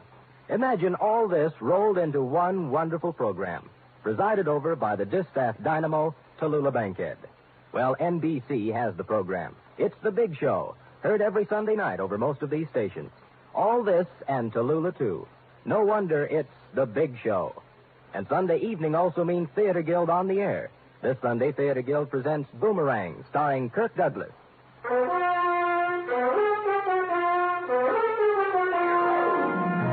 And now back to the 251235679 caper. Tonight's adventure with Sam Spade.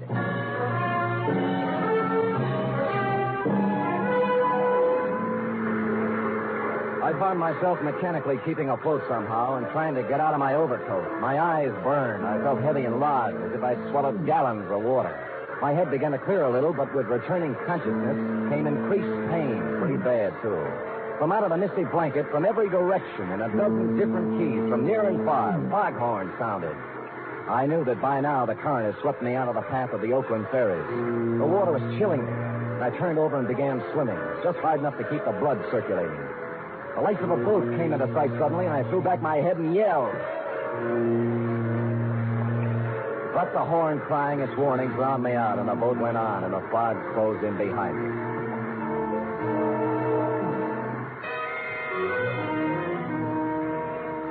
And then I found myself full of a strange and wonderful weariness.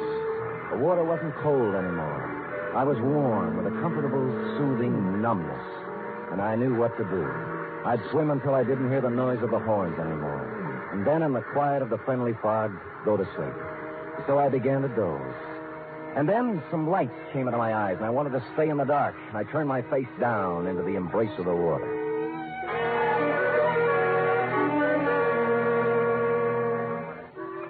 And then I wasn't where you'd expect at all. I was lying on a baggage truck that was moving. People were crowding around, walking beside the truck, staring at me. The guy in uniform, wheeling me, noticed I had my eyes open. Well, hello, pal. Welcome back to the United States. Hello, what part of the United States? Just landing in Sausalito. Lay still. We'll take you over to the hospital. Sausalito. How long before this boat gets back to San Francisco? Leave right away. Well, okay, I'm going with... Hey, wait, sir. You ain't in no condition. Thanks, I'll be okay. Half an hour later, shivering and shaking in my wet clothes, keeping my mouth clamped tight so my teeth wouldn't sound like a dice game, I climbed into a taxi at the ferry building and went to my apartment.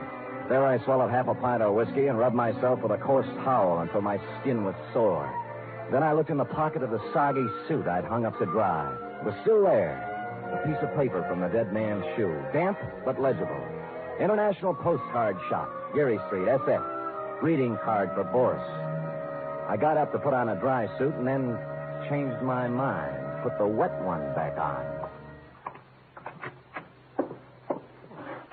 Good evening. Are you the proprietor here? Yes, that's right, sir. 6 years at the same location. Oh, my goodness, is it raining out? You really got... Dowsing? Yes, I did. Nice collection of postcards from all over, eh? Yes. South America, every place. Yes, yes. I pride myself on having the most complete possible selection. Was there something you had especially in mind? Yes, there was. Oh? I'm looking for a greeting card for Boris. You... What's the matter? Didn't you hear me? Yes. Didn't you understand? Well, Well, what? It's only that I didn't exactly expect somebody like you. What did you expect? Somebody slinking around in a false mustache, wearing dark glasses, and an Inverness cape? No, I... You know, with your type of thinking, you may not be the right man for this job, Gaspagey. Now, wait, please, Mr. Lubov. I thought you were dead. You drowned. Yeah, who told you that? Well, you know. Yeah, well, I didn't drown. I jumped in the water when I heard him coming. You can see how wet I still am. Yes, of course. So you escaped. Easily. Enough talk. Hand it over. The greeting card for Boris. Very well. Let's see. That's San Francisco, of course. He turned and reached down under the counter. I slipped my hand under my armpit and held my .38 ready in case he came up with something similar. But all he brought forth was a box marked special. From this, he extracted something and handed it to me. I took it with a knowing expression on my face, but I didn't know from nothing as to what it meant. All it was an ordinary postcard, that's all. A picture postcard showing the Golden Gate Bridge. Underneath it, the caption, Wonder Cities of the World, number 25, 1235679, San Francisco. Nothing else. I was afraid my mouth was open. What's the matter? Matter? Don't you know how to read the name? It's so difficult, of course. Idiot, certainly I know how. I was just admiring the work, that's all. Oh. Work, that's all. Oh. It is excellent, isn't it? Look, you'd better go now. You've been in here an awfully long time. We don't want to... No, of course we don't. I'll go, Vespasian. Vespasian, I'm sorry to have been overly cautious. There is no such thing as over-caution. Yes, thank you. You were so... Well, you seem like an American. So do you. I strode out onto the street, touching my postcard, but I shoved it inside my sleeve a moment later because who I saw standing under the misty glimmer of a streetlight waiting for me was my heavy-set, mysterious friend from the ferry boat, Connolly. I turned my head around and glanced down the other end of the block behind me. Two other guys were there, sure enough. And they advanced slowly toward me with their hands raised, palms out, as if they were showing me they weren't carrying guns. I reached my hand inside for mine all the same, but I never got to use it because Connolly rushed me from the other side. I caught him on the chin and he went down, clattering into an ash can. The other two boys grabbed me and held my arms behind me. Connolly got up, rubbing his face, and I waited to get murdered. But no. All right, Joe Lewis. Bring it along.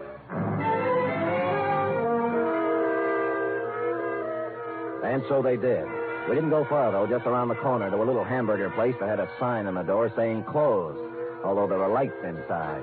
Connolly knocked on the door, and a fellow with an apron came and opened it and locked it after us. Connolly gave him a nod, and we sat down at a table while he brought us coffee. Spade, we've checked on you. You seem to be okay. You stand in good with the department, friend. What department would that be, friend? This department. Hmm? FBI. Oh, ho. Now, maybe you can help. Anyhow, we don't want you going around making a noise and messing it up for us, so here it is. I'm all ears. Did you ever hear of a man called Boris Kagaminsky? No. Well, not many people have, even in Russia. Boris Kagaminsky is the top Soviet agent in America. He's the head man. He organizes and runs everything for them here. I see. Now, he came to this country 7 years ago and vanished. We've been trying to find him ever since. False passport, of course. That didn't help. There's nothing anywhere on Kagaminsky. No pictures, not even in Russia. No fingerprints, nothing. Every lead we had, dead end. And then we got word last week... Go ahead, drink your coffee. Oh, I'm too interested. We got word last week that another agent, an unimportant little guy named Lyubov, was on his way to San Francisco and that he would definitely have to contact the big gun. Something to do with the Chinese war business that only Kagaminsky is big enough to handle. Well, our man tailed Lyubov all the way out here, and then he lost him. The Oakland ferry. Well, it didn't bother us very much. He called us, and we were waiting on this end. But in pulls the ferry, and no Lyubov. Lyubov was a dead man on the lifeboat. Right. He must have been up there waiting to be contacted. Yeah, then he heard Tony and his concertina, thought this might be it, and then when he realized he'd made a mistake and uncovered himself, he conked Tony on the head. Right. Yeah. And his Soviet contact got scared of investigations on the boat following Tony's hue and cry and stabbed Lyubov. So, now we're back where we started. Every passenger on that ferry was okay. What's that you're looking at? Picture postcard. Found a message on Lyubov about the International Postcard Shop and a greeting for... Hey, a greeting for Boris. Boris Kagaminsky. Now, let me see that. I bulldozed the guy on the shop. Let me have it. Looks like nothing. It's just a picture. But he said he said I could read the name. Give me it. Golden Gate. Oh, these numbers. Wonder Cities of the World. Number 251235679. Hey, wait a minute. What? Print out the guy's name, Boris. All right. B-O-R-I-S. Leave a space. K-A-R-G-A-M-E-N-S-K-Y. Now, put numbers, wait a minute. The top number is 9. Yeah. All right, put 1, 2, 3, 4, 5 over Boris, and then start again. 1, 2, 3, up to 9 over Kagaminsky. Yeah. So? All right, now let's get a postcard. 2, 5, 1, 2, 3, 5, 6, 7, 9. Okay, what's 2? 2 is, O. 5. S. O-S. Now, Kagaminsky. 1. K. 2, 3. A-R. O-S-K-A-R. Well, I guess we know the rest of it. 5, 6, 7, 9. A-M-E-S, correct? Correct. Oscar Ames. Dr. Oscar Ames. But I was just thinking, he was worried about me catching pneumonia.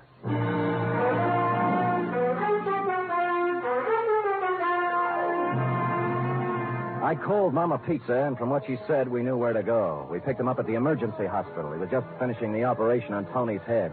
We watched him through the glass, and the other young doctor standing alongside us said he was one of the greatest surgeons they'd ever seen. When he unrolled his gloves and took off his operating mask, he looked up and saw me, alive, and the other boys with me. His scalp tightened for just a second, and then he smiled. It was when he reached into his bag that we rushed him, before he could get the little red bottle to his lips. Period. End of report. Oh, Sam. A spy story. Yes, it was, F. Everything. A chase and being thrown in the water and mysterious people and a code message. Well, that had kept you awake, Angel. Sam, Hmm? what is it like not to want to be in America? Not to want to live the way we do in America? Yeah, I can't imagine, sweetheart. I can't either. Sam, about Dr. Ames. Yeah? Do you think that, the way you described him and all, do you think you made him sound too sympathetic? Oh, I described him as he was, that's all. But will anybody think that, he was attractive? But you missed the whole point, didn't you? Spies don't go around wearing monocles and talking with heavy accents and acting like spies, not the good ones. It's the attractive, lovable, trustworthy strangers that are dangerous. Now, if you'd met Dr. Ames at a party somewhere, you'd be out with him at a nightclub right now, cooing over a drink and giving him the plans for the Brooklyn Navy Yard. Sometimes I can't... Get mad, Sam. I don't even know where Brooklyn is. Lucky for our side. You don't hate me, do you, Sam? Oh, come here. Oh, Now, does that answer your question? completely. Good night, Sam. Good night, sweetheart.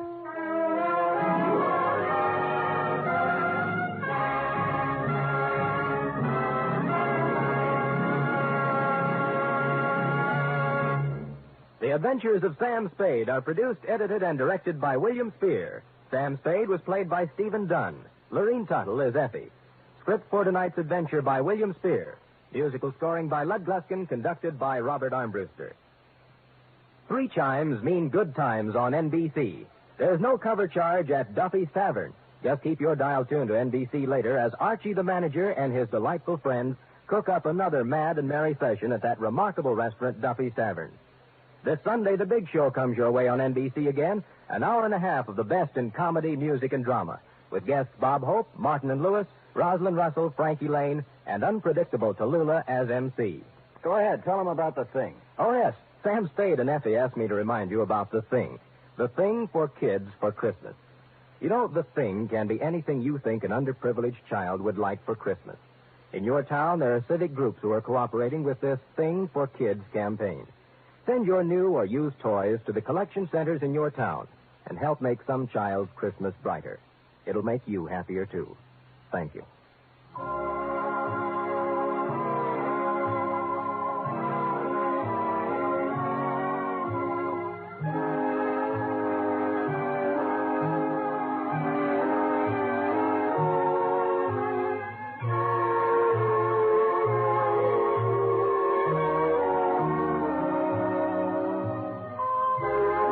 Join us again next week, same time, for another adventure with Sam Spade.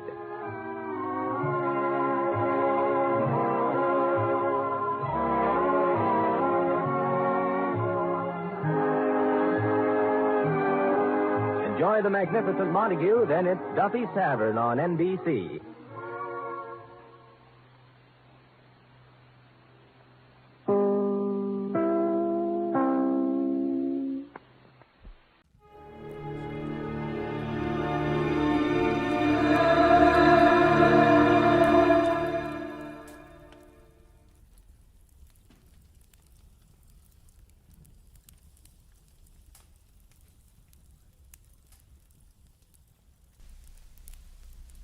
Get this and get it straight. Crime is a sucker's road, and those who travel it wind up in the gut of the prison or the grave. This time I started with a Romanian from left field, got misled in the Philippine jungles, chased a beautiful blonde clear to Venice, and wound up with a friend from Siam, all without ever leaving Los Angeles. It happened like this. From the pen of Raymond Chandler, outstanding author of crime fiction, comes his most famous character in The Adventures of Philip Marlowe.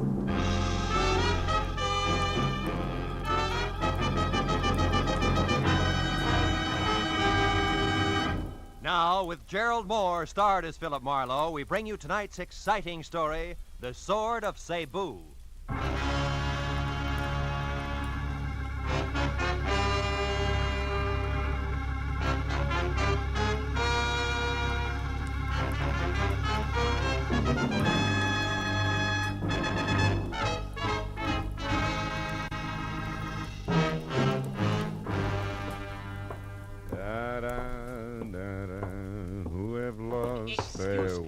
tell me where is the office of Philip Marlowe, the detective, maybe? Yeah, sure. Right around the corner here to your left. Oh, thank you very much. Uh-huh. My friend, you know this Mr. Marlowe, eh? Well, yes. Yeah, I think you could say I know him. Tell me, he is a reliable man? Well, it depends on what you want to rely on him for. Excuse me, will you? I want to unlock the door. What? You are Philip Marlowe? Yeah, you're so right. Come on in, Mr. Never mind. Now listen to me. I will pay you twice what Henry Pound has offered to you. Also, I will add to that $1,000 for a bonus. Wait a minute. What is this Henry Pound, 1,000? Please, I have not the time for haggling. We make it $2,000. But you must work for me, not for Henry Pound. You only pretend to work for him. Now, look, Bud, in the first place, I haven't heard from Henry Pound since I worked for him 4 years ago. Huh? Second place, I still don't know who you are or what you want. Huh? Maybe you better sit down over there, start at the beginning, and tell me. You are lying! You are trying to trick me. Very well, Mr. Marlowe. The short, dumpy man with wild black hair turned suddenly savage, swung a hard fistful of knuckles at my front teeth, and piled me back up against my office desk. By the time I got out into the hall, he was gone. I was going to follow him, but my phone, screaming for attention inside, stopped me. I decided to be philosophical about it. After all, screwballs find me all the time. Hello, Marlowe speaking. Phil, this is Henry Pound. Remember me? Yes. I just had a reminder. I've been trying to get hold of you for 2 hours. My boy, where have you been? Out to dinner. Now listen, Mr. No, Pound, me first, Marlowe. This is most important. What? I need your help again, immediately. Yeah, it no doubt includes a stubby crumb with a head full of wild black hair and a nasty temper that left here on the run 10 seconds ago. Kurt Babesco. Whatever you call him, it's probably it. Babesco, Kurt Babesco. He's the one man I have reason to fear, Marlowe. Yeah? Come out here to my place at once, will you, my boy? Old Henry Pound's future is dangling over a very deep abyss by the merest thread, all because the sword is gone. What sword? What sword are you talking about, Mr. Pound? From the island of Cebu in the Philippines, the sword of Cebu. What? It means everything to me, and it's gone, vanished. I must have it back. Hurry, Marlowe.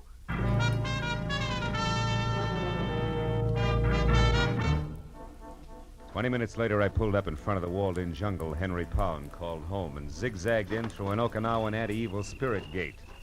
Waded past the grove of dripping elephant ears and ragged banana trees and finally made the front door. The house itself, from turned-up eaves to thatched nipa lanai, must have been gathered piecemeal on Pacific Islands, all the way from Hokkaido to the New Hebrides. It was Henry Pound himself who answered the door.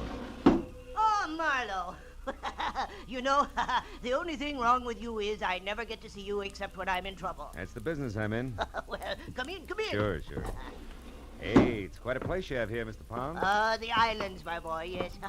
Since business keeps me away from them, I brought their atmosphere here to me. Even the music, huh? All but the mosquitoes. Oh, shoo-shoo. Now, stay away from underfoot, will you? Go on, scat. Shoo-shoo, huh? That's an albino Siamese, isn't it? Yes, quite unusual. Yeah? But he sheds that abominable white fur of his like any common cat this time of year. Yeah. By the way, did you see my servant Hideki? Was I supposed to? Well, when I couldn't reach you by phone, I sent him down to your office to wait. Well, he must have gotten lost then. Well, no matter. Now, let's get down to cases, my boy. Now, sit down, will you please? And listen closely. All right. My major business, as you remember, is importing pearls from the Orient. Yeah, I remember. And since you worked for me last, I acquired a partner, a fine fellow named Voss in Manila. Mm-hmm. With his contacts there and mine here in the States, we've been extremely successful. Was he the one who sent you that sword you mentioned? Yes, it arrived 2 days ago, but he sent over half the curios you see in this room. That's why I failed to realize that there was anything special about the sword of Cebu. Well, what is so special about it, Mr. Pound? Here. Read this letter I got from him. Henry, I'm certain now there's going to be trouble. From one Kurt Babesco in particular. The man you saw tonight? Yeah, I see. However, I've taken every precaution. Rest assured, Henry, that if anything ever happens to me, I shall somehow get the complete list of my contacts here into your hands. Sincerely, Eugene Voss. Well? Eugene Voss was murdered 4 days ago in Manila. Murdered for that list of contacts. Well, you think the sword ties in some way? Well, I'm positive of it. Well, what's it look like? Well, it's 3 feet long, Marlowe. The handle and the sheath are from the same gorgeous piece of white mahogany and literally covered with intricate and exquisite carvings. Sounds wonderful. Oh, it is. When the sword is in the sheath, the 2 pieces form a complete pattern. Mm-hmm. I thought of it at once, of course, but when I came in to examine it again, it was gone, stolen. Naturally, I called you instead of the police. I've got to get it back, Marlowe, intact and without publicity. Why, that sword is worth... what the... Hi, Dickie. Hey, he's hurt. Well, hi, Dickie. Oh, Mr. Palm, I, Dickie, very sorry. He did not see Honorable Miss Amaro. I, Dickie, was attacked outside the minute he left. By a stocky guy with wild black hair? Oh, yes, Ah. that him, yes. He find out where Hidecky was going, then he hit Hidecky. That all Hidecky remember until a few minutes ago when he waked up again. Oh, well, do you need a doctor, hi, Dickie? Oh, no, thank you. Just the same, Mr. Pound. Hidecky already feel much better. Well, if you're sure, if you, well, now you better go lie down anyway. So, thank you. We'll wash head first and be ship-shape no time. Very sorry, Hidecky was such fool, Mr. Pound. Excuse, please, very sorry. Well, now, that explains how Babisco got to your office, my boy. He's our man, all right. Yeah, but I don't think Babesco has the sword. You see, he's looking for it. He offered $2,000 to me to double-cross you. Oh. I can't understand it. Babesco is the only one who might know the truth about the sword. If he didn't take it, then who... Oh, shoo! You stupid cat, get out of there. Look out! I knew it. Now see what you've done, broken my siling vase. He was playing with a piece of paper over there. Wait a minute. Oh, yeah, here it is. Eh? It's a rent receipt made out of somebody named Saunders. Let me see it. Sure. Received $40. Rent 1 month in advance for 812 Front Street, Venice. It is dated yesterday. Marlowe, I've never heard of this Saunders person, yet this thing was dropped here in my house. Perhaps by our thief, Marlowe. Do you realize what a break this is? Dropped isn't the word. This was deposited. Oh, what do you mean? It's a plant complete with name, address, and date. It was left here by someone who wanted it to be found, because whoever has the sword of Cebu right now might also have it up for sale. I think you're right, my boy. Wait, what do you plan to do? The only thing I can do, go to Venice and strike a bargain in our favor, I hope. I'll call you, Mr. Pound. I pushed my way out through the jungle to my car, turned around at the dead end of the street, and went down the way I'd come. At the first intersection, leaning against a lamppost, was 6 feet of lantern-jawed redhead in a turtleneck sweater and seaman's jacket. He gave me a hard, steady once-over until I was out of sight. Later, halfway to Venice, I picked up a pair of very sticky headlights in my rearview mirror, but lost them again. I turned onto Front Street and finally found number 812 all by itself out at the far end. I parked a block away and walked back. It was a battered, rickety beach shack. I moved in gently and found a crack wide enough to look through. There was no furniture, just one big packing crate, a kerosene lamp, and a blonde. Ho, what a blonde. She belonged in that joint like an orchid in a blacksmith. In one hand, she held a cigarette, in the other, a small automatic. I went quietly to the back of the house, found a tin can, and threw it. And I plastered my back up beside the door and waited. She came out slowly, gun first, and when there was enough showing to get a hold of, I grabbed. Let go. The gun, sister. Come on, give. There. That's better. Now we can go in and talk, huh? You think you're so clever. I get by. Hey, cozy little spot you picked. You got here, so it serves its purpose. Who are you? Philip Marlowe, Henry Pond's private detective. Where's his sword? We've things to talk over. Your first. bargaining position is lousy, Miss Saunders. What's the offer? 0, baby. I'm getting it back for free. Now, where is it? Take your hands off me. The sword is here in the house, but the scabbard isn't. And one's quite worthless without the other, you know. You're not taking a lot of chances, are you, kid? The sword has already brought me $5,000, Marlowe, and I've only just begun. So make an offer. And make it good. You're a liar. Sword's not worth 1/10 that. Not of itself, no. But this one's special, and I know why. And I'll tell you something else. You bet you will. You'll tell me where it is and fast. Not that fast, mister. Don't move. Drop the gun. Now you can turn around. Wow. A lantern jaw with red hair. So you were tailing me after all. You said it. Now, wait a minute. Shut up. But I... Get out. The front doors. Go on, beat it. I'll see you later. Now you, mister. Now what? Now we sit down, a couple of smart guys, and find a good, sensible way to work this out. Only I'm just a little smarter, because I got the only gun. Keep talking. What'd you say the sword was? Speak up, fella. Time's running out. Sounds like time's not the only thing that's running out, Red. Somebody's in the back room. Sorry, Tootsie, but now this only works one. Wait! Oh!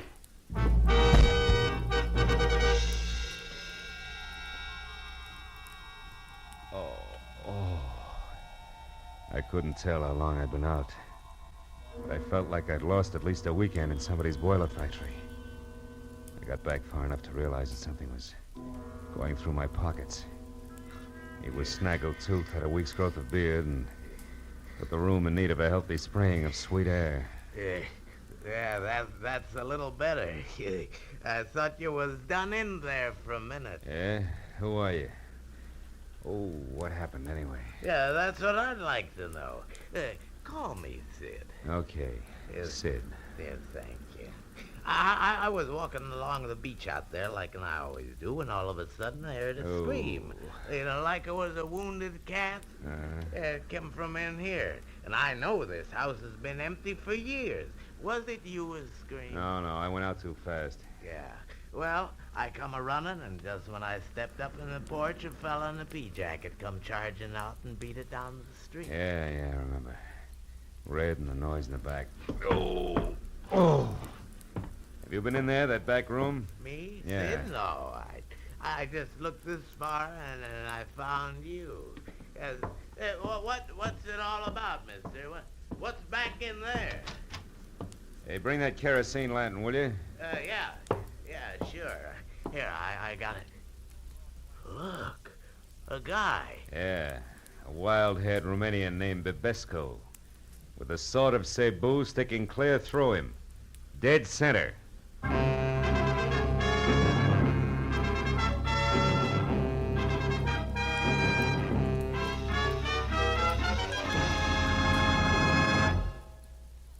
Now, with our star, Gerald Moore, we continue with the second act of Philip Marlowe and tonight's story, The Sword of Cebu.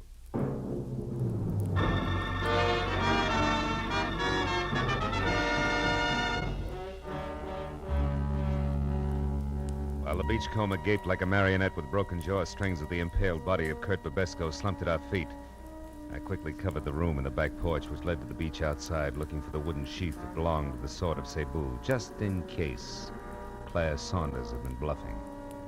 But 5 minutes of that got me nothing more than a little exercise and a lot of salt air.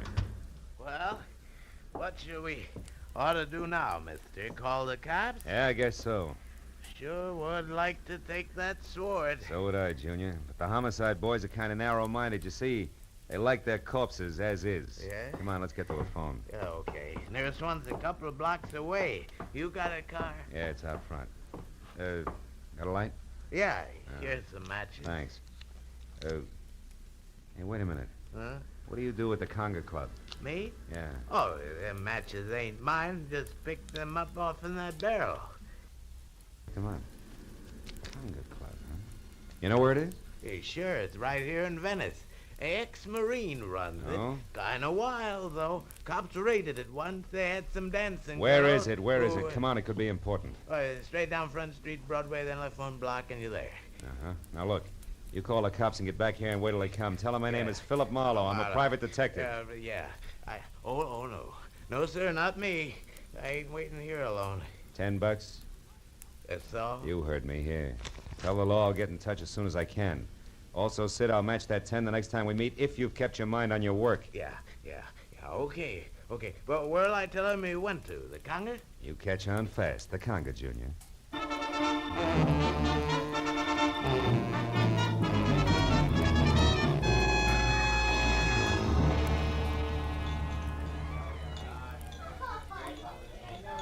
What'll it be, Mac? Scotch and a little information. Girl named Claire Saunders, dressed in a white linen... I never heard of her, Mac. Oh. I see so many people, you know. Yeah, sure. Now, you get what I mean, don't you, Mac? Oh, of course, yeah. Well, you better make that a double Scotch. I'm through. He should have known better. Trusting a fast dame with every cent of his war bonus, a jerk. Wait a minute. Huh? War bonus? Yeah. Who should have known better? Well, Yeah, I'll be with you in a minute, Kelly. Wait a minute. Look, who should have known better, mister? My kid brother back in New York. He's a vet, Marines. He got his check from the state, and he turned it over to this Claire Saunders. They were going to get married. That's what she said. And that was the last he saw of her. Oh, well, it happens every day. He'll know better the next time. Wait a minute, I just happen to remember. I know the doll. You do? Yeah. Been around a couple of days now. It's pretty flush, all right. Know where she's staying? Yeah, sure I do. A ritzy motel about 4 blocks from here, the Pavilion. Pavilion, huh? Yeah. She got bungalow 10 there, Mac. I know because she was complaining about it being the N1, and Too long a run for the bellhop and a cracked ice detail. Oh. You go get him, Mac. And when you do, tell the kid brother that another ex-Marine tipped you off. Yeah, you bet I will.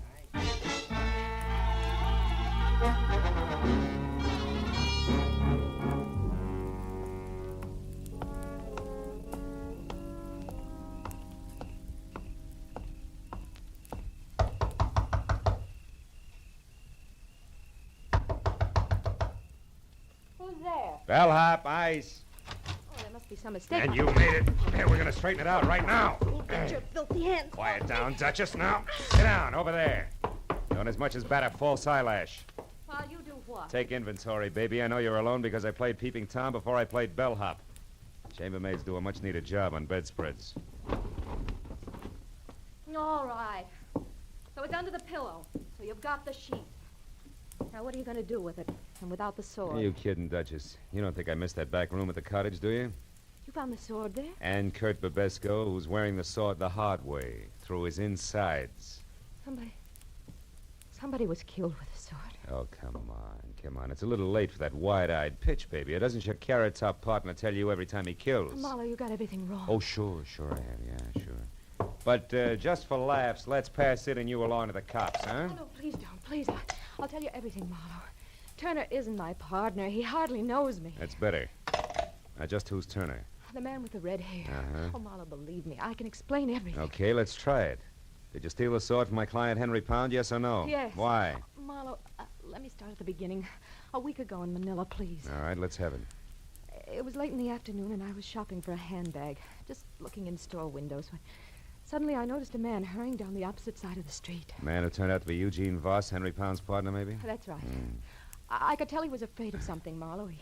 He darted into a curio shop nearby. A minute later, I saw Turner. You know him? Just slightly. We'd met once. Obviously, he was following Voss. But he didn't go into the curio shop. Instead, he hid close by. And then when Voss came out, he shot him, Marlowe. Just like that, huh? He was gone before anyone knew what had happened. I ran over to Voss to see if there was anything I could do to help. But there wasn't. He was dying. Oh, it was frightful. Please, Marlowe, I'd like a drink. They're on the desk. When you're through, go on. What happened next? Well, he told me to take the money in his billfold, $5,000, to take it all for delivering a message. About the sword? Yes. I was to get in touch with Henry Pound here in Los Angeles and tell him that the sword which Voss had just purchased in the curio shop was on its way. That he should pay special attention to it. And then he died. Mm-hmm. Well, you decided that $5,000 was an awful lot for playing messenger boy, huh? Yes. So you said nothing to the police, grabbed the first plane for L.A., got the Pound's place here, and swiped the sword, right? I figured if delivering the message was worth $5,000, the sword itself would be worth a lot more. But you had no idea why. Oh, no. Maybe a code in the pattern of the design and the jewels in the handle. Probably not the sword itself. Yeah, you figured right, little schemer. Here, here's your drink. Thank you. The rest of the story I can fit together myself. You knew you had something, but you didn't know what, so you swiped the sword, you left an obvious clue to an empty cottage, that rent receipt, you counted on it to start the ball rolling, and it certainly did. Who would that be? I don't know. Find out. Who is it? Turner, I want to talk to you. Just a minute. You still sure you're not partners, baby? Yes. I told you the truth, Marlowe. All right, answer it. I'll wait here in the closet with the door open wide enough for the barrel of a .38, just in case you've never been to Manila. Go on. Tommy! Open up, hurry. Close it quick. That peeper may be around. Who? The one I slugged over at the cottage. He wasn't there when I went back. Just some bum I scared away. Went back? Yeah, I went back. After you ran, there was some excitement, Sweets. First, I slugged the peeper because I heard some noise in the back. I thought it was you. Me? I never returned to the cottage. I know it. It was a louse named Babesco. I got him all right. With the very sword he was after. The little number right here in my hand. He was competition. So were you, Sweets, except that I doped your angle a long time ago. What do you mean? Well, Voss told you something before he died in Manila. I stopped after I ran, Dolar. I even came back. I saw you go for his billfold. Saw him mumble something. When I ran into you again here in L.A., I knew you were swinging in the dark. It was a nice try, Sweets. But you missed. Now give me the sheath. These two belong together. Come on, hand it over. You don't want me to be rough, do you, doll? No. Here. Here it is. Oh, that's better. Like I said, they belong together. Huh. That's funny. They should fit. What are you laughing at? The answer, sweet. It's a slip of paper with a list of people on it. I think it's crumpled in the bottom of the sheath here, and that's why the sword won't go all the way home. Yeah, here it is. A piece of paper. A valuable piece of paper. Sure, names and numbers of all the players. Had to.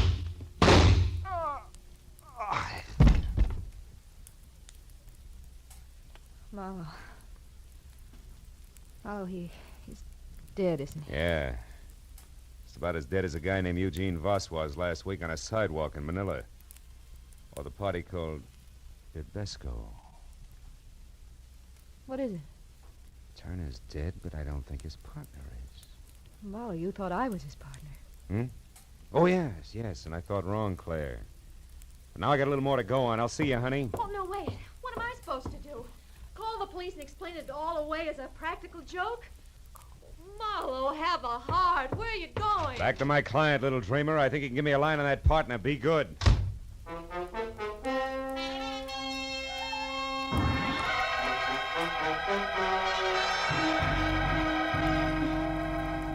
I was an hour plus driving slowly back to the transplanted world on Crestline Drive, and all the way I kept adding and subtracting all the screwball figures I'd run into, hoping that someplace I'd find a mistake.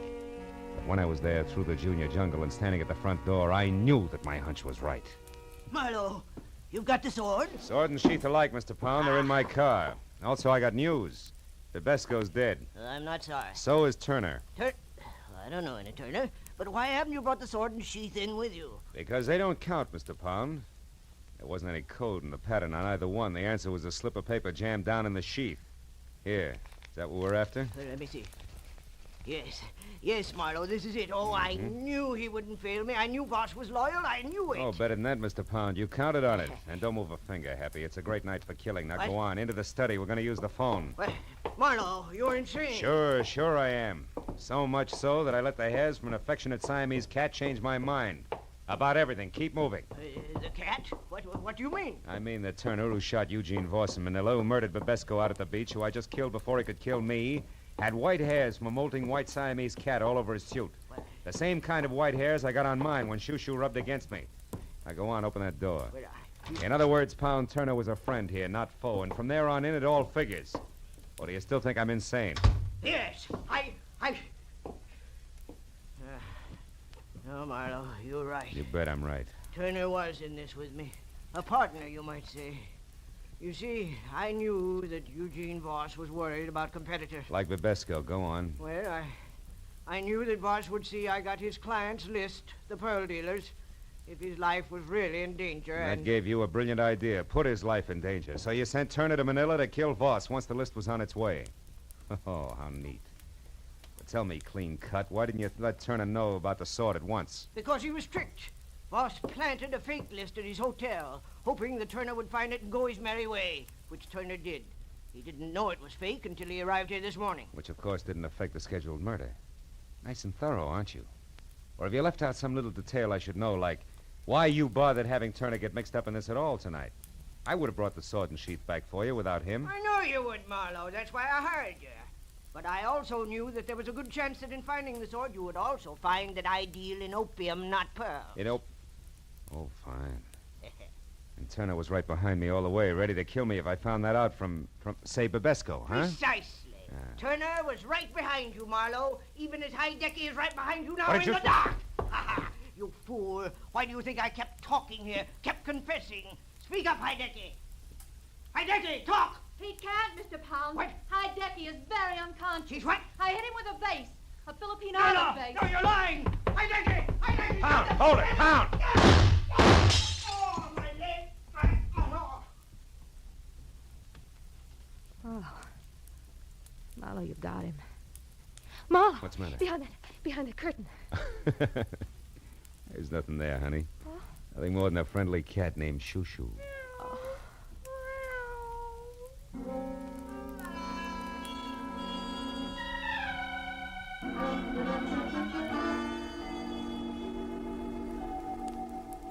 Took a long time. It always does. But finally, the police in Los Angeles and the police in Manila knew exactly who had done what to whom and why. All of which left Henry Pound, the vicious little character who wouldn't even recognize honor among thieves, with a short, unpleasant future. And I thought about him and every rotten thing he'd done as I walked through his imported island jungle to my car. Thought about him and Babesco, about Turner, the houseboy, about Eugene Voss, and I didn't think about Claire Saunders until I got to my car. Was in behind the wheel, headlights on. The words were written in lipstick the length and breadth of my windshield. Phil, dear, I stepped out when nobody was looking.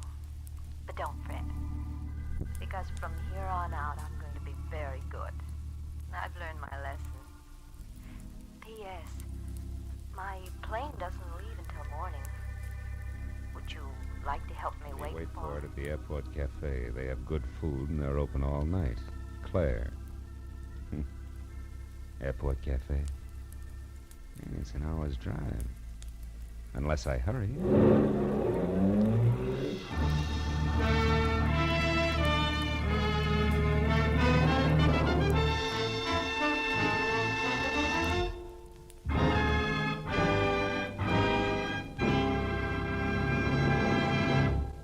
The Adventures of Philip Marlowe, bringing you Raymond Chandler's most famous character, star Gerald Moore, are produced and directed by Norman MacDonald and are written for radio by Robert Mitchell and Gene Levitt. Gerald Moore can currently be seen starring in Republic's The Blonde Bandit. Featured in our cast were Gene Bates, Junius Matthews, Barney Phillips, Byron Kane, Paul Frees, and Anthony Barrett. The special music is composed and conducted by Richard Arrunt.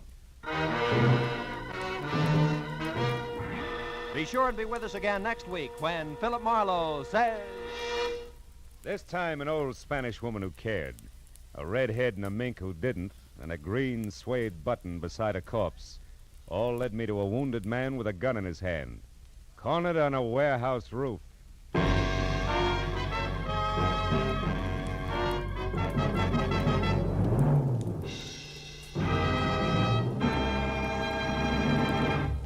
Now, stay tuned for Pursuit, which follows immediately on most of these same CBS stations. This is Roy Rowan speaking. This is CBS, where Burns and Allen are heard every Wednesday night, the Columbia Broadcasting System.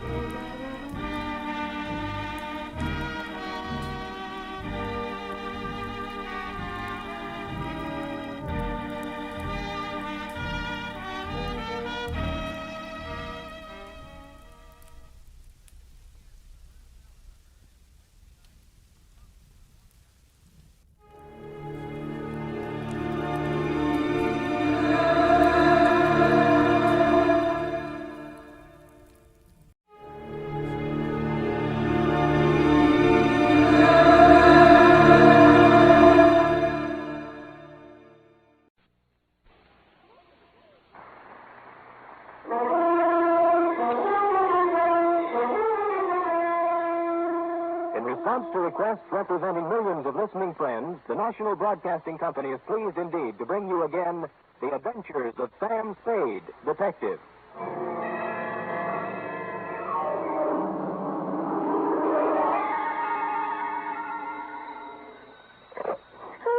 Me, sweet. What number have I got? Sam Spade, Detective Agency. Oh, well, me, sweetheart. Nothing's happened. Call me later, Bryce. The white check. Look. I didn't know you were in town. You didn't write to me or... Effie, This is me in the flesh, Sammy the Spade. Oh, now what? Goodbye. Effie, I'm in a payphone. My nickel is running out. Oh, Dwight, how can you be so cruel and play jokes at a time like this? Wait, listen. Oh, you listening? Yes. I am not dead. Don't believe everything you read in the papers. Or hear on the radio. You were at my funeral. Is that what you were about to say? Yes. It was lovely. Don't believe that either. Stay right where you are, sweetheart, because I'll be there, alive and handsomer than ever, with an account of a caper which proves you can kill some of the people part of the time. My exaggerated report on the death of Sam Spade.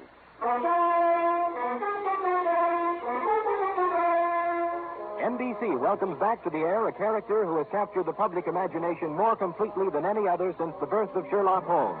William Spear, radio's outstanding producer, director of mystery and crime drama, brings you the greatest private detective of them all in The Adventures of Sam Spade.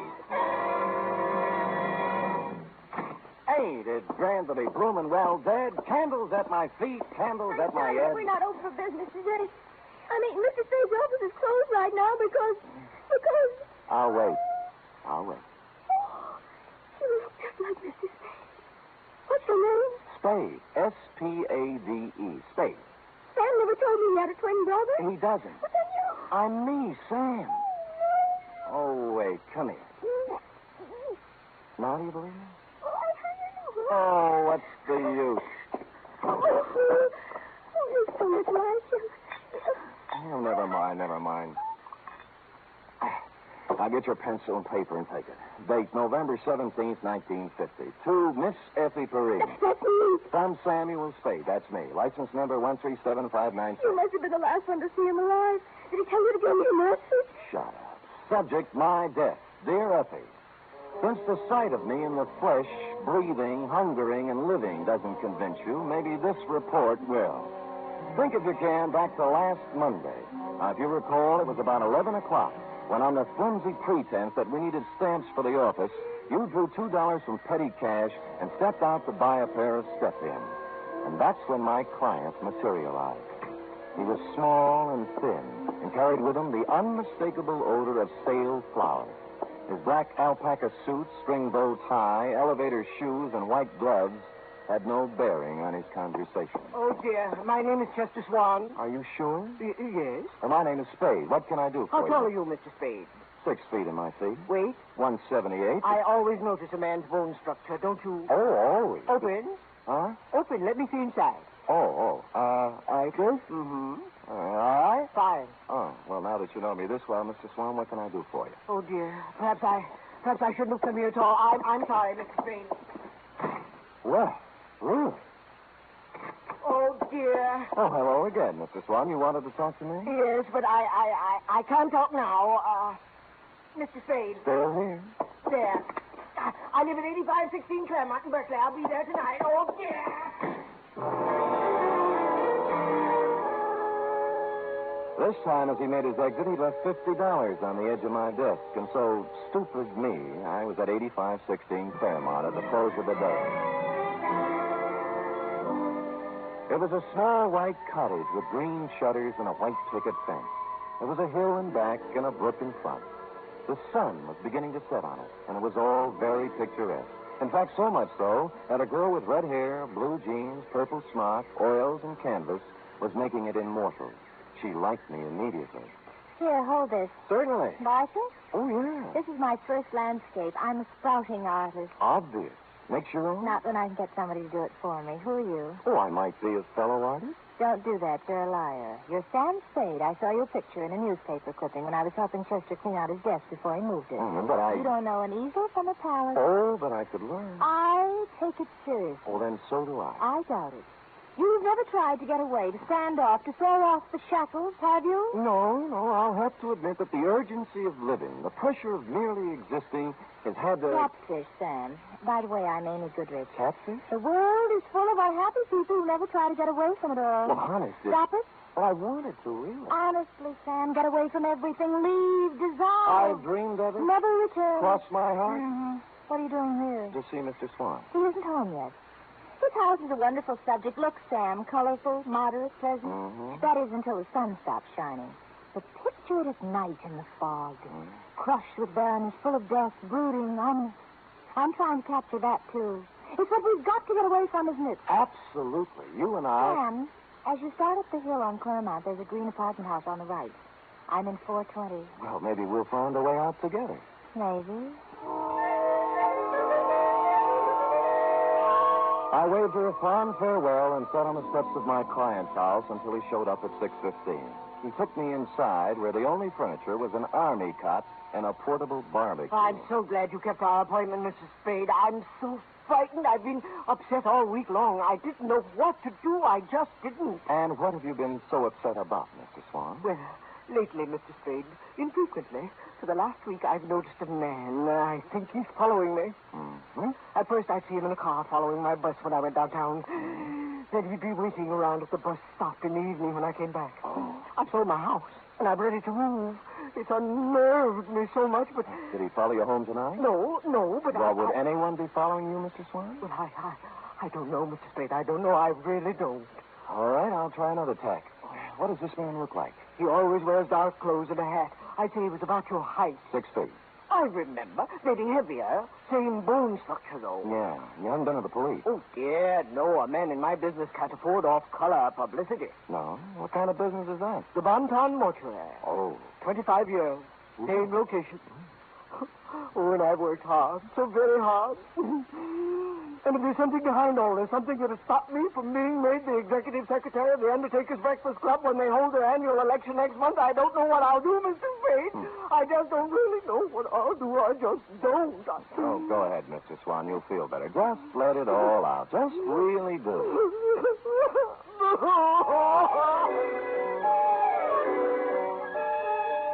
And he did.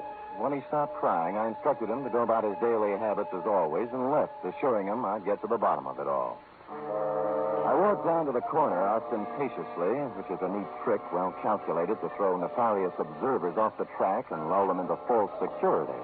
And when the bus showed up 10 minutes later, I got on it, rode 3 blocks, walked back, and took a plant across the street. A clever ruse, as you see, to invite a showdown. 2 hours later, a man about my size in dark clothes appeared over the hill and crept stealthily to the front of my client's cottage.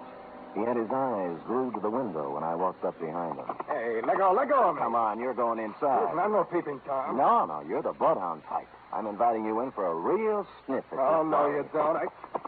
Well, all right, then. I'll go quietly. No, okay, that's better. Now, we'll just walk on. The kick he landed on me wasn't according to Queensberry. I couldn't move for 3 or 4 minutes, and by that time he disappeared. When I recovered my faculties, I reported the incident to my client, who cried himself to sleep.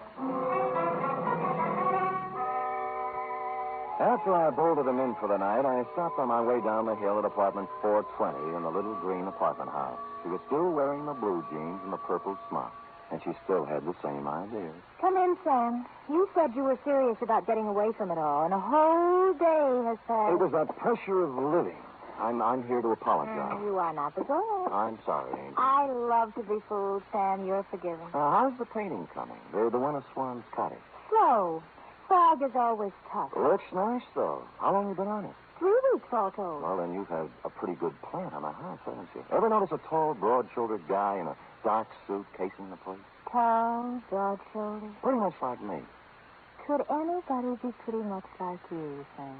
No, you're right. Sam, is there something wrong? No. Well, then don't stand there doing nothing. Do something. Who, me?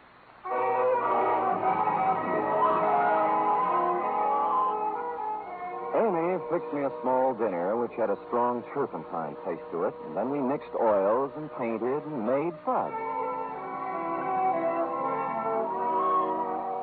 Next afternoon at the Hall of Records, I did a little spade work on Chester Swan. His application and permit to practice undertaking in the city of San Francisco were dated 1938. Details: unmarried, 52 years of age, graduated from mortician school in Ohio, listed 1 living relative, nephew, Theodore J. Swan, Toledo, Ohio. I was gathering the above information when I smelled whiskey over my shoulder, which is always good luck. It was Al Torrington, who was also in the private investigation racket in this city, and he was leaning, peering from my face to the card that I held in my hand. He got over to you, too, son? Who got over to me, Al? Him? That Finney with the tears. What's his name? My eyes ain't so good. Swan, Al. Chester Swan, mortician. Yeah, that's him, Sam. The same one exactly. Came to my office 2 weeks complaining about somebody following him. And he did nothing about it. Said I was too fat. Oh, well, you are, Al. Are you sure? Sure, I'm sure. And some other of the boys said he was around there, too. Wanted a private eye, but he wanted a man who looked just right. How right? Obviously as right as you are, Sam, because it looks like he picked you. Yeah.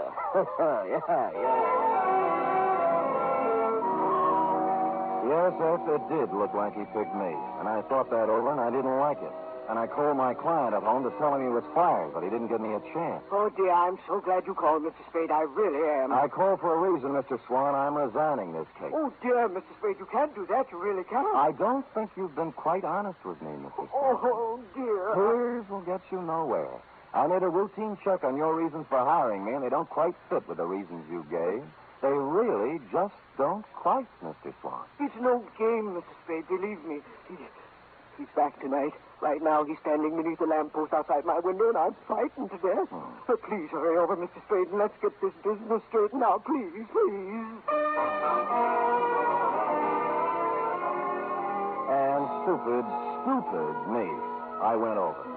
And I found that little white cottage on the hill looking grim and gaunt in the heavy fog. Amy's words about it being crushed with barrenness, full of brooding and death, came back to me. And Mr. Swan's frightened words about a mysterious man in dark clothes waiting beneath the streetlight also came back to me, particularly when I noted there was no streetlight near the house. However, there was a light somewhere in the rear of the house, and the front door was ajar. Oh, Mr. Swan! Mr. Swan, are you here? Oh, Mr. Swan, it's me, Sam Spade. Are you here? Mr. Spade? Is that you? Are you out there? Where are you? Things happened fast. I turned around to find the front door filled with a man in a dark suit. He had something in his hand, and it looked like a roll of cotton candy, but it felt different. It only started me against the wall, but it made me forget where my arms were. Easy, Spade. Easy does it for you. Easy. He let me down to the floor gently. I could still see the lights somewhere in the back of the house, and I could hear him talking to me way off. Give me the needle. I can't watch. I'm going upstairs. The needle went somewhere in my left arm, but not before somebody pulled my coat off, and for no reason I could think of at the moment, also tried to pull my finger off. Well, I couldn't dwell on it. By that time, the stuff in my arm was going other places, and I was going with it, even though there was action all around me. That's all it does. No, stay away from me. Get out of here.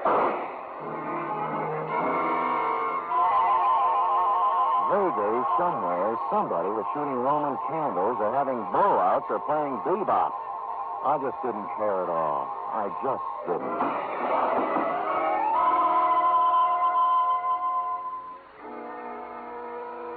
The first thing I saw was sunlight. It was the kind you see in a picture. It was a picture of a little white cottage with green shutters.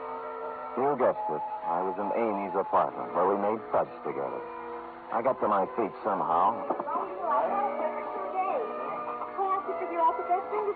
I knew the best thing to do with me. There was a fire escape in a window. I got out there and I weaved against the wall. He's gone. He's gone. What do you mean he's gone? He couldn't have gotten away with that load he was carrying. I don't know. He was unconscious when I left. Well, don't get further. We've got to do something. There might be trouble. Now, let's get going. I didn't wait to find out what they were going to do. I made my way down the fire escape and started walking for the street, and that's when I noticed my shoes didn't fit me anymore. They weren't mine. Neither was the gray flannel suit with the label marked Kid Cheese. Neither was the blue shirt. And while I was at it, the ring on my finger engraved Emerson High 1936 wasn't mine either. My new belt buckle had a big letter T on it, which is not my initial. It really isn't. And I didn't have any use for the eyeglasses in my coat pocket either.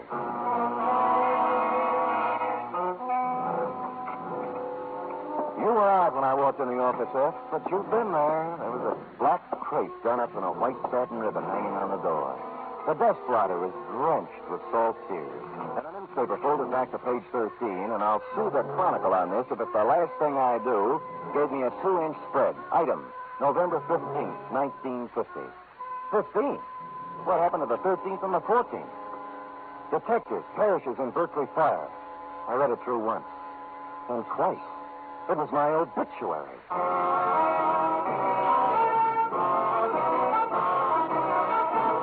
You are listening to the first in a new series of adventures involving radio's most famous detective, Sam Spade.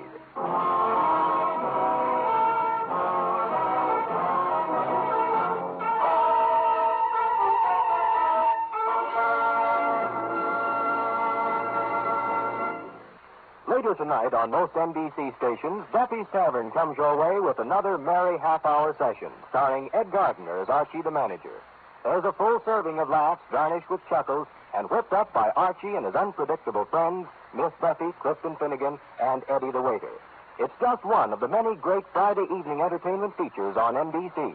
It's Duffy's Tavern, your cue for better listening where the three chimes always mean good times. Make it a Friday evening habit to tune early and stay late at your favorite NBC station.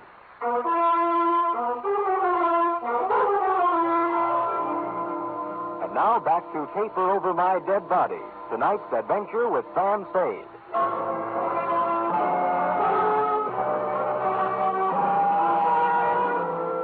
I left the crepe on the door and went out to buy a new desk plotter and some more newspapers. The Hobo News had the best story, which wasn't much. Samuel Spade, licensed private investigator, perished Wednesday night in a fire in a vacant house in Berkeley. His warm friends will feel regret at the passing of a man who was always kind to the poor. None of us ever asked Sam Spade for a handout without receiving a kind word and bon mot as he turned us down. This is nice, but I wanted more. Figured I was fairly safe to wander about unrecognized. My ill-fitting attire acquired from my unknown benefactor would be disguise enough when combined with my 2-day beard. Engine Company 16, Berkeley Division, had handled the fire, and half a block away was a grog shop called the Shamrock. I waited for a fireman to come in. Bartender!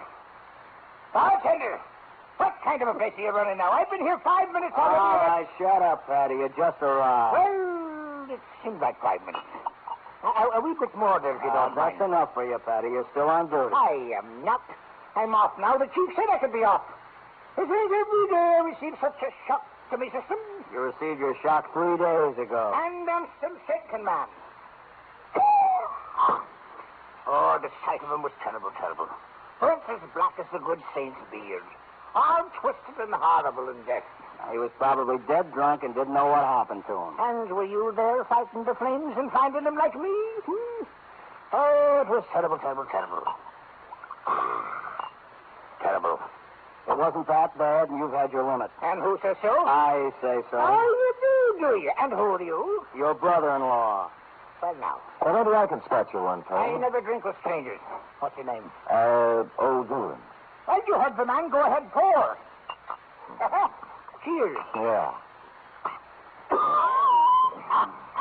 Hey, fireman, you had a terrible experience 3 days ago. That I did, Mr. O'Doolin. That I did indeed. I've heard it a dozen times. I'll be at the other end of the 3 nights ago, Mr. O'Doolin, and we get a call to the house on Claremont is afire. Well, sir, when we get there, it's about all gone. Can't understand why it has been flamed so fast. Wood. It was the funeral pyre of a man who lived in sin. Huh? A detective fellow. Sam Spade, he was identified as. Oui. Oh, one moment, fireman. I've heard fine things about him. Some of those uppity police fellows from the Division of Homicide says he was a nice fellow. But some of the boys at the fire station and myself, well, we got our own ideas about that. What kind of ideas, Fatty, me boy? What kind of good can any man be accomplishing in an empty house late at night, I ask you, Mr. O'Doolin? Oh, he was done to a turn, he was, when I burst in the door with me axe. Saved Sid in the trouble. Charge. Empty whiskey bombs scattered all about.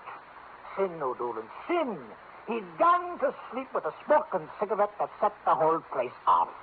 Vice rampant.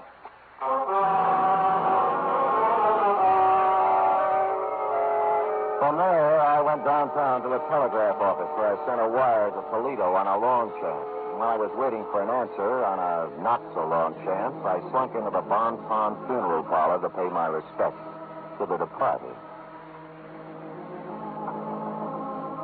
I stood in the back of that dimly lit chapel and scanned the scene.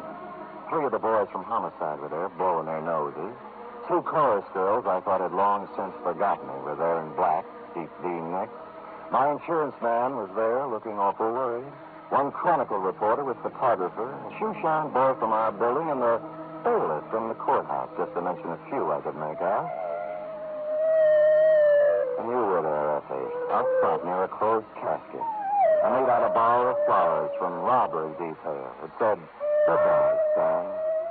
Maxie from the city morgue was the only one who looked at ease. All right. Does anyone wish to, you, miss? Many called him Sammy, but I called him friend. Oh, Oh, miss,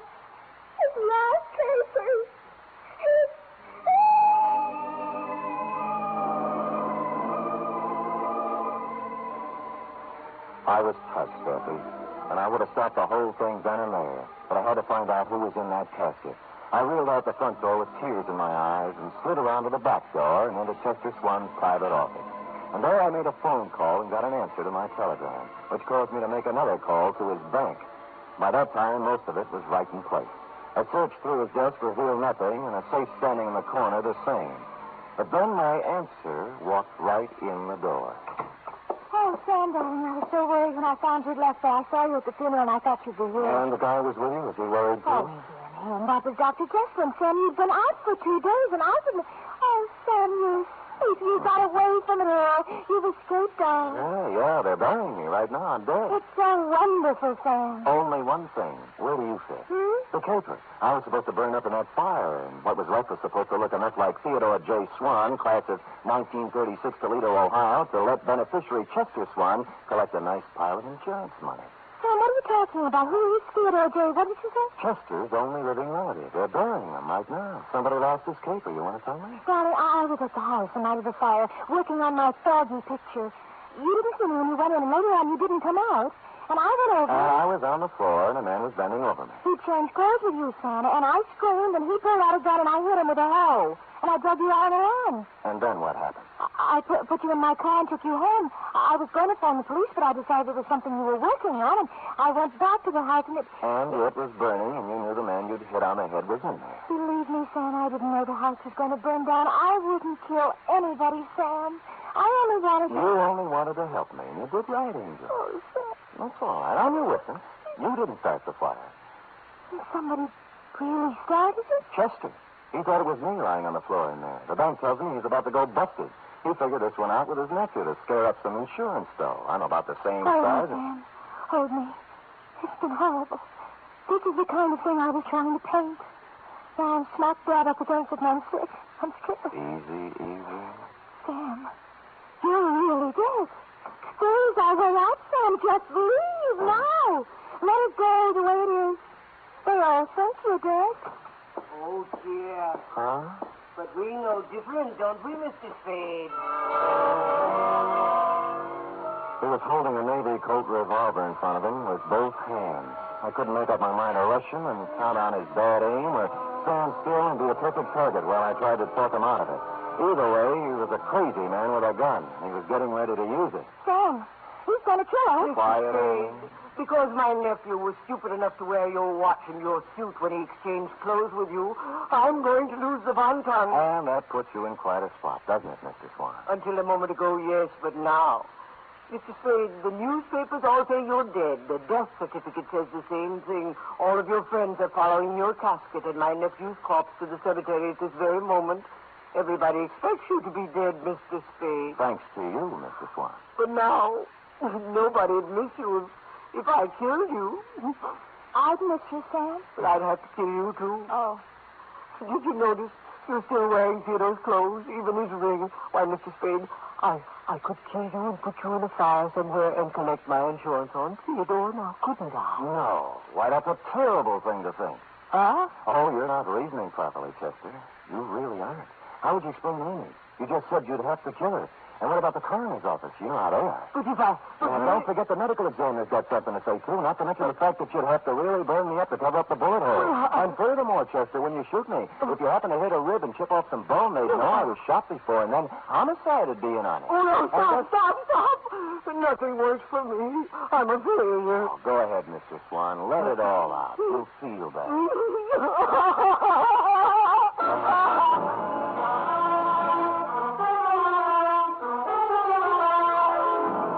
And he did.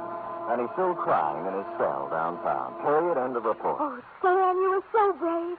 You actually stood there and talked that crazy man out of murdering you. You were wonderful. True, Effie? Amy thinks so, too. She's going to do me in oils when they let her out of the pokey. Amy's in jail? But birthday. Oh, technical charge of an involuntary manslaughter. I'll spring her as soon as the coroner's inquest is completed. Dear Amy. Did she make good fight, Sam? Charge? Oh, that was the least of it. Oh? What do you mean? After the fight. What then? Panucci. Oh, boy. Say, go type that up, sweetheart, while I see if there's any mention of my miraculous resuscitation on the radio page. Go. Oh.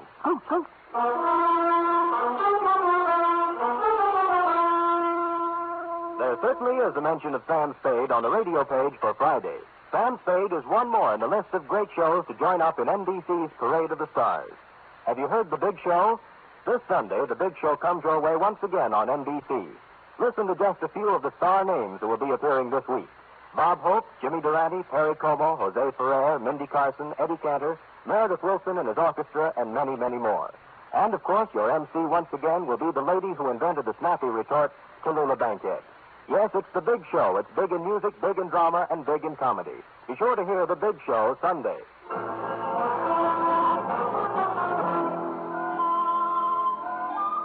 Well, here this time. All piped up. Good. I will sign it, and you will keep it, always, to remind you that I'm still here. Oh, sir. Living, breathing, brave, and handsome. A paragon. John, what will we do about the mail? The mail? What mail? Where? Oh, the letters and postcards and telegrams and all that came in when people thought you... Oh, way over here. Will you touch you? Oh, there's been enough tears tonight. Oh, Stan, it's so good to have you back. Will you be the same as you always were? Well, I'm going to try. Because when you can't help it, be, like they say, the greatest private detective of them all. We'll see. Good night. Good night, sweetheart.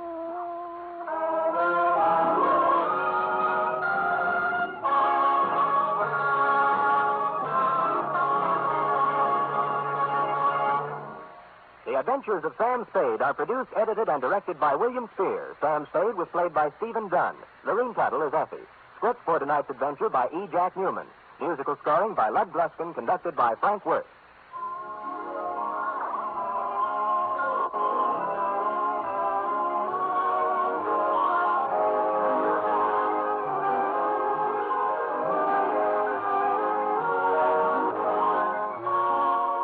Join us again next week, same time, for another adventure with Sam Spade.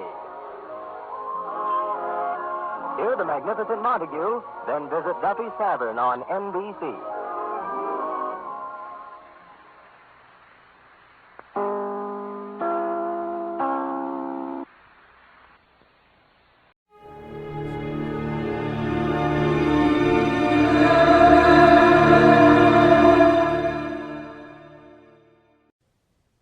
For your listening enjoyment, John Lund as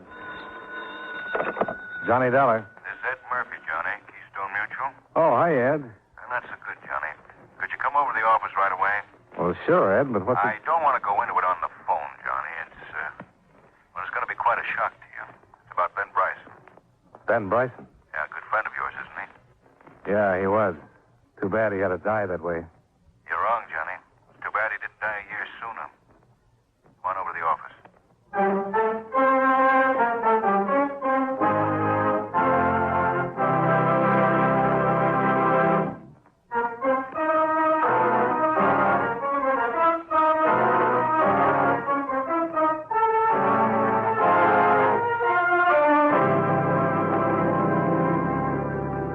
Expense account submitted by Special Investigator Johnny Dollar to Home Office, Keystone Mutual Assurance Company, Hartford, Connecticut. The following is an accounting of expenditures during my investigation of the Ben Bryson matter. Expense account item 1, $2.40. Taxi fare from my apartment to the Keystone building and the office of Ed Murphy, Vice President. I thought as much of Ben as I would my own son. I watched him work his way up to the top job in this company, Chief Adjuster for the West Coast, head of our San Francisco claims office. Not bad for a young man. I was proud of Ben. Yeah, I know, Ed. And then that accident last month. Foggy night, he missed a curve. Drove his car off a cliff into the Pacific Ocean. And that was that. The end. Only it wasn't the end, or you wouldn't call me over here. No, it wasn't, Johnny. Within 2 weeks after Ben's death, we started getting complaints from some of our clients out there. Demands for adjustment on claims Ben had reported paid weeks before. Requests for settlement, so on. We couldn't figure it, but we went to work quietly, and we found out. Oh? You found out what? Ben's accounts had been doctored for a long time, Johnny. They were short, way short. In the months before he was killed, he'd embezzled nearly $80,000 from the company. Not Ben Bryson, Ed. Anybody else, yes. But money never meant anything to Ben. Johnny, here's a ticket to San Francisco. Plane leaves in 2 hours. Now, wait a second, Ed. I think I'd like to pass this one. Yeah, so would I, but we can't. You know that? Left a lot of questions, Johnny. They've got to be answered. And $80,000 of the company's money is missing. Has to be accounted for. Yeah, I know, but maybe you ought to get somebody else, Ed. I'd be awful grateful if you'd do it, Johnny. You'd have the best chance. You knew him. He was your friend. Yeah, he was my friend. I know how you feel. Johnny. All right, Ed. Somebody's got to do it. And like you said, Ben was my friend. Let's have the ticket.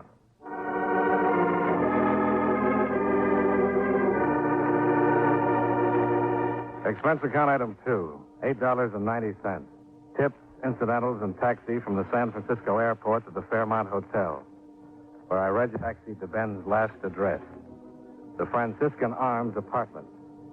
Ben had always been the two-room bachelor walk-up type, but the Franciscan Arms was equal parts of glitter, glass, swank, and price, with a uniformed doorman, bar off the lobby, and a manager with a gardenia in his lapel. A real gardenia. I'm most desirous of assisting you in every way possible, Mr. Dollar, but I'm terribly afraid there's simply very little I can tell you about the late Mr. Bryson. Discretion, you mean? Policy of the house?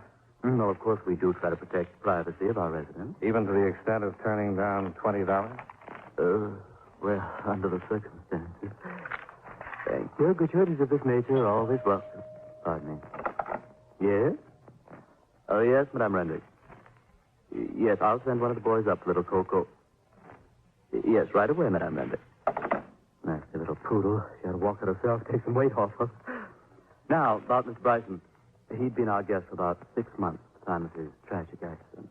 A true gentleman, bon vivant, and, well, on the crassly materialistic side, a free spender. I'm sorry, 20 is all I'll go for. Mr. Dollar. What about visitors? Friends here in the building? None that I can recall. Or except Mrs. Kern, of course. Mrs. Kern? One of the loveliest and most charming guests we've ever had the pleasure. Pardon? Yes?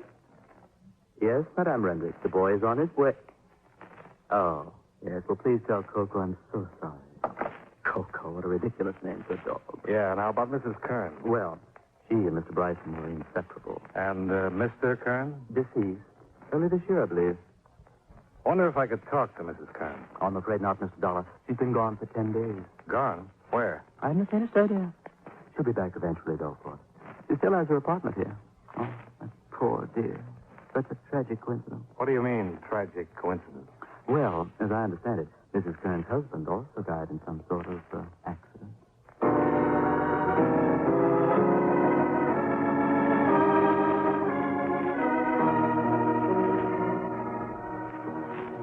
Sure, I've been tending bar here for 2 years, Mr. Dollar. I was here before Mr. Bryson moved in, and I'm still here now that he's gone. I guess I knew as much about him as a bartender usually knows. If you were his friend, though, how come you're asking me the questions? Well, I hadn't seen him for quite a while. He got out of touch. You know how it goes. Yeah, friends drift apart. It's a mixed-up world, getting more mixed up all the time. Oh, yes, sir, the usual. Wants a double martini. Always wants a double martini. Yeah, Mr. Bryson spent a lot of time in here. Always with Alvy, of course. Alvy? Mrs. Kern, young widow that lives here in the building. Everybody calls her Alvy. You know, makes friends easy. And one of her friends was Ben. The main one. With her every night. I guess he was nuts about her. He was nuts about something. Well, can't say as I blame him. You ought to see her. Personally, though, I'd hate to be married to a doll like that. He'd go right through a man, leave him high and dry. A doll like that's born to be a widow. Was Ben in here the night he was killed? Yeah, left about 9. 2 hours later, he was dead. He left alone, I suppose. No, Alvy was with him.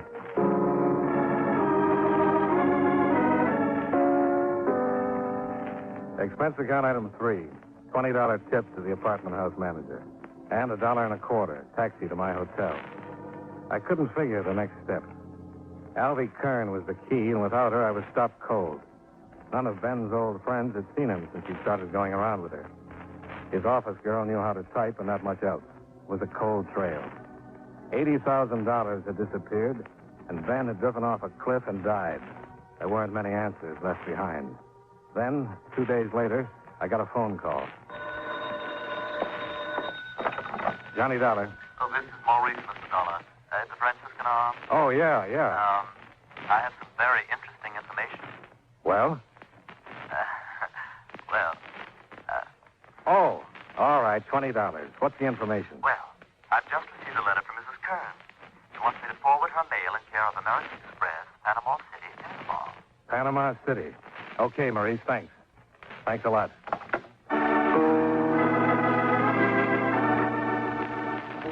Expense account item 4, $92.47. Hotel, telegrams, and incidentals in San Francisco. Expense account item 5, $267.20. Airfare and incidentals to Panama City, Panama.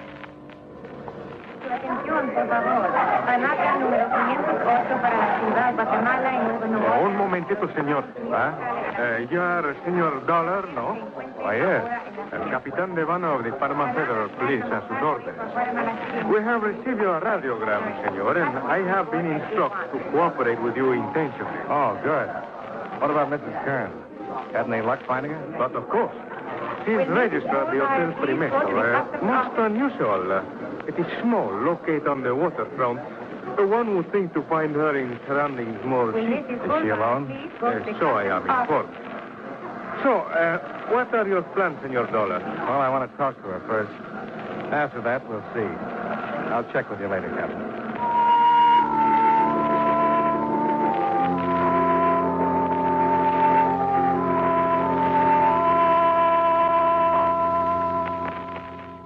I've heard your name before, Mr. Dollar.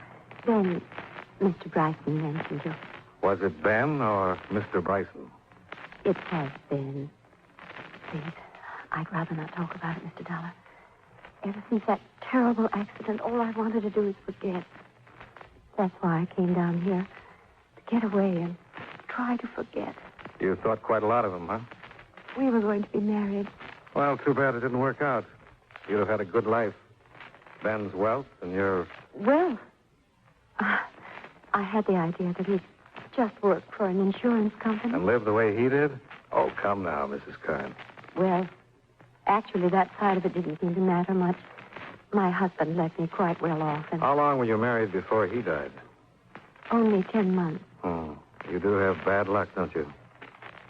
Mr. Dollar, I'm not sure I understand this attitude. Relax. Here. Have a cigarette. No, thanks.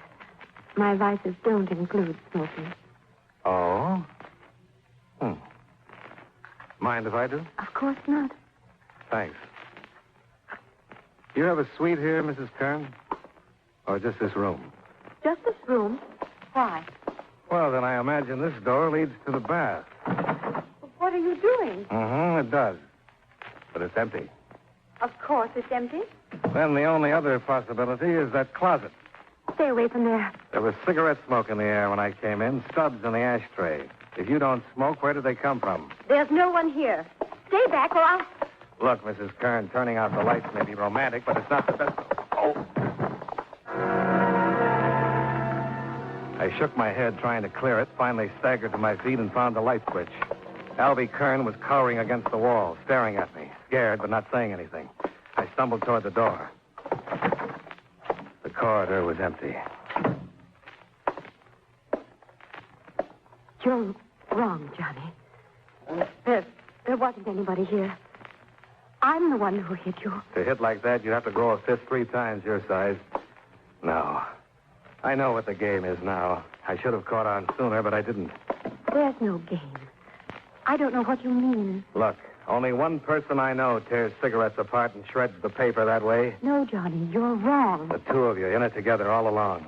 They didn't find a body because there wasn't anybody. He's still alive, hiding out. I know who hit me. It was Ben Bryson.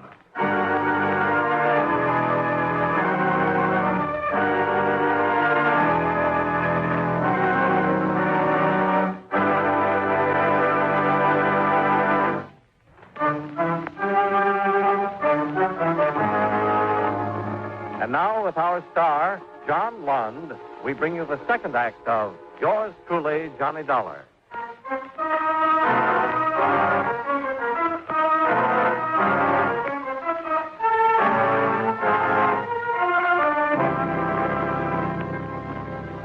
Expense account item 5, 40 cents U.S. currency for a handful of aspirin tablets. Ben, or whoever it was who slugged me, had got away from the hotel without being caught. I gave Ben's description to Captain Devano, and I went to bed.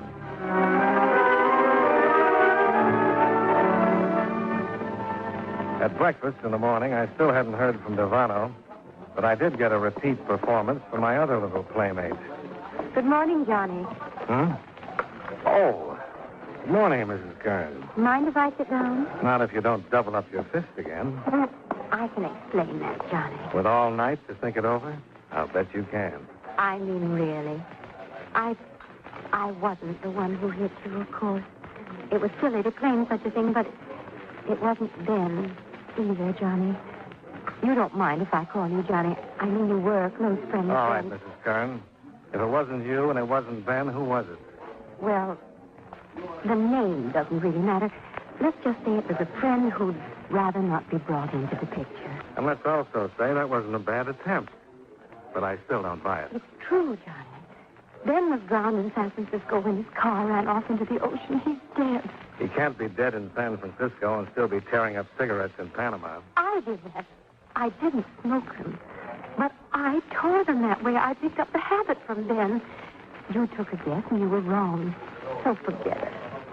Let's be friends. Sorry, I can't afford it. Do you think I sell my friendship? It cost Ben $80,000 of the company's money. Did you get half of it, Mrs. Kern? No. How much does he have left? Stop it. Can't you understand anything? Ben is dead. No, he's not. But I wish he were. What do you mean? Just that.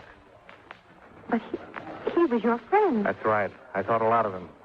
It hit pretty hard when I learned he'd been stealing from his company. Johnny. So I took the job of digging into the mess and trying to straighten it out. And now I find out he's still alive. No. So now I've got to catch him and take him back.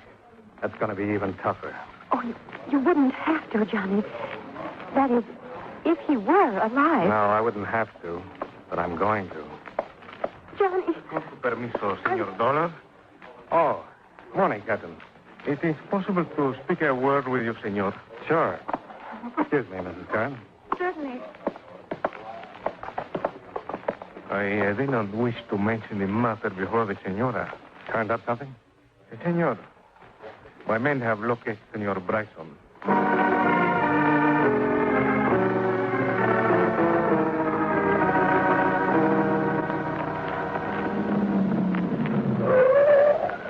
Here? This is the place? Si, senor. This man is leaving one of the little fishing boats which are tied to the embarcadero. The number 3 one, which is blue painted, you see? Yeah, I see it. Well, it sort of figures. If he wanted to hide out, this would be safer than living in a hotel. You're pretty sure it's him, huh? Yes, sabe, senor, but I think so. Miguel Pascaro, who is on the boat, said this man from 1 month ago and paid plenty money just to live on the boat tied up at the shore. And he is like you described, senor. I think so. All right. I'll go on board and talk to him. I think it'll work better if I go alone. Si, senor, I wait for you here. Good.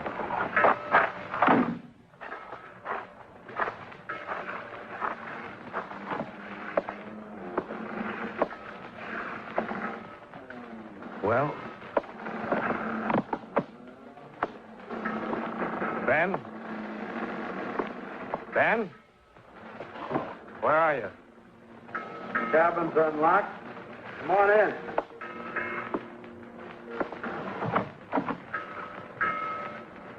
Well, it's been a long time, Ben. Come in, Johnny. Have a seat. Thanks. You'll have to overlook this litter. Temporary quarters. Johnny, why did it have to be you?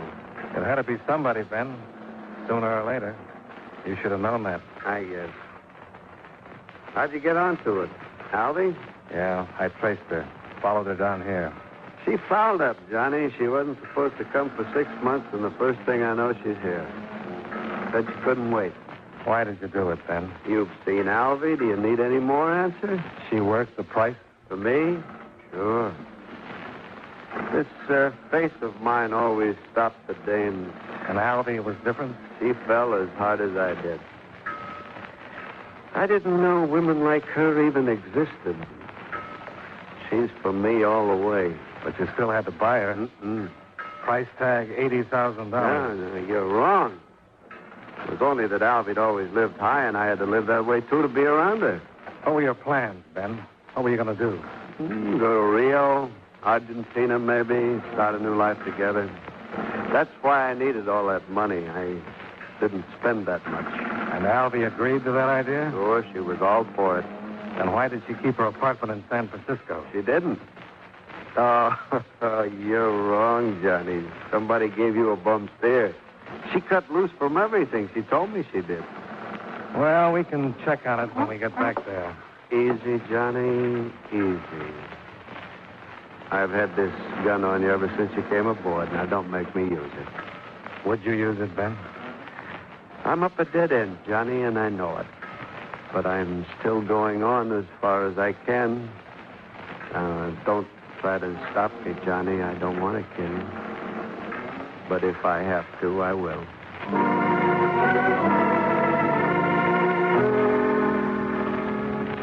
I let him go. He backed out the cabin door, closed it behind him, and barred it on the outside. I heard his steps cross the deck and run along the wharf. And I waited for Captain Devano to call out, challenge him. But the only sound was a car motor starting up and speeding away. Then I heard somebody come running down the wharf. Senor Dolar, are you there? Yeah.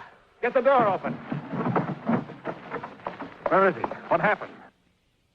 He's gone, senor. He takes the car. It is me to blame, senor. I'm not alert before I know... Oh, never mind. Where's the nearest telephone?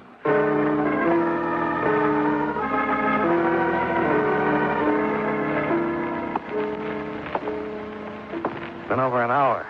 I should have found him by now. Oh, they will, senor. In Panama, we do not have so many roads, and they're all, how you say, blockaded. Well, he might have slipped through before we got to a phone. Oh, there was no time at the hotel. They say he... Aquí está. Capitán Devano. Sí, yo soy cerquito del mar. Sí. No. What is it? Qué lástima, sí. Cuídelo bien, ¿eh? Vamos ahorita. Adiós. They have been found, Senor Dolar. They have been found, Senor Dolar. Yeah? Where? They have tried to go by the old road on the cliff. It is too dangerous. They have missed the curve and go into the ocean. What? The car is under 10 meters of water. There is no signs of life. Expense account item 6, $92 to charter a power launch and hire the services of a diver. The sea was calm, but the water wasn't clear enough to see more than just the outline of the car lying on the bottom. We waited for the diver to come up, and I looked up at the cliff towering over us. There'd been another cliff like that in San Francisco. Yes, senor. He's coming up. Oh, good. ¿Qué pasó? Llamo. Espérate.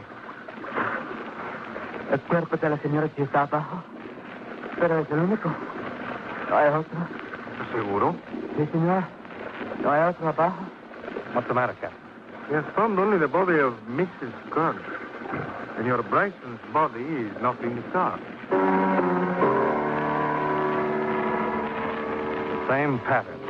A car plunging off a cliff into the ocean and a body missing from it. Only this time I knew it wasn't fake. Ben couldn't have done a thing like that to Alvy. Not to Alvy. I looked up at the cliff. Steep, but not vertical. A car would have rolled, bounced, coming down. I had Captain Devano run the launch in close, and I jumped onto the rocks and started to climb.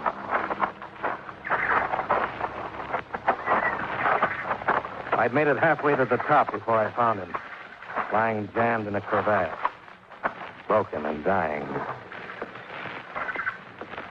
That you, Johnny? Yeah. We didn't make it, Johnny. You didn't have a chance, Ben. I know.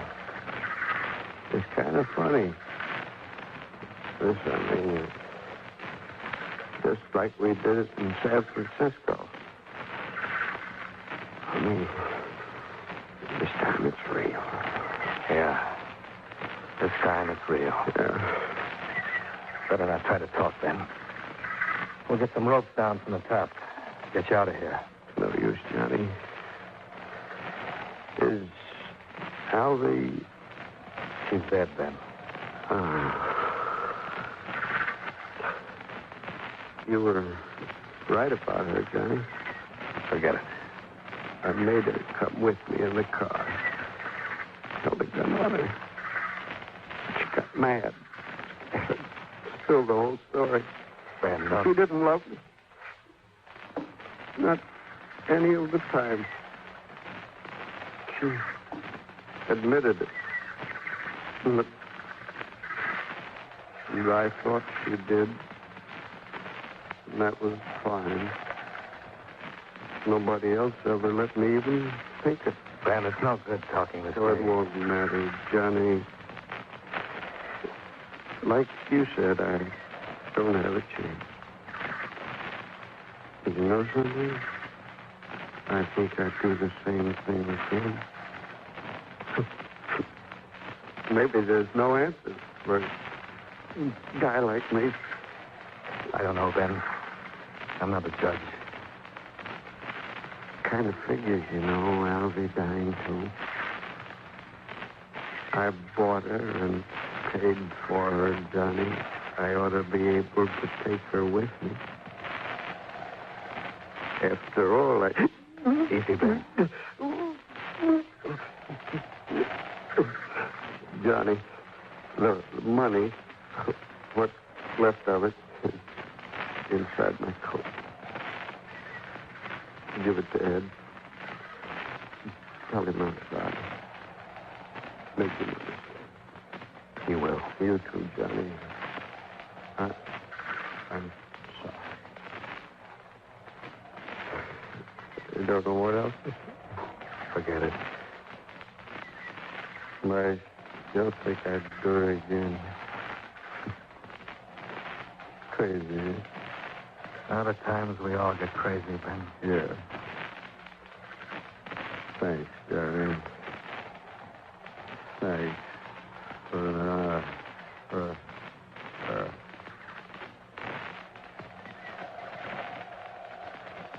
Go on, Ben.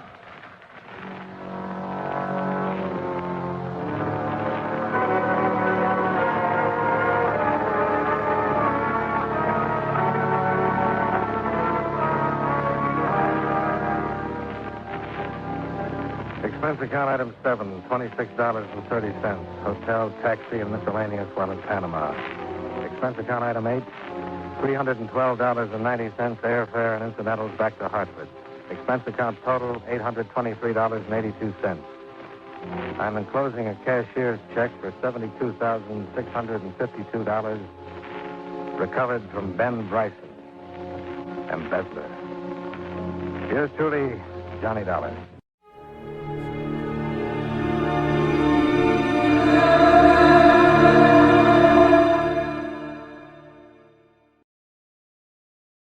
From Hollywood, it's time now for John Lund as Johnny Dollar. This is Orrin Vance.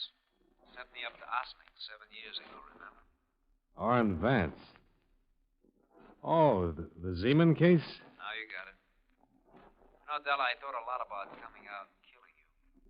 Instead, I'm going to do you a favor. What's on your mind, Vance? I did all my time, and people don't like to hire ex-cons. I think maybe you and I can work out something. I haven't got any jobs, Vance. I'm not asking for a job. It sounds like double talk to me. I don't think you... Don't you give me any routine, Del. I've heard them all. You can help me and make yourself some money. It's legitimate. What do you say? I don't know what it's all about. Suppose I can come over and tell you.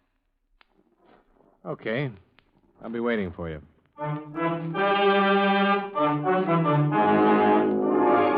John Lund in a transcribed adventure of the man with the action-packed expense account, America's fabulous freelance insurance investigator. Yours truly, Johnny Dollar.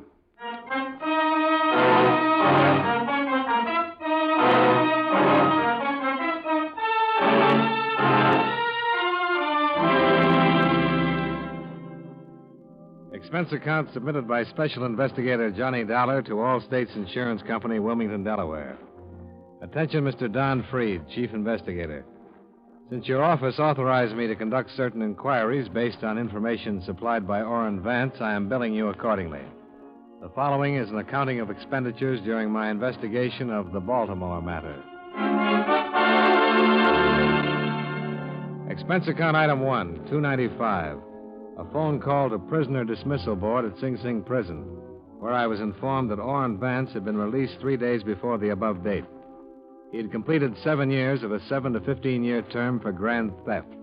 It was an unparoled release. The chaplain described him as a model prisoner with a better-than-average chance of remaining out of prison for the rest of his life.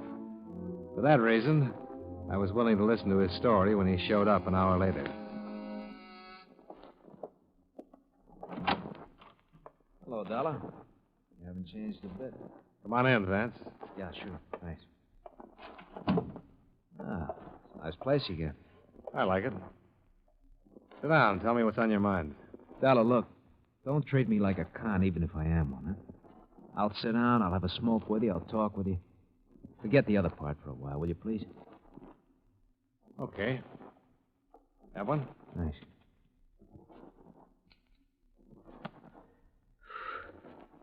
Just that everybody's doing that.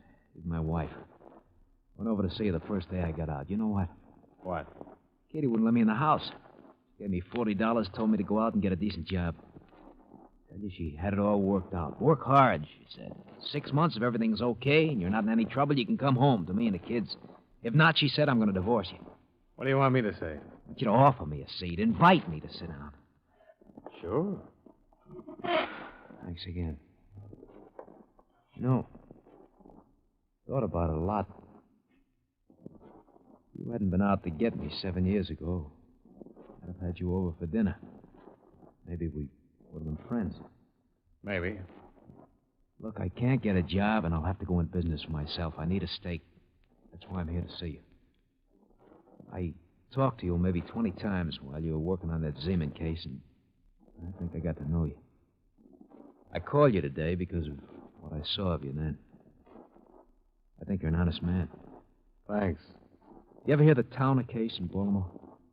Towner Loan Company in 1946? Yeah. Everybody's heard about that. $1 million theft. The insurance companies still have a reward for information leading to the arrest and conviction? Was never solved. I suppose they do. I can help you help them solve it for half of that reward. Can you? I know 2 of the men who did it. 2 of the 6 men. I talked to one of them yesterday. I'll tell you who they are, where you can pick them up, but I want my name out of the picture. Can you fix that? Yeah, probably. I have to talk to the police sooner or later. Oh, look, this is a good thing, Dolar. And all I'm asking is your promise to keep my name out of it. Tell me how good before I make any promises. That's fair enough. They had some of the serial numbers on part of the take. Here. This is one of the bills. Why don't you check it with them? Then we'll take it from here, huh? Expense account item 2, $14.85. A long-distance phone call to Chief Investigator Don Freed, Allstate's Insurance, who verified that the serial numbers on the $10 bill Orrin Vance handed me tied in with the Towner Loan Company theft. I explained the information I had at hand and the source from which it had come, leaving out any mention of names. Freed talked with his boss and phoned me back half an hour later, giving me the go-ahead.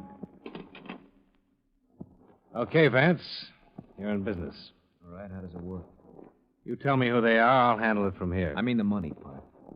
When we have something, you'll get paid for it. All I've had so far is talk. This bill could have come from anywhere. You might have picked it up at a cigar counter. Look, I got it from a man named Leonard Torpy. He lives in New York. He's one of them.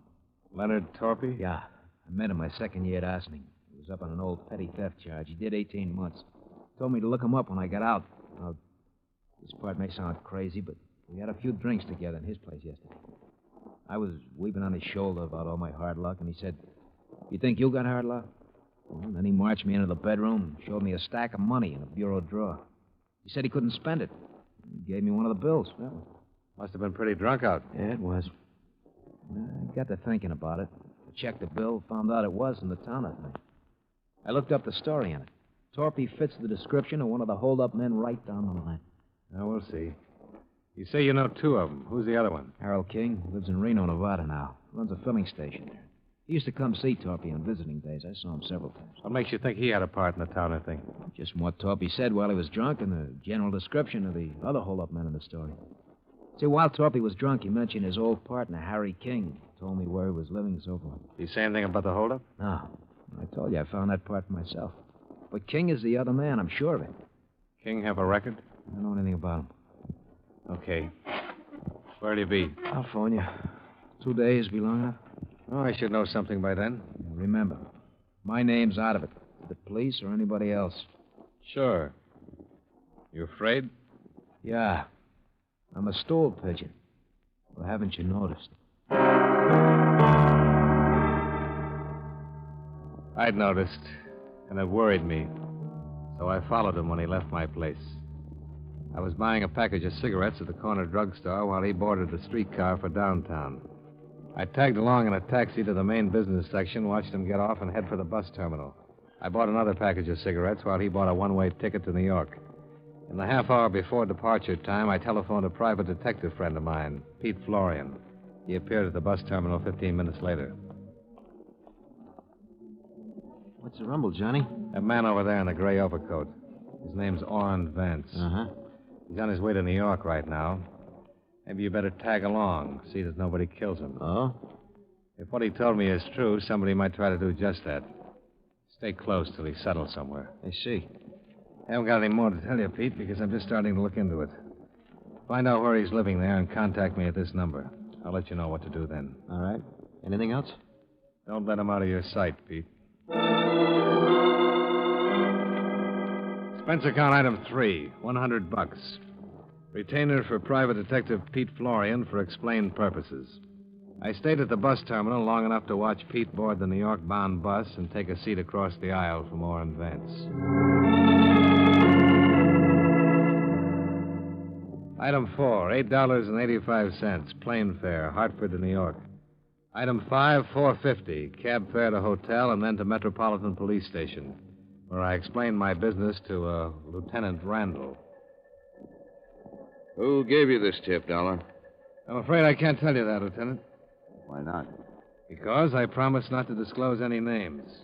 But I can tell you that the source is a man who couldn't possibly have had anything to do with the case, since he was in prison at the time of the holdup. Mm-hmm.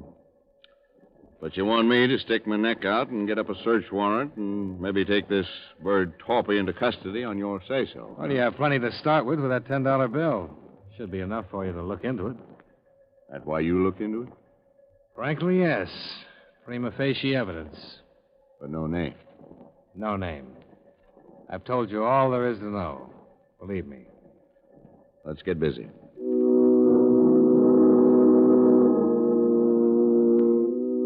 The mug folder on Leonard Torpy showed a balding 40-year-old man with a long record of theft and burglary. There was no record for a Harold King, although he was listed as an associate of Torpy's. Lieutenant Randall wired Reno authorities requesting they locate King and hold him for possible questioning. Once these preliminaries were accomplished, Randall and I went out to the address Orrin Vance had given me. But this turned up a blank. The landlady informed us that Mr. Torpy had lived there, but had checked out the preceding morning. No forwarding address. The good lieutenant and I parted company outside the apartment house, and I walked back to my hotel. I was going to change clothes and grab some dinner, but the clerk waved me over to the house phone. A call had just come in. Johnny Dollar. Hi, Pete Florian, Johnny. How'd it go? When your boy got in town, I trailed him to a place on 155th Street. He's got a room with a view. He's up there now. Alone? Think so? Any visitors? No. Light went out about an hour ago. Might be sleeping. What's the number? 680. His room's in the back, first floor, number 10. Where are you? Drugstore right across the street. Expense account item 6, $160. Cab fare to the drugstore where Pete Florian was keeping a watchful eye on my nervous informer, Orrin Vance. I found the drugstore, but Pete was nowhere in sight. The girl behind the soda fountain recognized him by my description and said he'd stepped out a few minutes before. I glanced up and down the block and then spotted him standing just outside the shadow of a streetlight across the street. I walked over. Hi, Johnny. That's the room back there. Lights on? He's got a couple of visitors in there with him. Showed up about 5 minutes ago. Car? Taxi. What they look like? One's thin, medium-sized, dark suit. The other's stocky, dark suit, too. Both in their early 40s. Chauffeur wears glasses. Didn't make either one. Yeah. This one of them? Let me see. Yeah, he's in there. What's his name? Leonard Torpy. We better go in. Okay.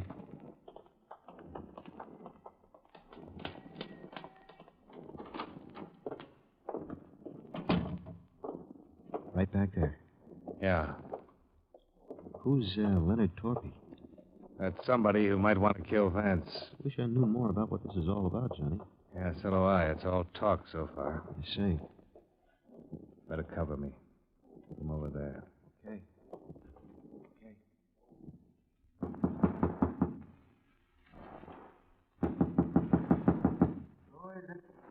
Mr. Vance?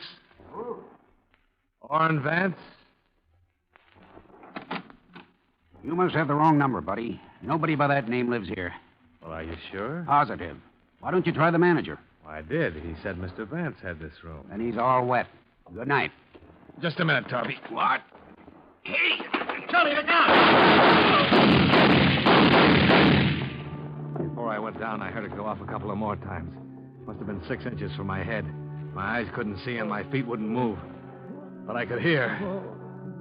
It was someone very close to me. And he was dying. Johnny. Johnny.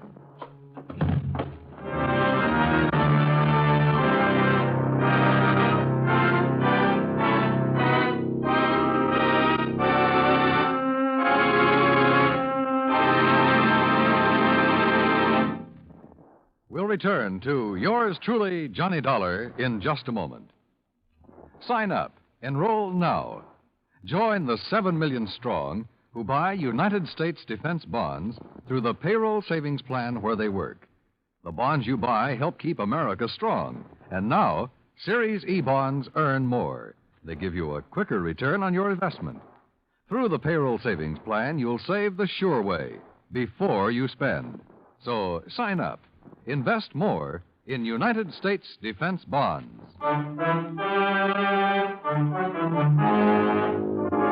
Now, with our star, John Lund, we bring you the second act of yours truly, Johnny Dollar.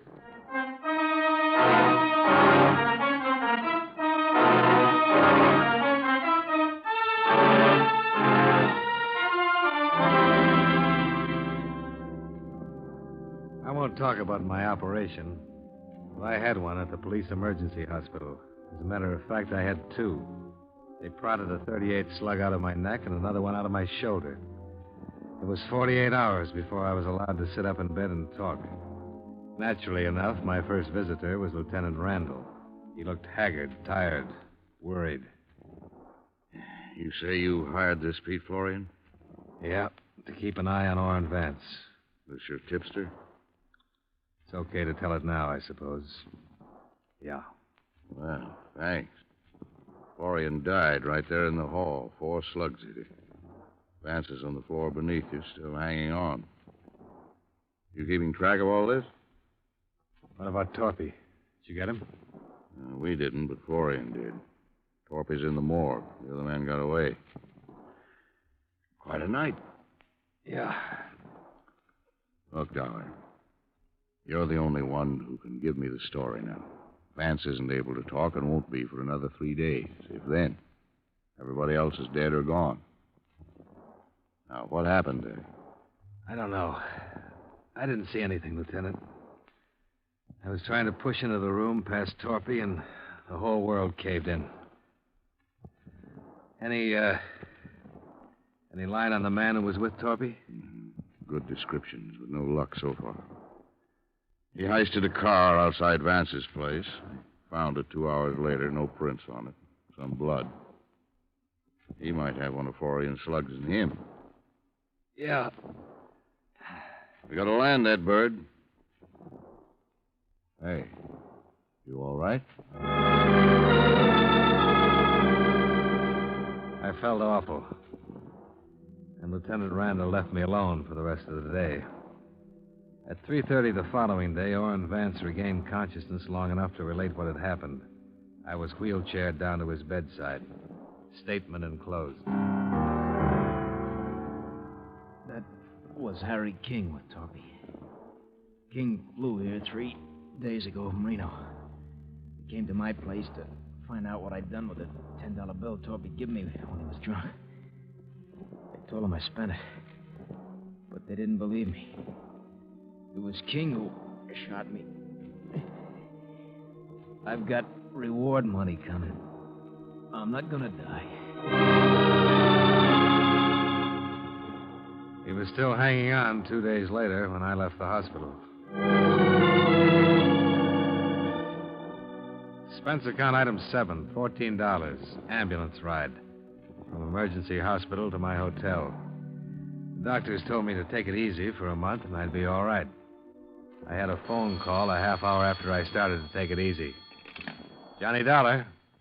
Are you interested in finding Harry King? Who's this? My name's Milva King. I'm Harry's wife.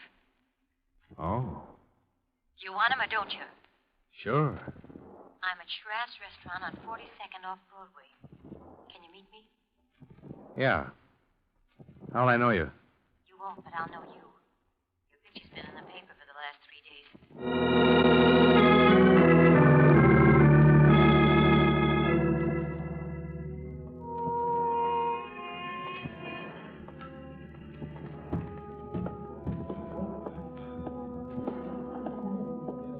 Hello, Mr. Dollar. Mrs. King? Yes. Hey, you look pretty weak. I feel that way. Maybe we better sit down. The small, pretty brunette woman in the nice clothes looked like anything but the wife of a bank bandit and murderer. She looked more like a housewife on a shopping tour or a schoolteacher on a New York vacation. I listened while she cleared up some questions I had in mind. There's a reward posted, isn't there, for that holdup in Baltimore? $10,000, yeah. Will I get it if I turn Harry over to the police? Sure. How much? Half? Oh, that isn't much for giving up your husband. They'll get him sooner or later, Mrs. King. The other half spoken for. Oh, this Vance man? Yes. Wait, I'm just trying to figure. What about you? I'll pass it up. $5,000 for Harry. Providing he was tied in with the Baltimore holdup. That's what the insurance company's interested in. He was in it all right. I want to get something else straight. What happens to me? What do you mean? I'm his wife. I only had a part in that holdup for the last 6 months. I haven't said anything. Does that make me a party to it or something? Well, you could have informed, but you couldn't have testified, being his wife. If I'm arraigned, I don't want to spend all the money hiring lawyers to keep me out of jail. My company will cover that. Where's Harry? Oh, not yet. What now? I better get something in writing from you. Something that says your insurance company will pay me the reward and give me help if I get in any trouble. All right, I'll talk to him. This time I'm thinking of the future. I'm going to have one once this is over. I hope so, Mrs. King. I know so, Mr. Dollar. Mrs. King. I know so, Mr. Dollar. Did Harry have money he couldn't spend, too? $45,000. Where is it? I can give you that when I give you Harry. Well, you thought of everything. I tried to. Harry and that Torpy man were fools. All they ever got out of it was the marked bills. Worthless money. You don't happen to know who the other 4 men were, do you? No. I suppose that's what you'll ask Harry when you get him. That's the idea. Poor Harry. How long will it take you to get things arranged? Not more than an hour. I can do it by phone. I'll call you. Okay.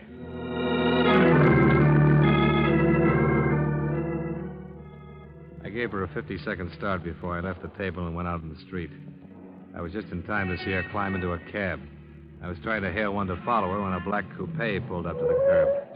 Come on, Johnny. Hey. Hustle it up. Light will change. Oh. How do you feel? Terrible. What is this? When Vance told us it was King, we checked the airlines and found out he had his wife with him when he flew in from Reno. That is Mrs. King up there in that cab, isn't it? That's who she said she was. She wants to sell you her husband for part of that reward, doesn't she? Yeah. Well, what's the delay?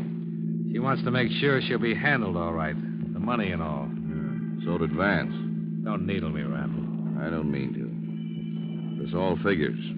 I thought she might try to get in touch with you for just that reason. I don't get it. Well, that's why I put a man on your hotel. Followed you when you came to meet her today, then he phoned me. We looked her up. Her name was Melba Thaler before she married King. Her old man had a lot of money and Minnesota, but she couldn't keep herself out of trouble and got disinherited. Money's always been her problem. It's everybody's problem. Not the way it is with her. Now King's worth a lot of dough to her if you pay off. He's no good to her now, lying somewhere with a slug in him, and he hasn't been any good to her with the marked money he got in the Towner holdup. There's something else, Randall. What? She's stalling me, I think. She said she didn't know who they were. But if she was lying and she does know who the others were in that Towner holdup, King would be worth even more money. They'd want him dead instead of with the police talking his head off. That's right. We followed Melva King's taxi for better than 45 minutes, all the way through the Holland Tunnel and into Jersey. She finally left it at a train station in Bucks County. We watched her buy a magazine and sit down in the waiting room and begin to read it. 15 minutes later, she stepped into the phone booth. When she came out, I went over to the filling station phone to see if she'd phoned my hotel. Well? She wasn't trying to get me. Well, that settles it. She's contacted the others. She's going to sell to you or them, whoever pays most for him. Some operator, isn't she? Well, when you have time, look at the file we picked up on her. 16 arrests. 1 conviction for narcotics when she was 18. Well, we'll see what we will see.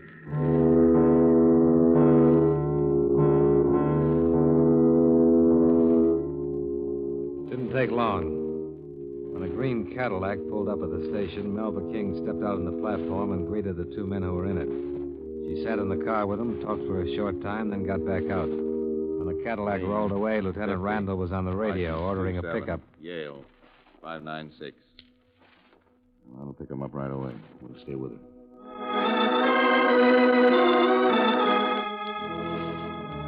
When Melva King caught another taxi, we were right behind her. She took it to an auto court about a mile from the station. We saw her go into the cabin marked D. Randall radioed in our location. We were about to check the auto court office when the door to cabin D opened. Standing beside Melva King in the doorway of the cottage was a pale, stocky man who looked as though his legs wouldn't support him another minute. Then she saw us get out of the car. He'll kill me. He's got a gun on me. Don't do anything. Please don't do anything. That's right. Anybody gets in my way. You're hurt, King. You can't go far. I've come this far, and I'm still going to keep moving. Come on, baby, move. He was all ready for her when she got back. Yeah. Boys know I shoot. You especially. But you'll be dead now, Dolar. That's funny. I thought the same thing about you, King. Please don't do anything, please. Shut up. Oh, King, listen to reason. I can tell you're hurt bad. You need help. Why don't you give it up? How much were you going to give her for me, Dolar? I wasn't... How much? Tell me. Half of it. Please, Harry. And how much will Woody and Al want to give me? I didn't talk to Oh, you. yes, you did. I passed out this morning. You got real busy. How much, baby? Oh, no. You're dying on your feet, King. Yeah? Well, that's a good place to die. On your feet. Maybe I won't make it. We'll still make it. This is gonna hurt. No. Harry, please. No! Yell if you want to. King, don't add another one to the...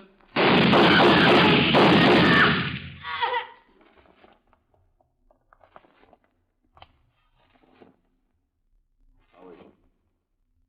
Gone. This one, too. Let's get this over with.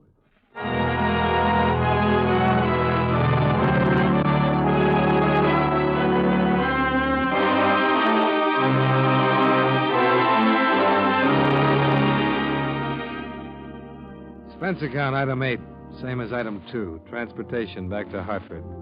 Item 9, $85, doctor bills. Item 10, miscellaneous, $48 while in New York. Expense account total, $294.60. Remarks. As you know, the 2 men Melva King contacted were also part of the 6 who had held up the Towner Loan Company. They made a full confession and named the other parties involved. As far as the reward money goes, I think Orrin Vance deserves his $5,000. And I think Pete Florian's widow deserves my $5,000. Yours truly, Johnny Dollar.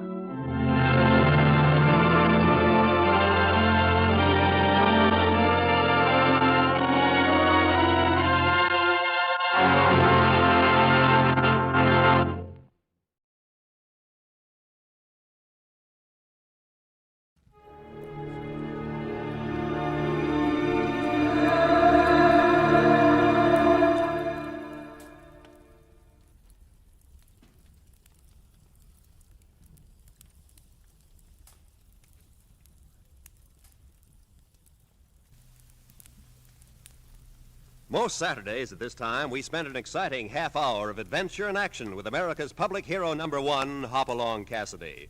Well, even two-fisted cowboys take summer vacations when they can, and Hoppy is no exception. Hopalong and Topper will be back with us riding the CBS air trails again 10 weeks from tonight, September 22nd. Get this and get it straight. Crime is a sucker's road, and those who travel it wind up in the gut of the prison of the grave. There's no other end, but they never learn. From the pen of Raymond Chandler, outstanding author of crime fiction, comes his most famous character in The Adventures of Philip Marlowe.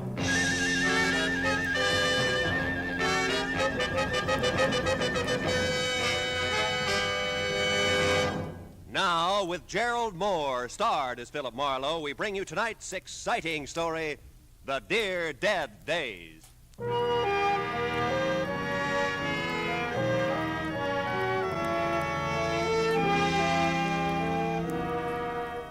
I stood at the window and looked down at the Saturday morning traffic. 1,000 inchworms playing follow the leader to the beach, to the mountains, to Aunt Millie's, to any place. I had time, a book. There was food in the refrigerator and a coffee cup in my hand. Across the room, there was an easy chair and cigarettes on the table beside it. The clock said it was 9:15. I hadn't shaved and I wasn't going to. It was Saturday all day, and it was mine.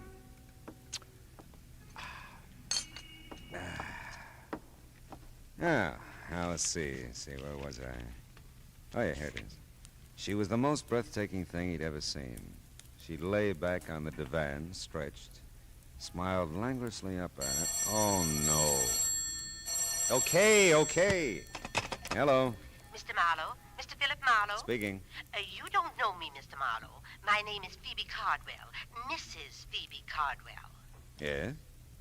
Well, I thought perhaps the name would mean something to you. Cardwell? No, I'm afraid not. Well, no matter.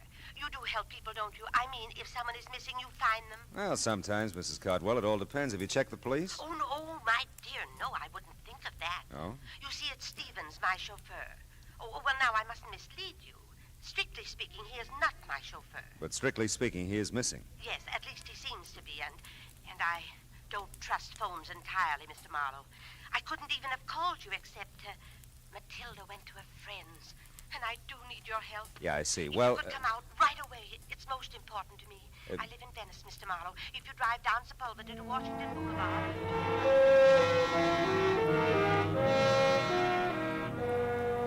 Well, what do you do? Maybe I thought about my grandmother. Maybe I thought of $25 a day. I don't know. Whatever it was, I joined the inchworm anonymity that was the traffic line of the beach cities.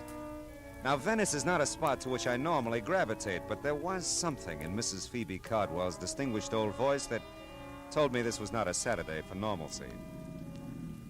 The house was what used to be called a bungalow, and the ramrod little figure waiting for me in the doorway was what used to be called beautiful.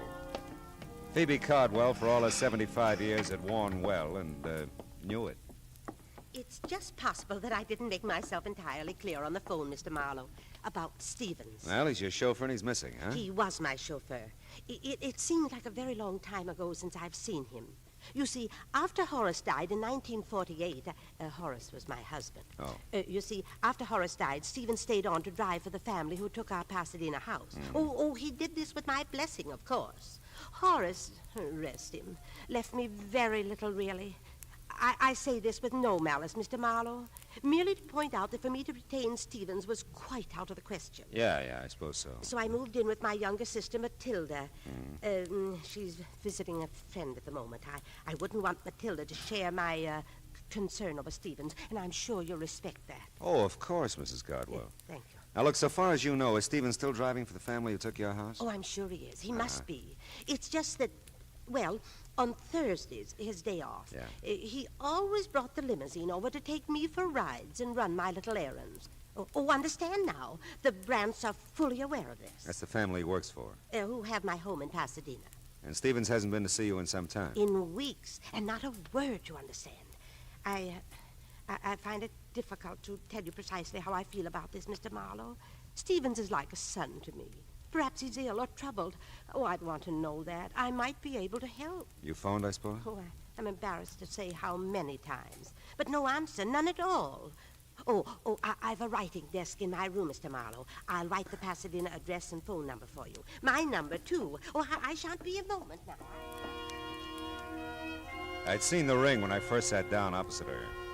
First because it was big, almost massive, on a tiny right hand. Then because it didn't fit the rest of the lavender and old lace picture that she presented. A mass of jade and gold carved with oriental figures. A foreboding thing that reeked quality of its kind and value. After she left, the vases jumped out at me from the mantel.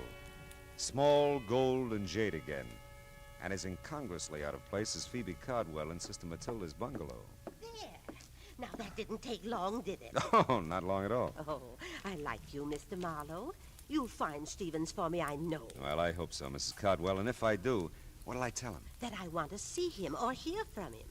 Stevens will understand. Yeah, well, Oh, dear. Huh? That's Matilda. Phoebe, I'm home, dearie.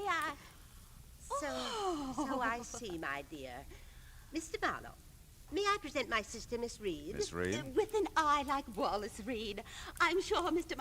Oh, but maybe you don't remember Wally? Well, I tell you, Matilda dabbled in theatricals at one time, Mr. Marlowe. Dabbled in theatricals. I was in pictures in the golden era, Mr. Marlowe, when silence was golden. Oh, that Wallace Reed, yeah. Mr. Marlowe's in insurance, my dear, and some younger than we are. Did you see the covered wagon, Ernest Torrance? I had a big scene with him on the prairie, right by one of the wagon wheels. No, not first run. I'm waiting for it to come to my neighborhood theater.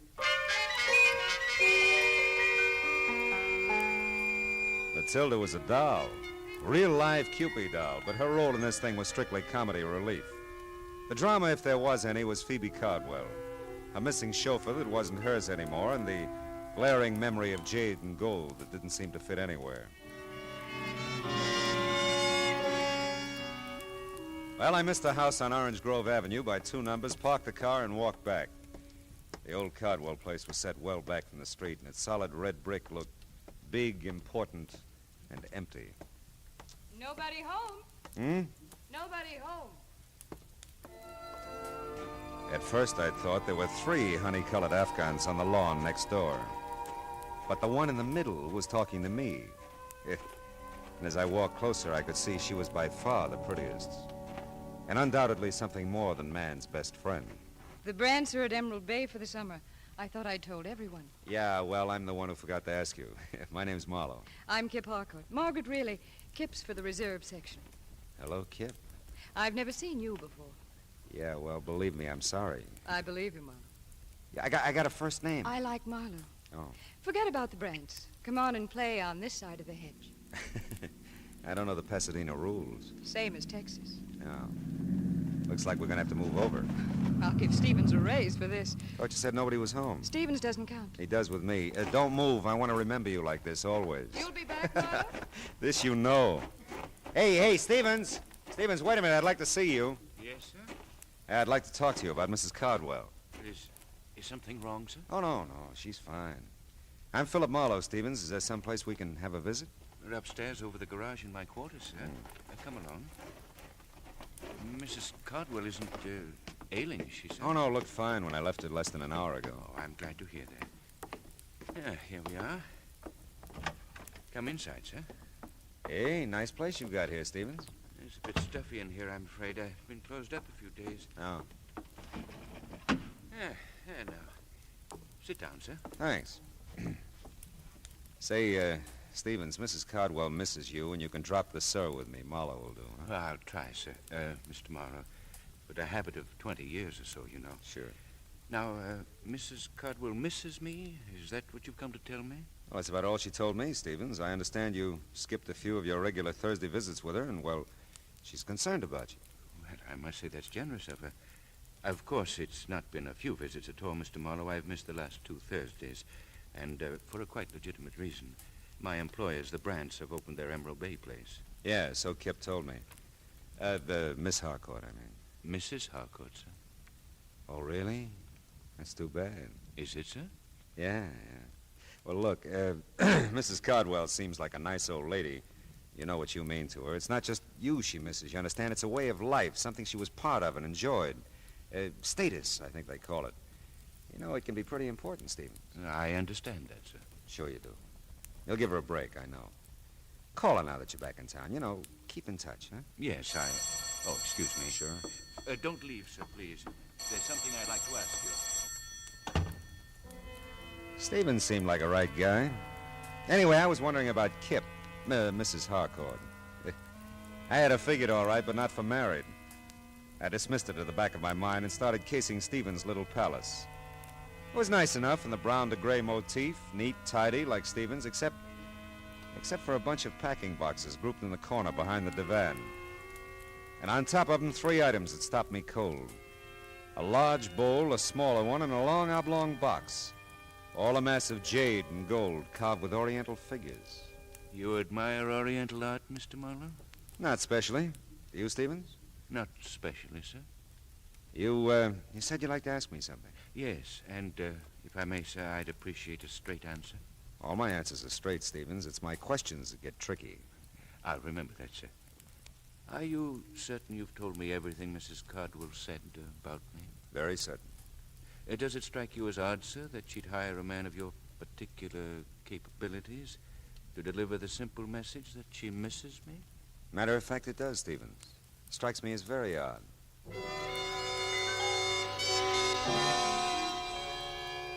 I couldn't tell Stevens anymore because I didn't know anymore. It was my turn to ask questions, but I didn't have any yet. I was closing in on a pretty good one as I started down the drive again, but it got lost in the shuffle. I knew you'd be back, Marlowe. You always arrive unannounced, don't you, Mrs. Harcourt? Henry's in Balboa. You're here. Henry's out of his mind. Don't you want a drink or something? Yes, Kip. There is something I want. Well, come on. At the moment, a telephone. Come on anyway. You know, Marlowe, you're an odd one. Yeah, everybody says so, yeah. You're really coming into the house to use the phone, aren't you? Well, like I said, I'm an odd one, yeah. Where is it? To the right in the library. Thanks. Are you a friend of Stevens? Why? Because you're not a friend of the Brants. Yeah, well, I'm really a friend of Mrs. Cardwell's. Phoebe's? Why didn't you say so? Would it have mattered? Well, little. I lived next door to Phoebe and Horace for years. Here? Here. It's my house. Henry married my money. Poor Phoebe. Horace didn't leave her a thing. No one understood it. Leans against the estate as big as a house. Big as the Cardwell house? That's how the Brants got it. Is she still interested in art, or do you know? Oh, I think so, only on maybe not such big scale. Beautiful wings she donated to the museum. I guess she never gets over here anymore. No, not much. Say, you know, I forgot the name of that museum. She mentioned it. Live Oak Museum on California Street. Oh, yeah. I liked Phoebe. Tell her Kip says hi when you see her. Yeah, I will. You still want to use the phone, Marlowe?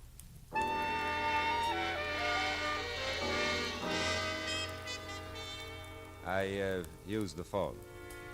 I called Phoebe Cardwell, explained Stephen's absence, and gave her Kip's best. And the case was closed. All I had to do was wait for a check.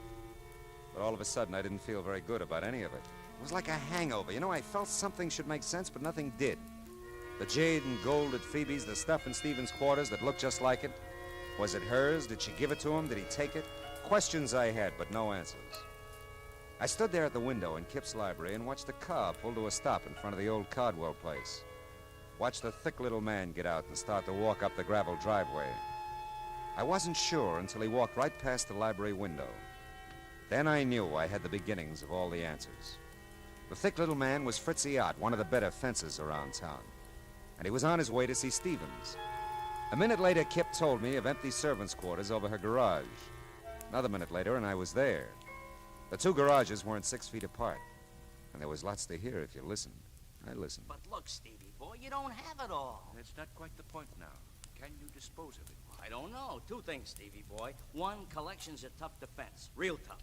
Two, this isn't the whole deal. But I don't understand. This isn't the whole deal. Some pieces missing. I've seen pictures of the Cinque collection. Some pieces are missing here. 2 vases and a ring, to be exact. Yeah, you're right. You got them? Well, not exactly. I might be able to get them. Look, I'm trying to tell you, Stevie boy. One, I'm not even sure I can fence the whole collection. But two, I ain't got a prayer of doing it if it's incomplete. Are you with me there? Do you understand that? Yes, I understand it. It might take time to obtain the other pieces. Then you better spend some time, Stevie boy, or we got no arrangement whatsoever. I tell you, I'll nose around, see what's the best deal I can get, providing you deliver the full treatment. You see what you can do about getting it, and we'll meet here tomorrow at noon. But I really don't think it. Oh, never mind. I've got to have the money. All right. Tomorrow at noon. You didn't have to hang any signs on it. It was all there, or most of it was. The Cinque collection meant very little to me, but it meant money to Stevens and Fritzy Ott. I had an idea it meant something else again to Phoebe Caldwell. And I had another idea. The Live Oak Museum on California Street and the wing that Phoebe had donated to it. I couldn't risk the delay of a Texas rules bout with Kip, so I skirted the house and ran through the dust to my car. 5 minutes later, I stood in front of the words Live Oak Museum, Percival Wallace, director, open to visitors 9 to 5 weekdays, 9 to 12 Saturdays, 12 to 5 Sunday afternoon. Oh, nuts.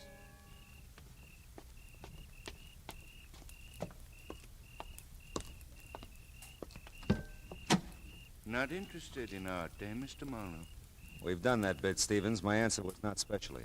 I dislike dissuading you in this manner, sir, but I'm a quite accurate shot. You know, I believe that, Stevens. If I can't persuade you with this warning, I'll not hesitate to use this gun. I'll not hesitate at all, sir.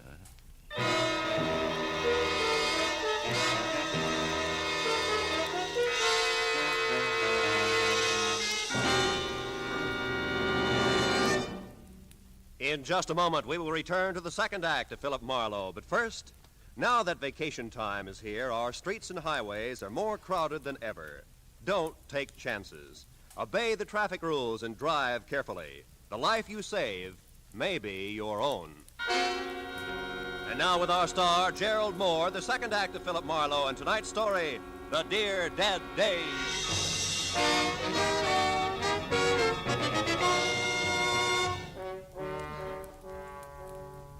Stevens had a dominant personality for a chauffeur.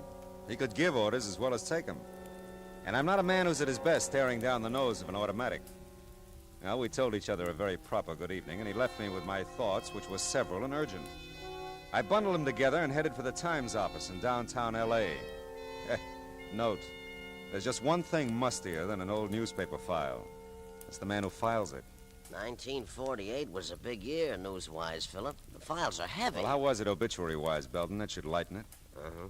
Local, national, or international? Local, Pasadena. Name, address? Horace Cardwell, Orange Grove Avenue. Cardwell, Horace. That's it. January 30, 1948. Page 1, part 2.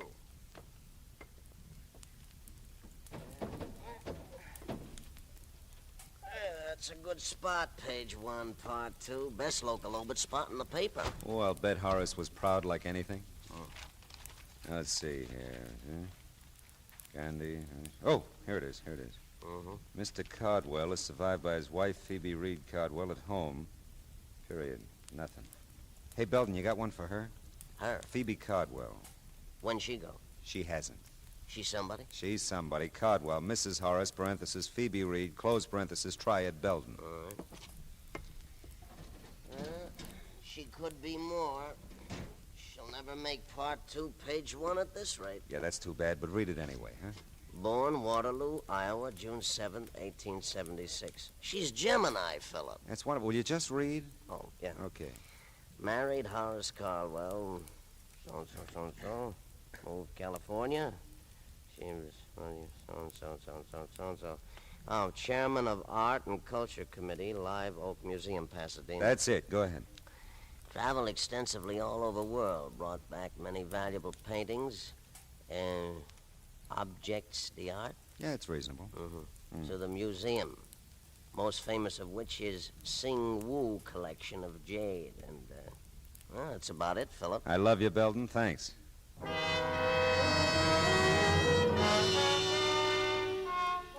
So Phoebe had brought the Sing Woo jade collection to Live Oak Museum in the first place. Now she had some of it, Stevens had more. And Fritzy Ott was even now nosing around for a taker. Where did that leave the museum?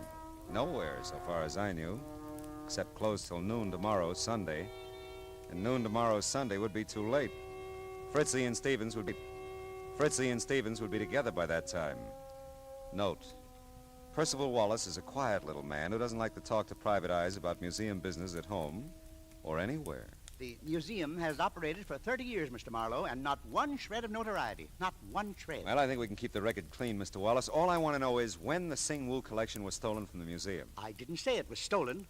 I said we no longer had it. Okay, you no longer have it. How long have you no longer had it? It was since Christmas week, 1947. Would you notify the police? Certainly not.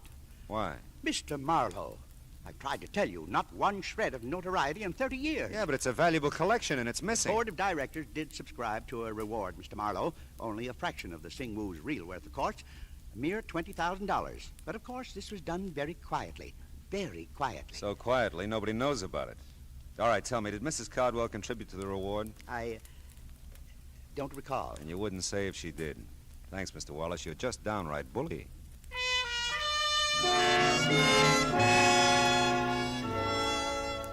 I got to Phoebe Cardwell's small bungalow in Venice in time to see a liveried limousine pull away from the curb.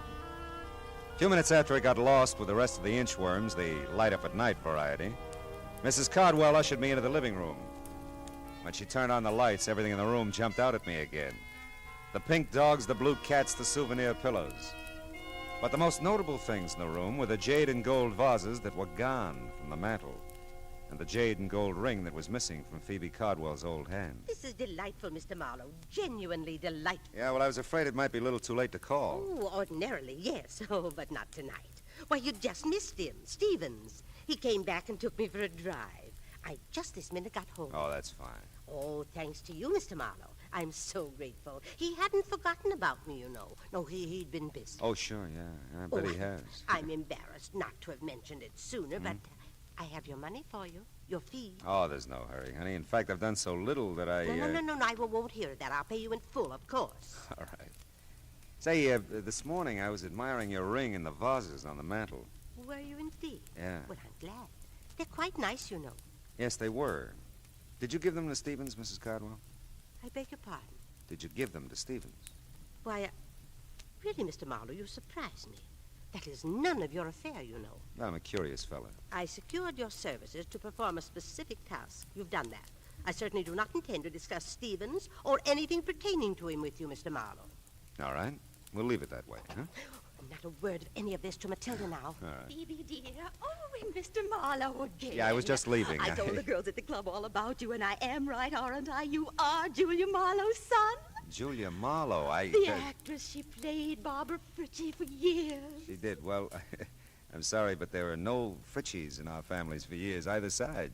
Really, Matilda, Mr. Marlowe's busy. He was just leaving. Yes, wasn't I? Philip Fritchie Marlowe. Oh, 'twould have been a beautiful name.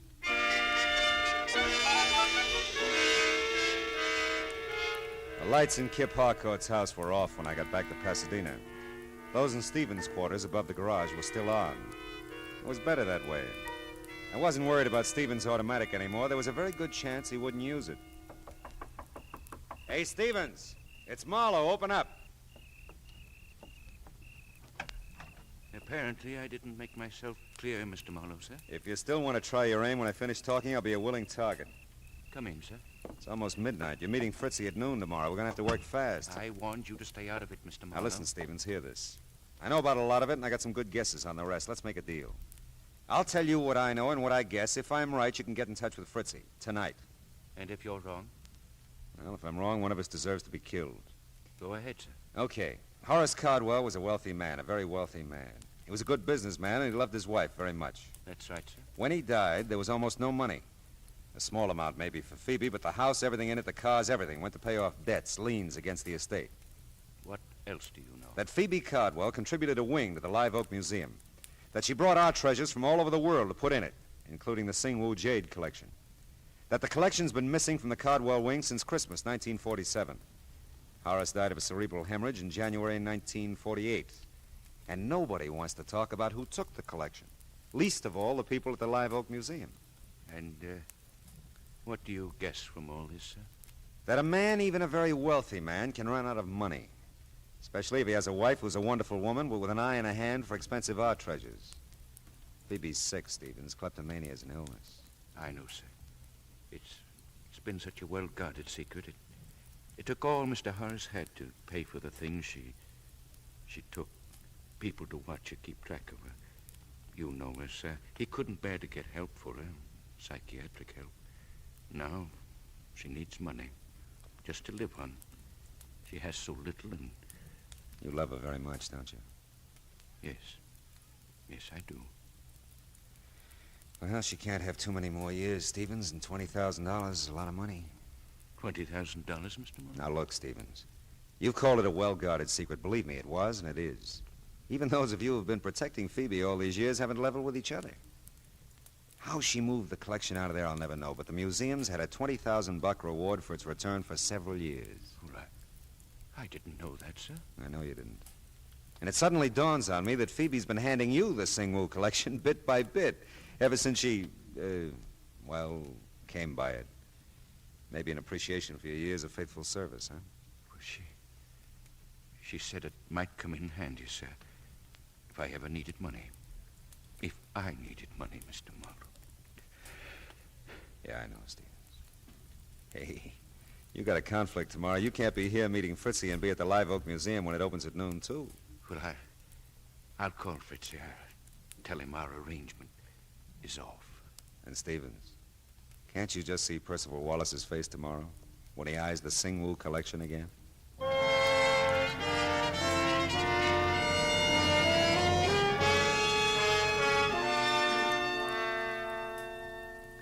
Footnote to a happy ending. By 12:30 Sunday afternoon, the museum had the collection, Stevens had a certified check for $20,000, and we had an understanding that Phoebe Cardwell would suddenly discover that Horace had left her some money after all. $20,000 in a checking account that had somehow been overlooked till now. Oh, well, the rest of Sunday was all mine. And I stood at my window and looked down on 1,000 inchworms playing Follow the Leader. Back from the beach, the mountains, from Aunt Millie's, from anywhere. All kinds of people. Nice people. Not so nice people. Dames like Kip, whose husbands took trips. Sweet, harmless old ladies who took collections. Oh, well, where's that book? Oh, yeah. Now, where was I? Oh, yeah, here it is. She was the most breathtaking thing he'd ever seen. She lay back on the divan, stretched, and smiled languorously up at him.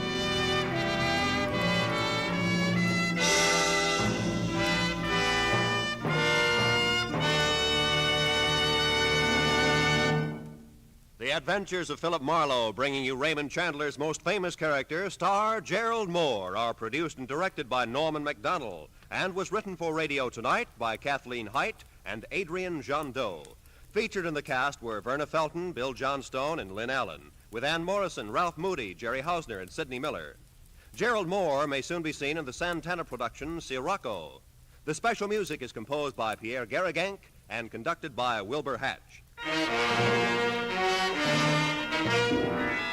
Be sure and listen again next week at the same time when Philip Marlowe says...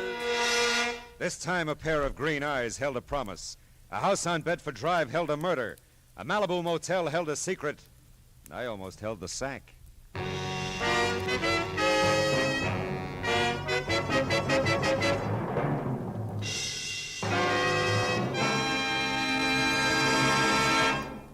Songbird Evelyn Knight, a favorite CBS singing star, helps out vocally on the Mario Lanza Show tomorrow evening on most of these same CBS stations. Stay tuned now for Gangbusters, which follows immediately over most of these same CBS stations. Roy Rowan speaking. This is CBS. Hear Horace Hyde every Sunday night, the Columbia Broadcasting System.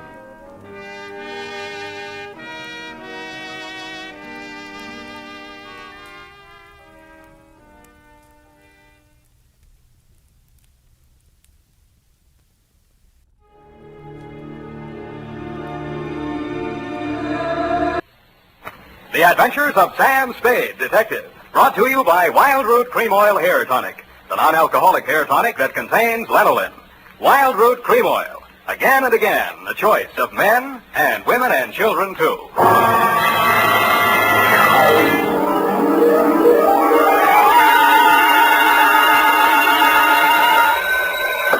Sam Spade Detective Agency? Me, sweetheart. Oh, Sam, I'm so glad you called.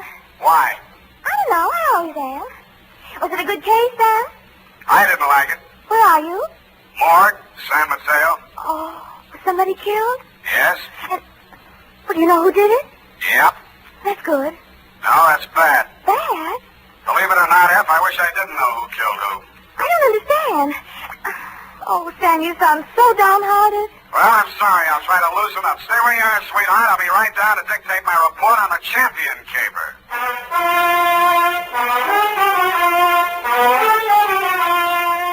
Dashiell Hammett, America's leading detective fiction writer and creator of Sam Spade, the hard-boiled private eye, and William Spear, radio's outstanding producer-director of mystery and crime drama, join their talents to make your hair stand on end with the adventures of Sam Spade. Presented by the makers of Wild Root Cream Oil for the hair. Before bringing you tonight's mystery, I'm going to take 28 seconds to tell you something that isn't a mystery. It's no mystery why so many millions of men, women, and children have well-groomed hair these days when America's favorite hair tonic, Wild Root Cream Oil, costs so little. Just 25 cents will buy you a get-acquainted bottle and show you how neatly and naturally Wild Root Cream Oil grooms your hair, how it relieves annoying dryness and removes loose, ugly dandruff. Get Wild Root Cream Oil Hair Tonic. Again and again, the choice of men and women and children, too. And now, with Howard Duff starring as Spade, Wild Root brings to the air the greatest private detective of them all in the adventures of Sam Spade.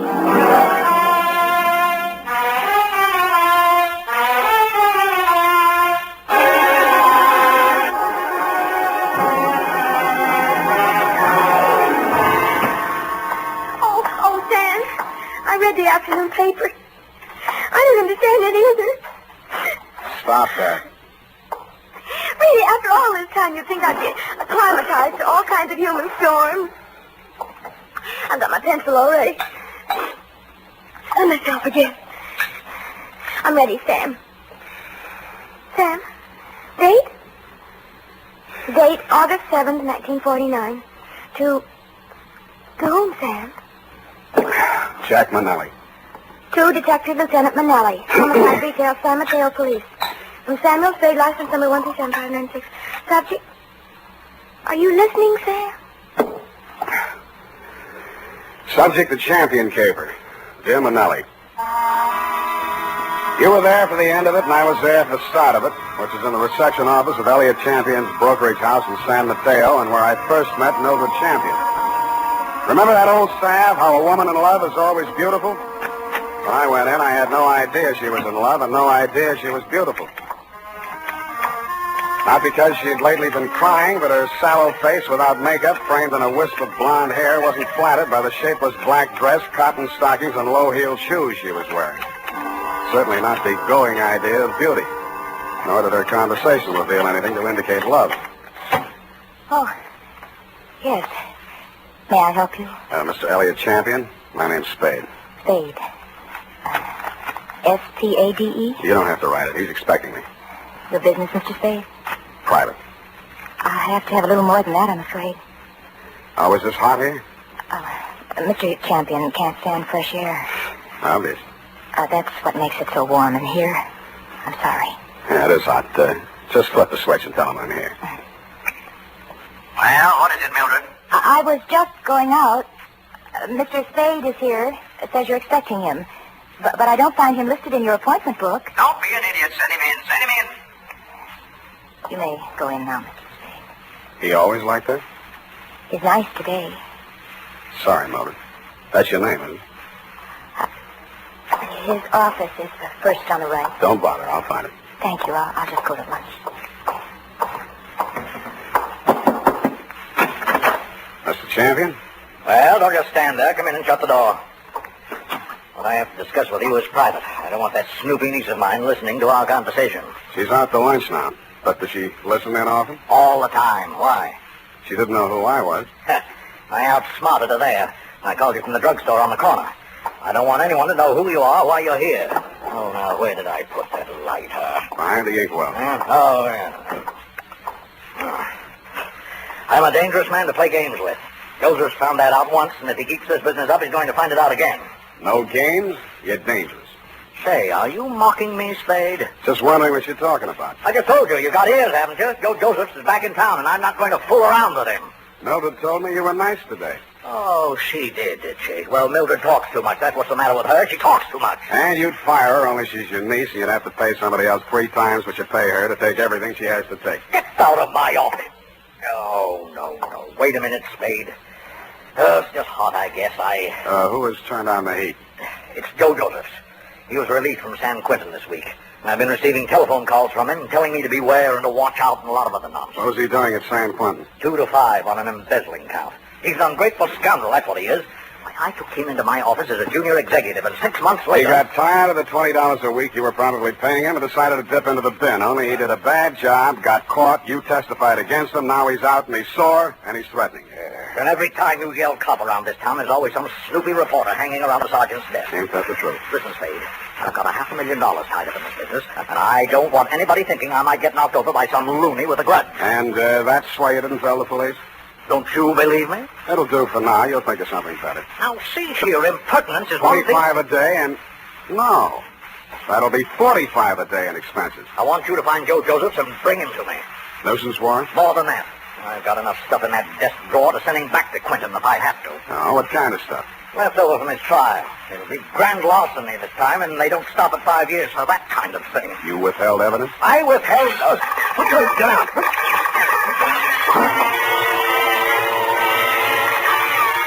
My back was only 8 feet from the window, and it came through from the other building across the court. The silencer either ruined the marksman's aim, or he was just a bad shot, because out of 6 tries, he didn't connect with a thing but the desk lamp and a wastebasket. By that time, Champion and I were both on the floor, Champion on top of me. I kicked out to get loose, and he kicked me back. I gave that up and twisted around for my gun. Across the court, a window was open about 6 inches, one corner of which was full of a dark-sleeved hand and a gun arm. I fired at it from what is known as number 6 position. It's him! Get him, Slade! Get him, Slade! What do you think I hired you for?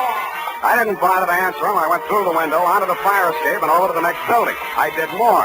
I went in that building, which was apparently vacant, down the stairs, and started out the back entrance. Hey, sorry. Watch it, will you? What's the big hurry? Hey, he came out of this building. Which way did he go? Who came out of what building? This building, right here, just a second ago. Here? Yes. Who? Him. Who? The guy who just ran down these stairs. What do you look like? Well, he... Oh, what do you look like? I say, what do you look like? Huh? Who? What? Where? Thanks. Don't mention it, Curly, anytime. I couldn't tell her what he looked like because I hadn't seen him. After a careful search of the building, which revealed nothing, I decided my suspect had eluded me for good, and I returned to the office of Elliot Champion. He was sitting on his green leather chair, wearing an expression to match. Missed him, huh, Spade? What does Joseph look like? Oh, I've got a couple of snapshots here somewhere. Yes, here. Let's have a look. I was later to regret having those snapshots in my person. They showed a tall, thin-faced, haunted-looking guy, an old-looking 28, good face, shock of black hair, and dark eyes. I've seen plenty of cons, embezzler type, and he wouldn't have been cast in a part in my movie. There was nothing about him to indicate that he'd embezzled $2,000 or used a silencer on a gun. I dug 238 slugs out of Champion's wall and went down to the street. Spade! Oh, Spade! He was a heavy-set man in a dirty white Panama hat and seersucker suit that didn't fit him around the middle. Just a minute, Spade, just a minute. He crawled out of a black sedan, jammed a cigar in his mouth, and began sweating. He needed a shave. He'd always need a shave. Hot afternoon, ain't it? Yes, it sure is hot. Sure is a hot afternoon. Here, my card. Lemuel Drigger, Confidential Investigations. Guess I should ought to have some new ones printed up, huh? I guess you should ought to, Lem, and change the name while you're at it. Huh? Didn't the commissioner bounce you 9 years ago for rolling a pack before you did the booking? Oh, let bygones be bygones, Spade. I'm in business for myself now. How's business, Lem? Punk. Try another racket, Lem. Spade, you been in to see old man Champion, maybe? Maybe. I was just going to go in to see him myself when I spot you pull up. I recognize you from the pictures in the paper last week. I figure maybe you and me ought to talk. What did you figure you and me maybe ought to talk about, Lem? Oh, you make it tough for a guy, Spade. We're in the same business, you know. What you gonna see him about? So long, Lem. Hey, wait a minute. I'm an old gumboot, huh? A fat old gumboot who couldn't get a quick as a housekeeper or tail in a punk, is that it? Okay, Spade, okay. You're full of vinegar now, but just you keep my cards. You'll want to see Lem Drigger before it's all tied up. You'll want to see me. Screw, Lem. But he was right. I did want to see him because when I got down to the Chronicle office and looked up a morgue on the Joe Joseph trial, the first thing that jumped out at me was the name Lemuel Drigger.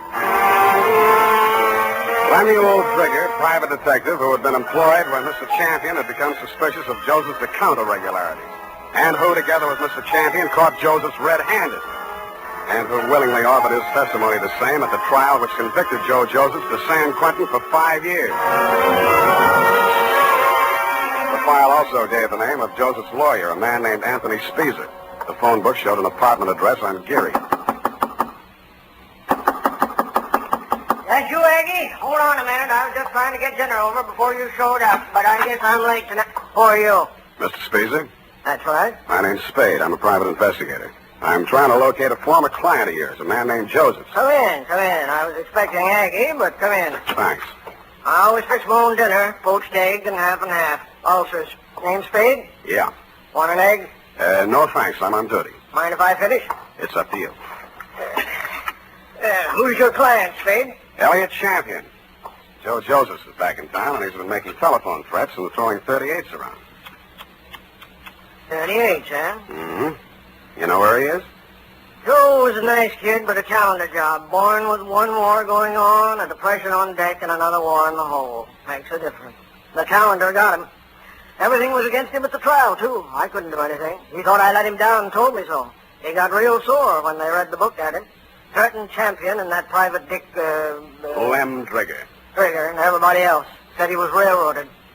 You were his attorney? I know, but he didn't have a chance in a million of beating that rap. He thought I ratted when I took the guilty plea in court's mercy, all for a lousy $2,000. Well, he's done his time and he's out now. He hasn't gotten in touch with you? Nope. No threats? Nope. Ever write to you from prison? Nope. Any idea where he'd be in town? Nope. Is it possible he has a mother? Nope. Then I guess I leave you to Aggie. We play records. Aggie used to be a violinist. Well, it's up to her. Spade. Spade. Yeah? If you find Joe, tell him where I live. I'd like to see him. Why? I don't know. Maybe I just want to see what 5 years in the pen does to a kid like that. Yeah. I'll bet you do.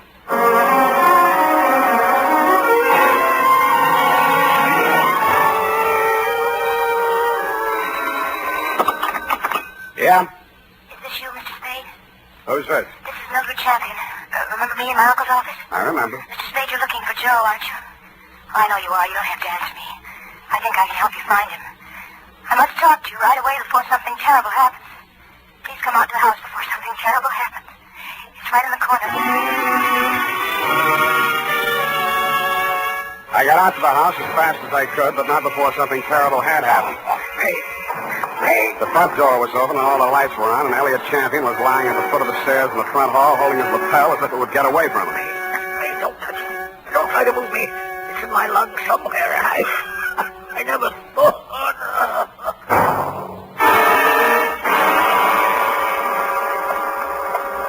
It didn't look like there'd be much use, but I beat it up the stairs to the hall phone to call emergency ambulance. Hello? What the? This is Joe. So you hired a private eye to look me up, huh? Well, you'll never find me, but I'll find you. Yeah, Mr. Champion, I'll be seeing you real soon.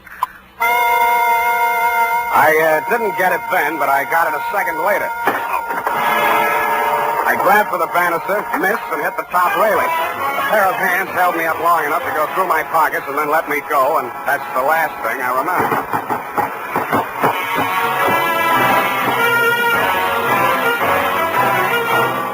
The makers of Wild Root Cream Oil are presenting the weekly Sunday adventure of Dashiell Hammett's famous private detective, Sam Spade.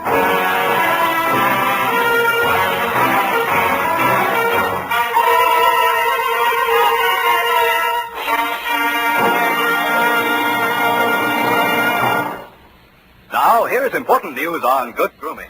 If you want a well-groomed look that helps you get ahead, socially and on the job, listen. Recently, thousands of people from coast to coast who bought Wild Root Cream Oil for the first time were asked, how does Wild Root Cream Oil compare with the hair tonic you previously used? The results were amazing. Better than 4 out of 5 who replied said they preferred Wild Root Cream Oil. Remember, non-alcoholic Wild Root Cream Oil contains lanolin. It grooms the hair naturally, relieves dryness, and removes loose, ugly dandruff. So if you want your hair to be more attractive than ever before, get the generous new 25-cent size of Wild Root Cream Oil, America's leading hair tonic, on sale at all drug and toilet goods counters. It's also available in larger economy bottles and the handy new tube. By the way, smart girls use Wild Root Cream Oil too, and mothers say it's grand for training children's hair. Get Wild Root Cream Oil. Again and again, the choice of men and women and children too.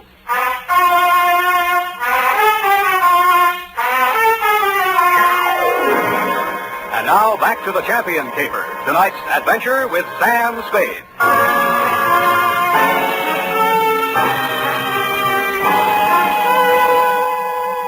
The neighbors had complained of gunshots, which was fortunate for me. I still might have been lying at the bottom of those stairs in Champion's house, Lieutenant, if you hadn't walked in, applied first aid, asked me my name, and listened to my story. You considered the threatening phone call after my client's death as a cover-up and promptly sent out a general alarm on Joe Josephs. I took an aspirin and a taxicab for home. Halfway uptown, I discovered the pictures of Joe Josephs were missing from my wallet. And that is why I was absent at the medical examiner's inquest this morning. Instead of going home, I went out to San Mateo, jimmied the lock of Champion's office, and violated City Ordinance number 352B. My dead client's desk revealed one important item. An income tax voucher dated August 17, 1944, noting him delinquent. Then I found another important item, same for 1943. His secretary's desk was even more interesting. What I found there led me to 1, call her home. Result, no answer. And 2, to revisit Attorney Speezer. I found him poaching another egg. All right, I'm here. It's late, Aggie. What's the idea? Unless it's Beethoven, I don't... Oh, Spade. Aggie ever show? Yeah, left early. Has to work tomorrow. Oh, it's too bad. What's with you? Still looking for Joe? Yep. Any leads? Wish I could help you, Spade. Elliot Champion was shot and killed in his home tonight. No. That all you have to say? Joe do it? Maybe. You don't seem scared for a mouthpiece Joe didn't like. If you mean should I be next? No. I'm not scared, Spade. The kid should realize that this time I liked him and did all I could. You've been here all evening? Aggie? Could you prove it? Yep. You may have to. Did you know Mildred Champion was married to Joe Josephs? Yeah. How'd you know? It's a secret. I found his marriage license in a desk drawer. Nosy, huh? I found something else. Champion didn't pay his income taxes all the time. A lot of people are like that, Spade. Lynn Trigger testified against Joe at the trial, so did Champion. Mildred worked in the office, but she didn't testify. Wife can't testify against husband. Real good story, Spade. But what about Joe? Champion had something on Lynn Trigger, and Trigger had something on Champion. Joe's in between. You tell me, huh? Huh? All right, I'll tell you. It's all about a green kid hired into a brokerage firm to be framed on a phony embezzling charge to cover up a tax delinquency. You want to finish it? I can't. I don't know it. You've got ideas, though. Yeah, Spade, you're right. I've got ideas. And all of them make me sick inside. That kid stood there and told me he was innocent. He said it 1,000,000 times if he said it once. And he told me he thought Champion was short with the income tax people. And if Champion was short, he could phony up a book and get a worn-out private detective like Drigger to testify that there'd been a fraud, and Joe takes the rap. If that's what happened, they did it pretty good. Did you mention anything like this at the trial? Surmise is not admissible. There was no way to investigate it and no way to prove it. Joe was a nice kid, Spade, and he told a good story. I've been fooled a lot of times. What do you think? I haven't met him yet.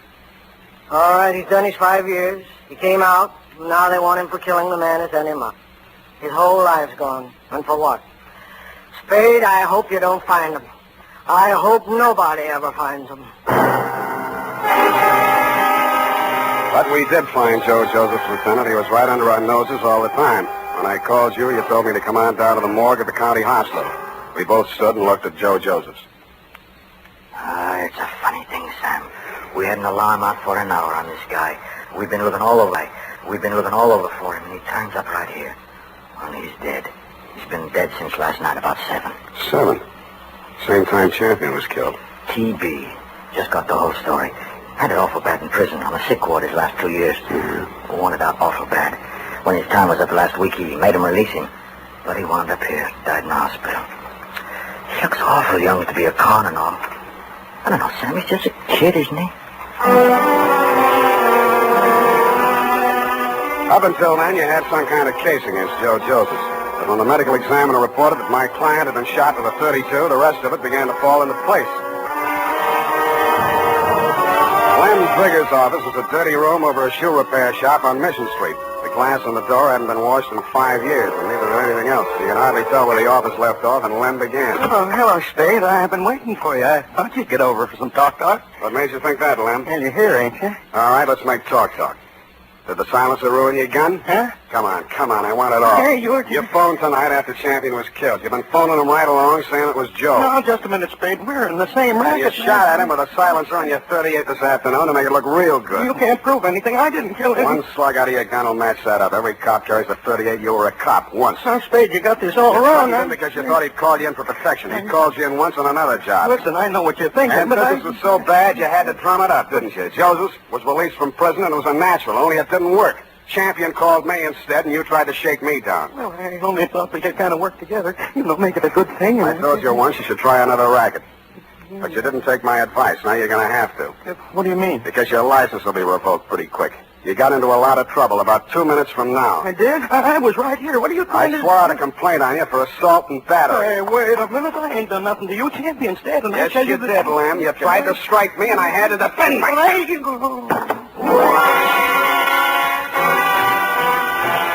And I did make out a complaint, Lieutenant. I phoned your office, and 2 of your men were on the way out to pick him up when I heard a footstep outside the door. I knew who was there and what she was there for, and I did the only thing I could think of at the moment. And it was lucky I did it. Her own .32 was in her hand when she came in the door. She looked at me, and Lem's smoking gun in my hand, looked at him stretched out on the floor, then she looked back at me. The gun fell from her hand, and she began to cry. Hello, Mildred. I wanted to do it. I came here to do it. I know. Why? Why did you? To stop you. Why? My bullets went into the ceiling. He's just knocked out. No, he ought to be dead. Dead. No. Not anymore, Mildred. You tricked me. You knew I was coming here. And you know he should die. You know it. That won't bring Joe back. How many real tramps have you met in your life, Mr. Spade? Lots. And some who just thought they were. Well, you met the genuine product yesterday. My uncle, for example. He stole money from himself and made it look like Joe did it. I know about that. And this one? Why didn't you let me kill him, too? Why? Easy. When I went over to see him in the hospital the first time, I knew he was dying. He had that look in his eyes, helpless. And he knew what they'd done to him, and he couldn't do anything about it. But you figured that you could. So you killed your uncle when you found out Joe died, and you came here to kill Lem. They killed him. They killed Joe, and they sent him to prison. 5 years I waited for him to get out of that awful place. I waited to hold him in my arms and tell him it was all over. 5 years I waited to help him forget his hate, my hate. 5 years I loved him so much every day. Oh, easy. And then he came back to me the way he did. Those pictures were all I had left of him after 5 years of waiting, loving him. Now he's dead. What can you or I or anybody do about what they've done to him? Look at me, Mr. Spade. Go ahead, look at me. I'm not what you'd call beautiful. I'm not even very pretty. Nobody would ever look at me twice. Well, Joe looked at me. And he loved me. Now he's dead. And I'm dead inside.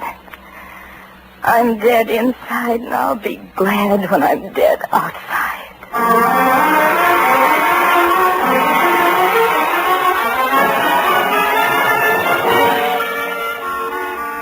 Period and a report. Oh, they were so unhappy. Yeah. Add a notation that I won't be around for the coroner's inquest. Sam, you can't do This it. report, when duly notarized, should be admissible as testimony. I want to get out of town for a few days. Sour racket. And now, listen to this. Later this evening, if you happen to stroll down to the corner for cigarettes or ice cream, why not also pick up some Wild Root Cream Oil Hair Tonic? Your whole family will like the way Wild Root Cream Oil grooms the hair neatly and naturally, relieves dryness, and removes loose dandruff. And ask your barber for a professional application of Wild Root Cream Oil Hair Tonic. Again and again, the choice of men and women and children, too.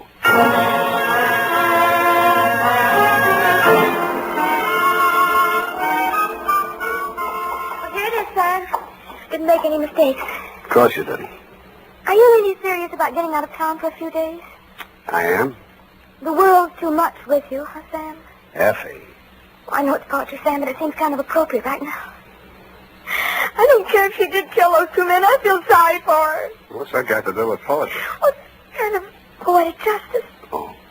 Why did she dress the way she did in that black dress and low heels? A form of penance, I guess. Of mourning, absence of her missing lover. Lover? Yeah, no. Look, you'll have to type it all over if you keep that up. But, Sam, it's all so beautiful and tragic. Yeah. And you watched it all happen with such understanding. I'm so proud of you. Oh, Sam. Come on now, come on. Dry up and go home. Good night, Sam. Good night, sweetheart.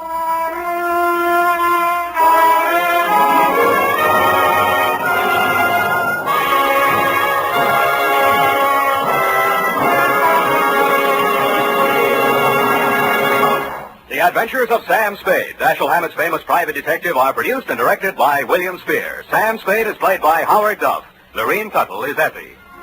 Tonight's adventure with Sam Spade was written for radio by E. Jack Newman.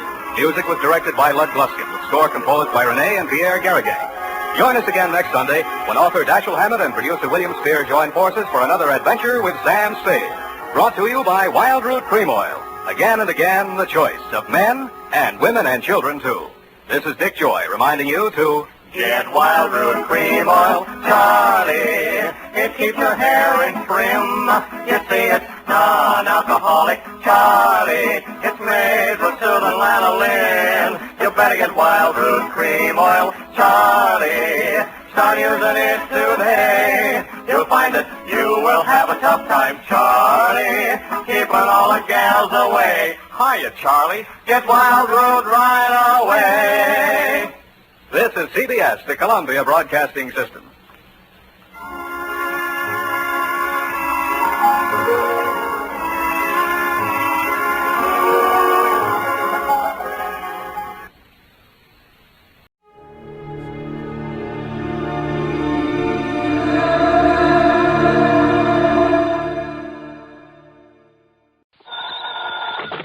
$20. This is Harry McQueen, Johnny, up here in Gloucester, Mass. McQueen? That's right, 4-State Mutual. Oh, sure, Harry. How are you? What's on your mind? Johnny, I have a real funny one for you. Okay, so I'm laughing. Oh, I mean funny peculiar, you know. Do I? Why don't you tell me about it? We'll see. Well, it appears that somebody's threatening the life of one of our clients. You call that funny? I told you, Johnny. Yeah, you told me. What's the name of this client? Amos R. Weatherby, an old retired sea captain. Lives in a little town of Annisquam up on Cape Ann. How much insurance does he carry? 50,000 straight life. And who's the beneficiary? His pretty young niece, Thelma Jane Weatherby. Oh? She lives with him, sort of takes care of him. But she just can't wait for him to die a natural death. Hmm? Oh, wrong, Johnny. She's the one who called me about it a few minutes ago. Asked that you be sent up there. Well, now, Harry, you know as well as I do that if she's smart... And she is. And if she has got any intentions, the best way to keep suspicion from herself. Wrong again, Johnny. I'm sure of it. Yeah. Just wait till you see and talk to her. Well? Young, did you say? In her late 20s. And, pretty? Very. The most gorgeous girl I think I've ever seen. Okay, then, Harry, give me the address and telephone her that I'm on my way.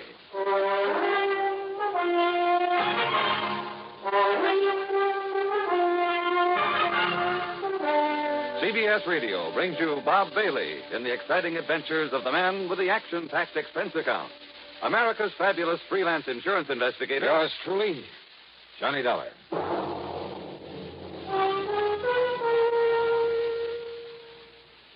Now, Act One. of yours truly, Johnny Dollar.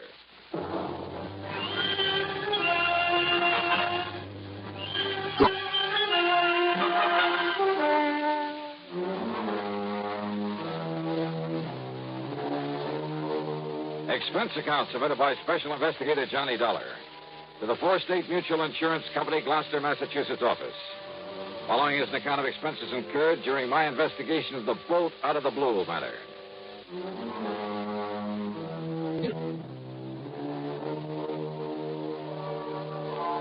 Knowing the Cape Ann country pretty well, I decided to use my own car on this one.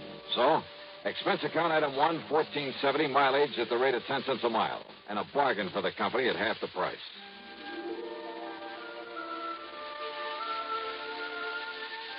Annisquam, on the northwestern end of the Cape, is a pleasant little settlement, unspoiled by the vacation crowds.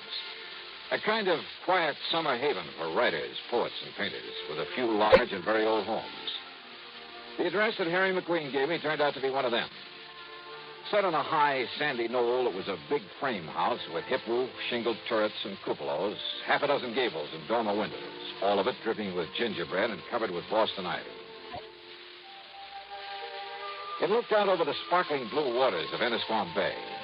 On one corner was a big tower with a platform on top surrounded by a heavy, well-polished brass railing. A flagpole carried not only the national ensign, but a couple of signal flags on separate lines below a sort of yardarm, I guess you'd call it. Another shorter pole supported a weather vane and one of those revolving things to measure wind velocity. The whole place, in spite of its weather-beaten age, was in good condition. Was what the owner, according to Harry's description of them, would probably call shipshape.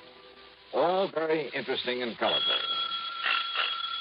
What interested me most, though, was the vision that greeted me at the front door. And I mean vision. Yes? Oh, you must be Johnny Dollar. Any description of Thelma Jean Weatherby could only end up in the Department of Understatement. She was tall, well-tanned, and beautiful. A sort of honey blonde with clear, exciting blue eyes. The sort of figure that you dream about. She was wearing a well-cut pair of blue silk capris. Johnny? And a blouse of lighter blue chiffon. The freshening breeze caught a wisp of her hair and gently flicked it across that beautiful face in a sort of caress. I caught the faint scent of arpege. Johnny, what's the matter with you? Huh? You are Johnny Dollar, aren't you? What? Oh, yeah, sure. I'm sorry, Miss Weatherby. Miss Weatherby? Thelma? Thelma Jean. But come in, Johnny. Yeah, sure. The captain has just gone up to the bridge to look for the weather so we can talk safely. The captain? My uncle, Captain Amos Weatherby. Oh, boy. And the bridge is on that tower on the corner of the house. I see. He spends most of his time up there. It was about Captain Amos that I called the insurance company. So McQueen told me. Sit down, Johnny. And would you like a nice cool drink or something after your long drive? Well, I take it you'd like to tell me what this is all about while the captain isn't here, so why don't we save the amenities for later, huh? All right. I can tell you all about it in 2 minutes. All right. I was engaged to a fellow. That I can believe. His name was Roger Burton. Until a couple of weeks ago when the captain, who didn't like Roger from the start, well, he found out some rather unsavory things about him. Like what, Thelma Jean? Roger never told me, Johnny, but he'd been married. Twice, as a matter of fact. And both of his wives died under very funny circumstances. I see. Also, they both had considerable money, which I will if anything ever happens to Captain Amos. So I understand.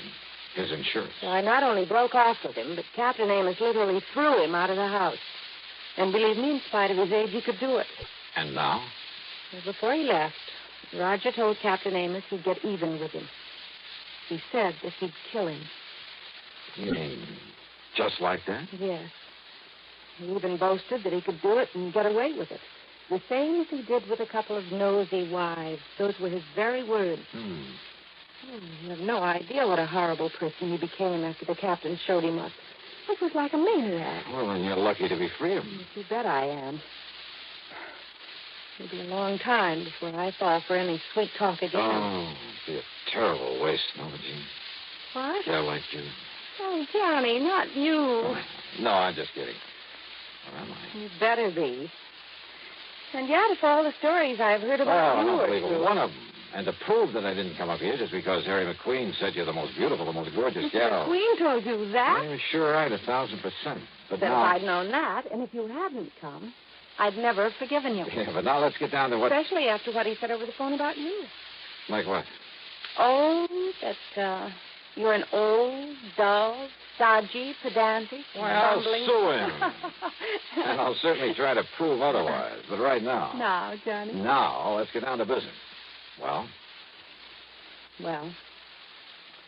after the captain threw him out, we thought that was the last we'd see of Roger, in spite of what he'd said, in spite of his threats. But? Johnny, somebody has been prowling around outside this house at night. I've only caught glimpses of him, of his shadow, really, but I'm sure it's Roger Burton. It can only mean one thing, Johnny. He's here to carry out his threat against Captain Amos.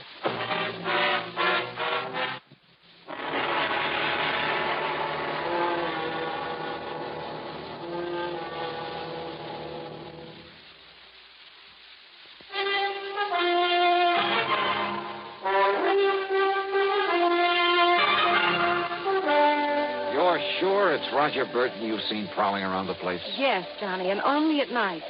And he's supposed to have left Anna's farm to have gone out west or something. Now, don't you see what that means? That he's going to carry out his threat to kill Captain Amos.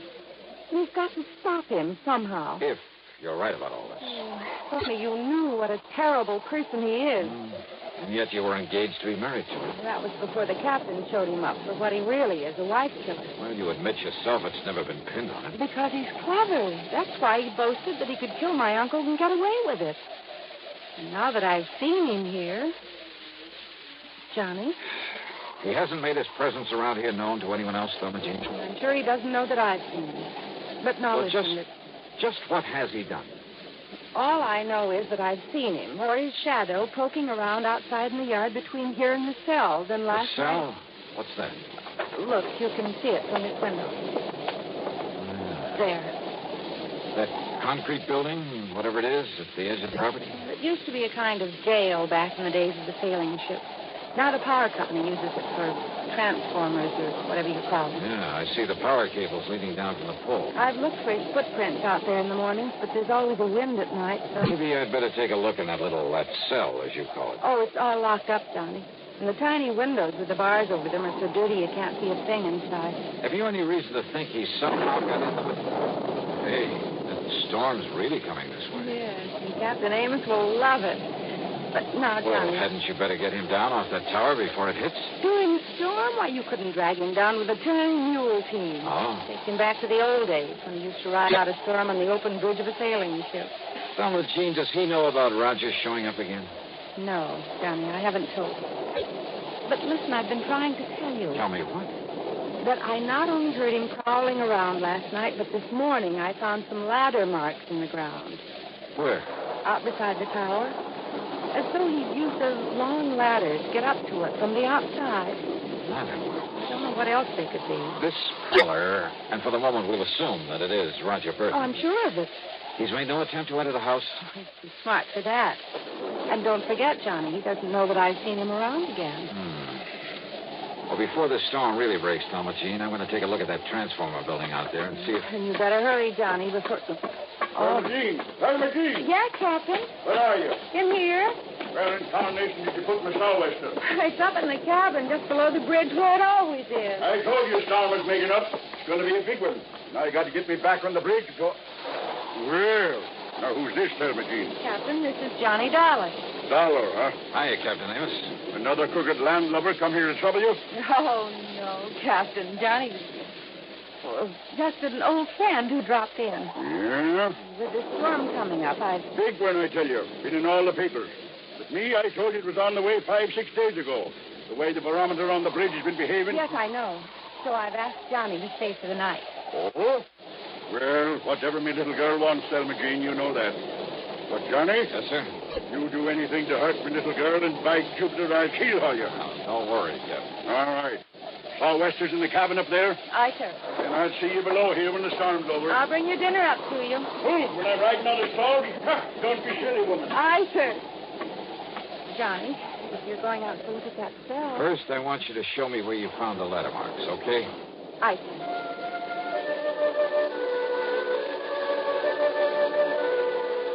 The marks in the ground were still quite plain at the base of the ivy-covered tower. The ladder must have been a tall one, high enough to reach the platform that the captain called the bridge. And I found, rather, a couple of things.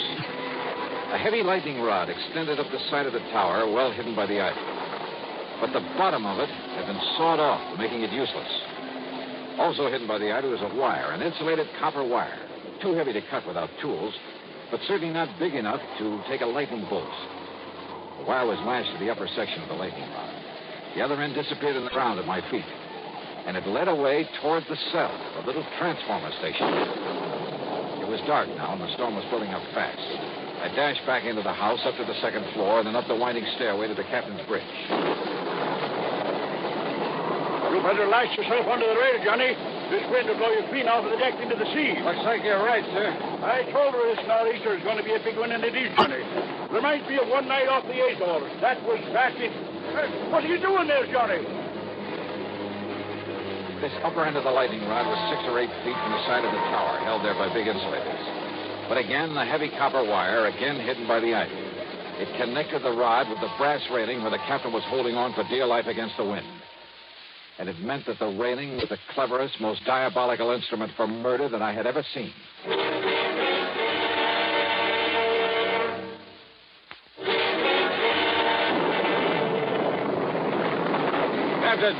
Captain Amos. Listen to her blow, Johnny. Listen, we've got to go below. Below, and Mr. Storm like this? Not wild, it'll thunder and lightning scare you. Listen to me. Keep away from that rail. Let go of this rail, it'll blow us into the sea. I tell you, get away from that rail. Keep your hands off me, you blubber and you... Sorry.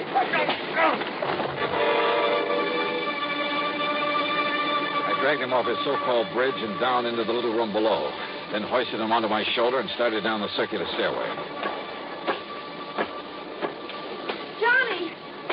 What happened to him? I'm afraid I had to knock him out. What? To get him off that platform up there. No, Johnny, you shouldn't have. He'll never forgive you for... For what? For preventing him from getting electrocuted? Oh. Better give him some brandy or something. Oh, Johnny, don't you understand? Didn't you see the lightning rod up there? You bet I did. Right next to the platform. And while you're at it, you can bring a slug of that for me. Oh. Don't you understand? Lightning wouldn't hit a rod like that, not once in 100 years. In 100 years, Johnny, here. Thanks. What it does is clear the air of static electricity all around the place. So the lightning won't strike nearby. Yeah, that's what you think. Don't you see what you've done to him? I'll never forgive you for this. Here, darling. Now listen, Thelma Jean. Oh, Johnny, you've hurt him. Well, I'm sorry, but now listen. You're going to be a lot more sorry. Thelma Jean. There's nothing you can say, Listen Johnny. to me. You keep him here. Keep him away from the bridge until I get back here. Come back here, Johnny. Just keep him there. Outside, with the aid of occasional flashes of lightning, I found my way to the concrete transformer house. There, I found out how Roger Burton, in spite of the heavy padlock on the door, had got into it. By the simple device of pulling the pins out of the hinges. And who was sitting there waiting for me with a .38 in his hand? Close the door, mister. And back up against it. Go ahead. You don't give me much choice, do you? I can only tell you that if you make one move towards me, I'll pull this trigger. Your body won't be found until the annual inspection of this little transformer station. That'll be 4 months from now, and I'll be a long way away from here. I see. I'll probably have to kill you anyway, mister. After I get rid of that meddling old man up on the tower the old fool calls the bridge. Up on the tower, Burton? Yeah, I saw you drag him away from there through this window. Just before a good flash of lightning that could have been my cover-up. But don't worry. He'll be back. Hanging on to that railing, riding out the rest of the storm. And when he is... The rest of this madman's murder weapon was all too obvious now. Up on the tower, the brass railing was wired to the disconnected lightning rod. On the lower end was the copper wire I discovered. And this end of the wire here in the blockhouse was connected to a 22,000-volt transformer. You see how it works, mister? He goes back up there and grabs hold of the rail. I throw the switch. The power in this line will not only kill him, but melt away the copper wire. Destroy the evidence. Only nobody will look for evidence, because they'll all think a bolt of lightning killed him. All right, Burton, listen to me. Oh, look. I can see him. In the room where you carried him. Hey, look through the window beside you. You can see him, too. I can see him all right. Starting back up the circular stairway, back up to the bridge. You think the Thelma Jean can stop him? Never! If he ever got there, if he touched the railing, Burton would throw the switch, would electrocute him. But then a miracle. Once in 100 years, the bolt of lightning out of the heavens.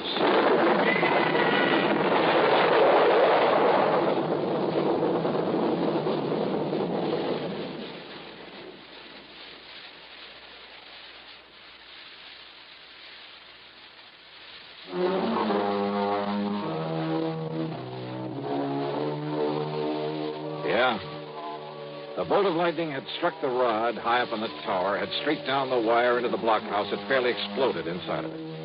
The force had blown me out through the door, and it was a couple of hours later inside the house before I was able to move. Burton, holding the switch, had been killed instantly. I'm glad I hadn't tried to get any closer to him. It was a bolt out of the blue. It was justice in its own strange fashion. Expense account total, including a checkup by one of the local medicos, some new clothes, mine were in shreds, incidentals, and the trip back to Hartford, $171.50. Yours truly, Johnny Dollar.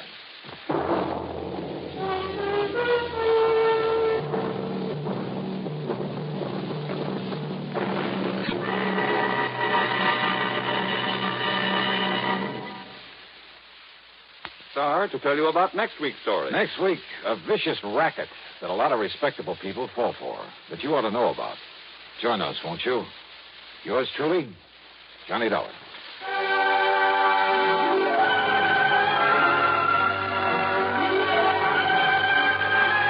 Yours truly, Johnny Dollar, starring Bob Bailey, originates in Hollywood and is written, produced, and directed by Jack Johnstone.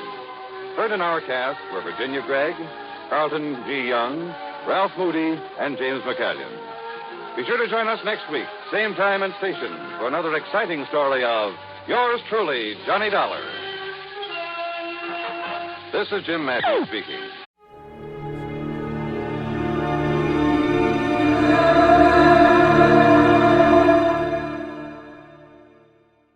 Johnny Dollar? Bob Douglas, Corinthian Light, Johnny. How soon can you leave for California? Right away. My right big toe needs defrosting. What's the matter? A policyholder, young fellow named Jefferson, went west on an oil deal and he's disappeared. It might be murder. Well, I guess I'd better pack 2 shirts. Looking for one man in a big state like California can be murder.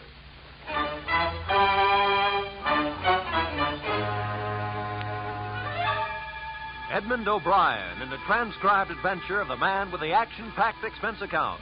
America's fabulous freelance insurance investigator. Yours truly, Johnny Dollar.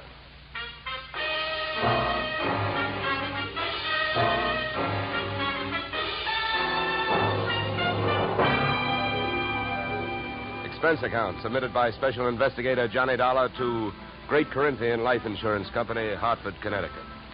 The following is an accounting of my expenditures during process of search for your missing policyholder, youthful millionaire Alec Jefferson, or how they were drilling for oil, for what they struck was me.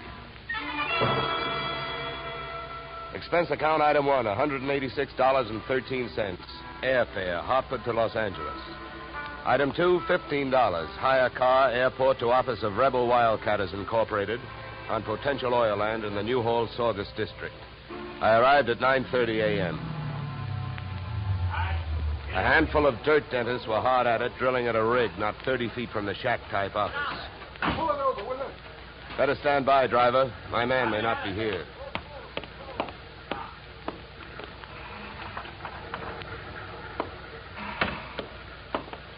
Morning. Can you tell me where I'll find Mr. Flaherty? You're talking to him. I'm Mars Flaherty. What can I do for you? My name is Johnny Dollar, Mr. Flaherty. I've been sent out here by the Corinthian Life Insurance Company to see if